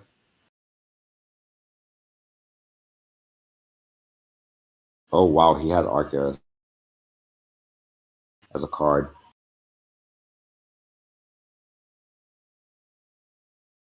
Oh, Swifty disconnected. Okay. I mean, Swifty can still get back into the actual game, right? I mean, he's a bit lowish on credits, but he just needs a burst of econ. Like, clicking Liberated a couple of times, one more stem hack, something. I mean, he's only played 1 short gamble even so far. Yeah, so he just needs a bit of a burst econ to get back into this. And Server 1 is the only new card that was put out, right? So he knows Server 3 and 6 doesn't lose him the game. Well, I guess, okay, Server 3 is also new card. Also, he trashed something from Server 3. Yeah, it's interesting. Maybe that's team sponsorship, and maybe he's diversifying the agendas that he can win with. Maybe that was a split team sponsorship, I mean. Yeah. So can Swifty still can break Gatekeeper, right? Or am I missing something? Because that's one install. No, he cannot. So maybe, taking a credit for a click would have been more ideal. Well, that's an oof. It sure is. Yeah, that's and weirdly, Ice Carver not that good against this Ice Suite. Apart, a credit value on Hagen, but elsewhere not particularly great. Yeah. Ice Cover is not that relevant in this matchup.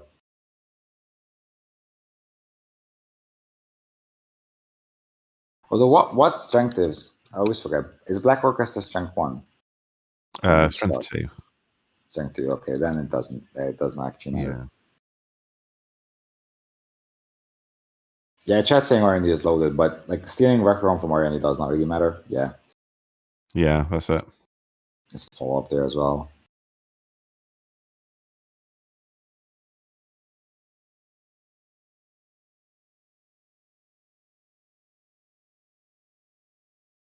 Wow, also shuffled. Last week also shuffled back a Vitruvius from archives. So the whole win was in archives.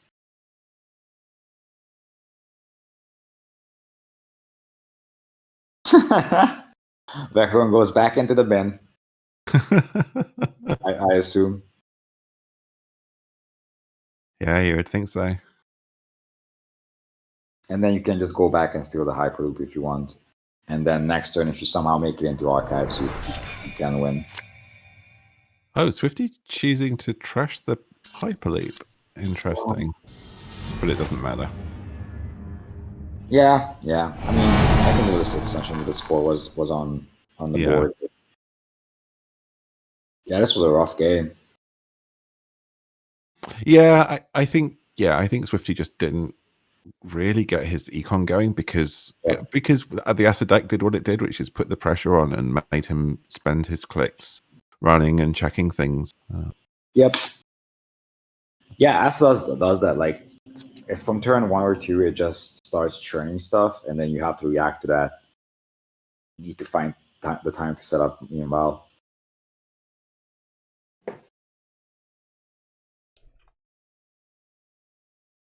So GG's for Lasky.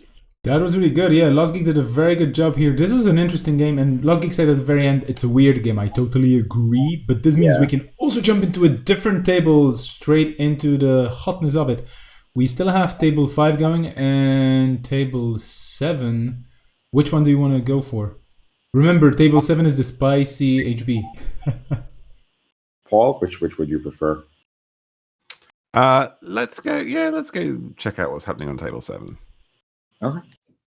Here we go then. Hopefully we can A, get in, and B, the game is not... Oof!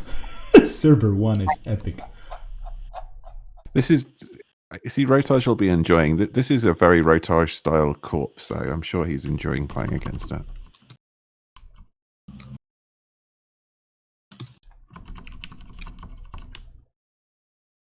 Oof, that's a remote.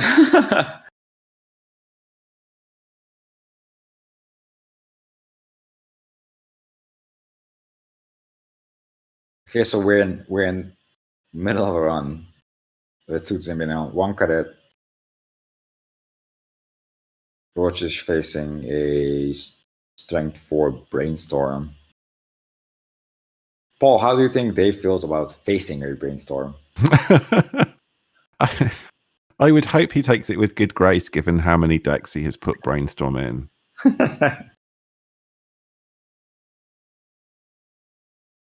Would be nice. Oh, it looks like he's going to not break it and just take the 2 brain.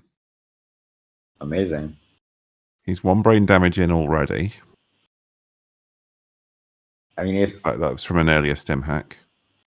I'm not sure what would happen if Dave dies from brainstorm brain damage. I think the universe just collapses into itself. Would be amazing though.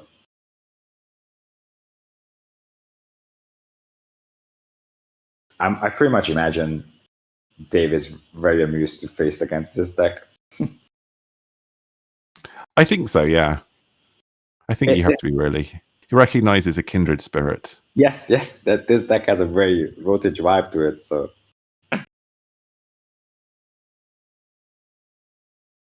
Okay, so you just trash 2 cards and then take 2 brain damage, I guess, manually.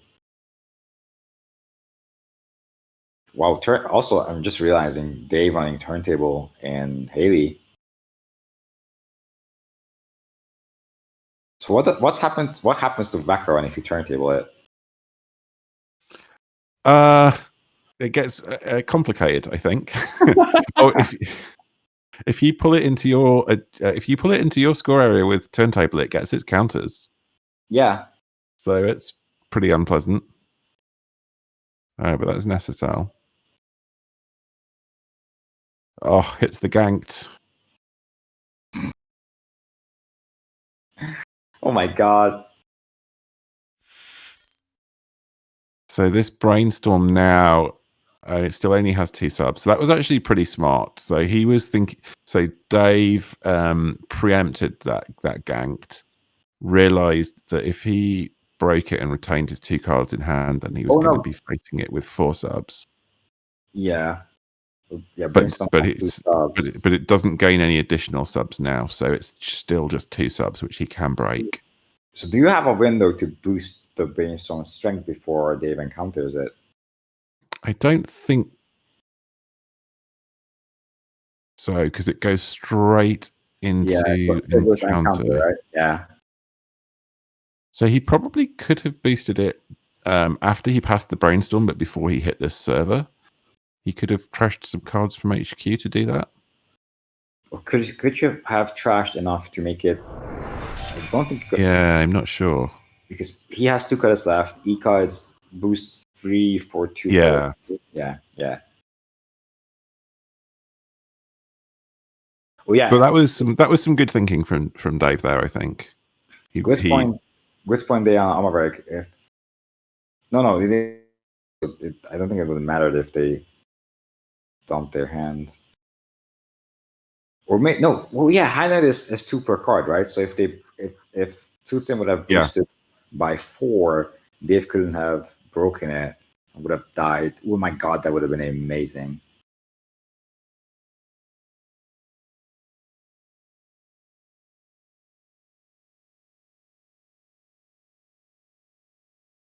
Madness. This is pure madness right here. It is, but unlike the game we saw, or one of the games we saw earlier with this Asa deck, R&D is very well protected in this game. So there's no easy winning off centrals by the looks of it. Yeah, Dave only does need 1 more point. He does. Now I'm just sad that we didn't that Dave was so close to dying. How fun would it have been if Dave dives to brainstorm brain damage? Yeah. Sad. There's a lot of excitement in chat trying to work out what all these cards do and when you have windows to do things and when you don't. Yeah. Yeah, when you face so if I would face an Asa deck, right, and that puts 2 free things into the remote, my mind immediately goes to Arella, Baker Break Grid, yeah, stuff like that. But once you see a gang, it's like everything is on the table at that point. It's like when you play against Dave, right? And then you're like, anything could be in that deck, literally anything. And you always meticulously count the influence to try at least close out some options that you could die to. Yeah, for sure.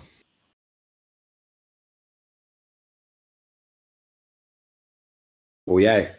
A good point. Chat has amazing points. If there's Daruma in the remote, then Tsutsin could swap out a snare into the remote instead of an agenda. Yeah. Oh, yeah.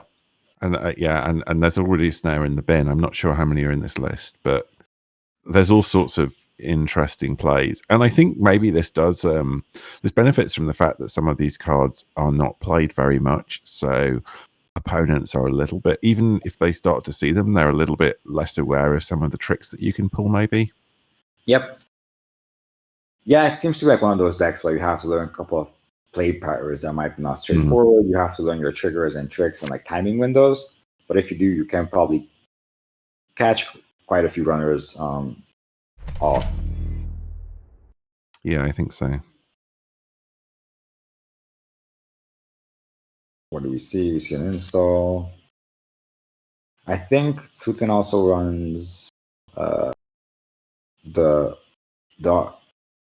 agenda that searches out on ice. Never sure what's the name of it. So we not. Oh, the remote enforcement. That one. Yeah. Not sure if I saw it in this deck. Because I'm just wondering if that's an agenda right there with a single advancement, or if he only runs 3-pointers. No, I think that's right. I think we did see a remote enforcement scored in a game in Swiss. Mhm. But it's interesting to see Vacheron SSL and Ikawa in the mix in this agenda suite.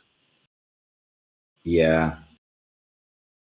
Yeah, it's interesting because you could just do 2 sets of 3-pointers and a 2-pointer.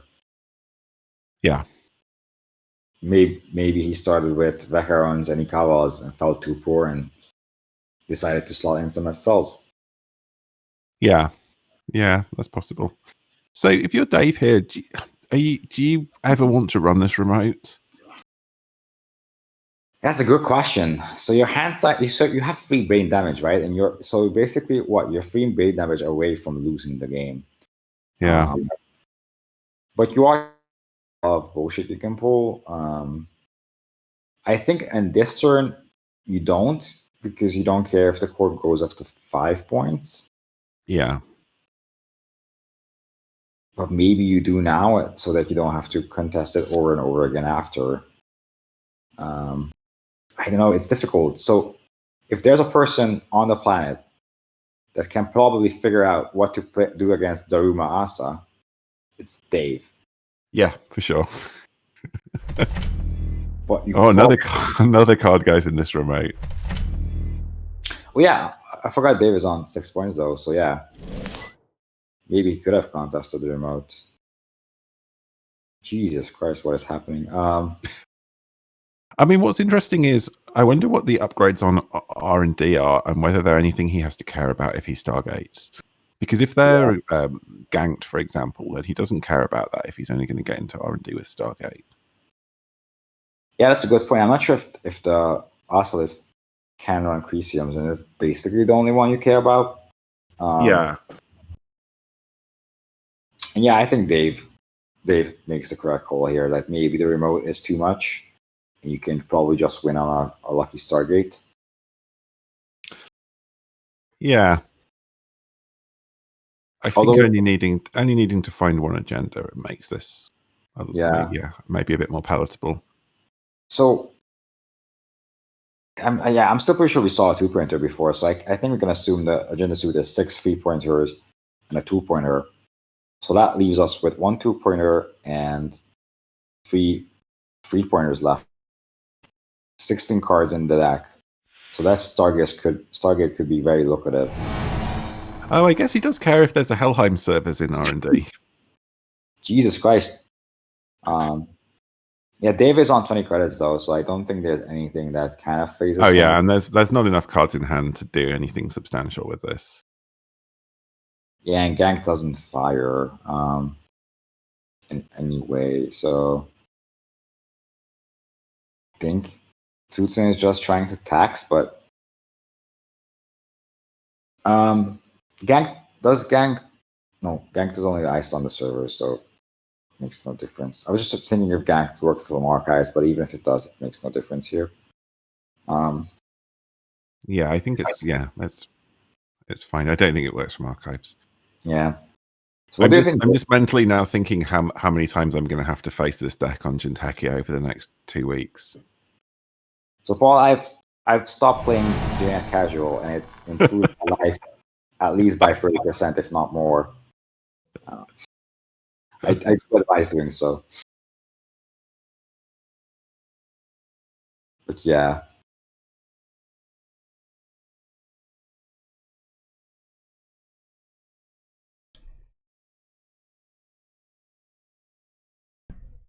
I'm just jumping in for a second to say that if they keep messing around with the amount of ices, like ice stacked and the different, we're gonna run out of screen estate. And I do have a big screen. Maybe I should play it actually in portrait mode, instead of landscape. Yeah. This game is quite simping. Best, you could rotate your display, right? I can, but then what about all the poor people watching at home? I mean, what are they gonna do? we are all going to rotate our screens.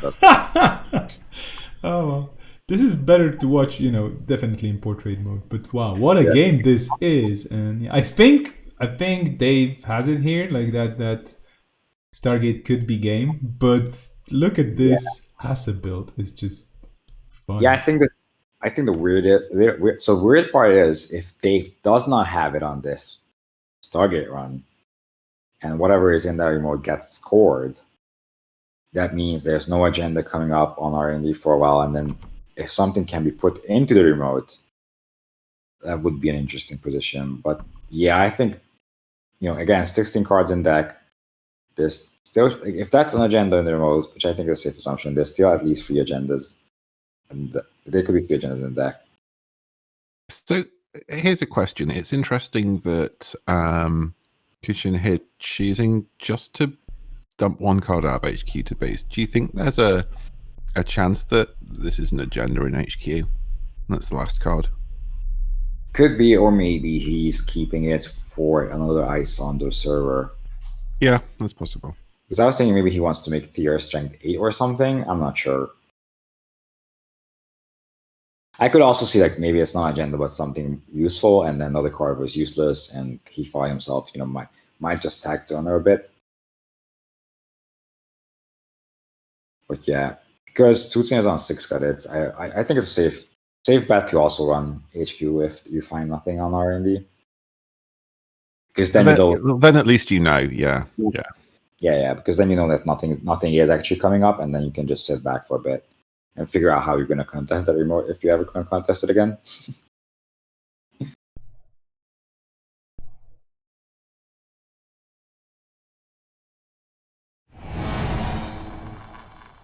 So wait, was a Hagen rezzed, or what's happening? Okay.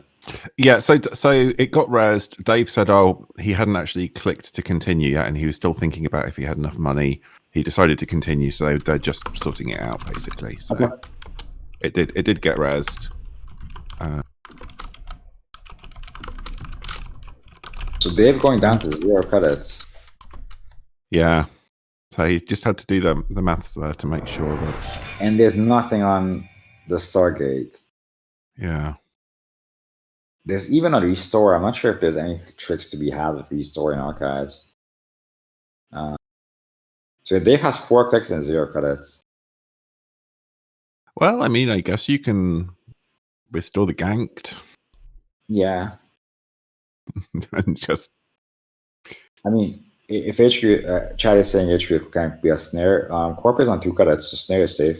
I think you take at least 1 credit here, because then just run HQ, because it could be a vanilla, it could be a Timberlake. Yeah, I think it's worth confirming, but they've just deciding to get a catty out so that they can build up some econ to challenge. It's possible that Dave knows what's in HQ from earlier in the game, of course. Yeah, it could be. Chat saying they've probably played 1 less credits for the break on Hagen.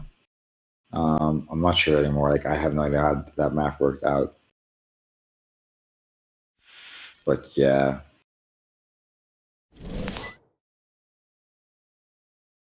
So that was an NGO. Okay. Oh my God, digital rights management. Well, that sure is a card. So Paul, we got a reason why that wasn't trashed from HQ. Yeah. That is a good card to hold on to. Man, imagine if Dave just takes 1 credit, runs HQ, and dodges his board. But of course, this is still not the win. Yeah, that is true, but it's a hell lot closer to it. Although the deck was shuffled now, so Tutsin can draw agendas again. Oof! This game is wild. This is very exciting. And Dave installed fan site on his last pick, was denied the value by the NGO score. Usage. So yeah, there's no real way to get into a remote this turn, right? Just money up, I guess, and then try to cash the next one, or maybe win with Stargate, I guess. Yeah, I think all you can do this turn is just get as much money as you can. So do you think the remote is Daruma and Gangs? Do we have any information on what the other cards are in the remote? I don't believe so. Could be also Helheim. Yeah. I'm so happy I'm not playing in Dave's position right now.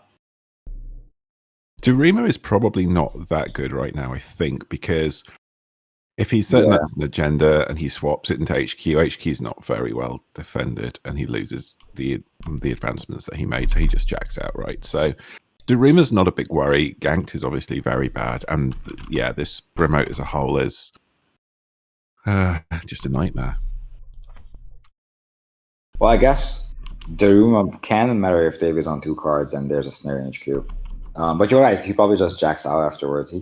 Yeah, he gets the opportunity to jack out, and I think if a card goes in that's not advanced, it's fine. He just jacks out, and if it was another agenda, then fine. It's still a turn. Well, yeah, because you can you jack out after you approach the server? Because Daruma does not give you the option to jack out. So I'm just wondering. Oh, I think it does. I think Daruma says you may jack out on it. No, I just opened it. Oh, yeah. So I'm not sure what the timing window is on. So after you approach, can you still jack out? You can't, right? Because then the run is successful. Yeah, you can jack out after approach. Okay. So yes, you can. So they make the swap, and then you can choose to jack out.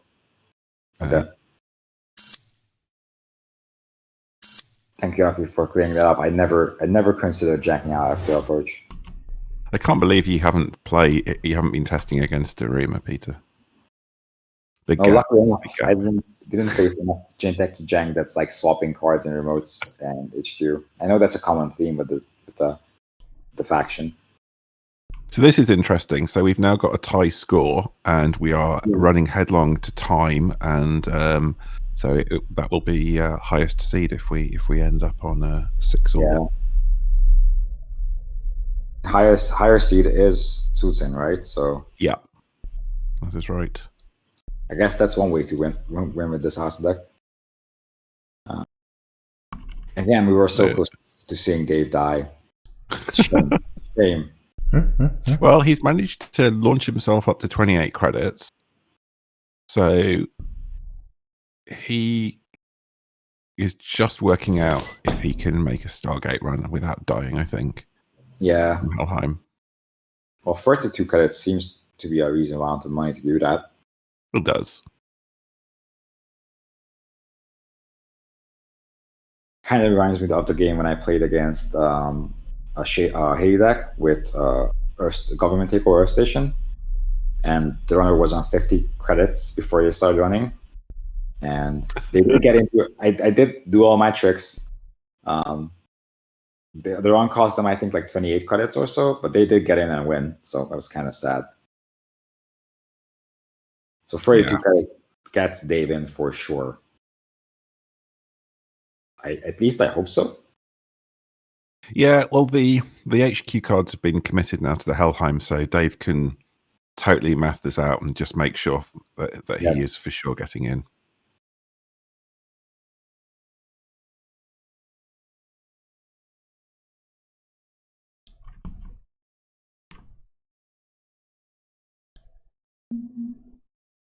Chad is going wild in the meantime. Yeah, you can just not break Brainstorm. Yeah, that is totally an option.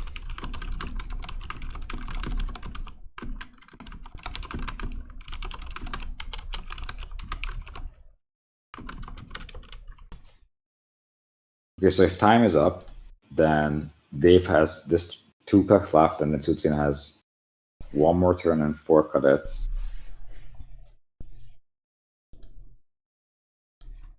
Yeah, so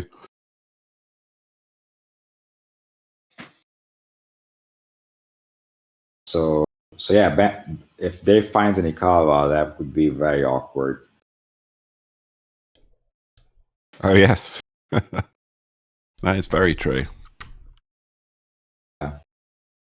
I would be shocked if Dave can't get in with 28 credits. So he already broke Gatekeeper. So you can ignore the brainstorm. Hagen is strength. Should be strength 6. How does He has 2 breakers. so it goes down to? Oh no, it starts on 5, right? It starts on 6. It starts on 6, yeah. So it goes down to 4. Gets +2. Guess. So gets +4. Yeah. And Helheim is messing my mind up right now. Yeah, just for trying- sure. But yeah, I'm pretty sure that this Hagen should be strength 8.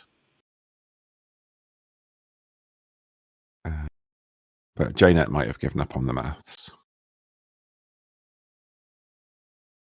Yeah, I don't think you can afford not to at least try. I think it's It's correct. great right Sorry, now. just to correct on the Hagen. Remember, there are 3 icebreakers. There's the Gordian, there's the Gauss, and Oh, there's the Ica, yeah. So that's Yeah. -3, and then it's +4. It's fine. Yeah, JNet is still operational despite the bonkers things going on here. Yeah. What is this No, like? I'm Seriously? pretty sure the numbers were correct. I was just trying to figure out if it goes lower when you encounter it, or if it's like at the current state right now, just to do math. But yeah. Yeah, I mean, you have to go for this as Dave. There's no way you can just say, no, I'm going to jack out, because then you just lose.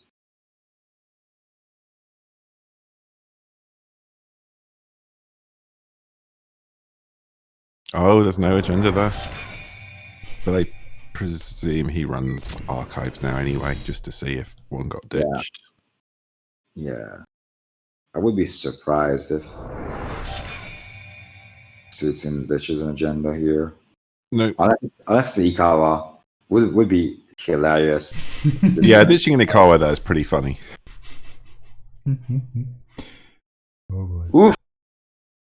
Yeah, so it's either agenda in the remote, and there's 2 left in deck, or it's 3 agendas left in 7 cards. Yeah. You can see Dave has respect for this list. He says, be sure to publish this. Yeah. I think everyone is sadder everyone is more sad right now than Dave in terms of, not everyone, but I don't think Dave is sad at all. He faced a monster he would have only dared to imagine. Oh yeah. And I want to think this is like the universe, making sure after Dave didn't die on the brain damage that he still loses. Because he should have died on that brainstorm. That's fate. That was fate right there. This was hilarious in so many ways and wild. I mean, seriously. Oh wow. Yeah, that's quite the game. What a game. We have all the results from the other games, and I think we already have round 3 paired up as well. I'm just gonna check with the Discord where you all are as well. Do we have a break or something? What time do we start? Let's take a quick look. But this game, wow, like... Yeah, I wish we were there from the very start. We didn't miss too much, I hope, but... What place? And now Daruma, I'm pretty sure people are going to be studying Daruma and, like thinking like, how can I use Daruma in my deck to surprise people? We have the tournament organizer asking if people need a break, and I think some people might need a short break. You are watching the Antwerp Store Championship. Top 8 double elimination round 3. The pairings are up, and we see some really cool pairings over there. And I don't even know what. Do we want to watch the same deck again and have the mind boggle, like the mind's boggled by this deck, or? Yeah, I'm kind of tempted, but I also have the feeling we'll see it in the finals. Ooh. Okay. I'm all in on Cam Tsutsun right now. Like, that deck is hilarious. And it has good cards in it. It's wild. Yeah, we have a confirmation that we have a 5-minute break. We will probably be starting the next round around around the full hour, which is 8 p.m. local here. It could be a different hour for you, all you watching. How is the stream doing after this? Because I think there was so much pressure and so much uncertainty because it was not a standard deck. that the world just stopped for a second. Even more, pandemic aside, it's like, what's gonna happen? It was interesting to untangle what can happen and what will happen. Yeah, I'm pretty sure this is gonna be one of the highlights of this tournament for many people. Wow. Yes. Okay, so we still have, like I said, 3 games in the next round, and well, it seems that Mike is unstoppable.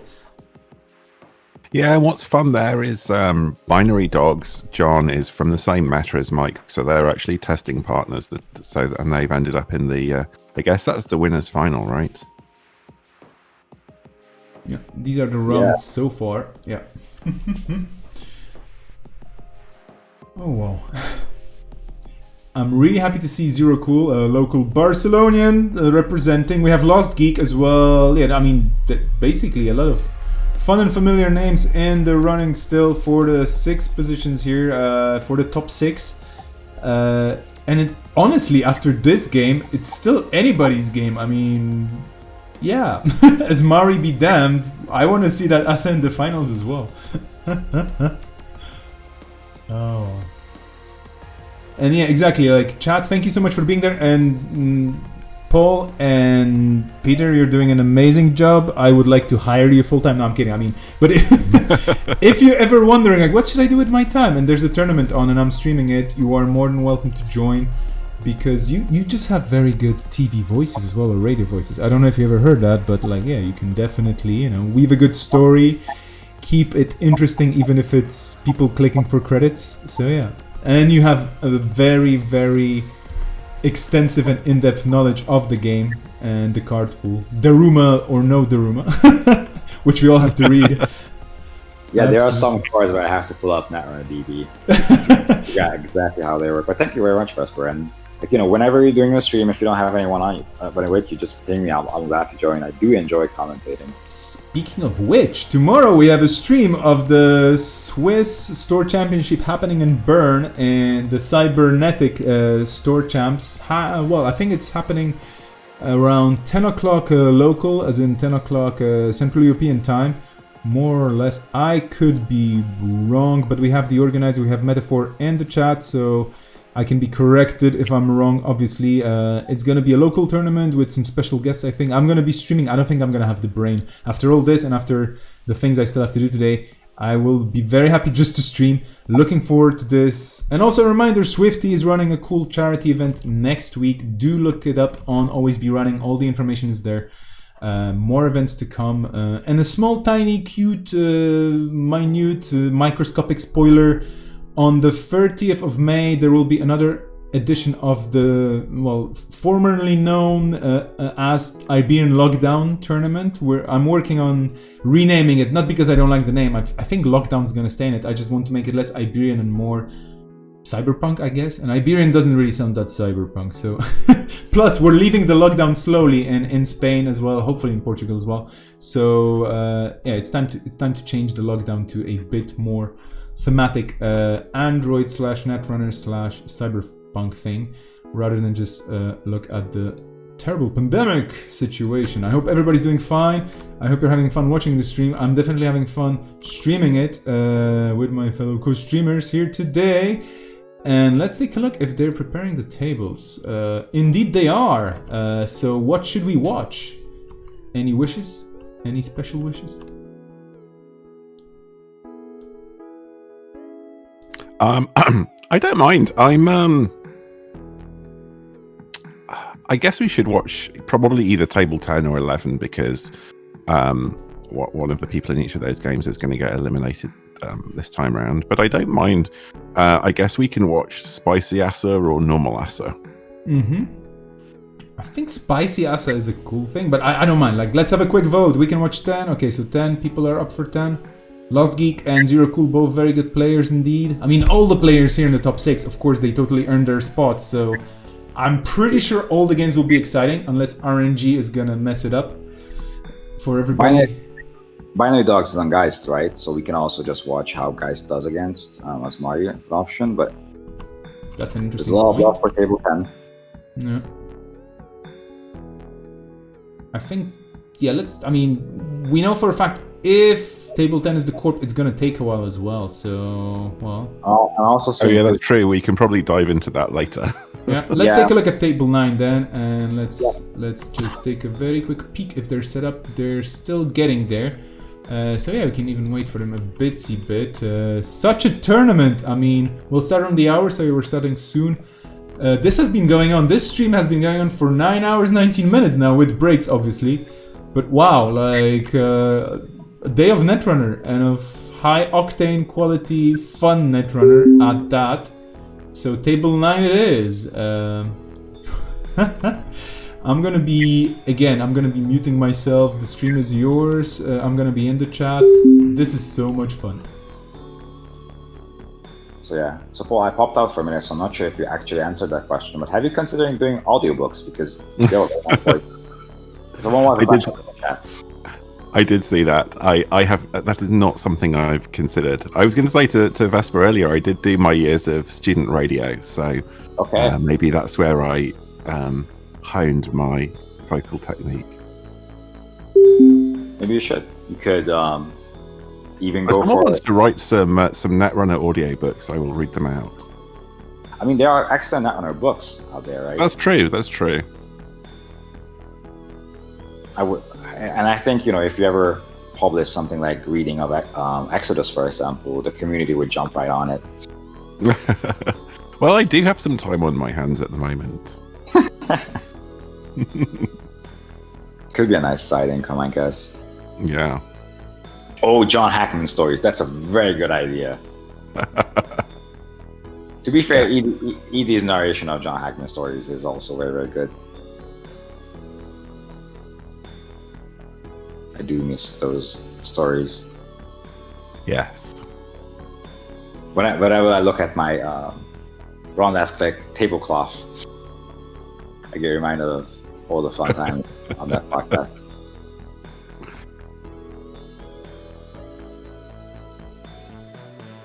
Oh, it looks like this game is getting underway, and I'm interested to see what Geist is going to do against Asmari, but we see a turn on scarcity, so I guess Geist is not going to do very much. Yeah. I mean, with Geist, you can kind of fight through it if the corp doesn't have a fast enough start. Because you only really need to install tech traders as resources, and you can just dump like hardware afterwards. We're seeing Boomerang come down, and then we're seeing Doof. Mike is not on the murder version, right? He's just on border control and score. I believe so. Yeah, I think that's right. So I think it's fair to disrespect any type of econ warfare Hearten uses. But yeah, I think this is a very good line because it buys Geist very few crucial turns to set up.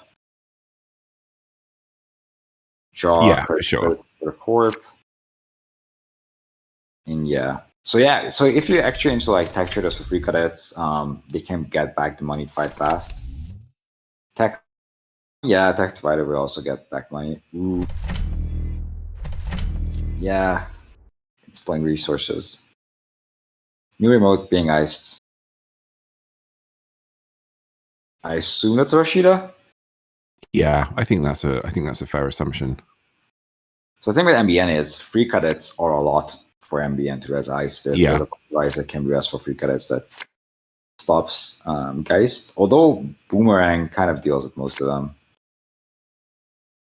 Yeah, it does. Boomerang is very good in this matchup. I think it pretty much is going to deal with all the ice in the list. Yeah. Kind of sad to see guys click draw 4 times, which means cards in hand are probably not ideal. Because if there was a spy camp, for example, that would definitely come down because it just generates so much value. Yeah. Asmari still naming event, which I think is a reasonable guess.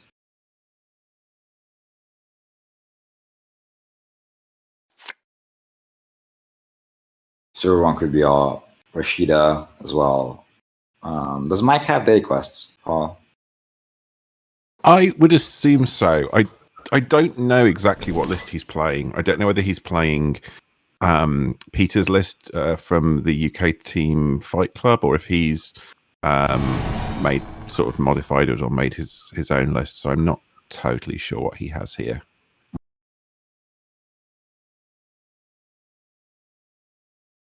That slot machine was well avoided right there. So no money for Mike, and Binary Dogs cannot lose any credits. Got 7 credits back. Doof is on top of the deck. Can't really be fired right now. There's a spy cam 2 cards down.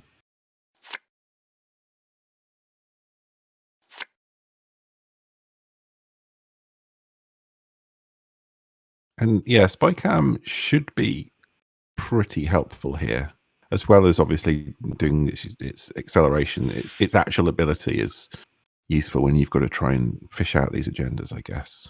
Yeah, but also on this specific table with the masterwork out, the technical writer out, it just generates so much value.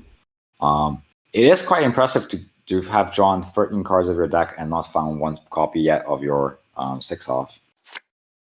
Yeah, that is disappointing, but there we go. Yeah, one down, pop straight away. Yep, I imagine that's a Creasy on HQ for Mike. So diversion of funds is kind of foiled for a while. Second tech trader coming down. You have to, like, scarcity or not, you need to install your tech traders. Yeah, I mean that's the absolute backbone of your deck. So I imagine we're seeing around R&D if that's an agenda, but I guess if it's a Bellona, you can't really steal it right now. Mm. You can masterwork down a boomerang on slot machine and just lose one. Oh, you can't even then you can't steal it if it's a Bellona R&D or something. Yeah. To be fair, Mike didn't really advance his plan that much on these turns, but guys were struggling. So there's no, like, if Mike was on 3 points right now, that would be in a way worse situation. But even if he scores next turn, he's only on 3 points, and Geist is, slowly building up. Yeah, I think this is true. I think Asmari could have had a much faster start whilst Geist was fighting through the scarcity. So I think there is still some hope for John here. Did not know Binary Dogs is John. Is he also from the UK? Yeah, he is actually from the same meta as Mike. So they play each other very often and test together. So I would imagine banter happening in the voice chat. Yeah, I think that's more than likely. To the extent of UK banter. I mean, aside we can't all be Swifty. Yeah. Aside all those shots, I imagine way more polite banter. One of the more fun moments I had with like UK banter was when last year's Worlds, one of the Hungarian guys on Biotech was facing up against Patrick, and there was a bit of a banter on back and forth between the two teams. My favorite joke was that when the UK guys pointed out there's way more UK guys sitting around Patrick than Hungarians behind Fleck, he said, well, because that many of them fell out of the cut. Some sort. Yeah. So second slot machine R&D, which is again crucial because it does not actually end the run. Does take credits, so makes stealing Bellona way harder, but does not actually stop you from stealing SSLs, for example. Yeah, and if John gets a bit more bored down, then he can also potentially get through these slot machines and then pop some things to burst up some credits from tech traders to steal a Bellona, for example. Yes. So there's that sort of line as well. Yeah, that's the thing you can always do clickless econ or draw. Yeah. So do you think server 1 is the third Rashida, or is it like I'm not gonna say desperation, but kind of desperation echo chamber? I don't know. It might be an echo chamber, but I'm not if it is. Yeah. It hasn't been okay. So interesting enough, it hasn't been rezzed. It hasn't been advanced. Yeah. So it's definitely not a Rashida because Mike just spent his turn drawing cards. So I mean, Are they- it's possible it's an agenda. I Yeah, guess. could be an agenda. But then why wouldn't you advance it? Yeah, I mean, if he doesn't feel safe advancing it now, I don't see how it's going to get any safer, really. Magar is in the chat saying it's always a surprise snare. Mike is too sensible of a person to run snare in the Asmari list. I mean, I look forward to being. Yeah, it's advanced. It's not a snare. So maybe he was looking for a third piece of ice there to make it extra secure, I guess. Yeah, that's possible. He did know about the grappling hook on top of the stack, right? So, that might have been the tipping point in the sense of like it's no point advancing it because grappling hook with the symbol chip can just get in. Maybe. Yeah. I do feel this game is kind of slipping from Asmari though. Yeah, I think John is doing well to get set up here. And it look, once again, it comes down a little bit to if you run the wrong things, if you get tricked into running NGOs, it's a little bit painful. Yeah. But otherwise, yeah, Geist is one of the runners that actually goes through these horrible Asmari remotes and comes out the other end not too much worse off. Yeah. But you're right, I have no concept. That could also just be an NGO. It's possible. It's a little bit of a weird play to do this, but I don't know. These two know each other very well, so there could be all sorts of mind games and trying to break their normal play patterns and that sort of thing. Yeah, it could well be. So see a run on the remote. Yep, Boomerang being masterworked. 2 tech traders, you only lose 1 credit on the Boomerang.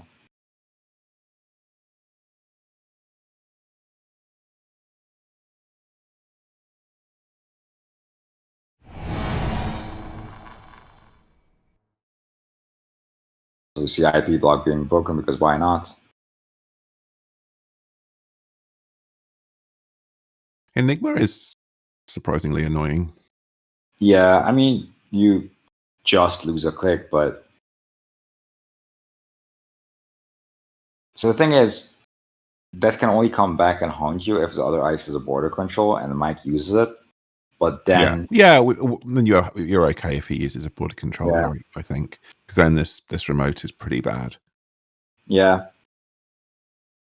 I'm not sure about the IP block rest, to be honest. I would just left it there with the Boomerang. Yeah, I think I think I've been trying to play against Geist a little bit more, and I think sometimes just leaving the boomerangs and getting them in the bin is a big help. Yeah, because it was necessary. Because Mike is not John is not losing money on that break, right? But Mike is actually losing money on the res, and I think John has a better econ going right now. Of course, it still changes that. Yeah, whenever Amina is installed, it's not a good sign because then Geist is comfortable with their money. Yeah.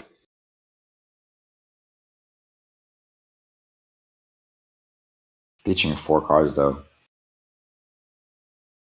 Not sure how much you played Geist Pool, but like you have these turns where you do a run, you draw a ton of cards, and you're like, damn, now I have to discard so many cards. Yeah. Oh yeah. I this happens to me a lot when I play Geist.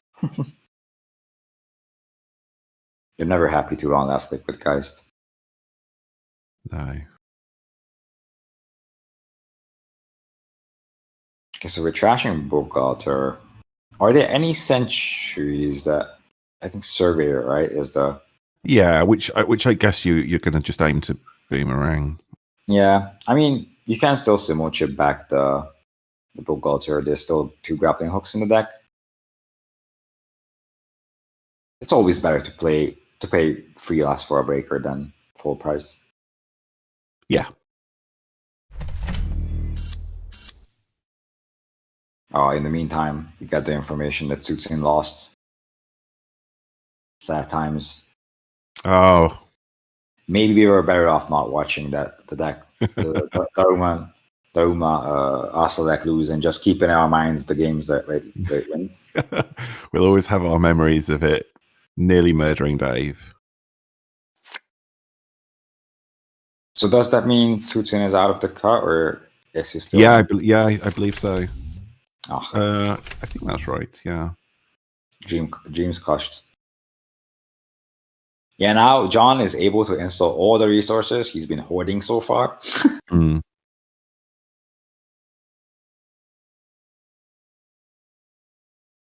Simone saying this is NGO. Let's see if you are correct, Simone.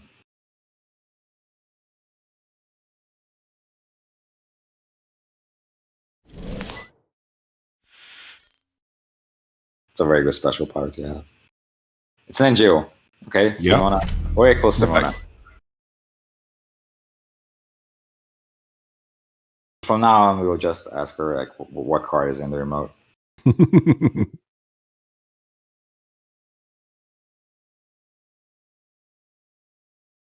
Mike doing these interesting turns of just installing something in the remote. I guess one of those things could be a echo chamber, but maybe it's a agenda again. Yeah. He did play to bunch, so if it's an agenda, I imagine he would have advanced it though. But like, John can get into that server. I think that's Mike's biggest problem right now. Yeah, this remote is not very good at the moment. Yeah, and Mike did make a lot of money this turn. His ice are very porous at the moment and easy to break. Christian on R and the NHQ helps though. Yeah. But I imagine eventually we'll see that Christian R&D trashed and then Stargate coming down. Yeah, I think so. I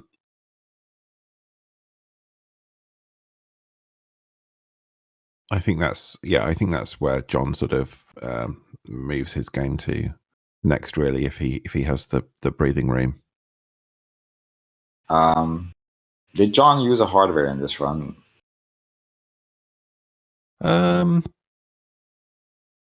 He installed a boomerang with Masterwork. So yeah, he needs to add the back counter manually. Yes. I guess we can't tell him because it's an optional trigger. Oh no, it's not right. It's not optional. It's meant to trigger. And as this game is going on, I think he'll need to use the back. Yeah, I think this is one of the matchups where you probably are expecting to use it. Oh, Thomas says we can tell him. Okay. Are you in the chat in the game, Paul? Yeah. Yeah, he will need to use the command for it.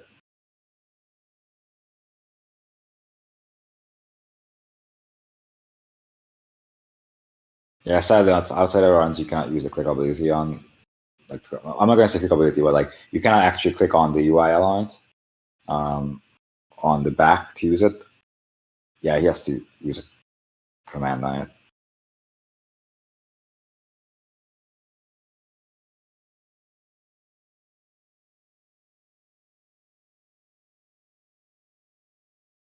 And that's not the command. It's almost the command, right? Yeah. John running through he found it. John running through the hoops. Everyone does for the first time. They forget a back counter. Yep.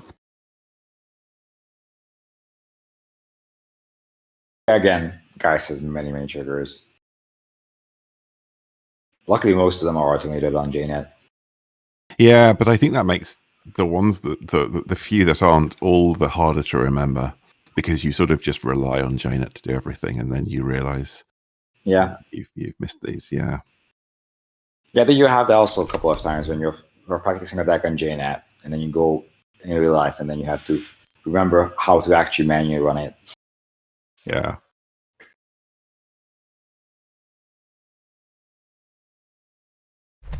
Okay, so that was a third Rashida. So now anything that goes into the remote has more meaning than a Rashida.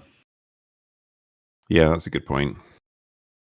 So John is down to 2 credits, which is never that big of a problem for guys because guys can just bounce back on credits. But I think Mike correctly sees that this is like the best scoring window we'll ever have for the rest of the game, probably. Yeah, it seems likely. And if it's a Bologna, it can be tricky to manage your money. Yeah, you've definitely got to do some maths. We were talking earlier, weren't we, about making sure that you run through these with the correct amount of money to trash an echo chamber or to steal up a loader. So yeah, you need to be. I mean, obviously all the ice is rezzed, so you can work it all out, but it is tricky accounting for all the triggers that you get. Yeah, I think potentially the line here is just to let that. We're assuming that's a Bologna. I'll let that go. And just build up to the eventual runs you will have to make, because maybe John can get in here, but maybe it will break his back. And if it's a Bologna, he can most probably not steal it anyway. So, you know, if you like draw 4 Tech Trader, install Tech Trader, put down like a Spy Cam, I think that can be a correct choice right here. But we'll see how John thinks on this matter. Asmari is down to 16 cards though, Paul. Like that's not a lot of cards. Yeah, that's right. And I think if John can build up to run through here, get rid of this Chrysium and Stargate, then there's not much deck left. Yeah. It's surprising then that this remote is not better, given how much of the deck Mike has been through. This R&D must be mostly ice, right? Yeah, I imagine potentially. Yeah, so he just he probably installed all the ice he drew. I would think so. I mean, what kind of ice would make that remote better aside surveyors? I don't like border control. Yeah, that's a good point.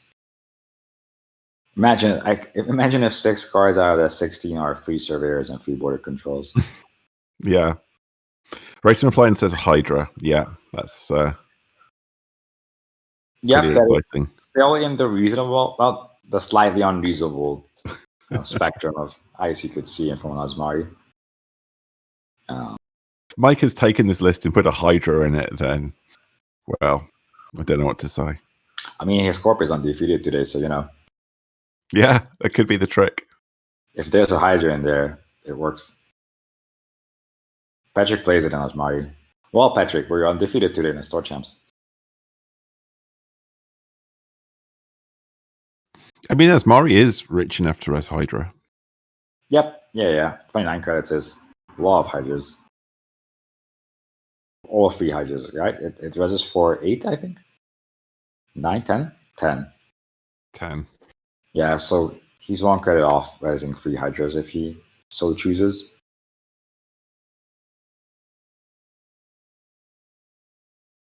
So John trashes that technical writer. So do you think that means he's going to run this remote? Yeah, it could be. Why else he would do that right now? Could be he's considering just taking the wind out of the sail of Mike and then just waiting for opportunity to go back once again and win. Because then Mike still needs to advance stuff. So let's see how much he needs to spend to get in there. So if he wants, I wouldn't do the trace on IP block because Mike is way richer than John. So maybe you break IP block for 3 credits. You can break Enigma for 2 credits. So that's 5 credits, and you can break Gold Farmer for 4 credits. That's 9 credits. And then you can kind of replace this with stuff like Grappling Hook and whatever. Oh, we're bravadoing HQ. Okay. Yeah. This makes sense. Yeah. Can you... Or do you just bounce? Or can you break at this situation? Yeah, he's just bouncing. So now, I guess just to make the money to challenge the remote. Yeah, I have the feeling that this is going to happen. So what else can you do to get more money? I guess you can install it. Like if you just install Grappling Hook or Boomerang or something that that will probably help a lot. Oh yeah, use Q-Loop. Q-Loop's not written, but often usability is to put counters on the back. Yeah. But it is, it is also good because he's seen a spy cam, so that's helpful.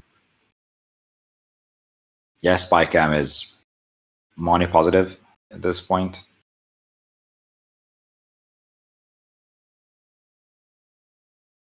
Yeah, well, I'm pretty sure that is going to be contested this turn. I mean, otherwise, maybe John is just churning through his deck, but but I don't think you pop that tech writer with 2 credits on it unless you need that money to, so he needs that to do the bravado to run into this. So I think he's building towards this. Now he might have been gambling on being able to install a boomerang, maybe. So maybe it depends what he has been drawing and seeing, but problem is though, like, because he's using spy cams, I'm not sure like what the state of known cards on top of the stack are. Okay, so Gold Farmer is boomeranged. Yep, that one is broken. You can break any more for 2. I think you will have enough money for the battle in the end, right? So you break this for 2. You have 2 more credits left. You break Gold Farmer for 2. So you get 2 from the boomerang, but you also lose 2. Yeah. Oh no, he's one off. He's one off, right? Because he pops the spy cam and then he only has 4, I think. Yeah. And I think he's realizing this right now. Yeah, this might be where there's a pause.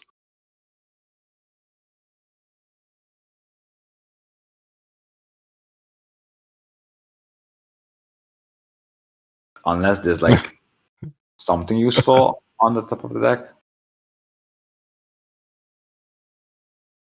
Yeah, I mean, it's always hard to tell with Geist what exactly is happening. Yeah. Yeah, and like the draws and the trashes just make yeah, one short though.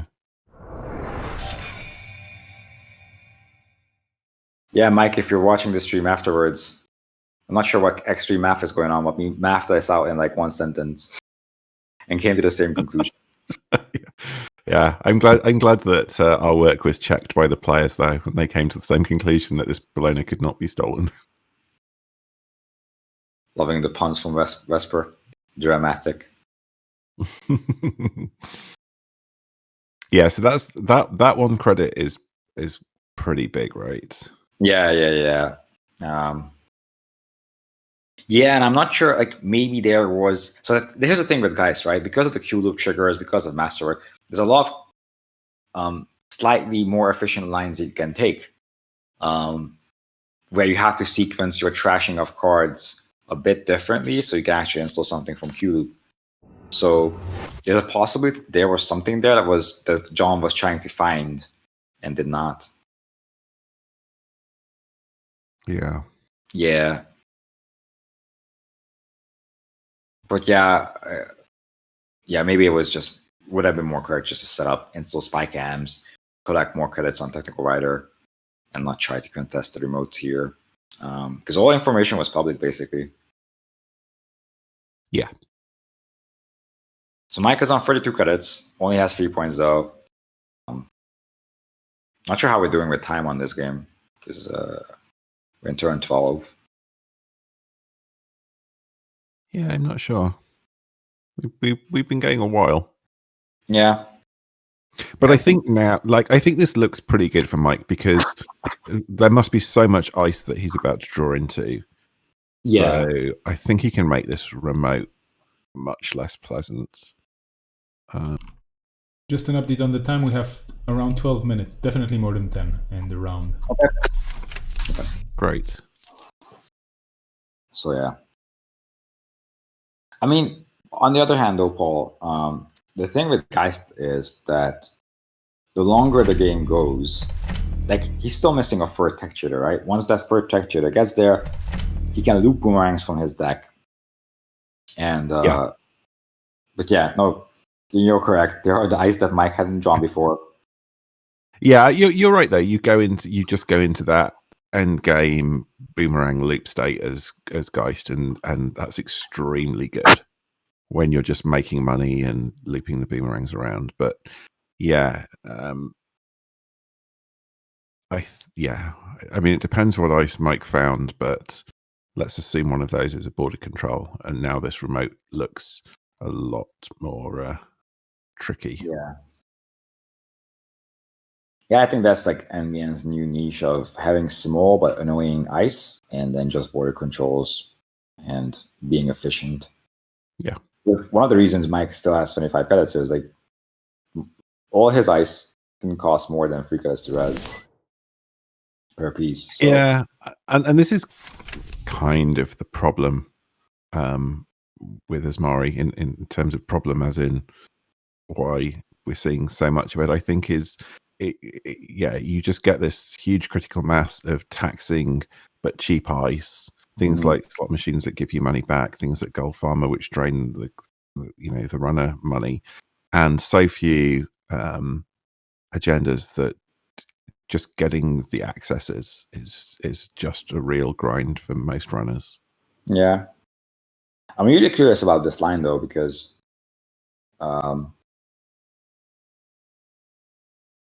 you're spending way much. It feels like you're spending way more on this than 5 credits, right? Yeah. And the 5 credits lost for a 26 credit corp doesn't really matter. And yeah, you're now tagged. Yeah, that doesn't feel great. And yeah, you've made a tiny dent in Mike's money, but not significant.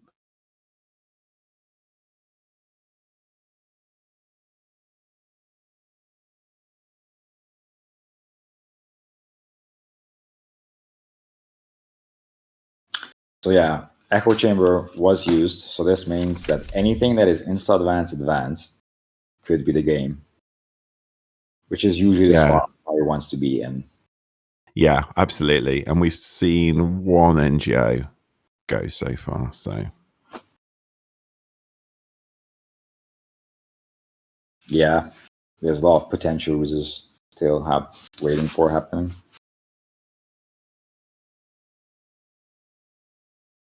So yeah, guys has to.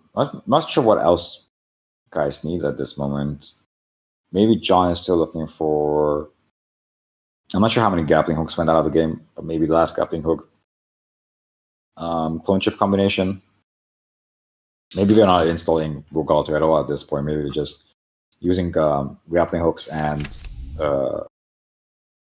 symbol chips to be efficient. Okay, Boomerang is installed under the Predator. I can. You'd imagine the order being different. yeah. Spy camming first and then Boomerang, but maybe he was digging for Stargate, to be honest. Yeah, that's possible. Even Stargate is still a little awkward. Yeah, I mean, you do have to run into R&D and trash the Christian first, but I think that is a reasonable assumption at this point. I think you need to get to the point where you're doing that for sure. Yeah. I do wonder if he can steal anything in the meantime. I think that would be pretty helpful. Yeah, sure.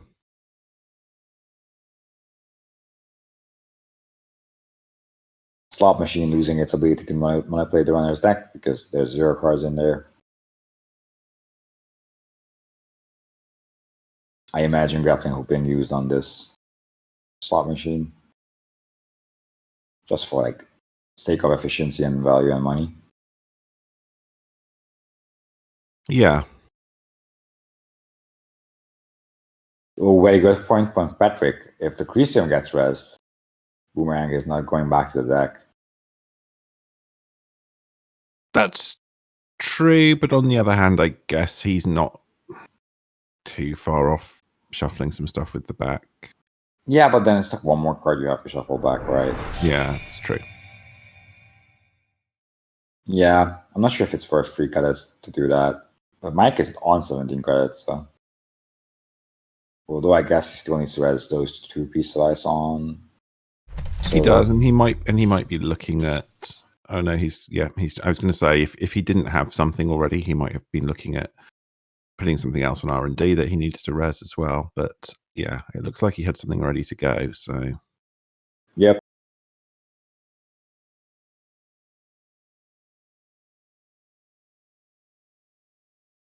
So how many NGOs are in archives at this point? That was the second one. Okay, so I'm looking at our resident Oracle, Simone. What is the prediction on that card?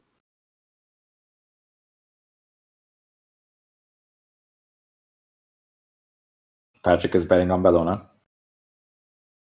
I'm getting SSL vibes. Okay, Simone is saying agenda as well. Paul, what is your bet? What is it? Yeah, I think this is an agenda. Yeah. Yeah. That remote looks very annoying right now. There's only one card left in deck. Not sure what's in John's hand to help this situation. I guess grappling hook could help. Boomerang Like can help. He's using the back right now. Is he? Yeah, it looks like it. I was just looking in archives and I see some green borders going around cards. So yeah, looks like he's choosing some stuff to shuffle. So he's shuffling grappling hooks, boomerang, the boomerang that ended up in there, and some spy cams, I think. So this way you don't have the boomerang on top of your deck, so I'm not sure. But like, yeah, the problem is there's no way to... If you don't use the back, I'm not sure if there's a way to get in there and steal Bellona. So I guess this is a reasonable thing to do. Still, if any of those ice is a border control, yeah, I think you're done at that point.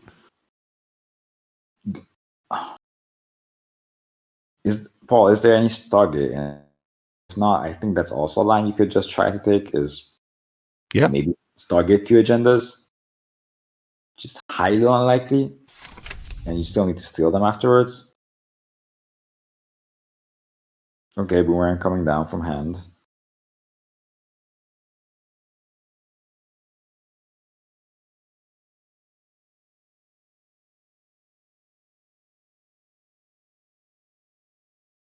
It's sort of surprising to see a click to install a boomerang like that. Well, the thing is, otherwise, you just click for a credit to have the same effect. But again, he's just trying to draw as many cards before the run itself to have maximize Q loop efficiency. I don't know. But yeah, it's usually... so this is the reason, because he wants to install Masterwork. Spy Cam from hand. That's fine. So yeah, that is indeed a board control. So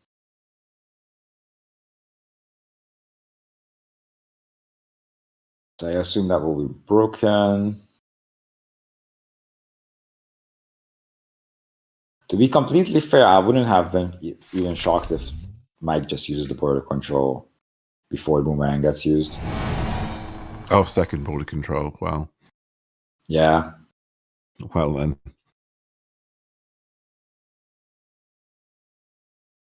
Yeah, it turns out Mike was drawing for the border controls all game long. Yeah. They do make your game a little bit easier as a Murray, that's for sure. So if that's an agenda, do you just use 2 border controls and let everyone... Yeah, I think you just end it now, right? Yeah. If that's the agenda. Just to end everyone's misery. Could it be that it's not? Or is Mike just being super careful? I'm not sure.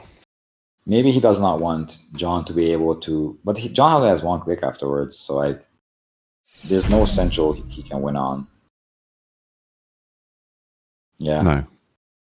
Alternatively, it could have been a Bellona, and maybe Mike was like, yeah, just access Bellona on 2 credits. Those are 0 credits or 3 credits. Because or I'm not sure if Q was already used this turn, but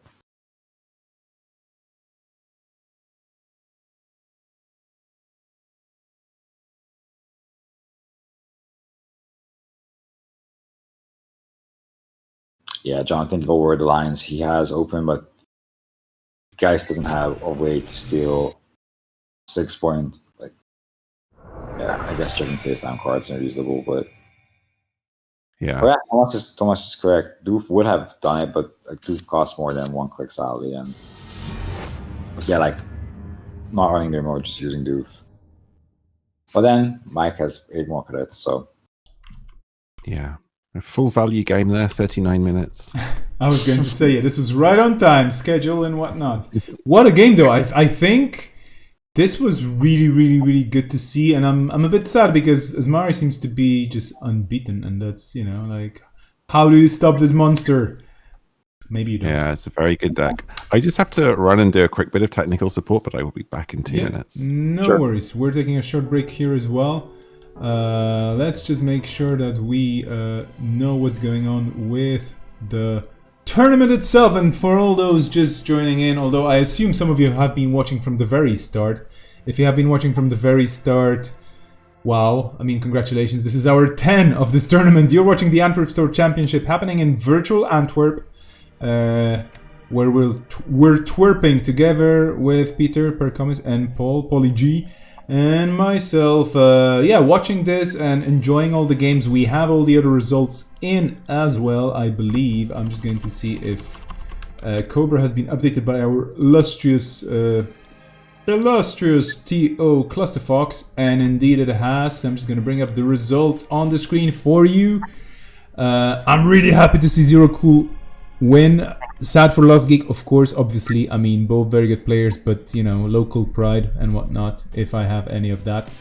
And then, yeah, unfortunately, we have lost the Majestic Asa out of the running. I really hope this deck is published soon. yeah, we lost 2 Majestic Asas, I have to point out, but one of them is a bit more spicier. It's like, you know, when you buy chicken wings, one is very spicy, the other one is just good. Spicy chicken wing Asa, decks. That's a very good idea for a name. So right now we're gonna be watching Bridgeman versus Zero Cool. This is great because we don't have to choose a table. Awesomeness. In the meantime, we have the Michigan Store Championship and Netrunner game as well happening. For all those wondering about Netrunner, is basically people reliving the meta cycle by cycle and going for games in different formats around this, if I'm not mistaken. I could be mistaken. There's also the Exploratory Romp, which is a custom format run by Fighting Walloon. So many different funny things. But today we are definitely Store Championshipping. So what's your feeling about this game? I mean, did Geist really stand a chance? I think there was a bit of hope in there, but it was just rough. Yeah. I mean, it's hard to keep up with Asmari because their ice are so efficient and like border control is a busted piece of ice. So yeah, the double border control at the remote, like on the remote as the final thing, was really hard because maybe with a single border control somehow it would have been possible, but doubles, oof. Yeah, and it's just like the combination of, you know, Bellona, border control, and cheap Duraz, expensive to break ice is what kind of broke that game. Yeah. The guy's player. Yep, I'm scouting here for the tables. Are they setting up? No, we're taking a bit of a... Oh no, yeah. We're there. We're gonna be slowly jumping into that table. Oh. I should totally walk up and say, is this the correct table? But it seems to be. We're gonna spectate the hell out of this. Yeah. Thomas quotes me on border control is a busted piece of ice, but I think everyone knows at this point that border control is busted. It's a very interesting design and it does things, but if you have 2 of those, yeah. It's I don't know, maybe it should have been a bit more expensive, like 5 to res? What do you think? I don't know how it should work, to be honest, but I think, yeah, it's too cheap and easy of an ender on it. Yeah. To be honest, I'm not sure how it should have been done to make it different. Maybe the Enderon should have been tied to a condition. Maybe you should be only able to use it if you encounter it. So like you cannot do these, huge ass remotes when you put border control at the end. And I don't know. Yeah. But as it is, it's just too easy on Enderon effect. And Enderon, like for example, if you compare it with the Nisei Mark II, right? Yeah. Nisei, you have to actually score an agenda, 4 advanced agenda, which is not trivial, to get the same effect. Yeah. And I think even like the likes of what is the name, Biodome, if I remember correctly. Yeah, Biovolt. Excuse me, Biovolt. Biovolt is cool. I mean, it's like an NGO the other way around. It's a Jinteki NGO where what you get for the advancement is basically an Enderun, which is a cool thing. Not bad at all. Yeah. Well, I guess if you look at the numbers, it's kind of the same. Biovolt is 2 to res, and then you have to trash it. You need double advancements. Border control is 4 to res, and then you have to trash it, and you get also an Enderun. Biovolt does take up your full turn to set up. That is also very true, yeah. And Wayland, I mean, not only Wayland, obviously, but basically, you don't have a problem with just spending a click to install and then 4 to res. That's definitely a way faster solution, yeah. We're not saying border control should be banned, but yeah, maybe tweaking it or something, or reworking it or something. I don't know. It's good to have this card though in the pool. I think, it's an interesting piece of ice. Well, my spicy opinion is I would just ban all the champion cards. I don't think anything good can come out of them. That's an interesting take. Let's think about. That is a hot take. Yeah. I think. Yeah. Go on. I don't like cherry picking from them. I would just say ban all of them just to be safe because border control is too strong. I think labor rights is also on the side of like too easy recursion. Embolus is waiting to be broken. I think if there's a deck that can break Embolus, that will be very, very strong. Slot Machine is fun, but it's also way too efficient. I didn't hear mention of CBI raid there, Peter. Yeah. And I didn't also mention timely public release. I guess Deuce's Vault is also a champion card, right? Deuce's Vault is fine. Yeah. Oh, that's just being sympathetic towards certain, like, you just prefer runners, that's it. You're just trying to ban corp cards. You did mention labor rights, but come on. It could be. I can also just say ban all the Magnum Opus champion cards, and then that's an easier grouping. True. Architect coming back? I'm not so sure. I mean, this is one of the things I love about being able to play this game with so many people who know it much better than I do. It's like I don't even have to worry about card choices because the meta regulates itself in a way, and people, like the people talking about different cards and then the results of different tournaments and so on. It's just somebody somewhere is way smarter than me and just saying, yeah, maybe this card should be restricted or banned or limited or something.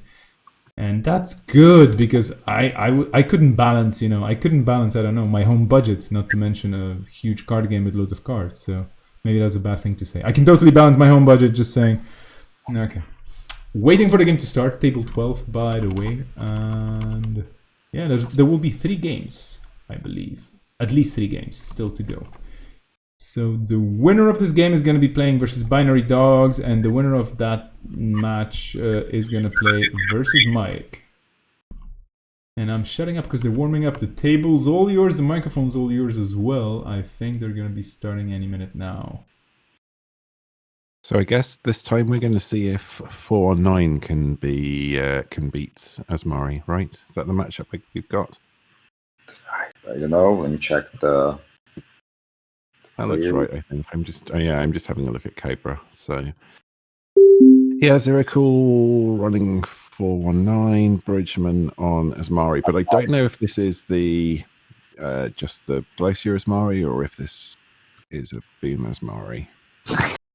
I vaguely have memories of Murder, so I think it might be the Murder version.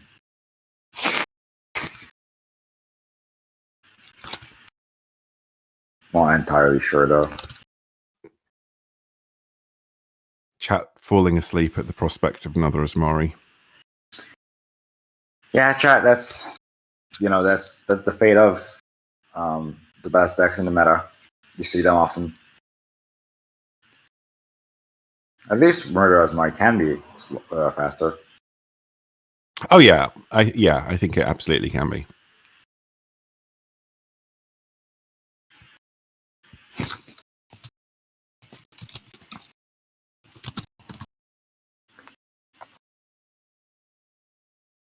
We need to get some of the Boswash people in watching this top cut.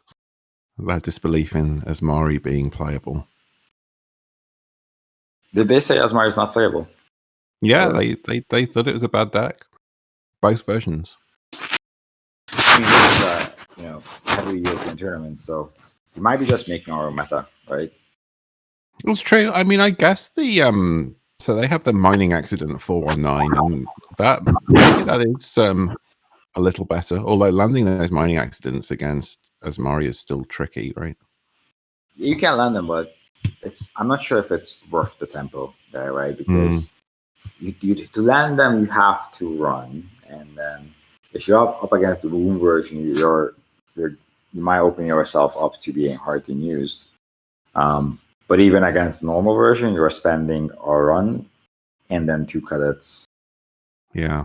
To get a bathtub, and Asmari's ice are fairly inexpensive to rest, so you're not gaining that much on tempo.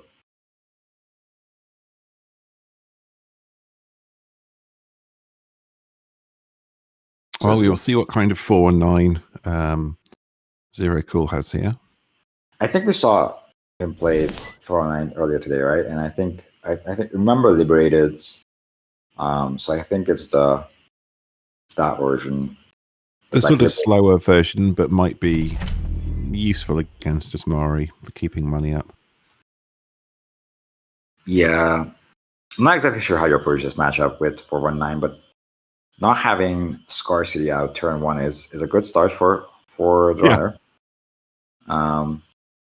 Also, you have this, classic current war situation where you might have Scarcity or you might have Grant in hand, but you don't really want to play it before the other player plays a current, right? So then both players kind of keep back their currents.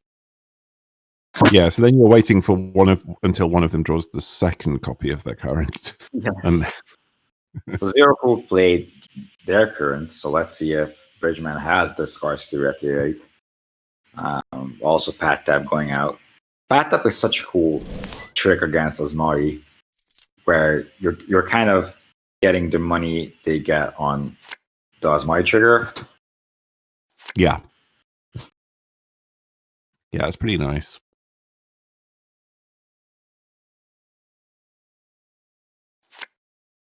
So in the chat, one of the people from Boss Flash crew, Scry, is telling us that they think Asmari has weakness against Epoch Hashiko. Most of the Asmari decks I've saw so far had Crisiums. The non-Murder also has border control. So yeah, I mean, I did lose with Asmari against Mike's Epoch Hashiko, but I didn't see any of my Crisiums. Yeah. And there we see the current wars as Lucas meant to happen. Excellent. High was meant to be. Pat Tap's trashed, Scarcely played.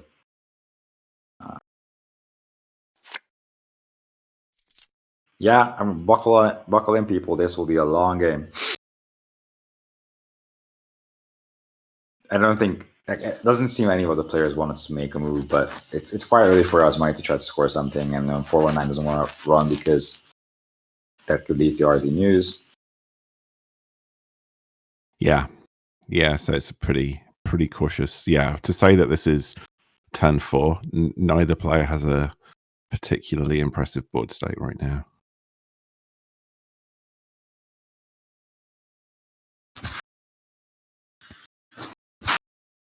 So yeah, we see the classic being discarded. Paying 6 for that effect is not ideal. No. Do you think, as 419, do you bank any resources in your hand waiting for the grant to come up, or do you just ditch every one of them? It's difficult because my feeling is the games where you don't get the class act down, your draw feels so much worse. And so if you're not going to install that, then you're going to have to just click to draw, and you're going to keep finding useless stuff. So it all kind of snowballs a bit, I think. Yeah. But yeah, I mean, things like casts, yeah, you probably just say, okay, if you're drawing up to try and find your grant, or you're trying to find some events, and you're overdrawing, then yeah, I think things like that can happily go in the bin. Well, maybe So not there are happily. two. Huh, that's an interesting res. Yeah, this is a little interesting. I guess they can. Are they just going to dump all their money into this trace? Yeah, I mean, yeah, you probably just dump your money into the tag trace. Yep. That's what Bridgman does.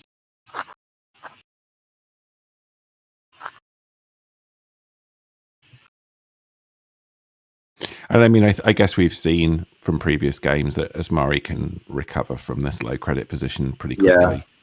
I mean, it's possible that this is an opportunity for 419 to try to get a kind of stranglehold on them, and if they find a grant to try and stop them from recovering quickly. But I think that's pretty hard, even as 419.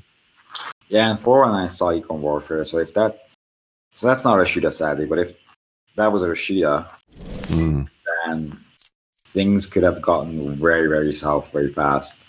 Yeah, for sure. Econ Warfare still gets played, so the classic value Econ Warfare, just to put both players back to zero. Yes, 419 has a habit of keeping the corp at zero if they go both down, but no board. There's nothing out for 419, and there's a scarcity out. I don't see that happen. So what do you think server one is? What is server one that needed to license, not Arshida? I mean, like my guess is a Bologna that they wanted out of HQ. Yeah. But does that mean there's like other agendas in HQ or something? Possibly. Citadel is a good install. Yeah. Yeah, Citadel makes the kill plan significantly worse. Yeah, because now you need to also tag and trash and then boom. So yeah, that one click can make it so that you can like archive memories into boom, for example. Yeah.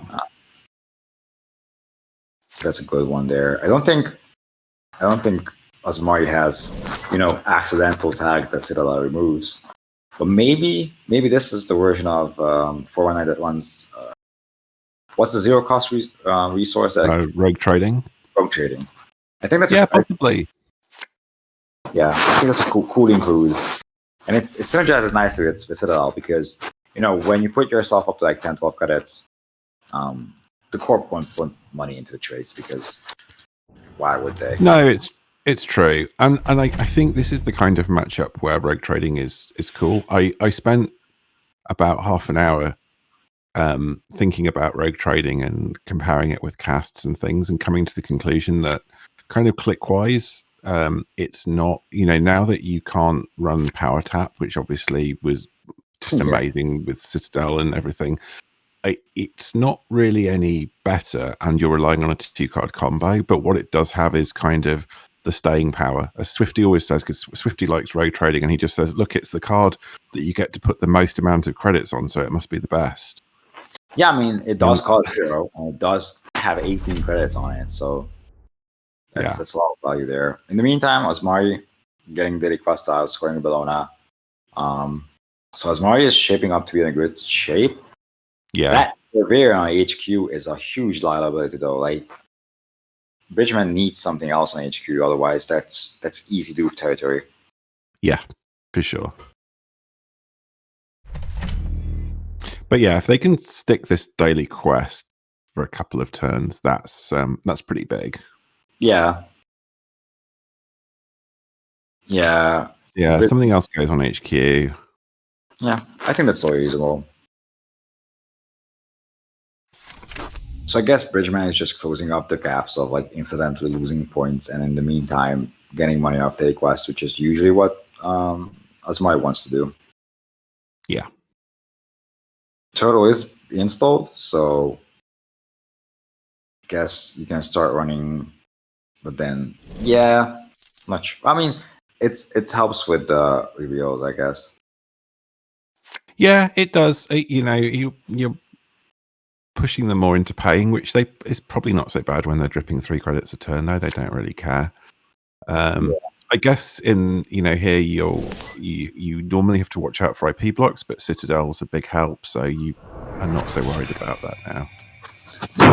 I could also see hunting rounds being played in 419, and the combination of the two basically is just eliminates any fear you have from IP blocks. Yeah. Zero Cool does make a run. I mean, a lot of econ is tied to runs for 419, so I think it's reasonable. Ditching an embezzle, that's interesting. Yeah, once you've seen Econ Warfare and you know what this is about, Embezzle seems like a pretty powerful card, potentially. Maybe they're not trusting their ability to get into HQ. Maybe they have goals. Yeah, we'll see what the reason behind it is, but I would like to play Embezzle against a Asmari.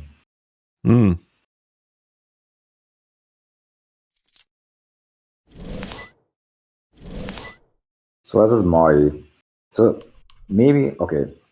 Yeah, the thinking was around hard news because I thought the thinking was around day quests, and like I've taken out all day quests from Asmari I played again in the Fight Club. Because my issue with daily quest is that a lot of times with Asmari you want to jam something in remote, and then you're just losing your daily quests, so it doesn't do that much. Yeah, and I think if you're on the kill version, you don't generally have enough ice to build a second remote for your daily quest, right? Whereas in the other version, you can do that sometimes, but yeah, you're right. If you only put your daily quest in and then like 1 turn or 2 turns later, you're getting rid of it, it's not actually done that much for you. Yeah, and you're right. This might be a difference between the murder and the non-murder version because they're you're trying to constantly jam to make the runner trip that you can tag him and kill him. Whereas in the scoring version, you're just trying to score or just make the remote so grindy and border control heavy that they cannot get in, which is a different route. So yeah, we in the meantime, White News was played, tags were removed very, very aptly. So we're back, not at square one. So I think this is like the kind of incremental advantage Asmari just gains every single time something substantial happens in the game. 419 doesn't really have a board presence, tries to get in the game with runs, and then Asmari punishes with RT News. Runner removes tags. Both of them are a bit more poor, and then Asmari kind of builds back better. So interestingly, this 4-9 on Anycam, which I like, ditching one there, so maybe they have drawn another one. Also ditching a no one home because they don't want to play that through scarcity, although, again, that's pretty good in this matchup. We saw a consulting visit for that scarcity, actually, so it shows what a powerful card it is. Yeah, I think the biggest testament of how strong scarcity is that I played in the Barcelona Store Champs, and I had an opponent in Asmari play Consulting Visit into scarcity turn 1. Yeah. Kind of highlights how strong that card is. Ooh, wow. Naked Echo Chamber used. Yeah. Flex. I mean, Zero Cool can just take 12 if he wants to. And that's like nice cushion to start doing something, but still no real breakers. Omoku on 1 counter. I imagine Bridgman trying to find an agenda because this is as big of a scoring window as he'll ever get. Yeah, I think that's right. And I mean, I guess a third ice on server 1, another ice on R&D is probably ideal here as well. Yeah. Wow. Draw. Yeah. So don't imagine any agendas being ditched right now. No, I don't think so. I mean, with no breakers showing, I think if you have one, you can. If they go and get it, that's fine. Ideally, you cost them a ton of money. Zeracle's going to check it out anyway, just to make sure. Yep. I mean, it gives you a counter. It gives you information. You know. Yeah. Maybe you'll. Well, I don't imagine it happening. I guess it also gives you information of what kind of ice to expect. Yeah. So Zero Cool is just collecting counters, which I think is a fair point. Because this puts... so Omoku on 4 counters means that Survey on HQ is breakable. So this right now kind of opens up a run on the HQ. Yeah. Not sure if there's an ice that can be rezzed and foils any HQ runs right now. Slot machine is only losing money. Yep, you see, I think Bravado on HQ, which is a fair assumption. Gold Farmer is fine, it can be broken for 4 credits. Survey is 2, and then we'll see what's in HQ.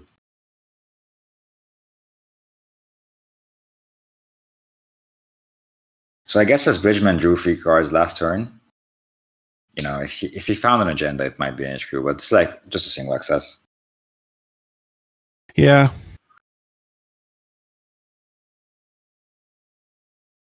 I do like this line because this kind of puts the corp into the position of, you know, either you purge, but then they can token back up, or you install a piece of ice on HQ to protect the surveyor, but then there's just like 1 counter for them.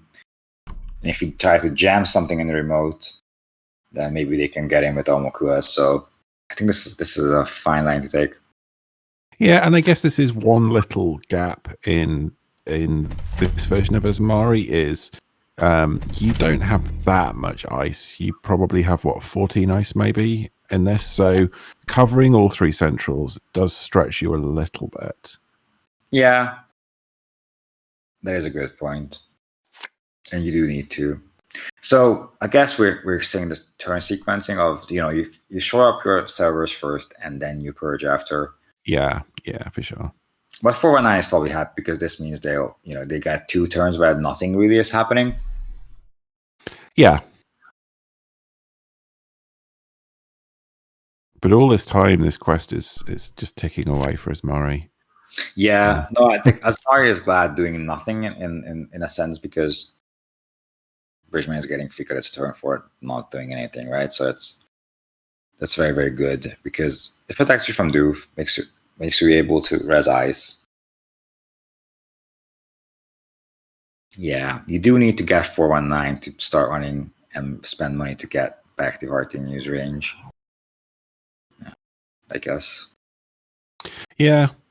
We see 2 Anycams being ditched. Interesting. I guess they have managed to get a decent way through their deck. I just normally without class act and without any cam down, you know, draw in this 419 deck feels pretty bad, but they've been doing it the hard way and they have been getting through stuff, but it's awkward if you are trying to find breakers and you're not getting that filtering effect because that's such a big help. Yeah, you might have a point that Zero Cool is basically saying that installing Anakin with 15 cards left in deck is not really worth it. Although I'm not sure, like even if it, I'm not sure what the ratio there is that's worth installing for it and drawing credits. Turning Wheel can be easily farmed as a Gold Farmer, which is probably thematic. Yeah. But maybe having second thoughts about installing that wheel. Often what happens on JNet is you install something and only then realize scarcity is still out, and you're like, well, this is not worth 4 credits. I don't know. In this case, I might be tempted to install the wheel anyway because I mean R&D only has 15 cards in now, so I think what you need to do here is install Turning Wheel, farm a couple of tokens on just like bouncing on HQ, And Yeah, I guess the difficulty is that you also need to go get some real breakers, and if you need to install Amina, that's so much money. I mean, yeah, you don't at the moment, but if there's an Enigma or something, super annoying. yeah, that is true. Like Fortnite has no reload, and as soon as something goes into server 1, you will need to contest it if it's advanced. Ooh, exposing eyes. So we're trying to get back tokens, and I guess we're bouncing on. Rust Rider saying in the chat, as soon as you start bouncing here, you get hard hitting news. That might be true. Yeah, the problem with harding using right now is, although you have 28 crisis corp, Zero Cool might spend and 8 credits on removing the tags, but is the expenditure worth it? Because it's not like back in if you remember the title type of with like C-Source and Quantum Predictive Model and Beals, it's not like you can put something in the remote, threaten something relevant, and hard-to use. Yeah. Because if you hard-to use here as Corp, if the runner doesn't die from it, then they lost tempo, and that's kind of it. Okay. Bridgman just remembering here that economic warfare needs a successful run. Yeah, I lose myself so often with Resing Acrisium, and then trying to compare and realizing I should have not res that Acrisium. Yeah. Usually I just res it for like no good reason, just like to deny a boomerang or something.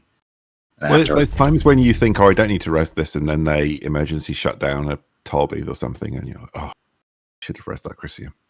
Doesn't happen to me that often, Paul. I'm not sure about. Maybe you don't play on JNet Casual anymore, do you?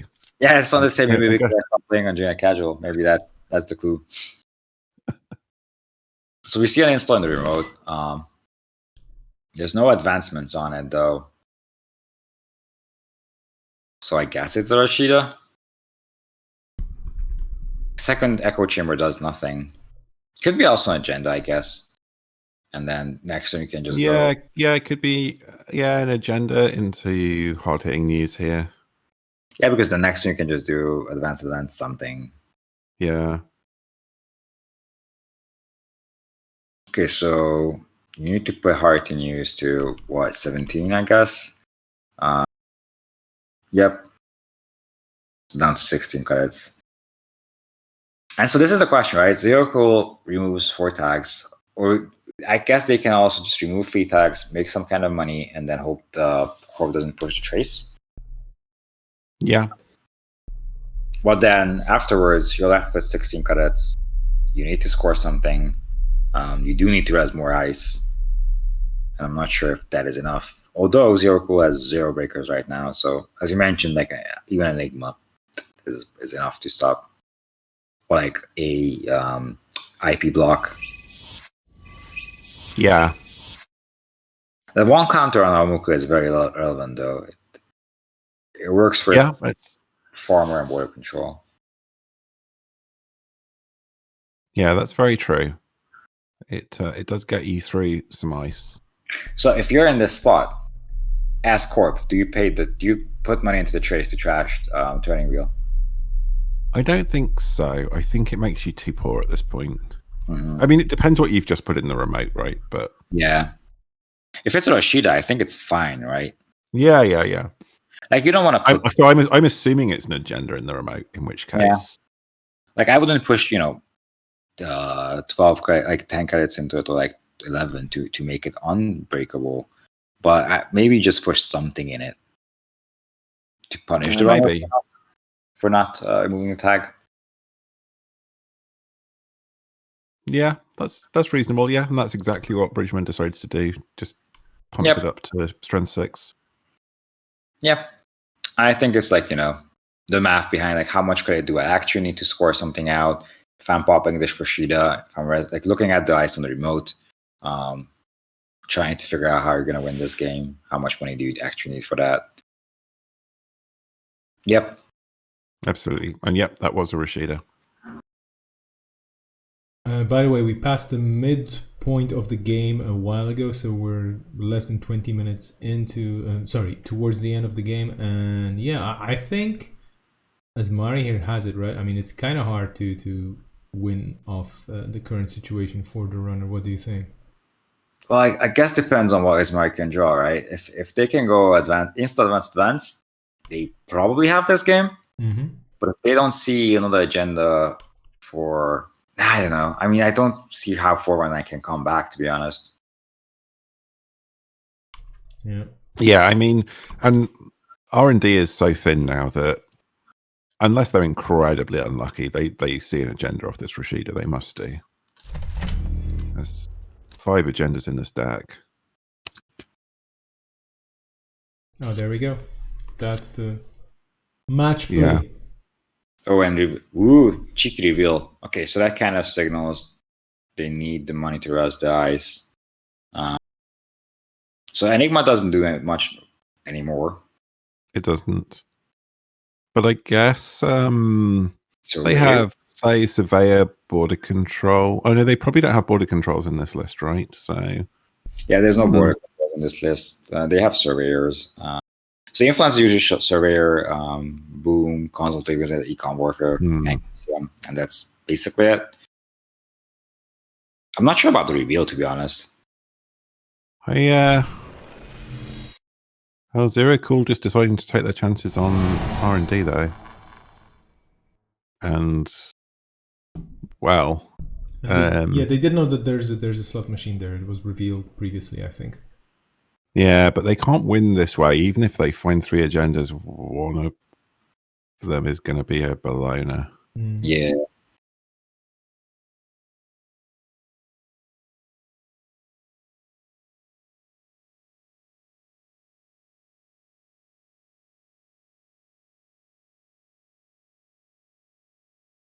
Yeah, you can't. You can't even steal 1 Bologna, right? And the problem is that one sells in server 1, so you even can't steal. Yeah. That is game then. Yeah, so the Asmari machine marches on. So whoever gets to play Asmari in the final wins, right? I mean, pretty much, unless you're from the losers bracket and you have to win both. But then, yeah. Okay, well, that was a game. I'm not even counting which one, but we're probably gonna have a short break, and we're gonna be going into the next game shortly. I would assume we still have 15 minutes in the round. Okay, from what I gather, because in the background here we're talking about changes in the booth. So I'll be jumping back in. Peter, thank you so much for your thoughtful commentary and your insights and sharing your war stories and whatnot. I mean, like I said before, anytime you want to come back or just join in, please do. Yeah, thank you very much. I'm just bouncing to do other stuff as well. I did not plan this day. I'm not sure how many hours, but no, it was fun. I was glad to join them. I'm glad to join you at the other time as well. And have fun watching more Asmari games, guys. Thank you very much. Pleasure to chat with you. That's a terrible thing to say, right? Pleasure watching. Well, at least we're not watching PE. Fair enough. To be fair, that's a very good point. You're right. It could be worse. You're right. It could be worse. We've had worse. No, this goodbye was getting awesome. I needed to throw something in there. Speaking of worse, we're gonna see Binary Dogs versus Bridgman. So the Asmari is not leaving the screen, and we're gonna have. I actually forgot what Bridgman is on for. Runners. Armin. Okay, Armin, Guys, Walker. So Guys versus Asmari. We've seen this before. Yeah, although again we're now on the Killers Mari, so we have to decide if that's better or worse for Geist. Mm-hmm. And we are going to totally be bashing PE as long as we want. No problem with that, chat. We can bash PE any second and any minute and whatnot.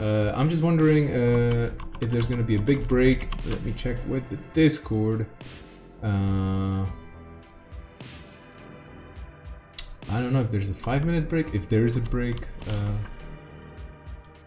well, anyway. As for the music, if anybody's wondering what we're playing in the background, it's Trip Mirror from Belfast with a very cool album called Netrunner. Actually, I think no, Always Be Running. Excuse me, Always Be Running. Of course, that's the name of the album. That's gonna be cool.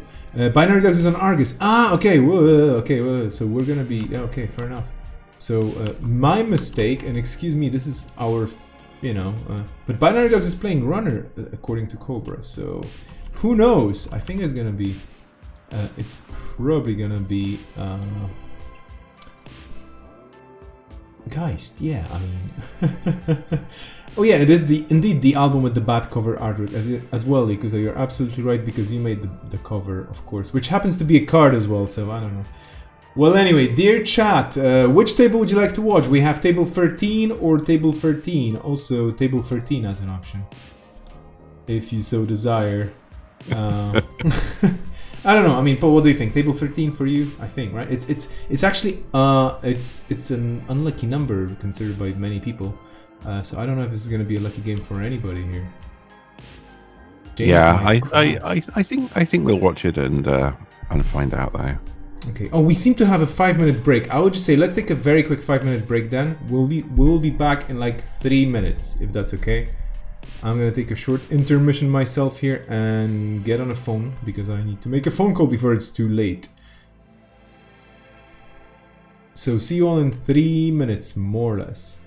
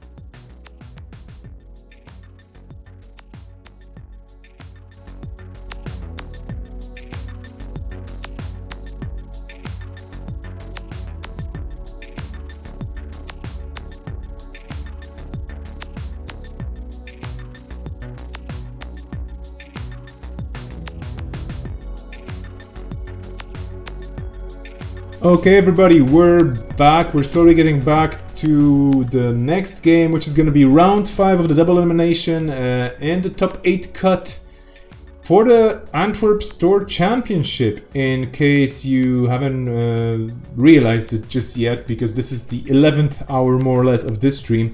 So we are indeed, and I'm going to change the screen just for the fun of it. We are in the Antwerp Championship happening today, organized by Cluster Fox for 30 plus people. Huge event, loads of fun, loads of interesting games, loads of Asmari. Please don't Dion. It's just a deck, you know, it's an ID that's still legal, might not be legal next week if we have our way with it right now. Well, anyway, we're definitely enjoying all the games, be they with Asmari or without. There have been some crowd favorites, I'm pretty sure. Definitely, we had our favorites, right? I mean, they were like, and this is not about the players, it's about the decks, and it's about the moments. Like the time that we had an almost flat line with a brainstorm, that was great.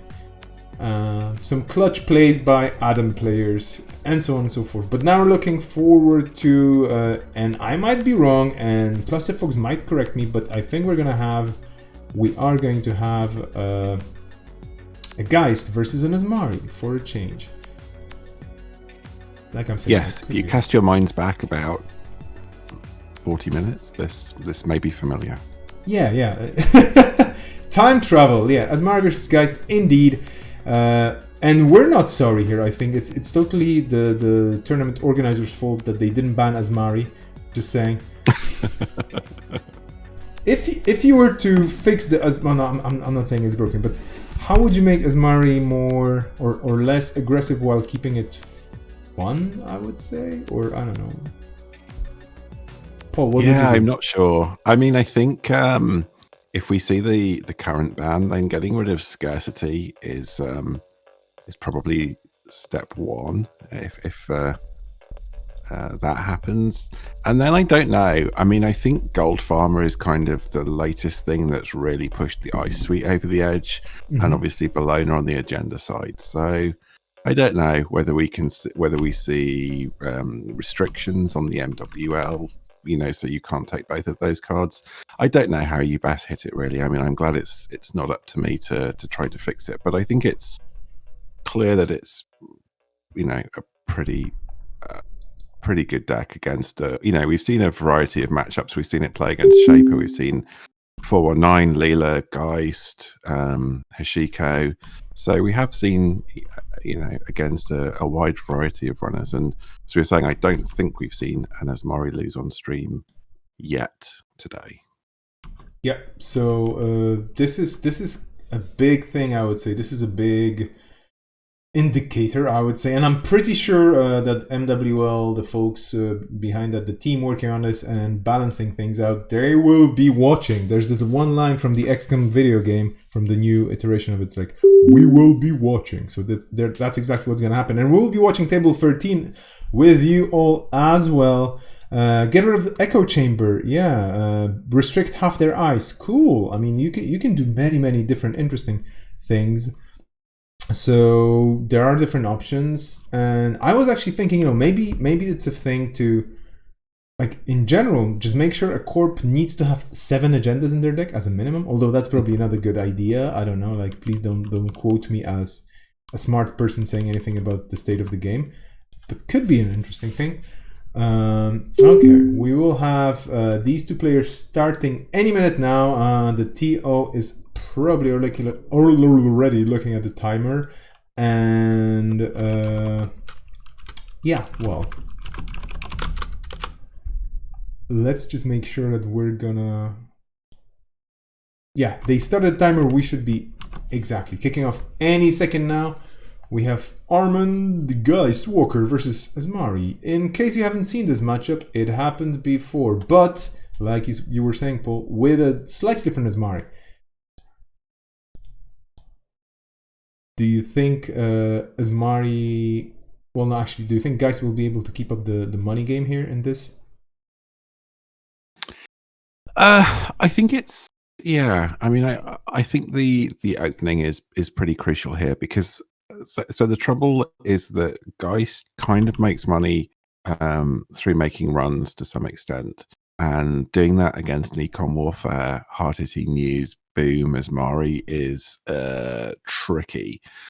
So I think it's a case of if Geist can get to the point where they can get set up reasonably, if they can avoid scarcity. Oh, well, as I say, that scarcity comes down, so that is certainly going to slow them down, and binary dogs will be unhappy to see that. Yeah, so I think this means a slower start for Geist, and that's probably good for Asmari. You know, this Asmari runs less ice, but it has the threat if you run. So Geist now has to kind of wade through this scarcity, try and get their key pieces down, and then they've still got the risk that they can't then, you know, even when they get their tech traders down, they can't be running to proc those, because by the time they have that set up, Asmari is going to have that threat online, and this Geist deck doesn't really have any. I expect doesn't really have any anti-tag tech, so they've got to be pretty careful, because obviously the tech traders are resources and they're the center of their deck. So even if they don't get boomed, if they lose those, it's bad news. Indeed, and I'm quite curious to see what the runner here will be able to do against this. I mean, this is just pure oppression and economy from turn 1 and 2 straight away. Well, I just hope that the runner will not get meat flatlined too soon, and that they will have a chance to actually find at least one agenda. Oh, there we go. Well, that's good tech against Asmari, but let's see what happens here. We did have a surveyor res the other time, and all the money sinking into traces, but we'll see what happens here. Yeah, this is potentially good. I mean, this is I guess as good an opening as John could hope for, given the scarcity going down. So yeah, be able to grappling hook through this. Very neatly leaves Asmari with 5 credits that he'll take away. I mean, Asmari still has this daily quest, but obviously John can probably go in and take that, but decides not to. Yeah, I'm wondering. Interesting. I mean, my play, even though I'm not a Geist player, I would probably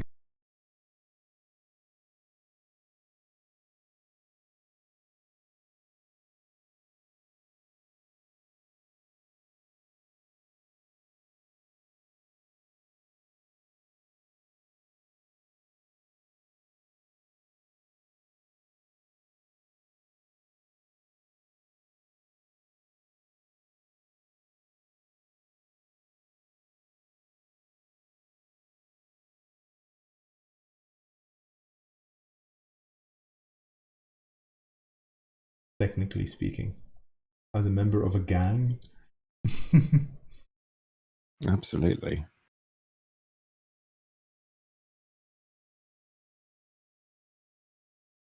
And I'm always fascinated by the lack of a shirt, but then you have a scarf as a well. Then again, this is the diverse, colorful, vibrant future of, you know, tomorrow's ahead. So absolutely makes sense. And I'm not a fashionable person or a fashion conscious person, so I'm amazed at many things that people wear even nowadays. Yeah, I am absolutely not qualified to talk about that.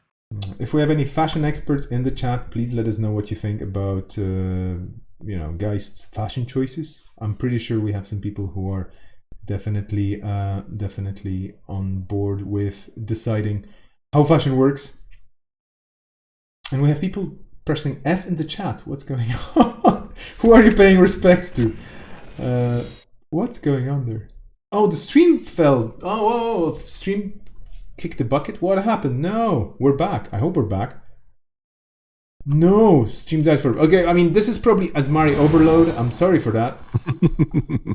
There is this rule of the internet. I think it's rule number 40 of the internet. If you stream too many Asmari games, your stream will, you know, just drop for like a certain number of minutes. Surveyor on the remote, so ouch. Yeah, this is a little unpleasant, and John just says, "Okay, go ahead and fire this." They pay through the trace, and they will trash the daily quest now. Okay, fair enough. I mean, At least the econ side of things is kind of low for Asmari, but then again, guess what? I guess install credit res daily quest. Well, yeah, it's possible. But yeah, I think, you know, Geist has managed to stay in this through some good play, but there's still the problem that scarcity is still down, and there's 0 tech traders installed right now. So yes, Asmari's on 0 credits, and they're going to have to bounce up. But on the other hand, Geist is not in a great position either. Should we have said that Geist was not in a great position the moment this game started in general? I mean, no, really. I mean, I've been thinking, because one of the fun parts of having you over and Peter and listening to both of you talk about things and observing the game, I was really thinking, like, you know, how the hell do we as a community, you know, build a deck that can really counter Asmari while being still viable for general tournament play? And there are probably some options. We've seen different IDs today try, and yeah, it's tough. It is, and I still think that bringing your own 7th point is probably the best thing that you can do for these matchups. You were mentioning that already, and yeah, we haven't seen. Well, we've seen some mad dashes, we've seen some freedoms for equality, and some notorieties, I think. But yeah, we haven't seen them deployed efficiently. No, we haven't seen them successfully deployed. That is for sure. Yeah. There we go. Is it an NGO? That's a good question.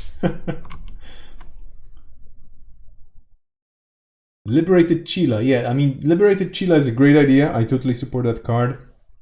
Some people that I know, I'm not going to point fingers, have tested this. But yeah, well. Looks like an agenda. Could be an NGO. Could be an agenda. Yeah, I mean, I think if this is an agenda, it's probably fine.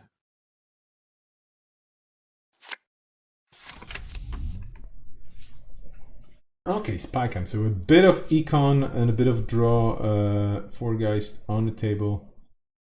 Trashing a technical writer because it's a resource, guess what? But yeah. This looks like an SSL. Yep. Yeah. It is an SSL.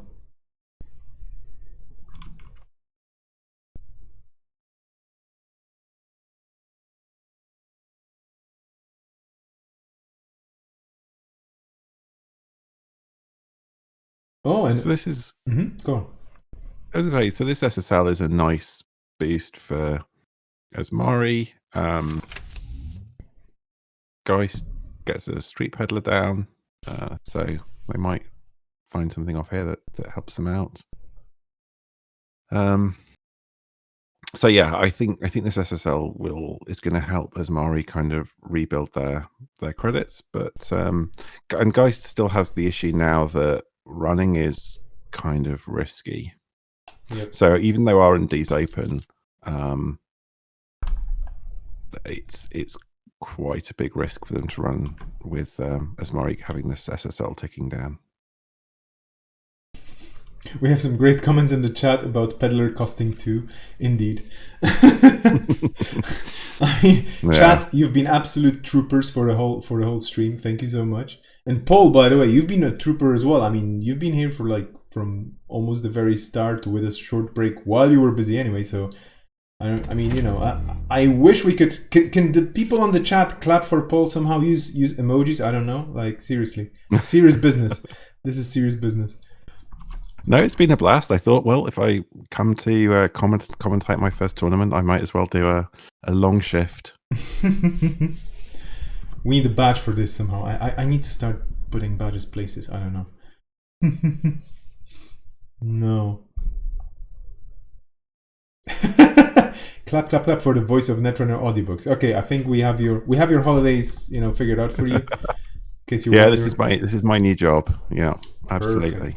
Perfect. So which one are you going to do first? Free Fall or maybe Strange Flesh? Or there's like the three, what's their name? Golem books? Quite a few. Yeah, do you know, I have only read one of those books. I've read the first one of that trilogy, so I should probably read the other books before I agree to read them out loud. Fair enough. Oh, Princess Space getting asking how Blackberry is. So Blackberry's my rabbit that I disappeared to take for vaccinations earlier. He's doing fine. He's just very grumpy, having been stuck with a needle, as I would be. But he's doing good. I'm pretty sure the only animal I can think of, or maybe there's way more of them, but like hedgehogs wouldn't probably mind being needled a bit, and porcupines. That's about it. Yeah, they kind of get their own back if you try and vaccinate them, I think.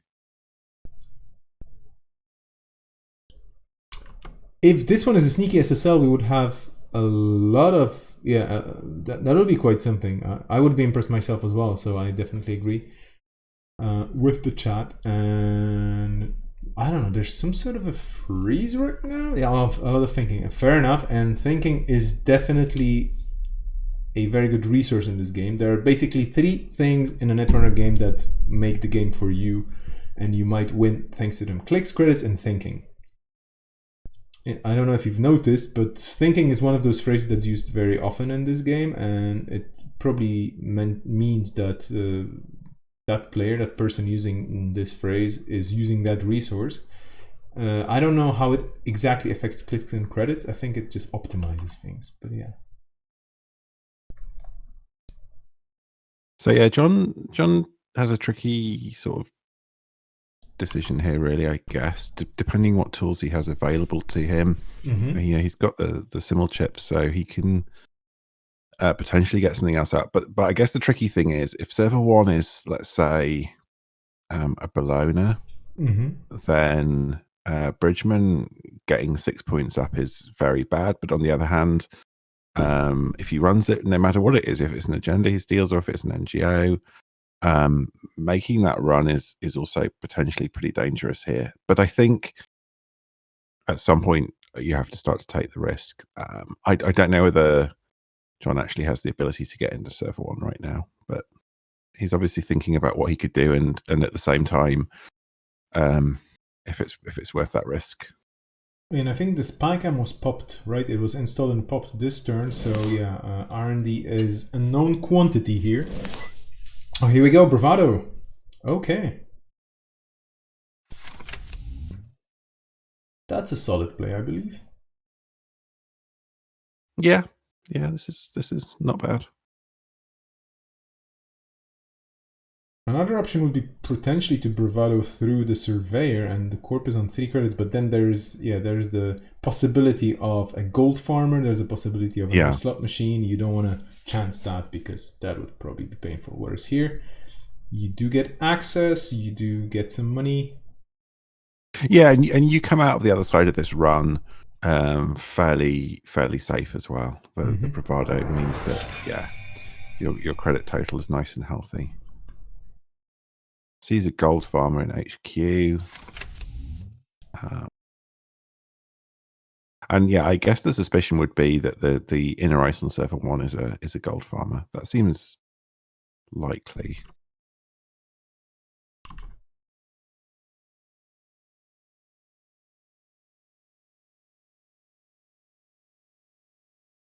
So again, depending what's on this peddler, John may be just thinking about if he's going to make an attempt on server 1.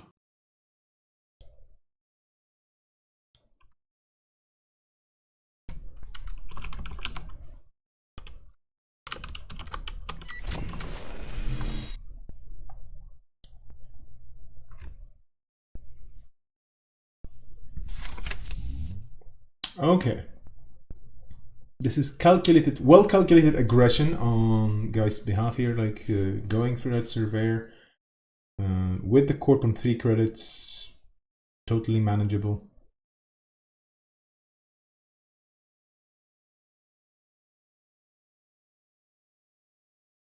Yeah, absolutely. So can break the end of the run, let this trace fire for the tags. Bridgman just thinking about if he's going to boost this, I guess. Mm-hmm. Maybe Bridgman's saving the credits for hard-hitting news, but then you hard-hit the news and then you don't have any extra money. Well, no, excuse me. I keep forgetting there's an SSL on the table with 6 credits still on it. So yeah, that's still money in the bank as well. And for example, SSL is a card that I wouldn't like to see gone because it's a good one, I guess. It seems more balanced in a way, to me at least. And again, no expert in designing cards or balancing games. But Bologna is kind of brutal, whereas SSL is fair. Yeah, but I think the problem with SSL is that if you compare it, if you can pair it with another sort of very defensive 5/3, then suddenly you could just get these very these agenda suites which are very few cards.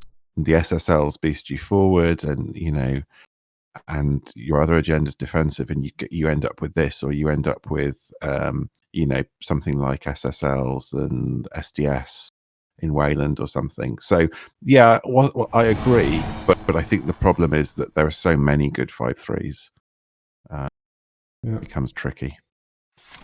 Okay, so this is an enigma.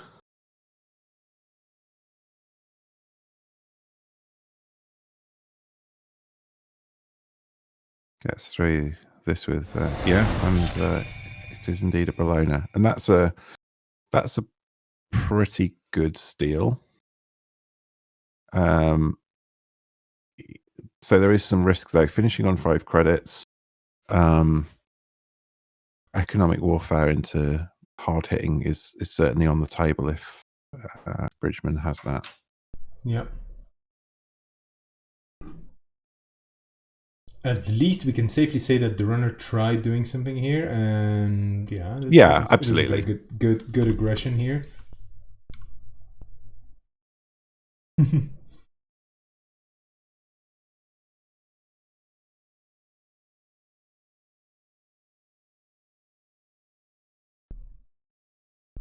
We have a hot discussion now on the chat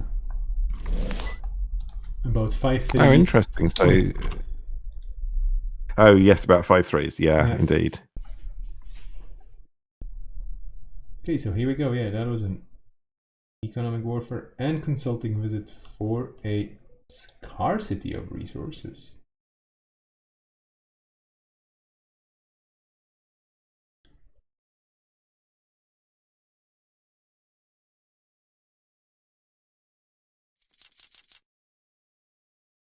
This is a completely different game from the previous one. Yeah, absolutely.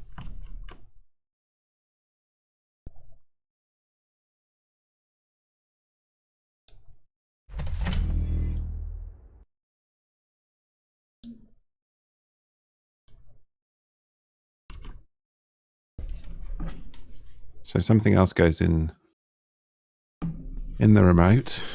Yeah. And at the moment, Geist not showing any more tools. Of course, there's QLeap and Masterwork to do stuff, but only one tech trader down, and scarcity's back on the table. So not able to make these super profitable runs. Ooh, icing up on 2 credits. Wow. Yeah. And this, I guess, is likely to be a Rashida.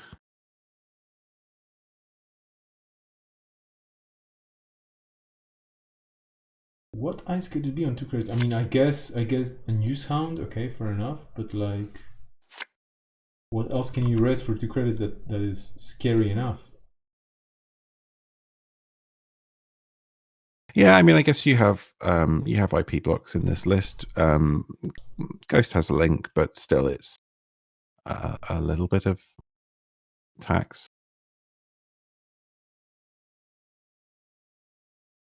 Very good point by Pulsefair Gaming in the chat. You fix scarcity by making it only affect the first resource per turn. That would not be a bad thing at all. Yeah, then you can sort of save up and do a big resource install turn, and it doesn't feel quite so bad. So it still affects how the runner can play, but it's not completely ruinous. Mm-hmm. Speaking Pretty of ruinous, this is a gold farmer. But yeah, that can totally be broken for a paltry cost of just a boomerang, which actually gives you credit. You don't spend any credits because you don't have any left. Yeah, and Binary Dogs is using these bravados quite smartly, I think, to end up with decent credit totals after getting accesses.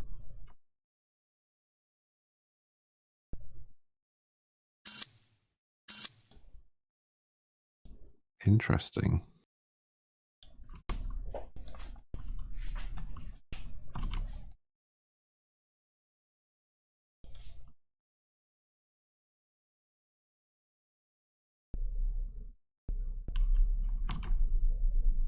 Is it an NGO? We need an expert opinion from the chat.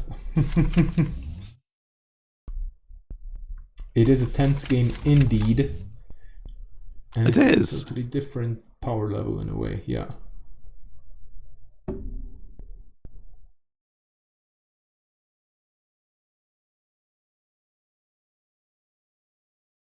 So the second tech trader is down, which is going to help quite a bit. Mm-hmm.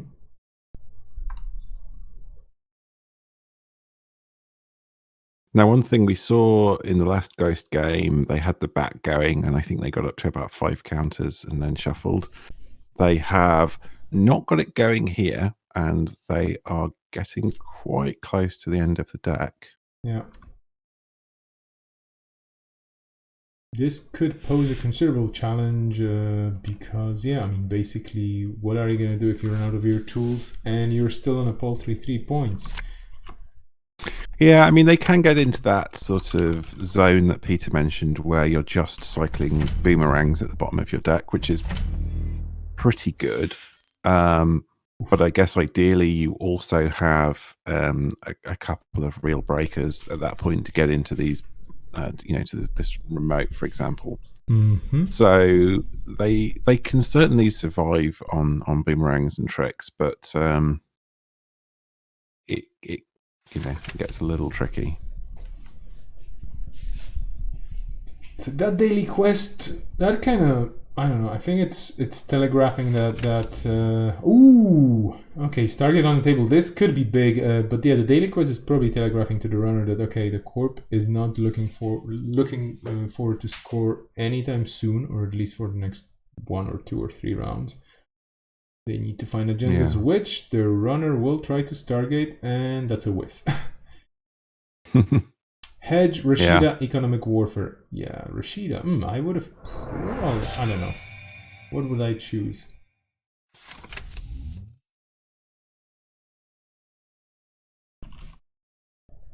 We also have 15 minutes left in the round, more or less.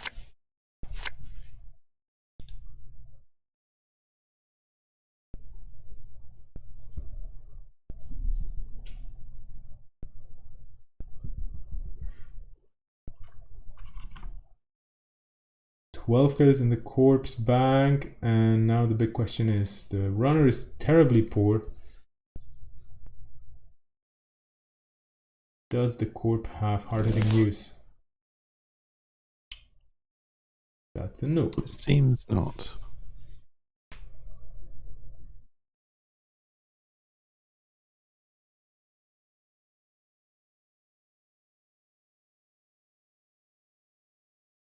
This game is really tense, and it's a bit of a grind. I mean, that scarcity hit the table, what, turn 1?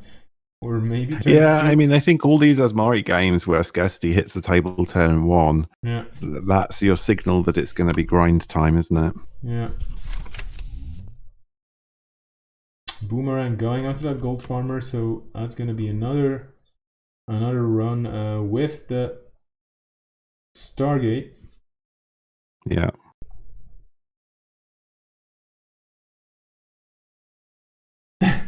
It's a bit of a great understatement of the year 2020. Oh, I mean, come on, no. At least we're not socially distancing from this statement, you know. Yeah. Oh, so see, slot machine, echo chamber, gold farmer. Oh, this is interesting. Slot machine. Okay. Slot machine. Yeah. Fair enough. Yeah.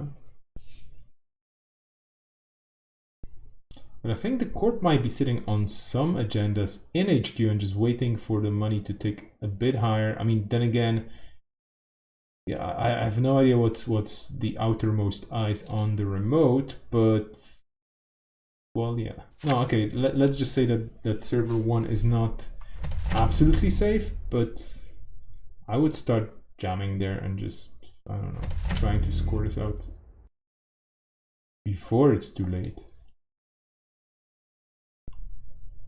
Sitting in the runner. So I think it was Bridgman that we saw who made this play of putting a naked echo chamber out before. So I wonder if this is the same thing to say, come and run this if you want to, but bear in mind I'm going to hard hitting use you.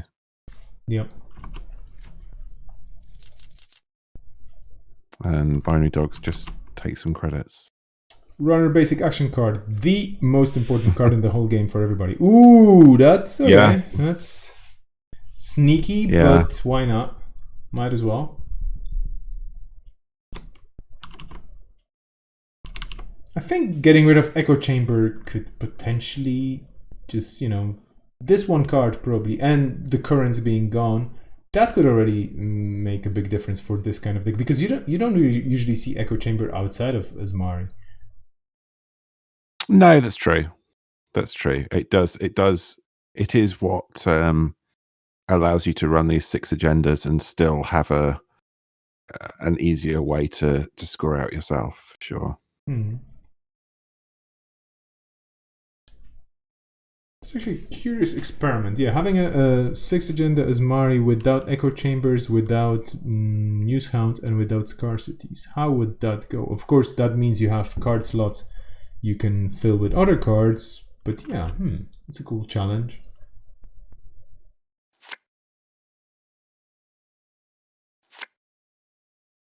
Yeah, I mean, I think there's some. I mean, I've been trying to play this type of things, but out of GameNet.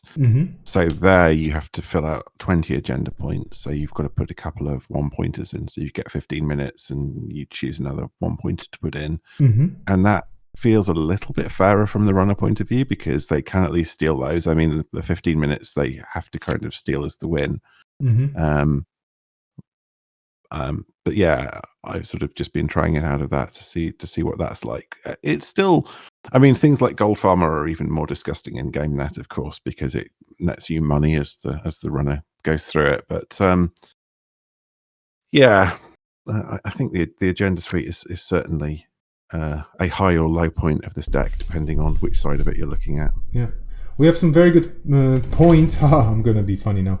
We have some very good points about fake points on the chat by Van de Tim. Like, why do we even have fake points anyway when points are so clearly balanced in a deck? That's actually a good question. Yeah, I mean, I guess some of the cards we've seen, like Public Support, for example, or a False Flag, or one that was mentioned before, and that was called Absolutely Evil, and I agree. Gene Splicer in Asmari would be just, what is even going on?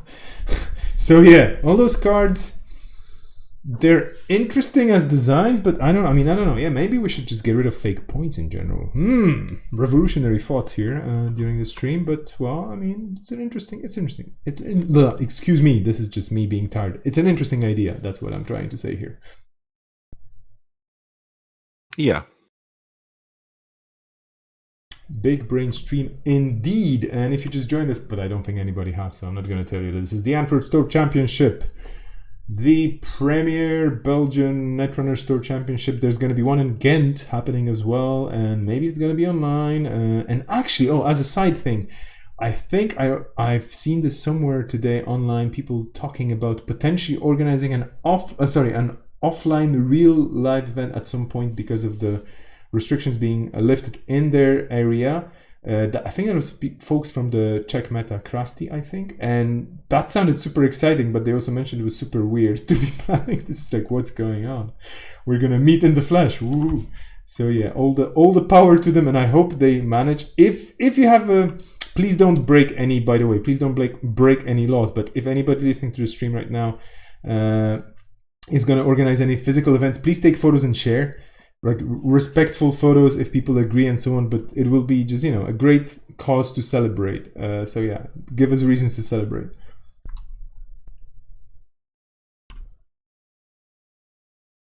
So I think the assumption here is that R&D is now double gold farmer, which is pretty unpleasant to get through. Let's just see. But on the other hand, that is quite possibly the best route for binary dogs to win. But it's going to have a look at HQ.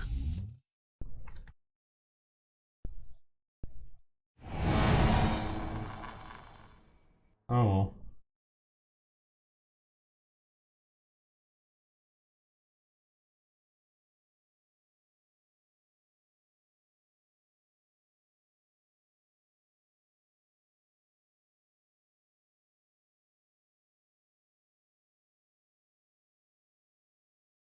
And that res not really making a dent in Asmari's bank either. It's like being over 20 credits. Daily quest doing a lot of work. Yeah. Absolutely. And a lot of ghost things happening. So the Stargate gets sacrificed to Simulchip to install grappling hook to break the end of the run here. And the Trace is going to fire.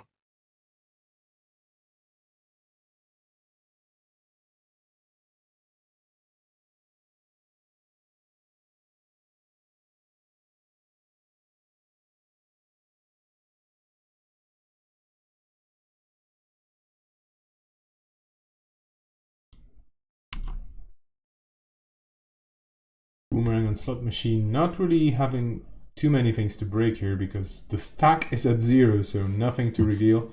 Ooh, that's a boom. That's nice. Yeah. Problem is, if I remember correctly, this list is running Archive Memories. Yeah, for sure. So the boom being in the bin is not a particularly big deal, probably. 6 minutes left in the round.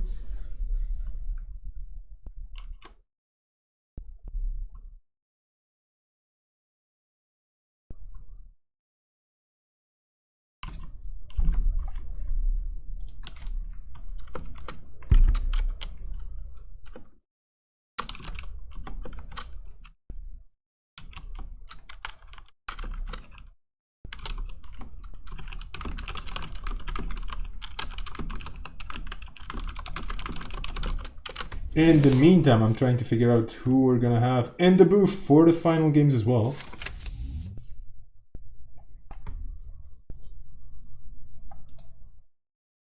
Okay, we're gonna have most likely the tournament organizer joining us for this.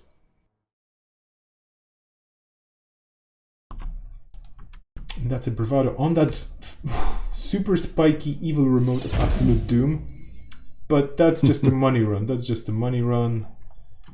And this is one of the things that I think I personally, as a runner who always likes to complete runs and so on, I always have trouble to figuring out those plays where it's like, yeah, just do it and you're going to fail, but for reasons, and then you're going to get money. It's like, yeah, but I want to get in. Like, I'm running to access cards, right? It's like, no, sometimes you just run for the money.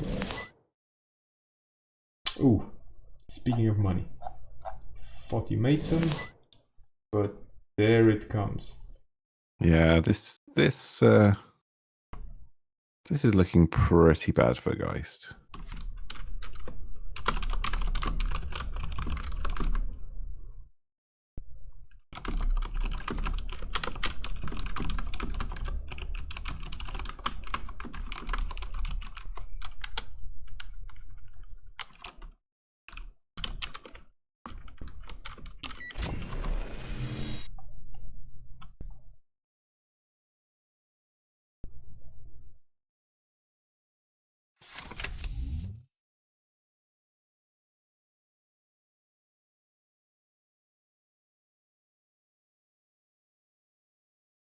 Yeah, that single tech trader definitely not enough to carry the economy here for Geist, and yeah.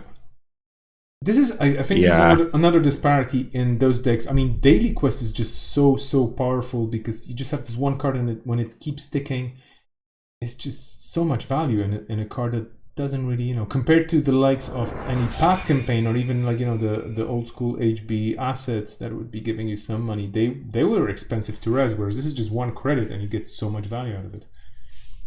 Yeah, absolutely. And it's I guess the downside is it's a little bit trickier to get going early game because you have to be able to protect it, so that the runner's not making money off it. So you kind of have to be able to stick it, but yeah, it's a very good econ card when you've got your ID ability to get you going as well. And yeah, I guess the inevitable end there is archive memories into that boom. Yeah. And if you look at the stats, I mean, it kind of looks balanced. And if you look at the score as well, I mean, the runner did score 3 points and so on, and the corp was only on 4 and so on. But honestly, I think here, like the luck of the access, I don't know, maybe a deck with Cusack would be something against, like, a lot of 1 cost cards that are not necessarily assets, or maybe 2 cost cards, not assets, resources, I mean, because you want to play around the scarcities. So I don't know, Rezekis and useful software, useful programs with a cost of 2, or something that's not a resource with a cost of 2, and then you just Cusack the hell out of R&D. Maybe, I don't know. Interesting. Very, I'm not gonna say fun game for the runner, but I guess it is what it is. We're going to be going to table 14 after a short break. I'm just going to be pulling Cobra up because we need to see what's going to happen next. And we hope to have, if I'm not mistaken, I could be mistaken because this is like 11 and a half hours into the stream. But yeah, we're going to enter the final games and we're going to have Thomas, also known as Cluster Fox, joining me and Paul here. And I'm going to be, again, zooming out of this. So we could be doing all 3, the voices and whatnot, but I think, by the way, Paul, if you want to take a break, be my guest as well, because you've been an absolute champ. But if you want to keep going, I'm super happy, and I think some people already contacted me if you want to sign a contract to do some audiobooks for them. Just saying, no, I'm kidding. But oh yeah, absolutely. Very, very likely. We will have Cluster Fox joining us in a second. Hopefully, hop into the room, my friend. You should have the keys to this channel. We have table 14. That's going to be round 6. So we're going to have Mike versus Bridgman. And let's take a quick look what they're going to be on. Runner versus Corp. So finally, you get to taste the other side of things, obviously. And I'm talking about Mike here, who's been smashing people left and right with the Asmari, totally unbeaten.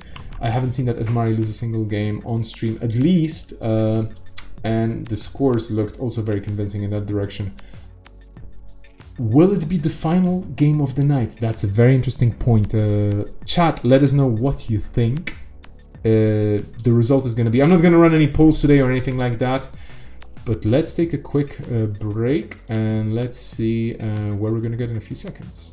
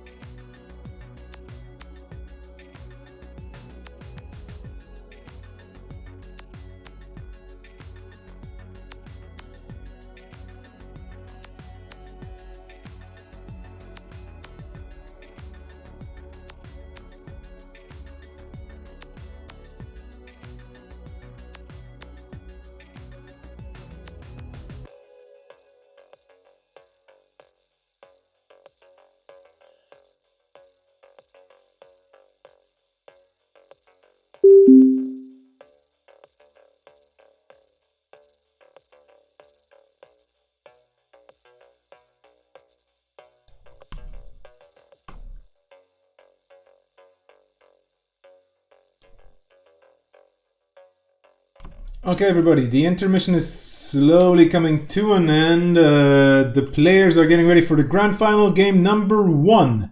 Potentially, there will be only one game, but maybe there will be 2. Bridgman on Corp here has to beat MJP to ensure a second game. Otherwise, if MJP pulls off a win as the runner, they have the title of the store champion of Antwerp, a lovely city in Belgium that everybody should visit at least once, if not twice. And we are waiting for... Oh yeah, he's here. Hey, how are you?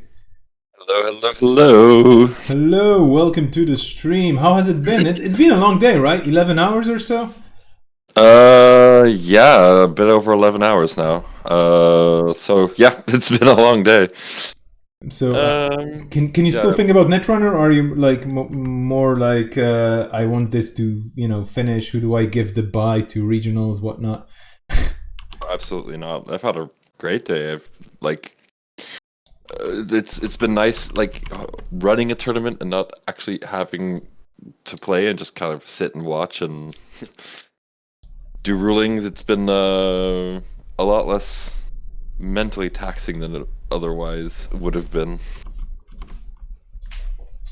I am going to quickly, though, because I see they're both in the game, start the timer for these guys. I believe it's what is it, 65 minutes, 70 minutes? I don't remember for a finals. I think the grand finals are untimed. Yeah. They are Should be untimed. That's untimed, correct. indeed. So I will just give them on Discord the signal that they can start. Indeed, they're ready to start. And I'm going to jump out again. I'm going to be in the chat with text. I'll leave the booth to both of you. Good luck with this because it's going to be quite interesting. And this seems like it's been a really well-run event, Clusterfox. So I just wanted to say that it's been really fun. Everything's just kind of kept moving, and I think people have been having a good time. Yeah, I do think that is largely due to the players, honestly. You should take your portion of the credit as well. Yeah, it's gone smoothly today. Like, I have absolutely zero complaints, and I'm really happy with the turnout. I was expecting like 12 to 15 players, and then it turned out we had 34 players. I was like, whoa. Yeah. I do think you should make it a rule, though, that whoever wins this has to go visit Antwerp and see the city themselves. Yeah. Antwerp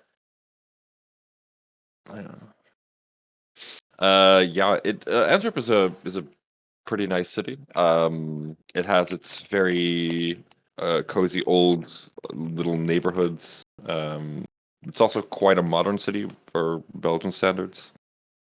I'm not in Antwerp currently. One of the reasons why we're running it online. We had a couple of polls with the local group if they wanted to do it online or do it or just wait and do it in person until after lockdown, etc. ends. But most of the people were just like, yeah, let's play it online because people were eager for an official competitive tournament, it seems. Yeah, well, that's cool. And it's nice to hear. And like a couple of things that surprised me, like looking across the spread of IDs as people registered, was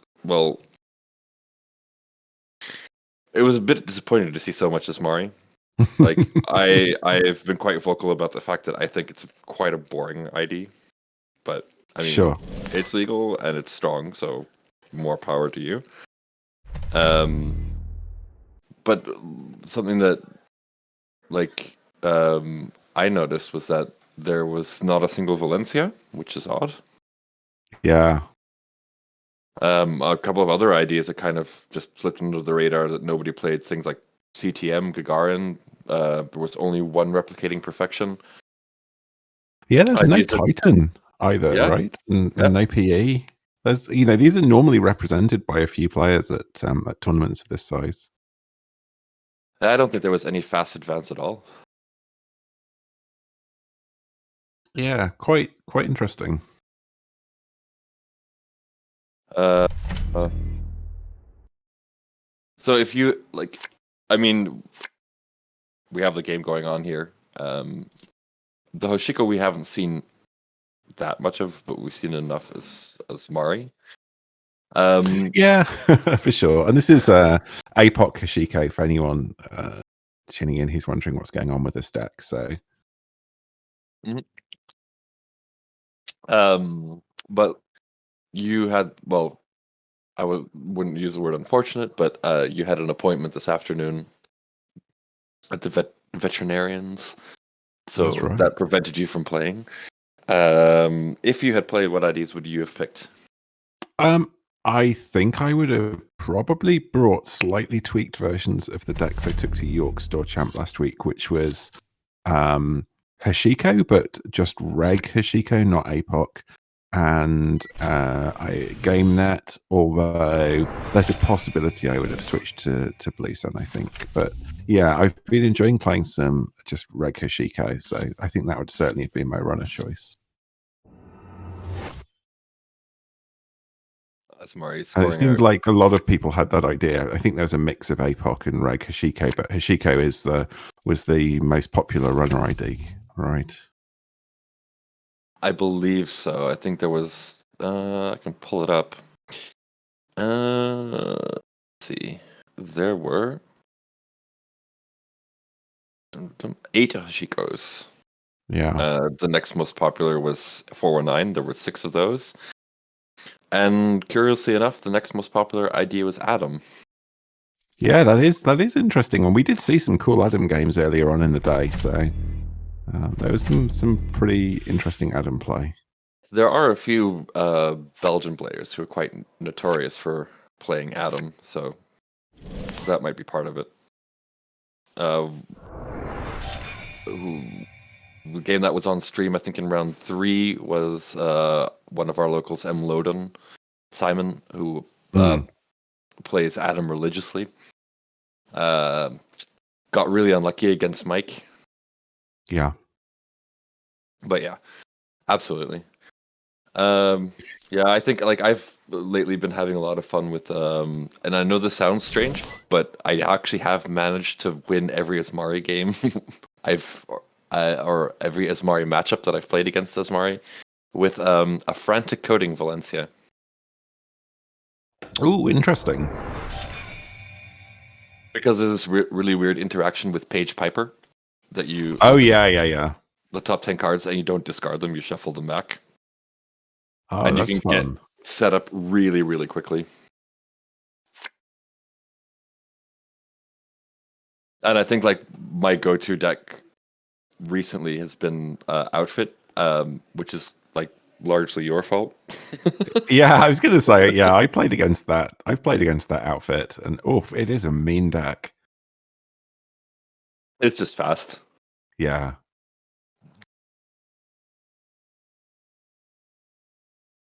But yeah. Yeah, I would have either been Valencia or Smoke. I've been playing a lot of Smoke recently with 3 Career Fairs and 3 Earthrise, because a lot of the problems that I have with Smoke is she's a bit too slow. Yeah. And having those Earthrises in there. Yeah, for sure. We were saying earlier that Smoke's been a little underrepresented, and I don't think there's anything that bad. So yeah, maybe it's just getting that little bit of extra speed in. That seems good. A lot of clicking for draw in the standard Smoke deck, which is kind of annoying, but having the 3, you have a lot of targets for a Career Fair. You have the Daily Casts, Netmarker, Earthrise. There's another one in there somewhere. I can't remember what it is. But I mean, just like those 3 extra credits and getting that extra draw in that you don't have to click for does really help. Yeah, for sure. And here we go. We're in Omar territory now. Yeah, so Mike has sort of continued to set up through this scarcity, and Bridgman has this quest going, so he's got super rich, but is not that well defended against a potential apocalypse here, right? So right now that Omar's come down, Mike can APOC without having to break any ice. So would be able to do that and end up super rich, so well out of territory of getting boomed. So Yeah, he's already discarded one APOC, so yeah. So you would assume that he has another ready to go. does he have any other influence aside from the APOCs? I'm guessing how APOC is 4? They're 3 each. So he has some career fairs, and juices, and rebirth. I think that's probably all of the And Career Fair is also pretty good tech against scarcity. yeah. So it's a pretty well teched deck against what I'm assuming he was going. That he knew going into this tournament he was probably going to face quite a bit of Asmari. Yeah, absolutely. And I think this is one of the better runner matchups against Asmari, and particularly I think against this version that is lighter on ice, that that has the kill package. Yeah, I absolutely agree. I don't know. I've never been enticed to play Asmari. It's always just seemed kind of uninteresting to me.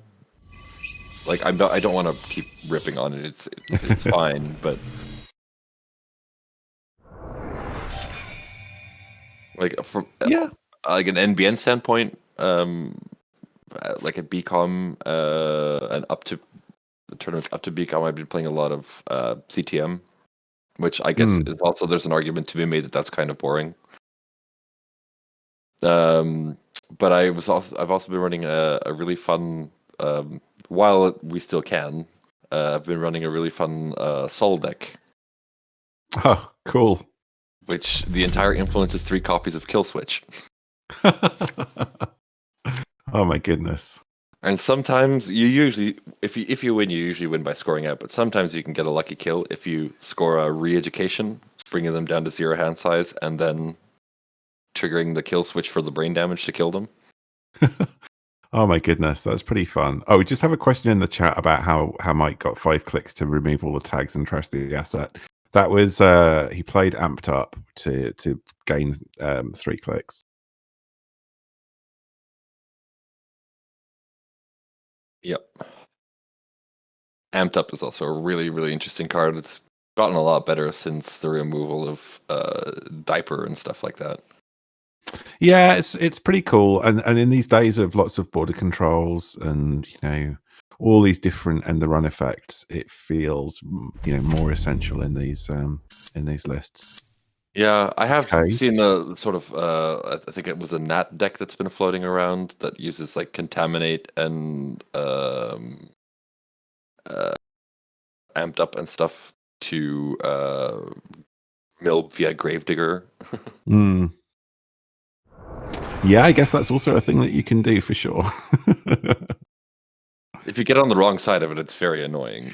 Yeah. So it looks like Mike might be...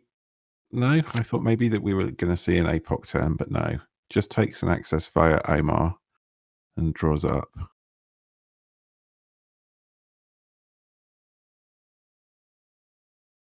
So I guess he doesn't have an MK in the bin yet, so perhaps concerned that there could be a news hound. Yeah, not having the MK Ultra against this deck is kind of annoying because is it running Surveyors? I think it is, right? Yeah. Oof. So Bridgman scores the Bologna, goes up to 6 points. We've seen one Echo Chamber trashed.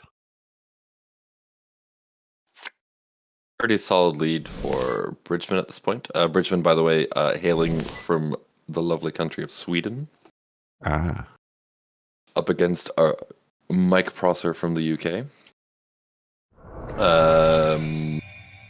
But if Bridgman manages to win this game, then we are going to a second match. Yes, and we'll get to see Asmari again. Really, Asmari? I haven't seen any of that this tournament. I mean, it's so unique. It'll be very exciting. I can't remember what Bridgman's runner is. Is it 419? Yeah, I think so. Let's see. Oh no, it's Hashiko. So we see the flip of this.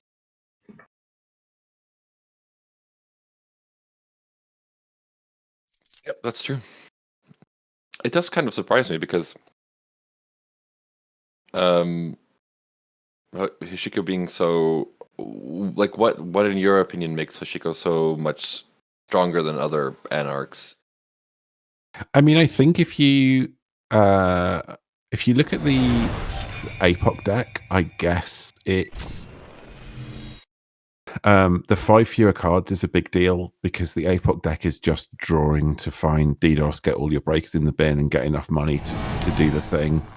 What I like about Hashiko playing kind of Reg Anarch is getting into that pattern of making a run this turn, so you get the credits, then you lose a credit, draw a card. I think what Anarch is struggling for at the moment is draw, and Hashiko is basically one of the 2 draw IDs along with Max. So I think that's kind of what Hashiko has going for her against Val, for example. There's a certain amount of econ, a certain amount of draw, and that's just enough to kind of make it viable. That makes sense. And there's the news hand that you're talking about. Yeah. Oh, that's rough. But it doesn't have an end the run now, right? Because there's no. Yeah, that's right. Current active. Exactly. The Bologna Steel cleared the scarcity, so it was Mike identifying it was time to attack. Yeah. So yeah, like I mentioned earlier, another way to get really good draw in Anarch is play frantic coding. Yeah. Well, that's the thing. We've seen more of that. We've seen more making an entrance just to pile through your deck and get stuff in the bin. Yeah, the loss of inject, I think, is strongly felt. Yeah, indeed. Yeah, it's with the page Piper trick. It's really cool because like you can save the cards that you want, but you can also just say like, oh, there's a Stargate and all my other bin breakers are there. All right, we're online. Yeah. Let's go. Yeah.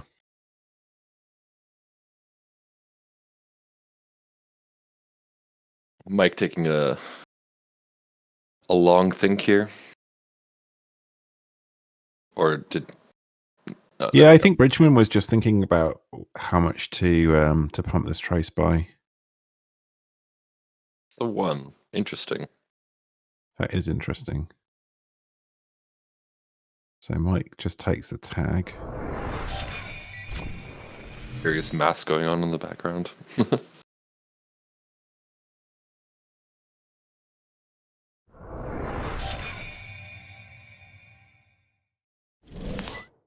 Oh, and there goes the APOC.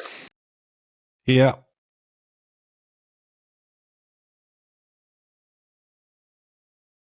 Well, we've got 19 cards left in R&D, and I'm assuming there's still a fair chunk of ice there. Yeah, potentially. I mean, they lost 8 pieces of ice there, I think. Yeah. So that's probably a little over half of their ice gone.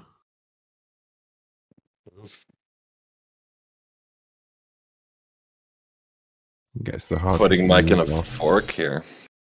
Yeah.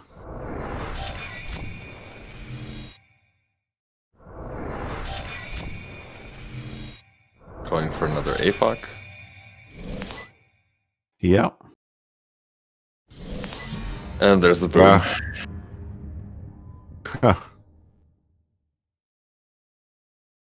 Yeah, that's a little unlucky. Well, I mean, it was. Well, Mike, there was only 2 cards in HQ, so Mike saw one of those and saw the top of R&D. So, but yeah, I mean, obviously, it was a risk. Yeah, and had to go for it because if that's the echo chamber that was out. Oh, it was not. It was an SSL, says Bridgman. Interesting. Wow, this was quite something. And hey, finally, somebody beat Asmari. No, I'm kidding. Yeah, so we're up for another game, right?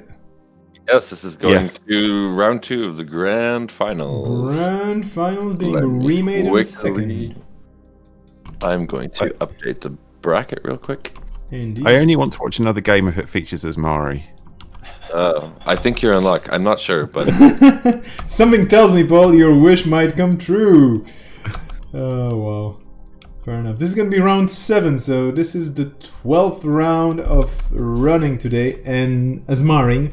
Basically, maybe we should rename all corps to Asmari and, like just, take it for what it is. And basically, it's called Runners versus Asmari, and Asmari usually wins. Good luck to Bridgman, I would say, in this situation, because that's not going to be easy. yeah, Mike has been a stalwart all day on, well, both Asmari and Hoshiko. Yeah. This is the first game he's lost all day. Wow. Yep, he has not lost a single game yet, except for this past one. So big ups to Mike. He's been doing very, very well. It's like a marathon run. Oof. I'll let you two continue on for a bit. I'm just going to do my TO admin stuff. Oh yeah, sure. While you do this, I'm just gonna very quickly advertise something, if you don't mind. There's a competition going on. Yeah, we're renaming the Iberian Lockdown series into something else. So if you have a cool idea for an Iberian Lockdown thing or a rename. And by the way, if you don't know what Iberian Lockdown is, look it up on Always Be Running. We had 4 editions so far. Send your proposal to me to my email address, vesper@cyberpunk.me, and then wait a bit and maybe potentially profit. There's a competition behind it, but I'm not going to tell you anything. But there are chances, that you may have a chance to end up with something nice that's actually digital this time. It's not going to be anything physical because I keep sending stuff around and it's like, no, this time there's going to be something digital involved. I'm going to leave this up on the screen for another 2 seconds, but we are actually getting into the game soon. Yeah, the players are taking a quick break to go to the bathroom and get a drink and stuff. So. Yeah, I love the banter about everybody being super excited about well, playing against this Mari. Everyone loves it, yeah. Absolutely. So the grand final, and yeah, I think we have some misclicks over there. What is the biggest reason you want to rename the Iberian Lockdown to something else? Well, basically, when I came up with the name, it was kind of connected to Spain and basically parts of Iberia going into lockdown due to the pandemic and whatnot. But now we're slowly getting out of it, and I also want to kind of formalize the whole thing. And I know that diversified portfolio is a format we've had for a while, and I will probably keep borrowing from it because I really like it as a deck building or an ID selection restriction. It's really cool. But the lockdown part is where basically if the winners or the top 4 players from the last tournament get to decide which cards get banned, and that's gonna get tweaked a bit as well. I have some ideas about maybe having a lockdown council, or we'll see how that works. But basically, people who get into the top 4 of an event get to decide a bit more about the shape of this format. And indeed, keeping Iberian in it might be a bit too misleading for a lot of people. So I just want to remove this Iberian part because while it sounds cool, definitely for sure, anything with a geographic name is cool. I just want to make sure that people understand that, I have to be in Iberia for this. Like where is even Iberia? I have to look it up and so on. No, of course it's going to be happening online for the foreseeable future. Chances are we're going to run one in Barcelona at some point, a physical one as well for the folks here and for all the guests. Could be a part of the next BCom. I don't know. We have to talk to the BCom organizers. Anyway, yeah, we have to kick some people around on the table. All the bleeping and bonking that you hear in the background is just people shuffling chairs around. And sorry, 1 second. You have somebody's joined the game who I don't think has realized they didn't click on watch. Yeah. We have to definitely police some people here around, and that just happens. I mean, it's been a long evening, and Definitely. Or maybe this is just a quick swap. Maybe we're just making you a table. I don't know. Nasser is one of the Belgian players. He's from Liège, so I'm gonna see if I can contact him directly. 1 second. He's definitely trying to represent. I mean, let's be honest. This is a store champ in Antwerp, so we need a Belgian in the finals. Come on. Yeah. Oh well, that happens. Okay, we're remaking the table. That's fun. I mean, it's fun, and those things happen. We're just re-jumping. That's really cool. Okay. Slowly getting into the table then, setting up, and again, a reminder, come up with a new name for the Iberian Lockdown series, send it to me as an email, and then just wait. And speaking of waiting, wait until Clusterfox is back. Paul, the microphone's over to your side. I'm jumping out. This is the final game of the final. Finally. And it has Asmari. Wow, surprise.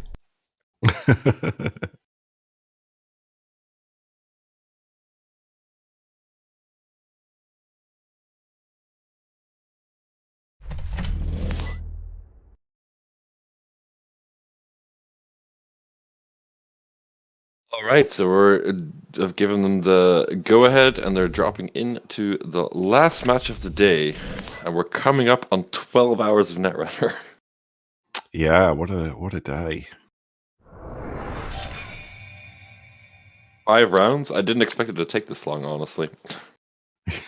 But yeah, again, like I had originally planned to do a top 4, but because we had so many people, I posted a poll in the Discord chat at the beginning of the day if people wanted to play a top 4 or a top 8, and the majority voted for a top 8. So that's, I guess, one of the reasons why it's taken quite a bit. Where this top 8 has been going on for about 4 hours now, 4.5, something like that.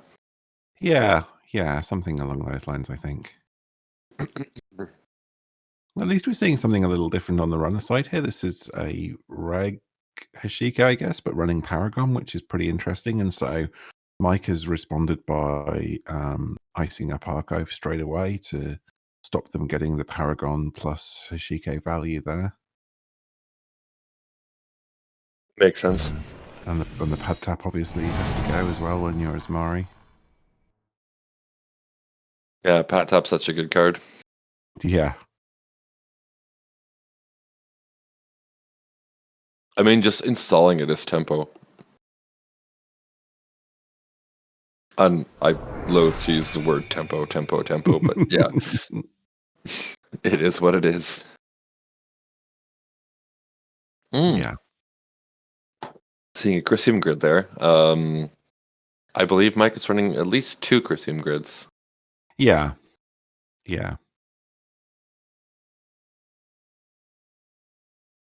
Yeah, so Mike says Asmari, for those who didn't see it earlier, is a pure Glacier build. So doesn't have the kill package of the first game that we just saw in the grand finals, but instead has border controls, notably, to make the remote a lot trickier to deal with. Yeah.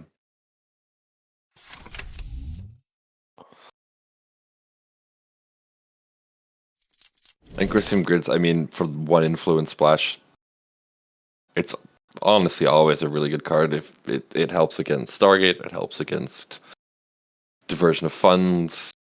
Yeah. A whole host of things. I'm not sure, but I believe Bridgman's deck is also running Wanton, which also requires a successful run, if I'm not mistaken. Yeah, I mean, there's hardly any runner decks that you play against where Chrysium doesn't do something for you. So yeah, it's a pretty good include.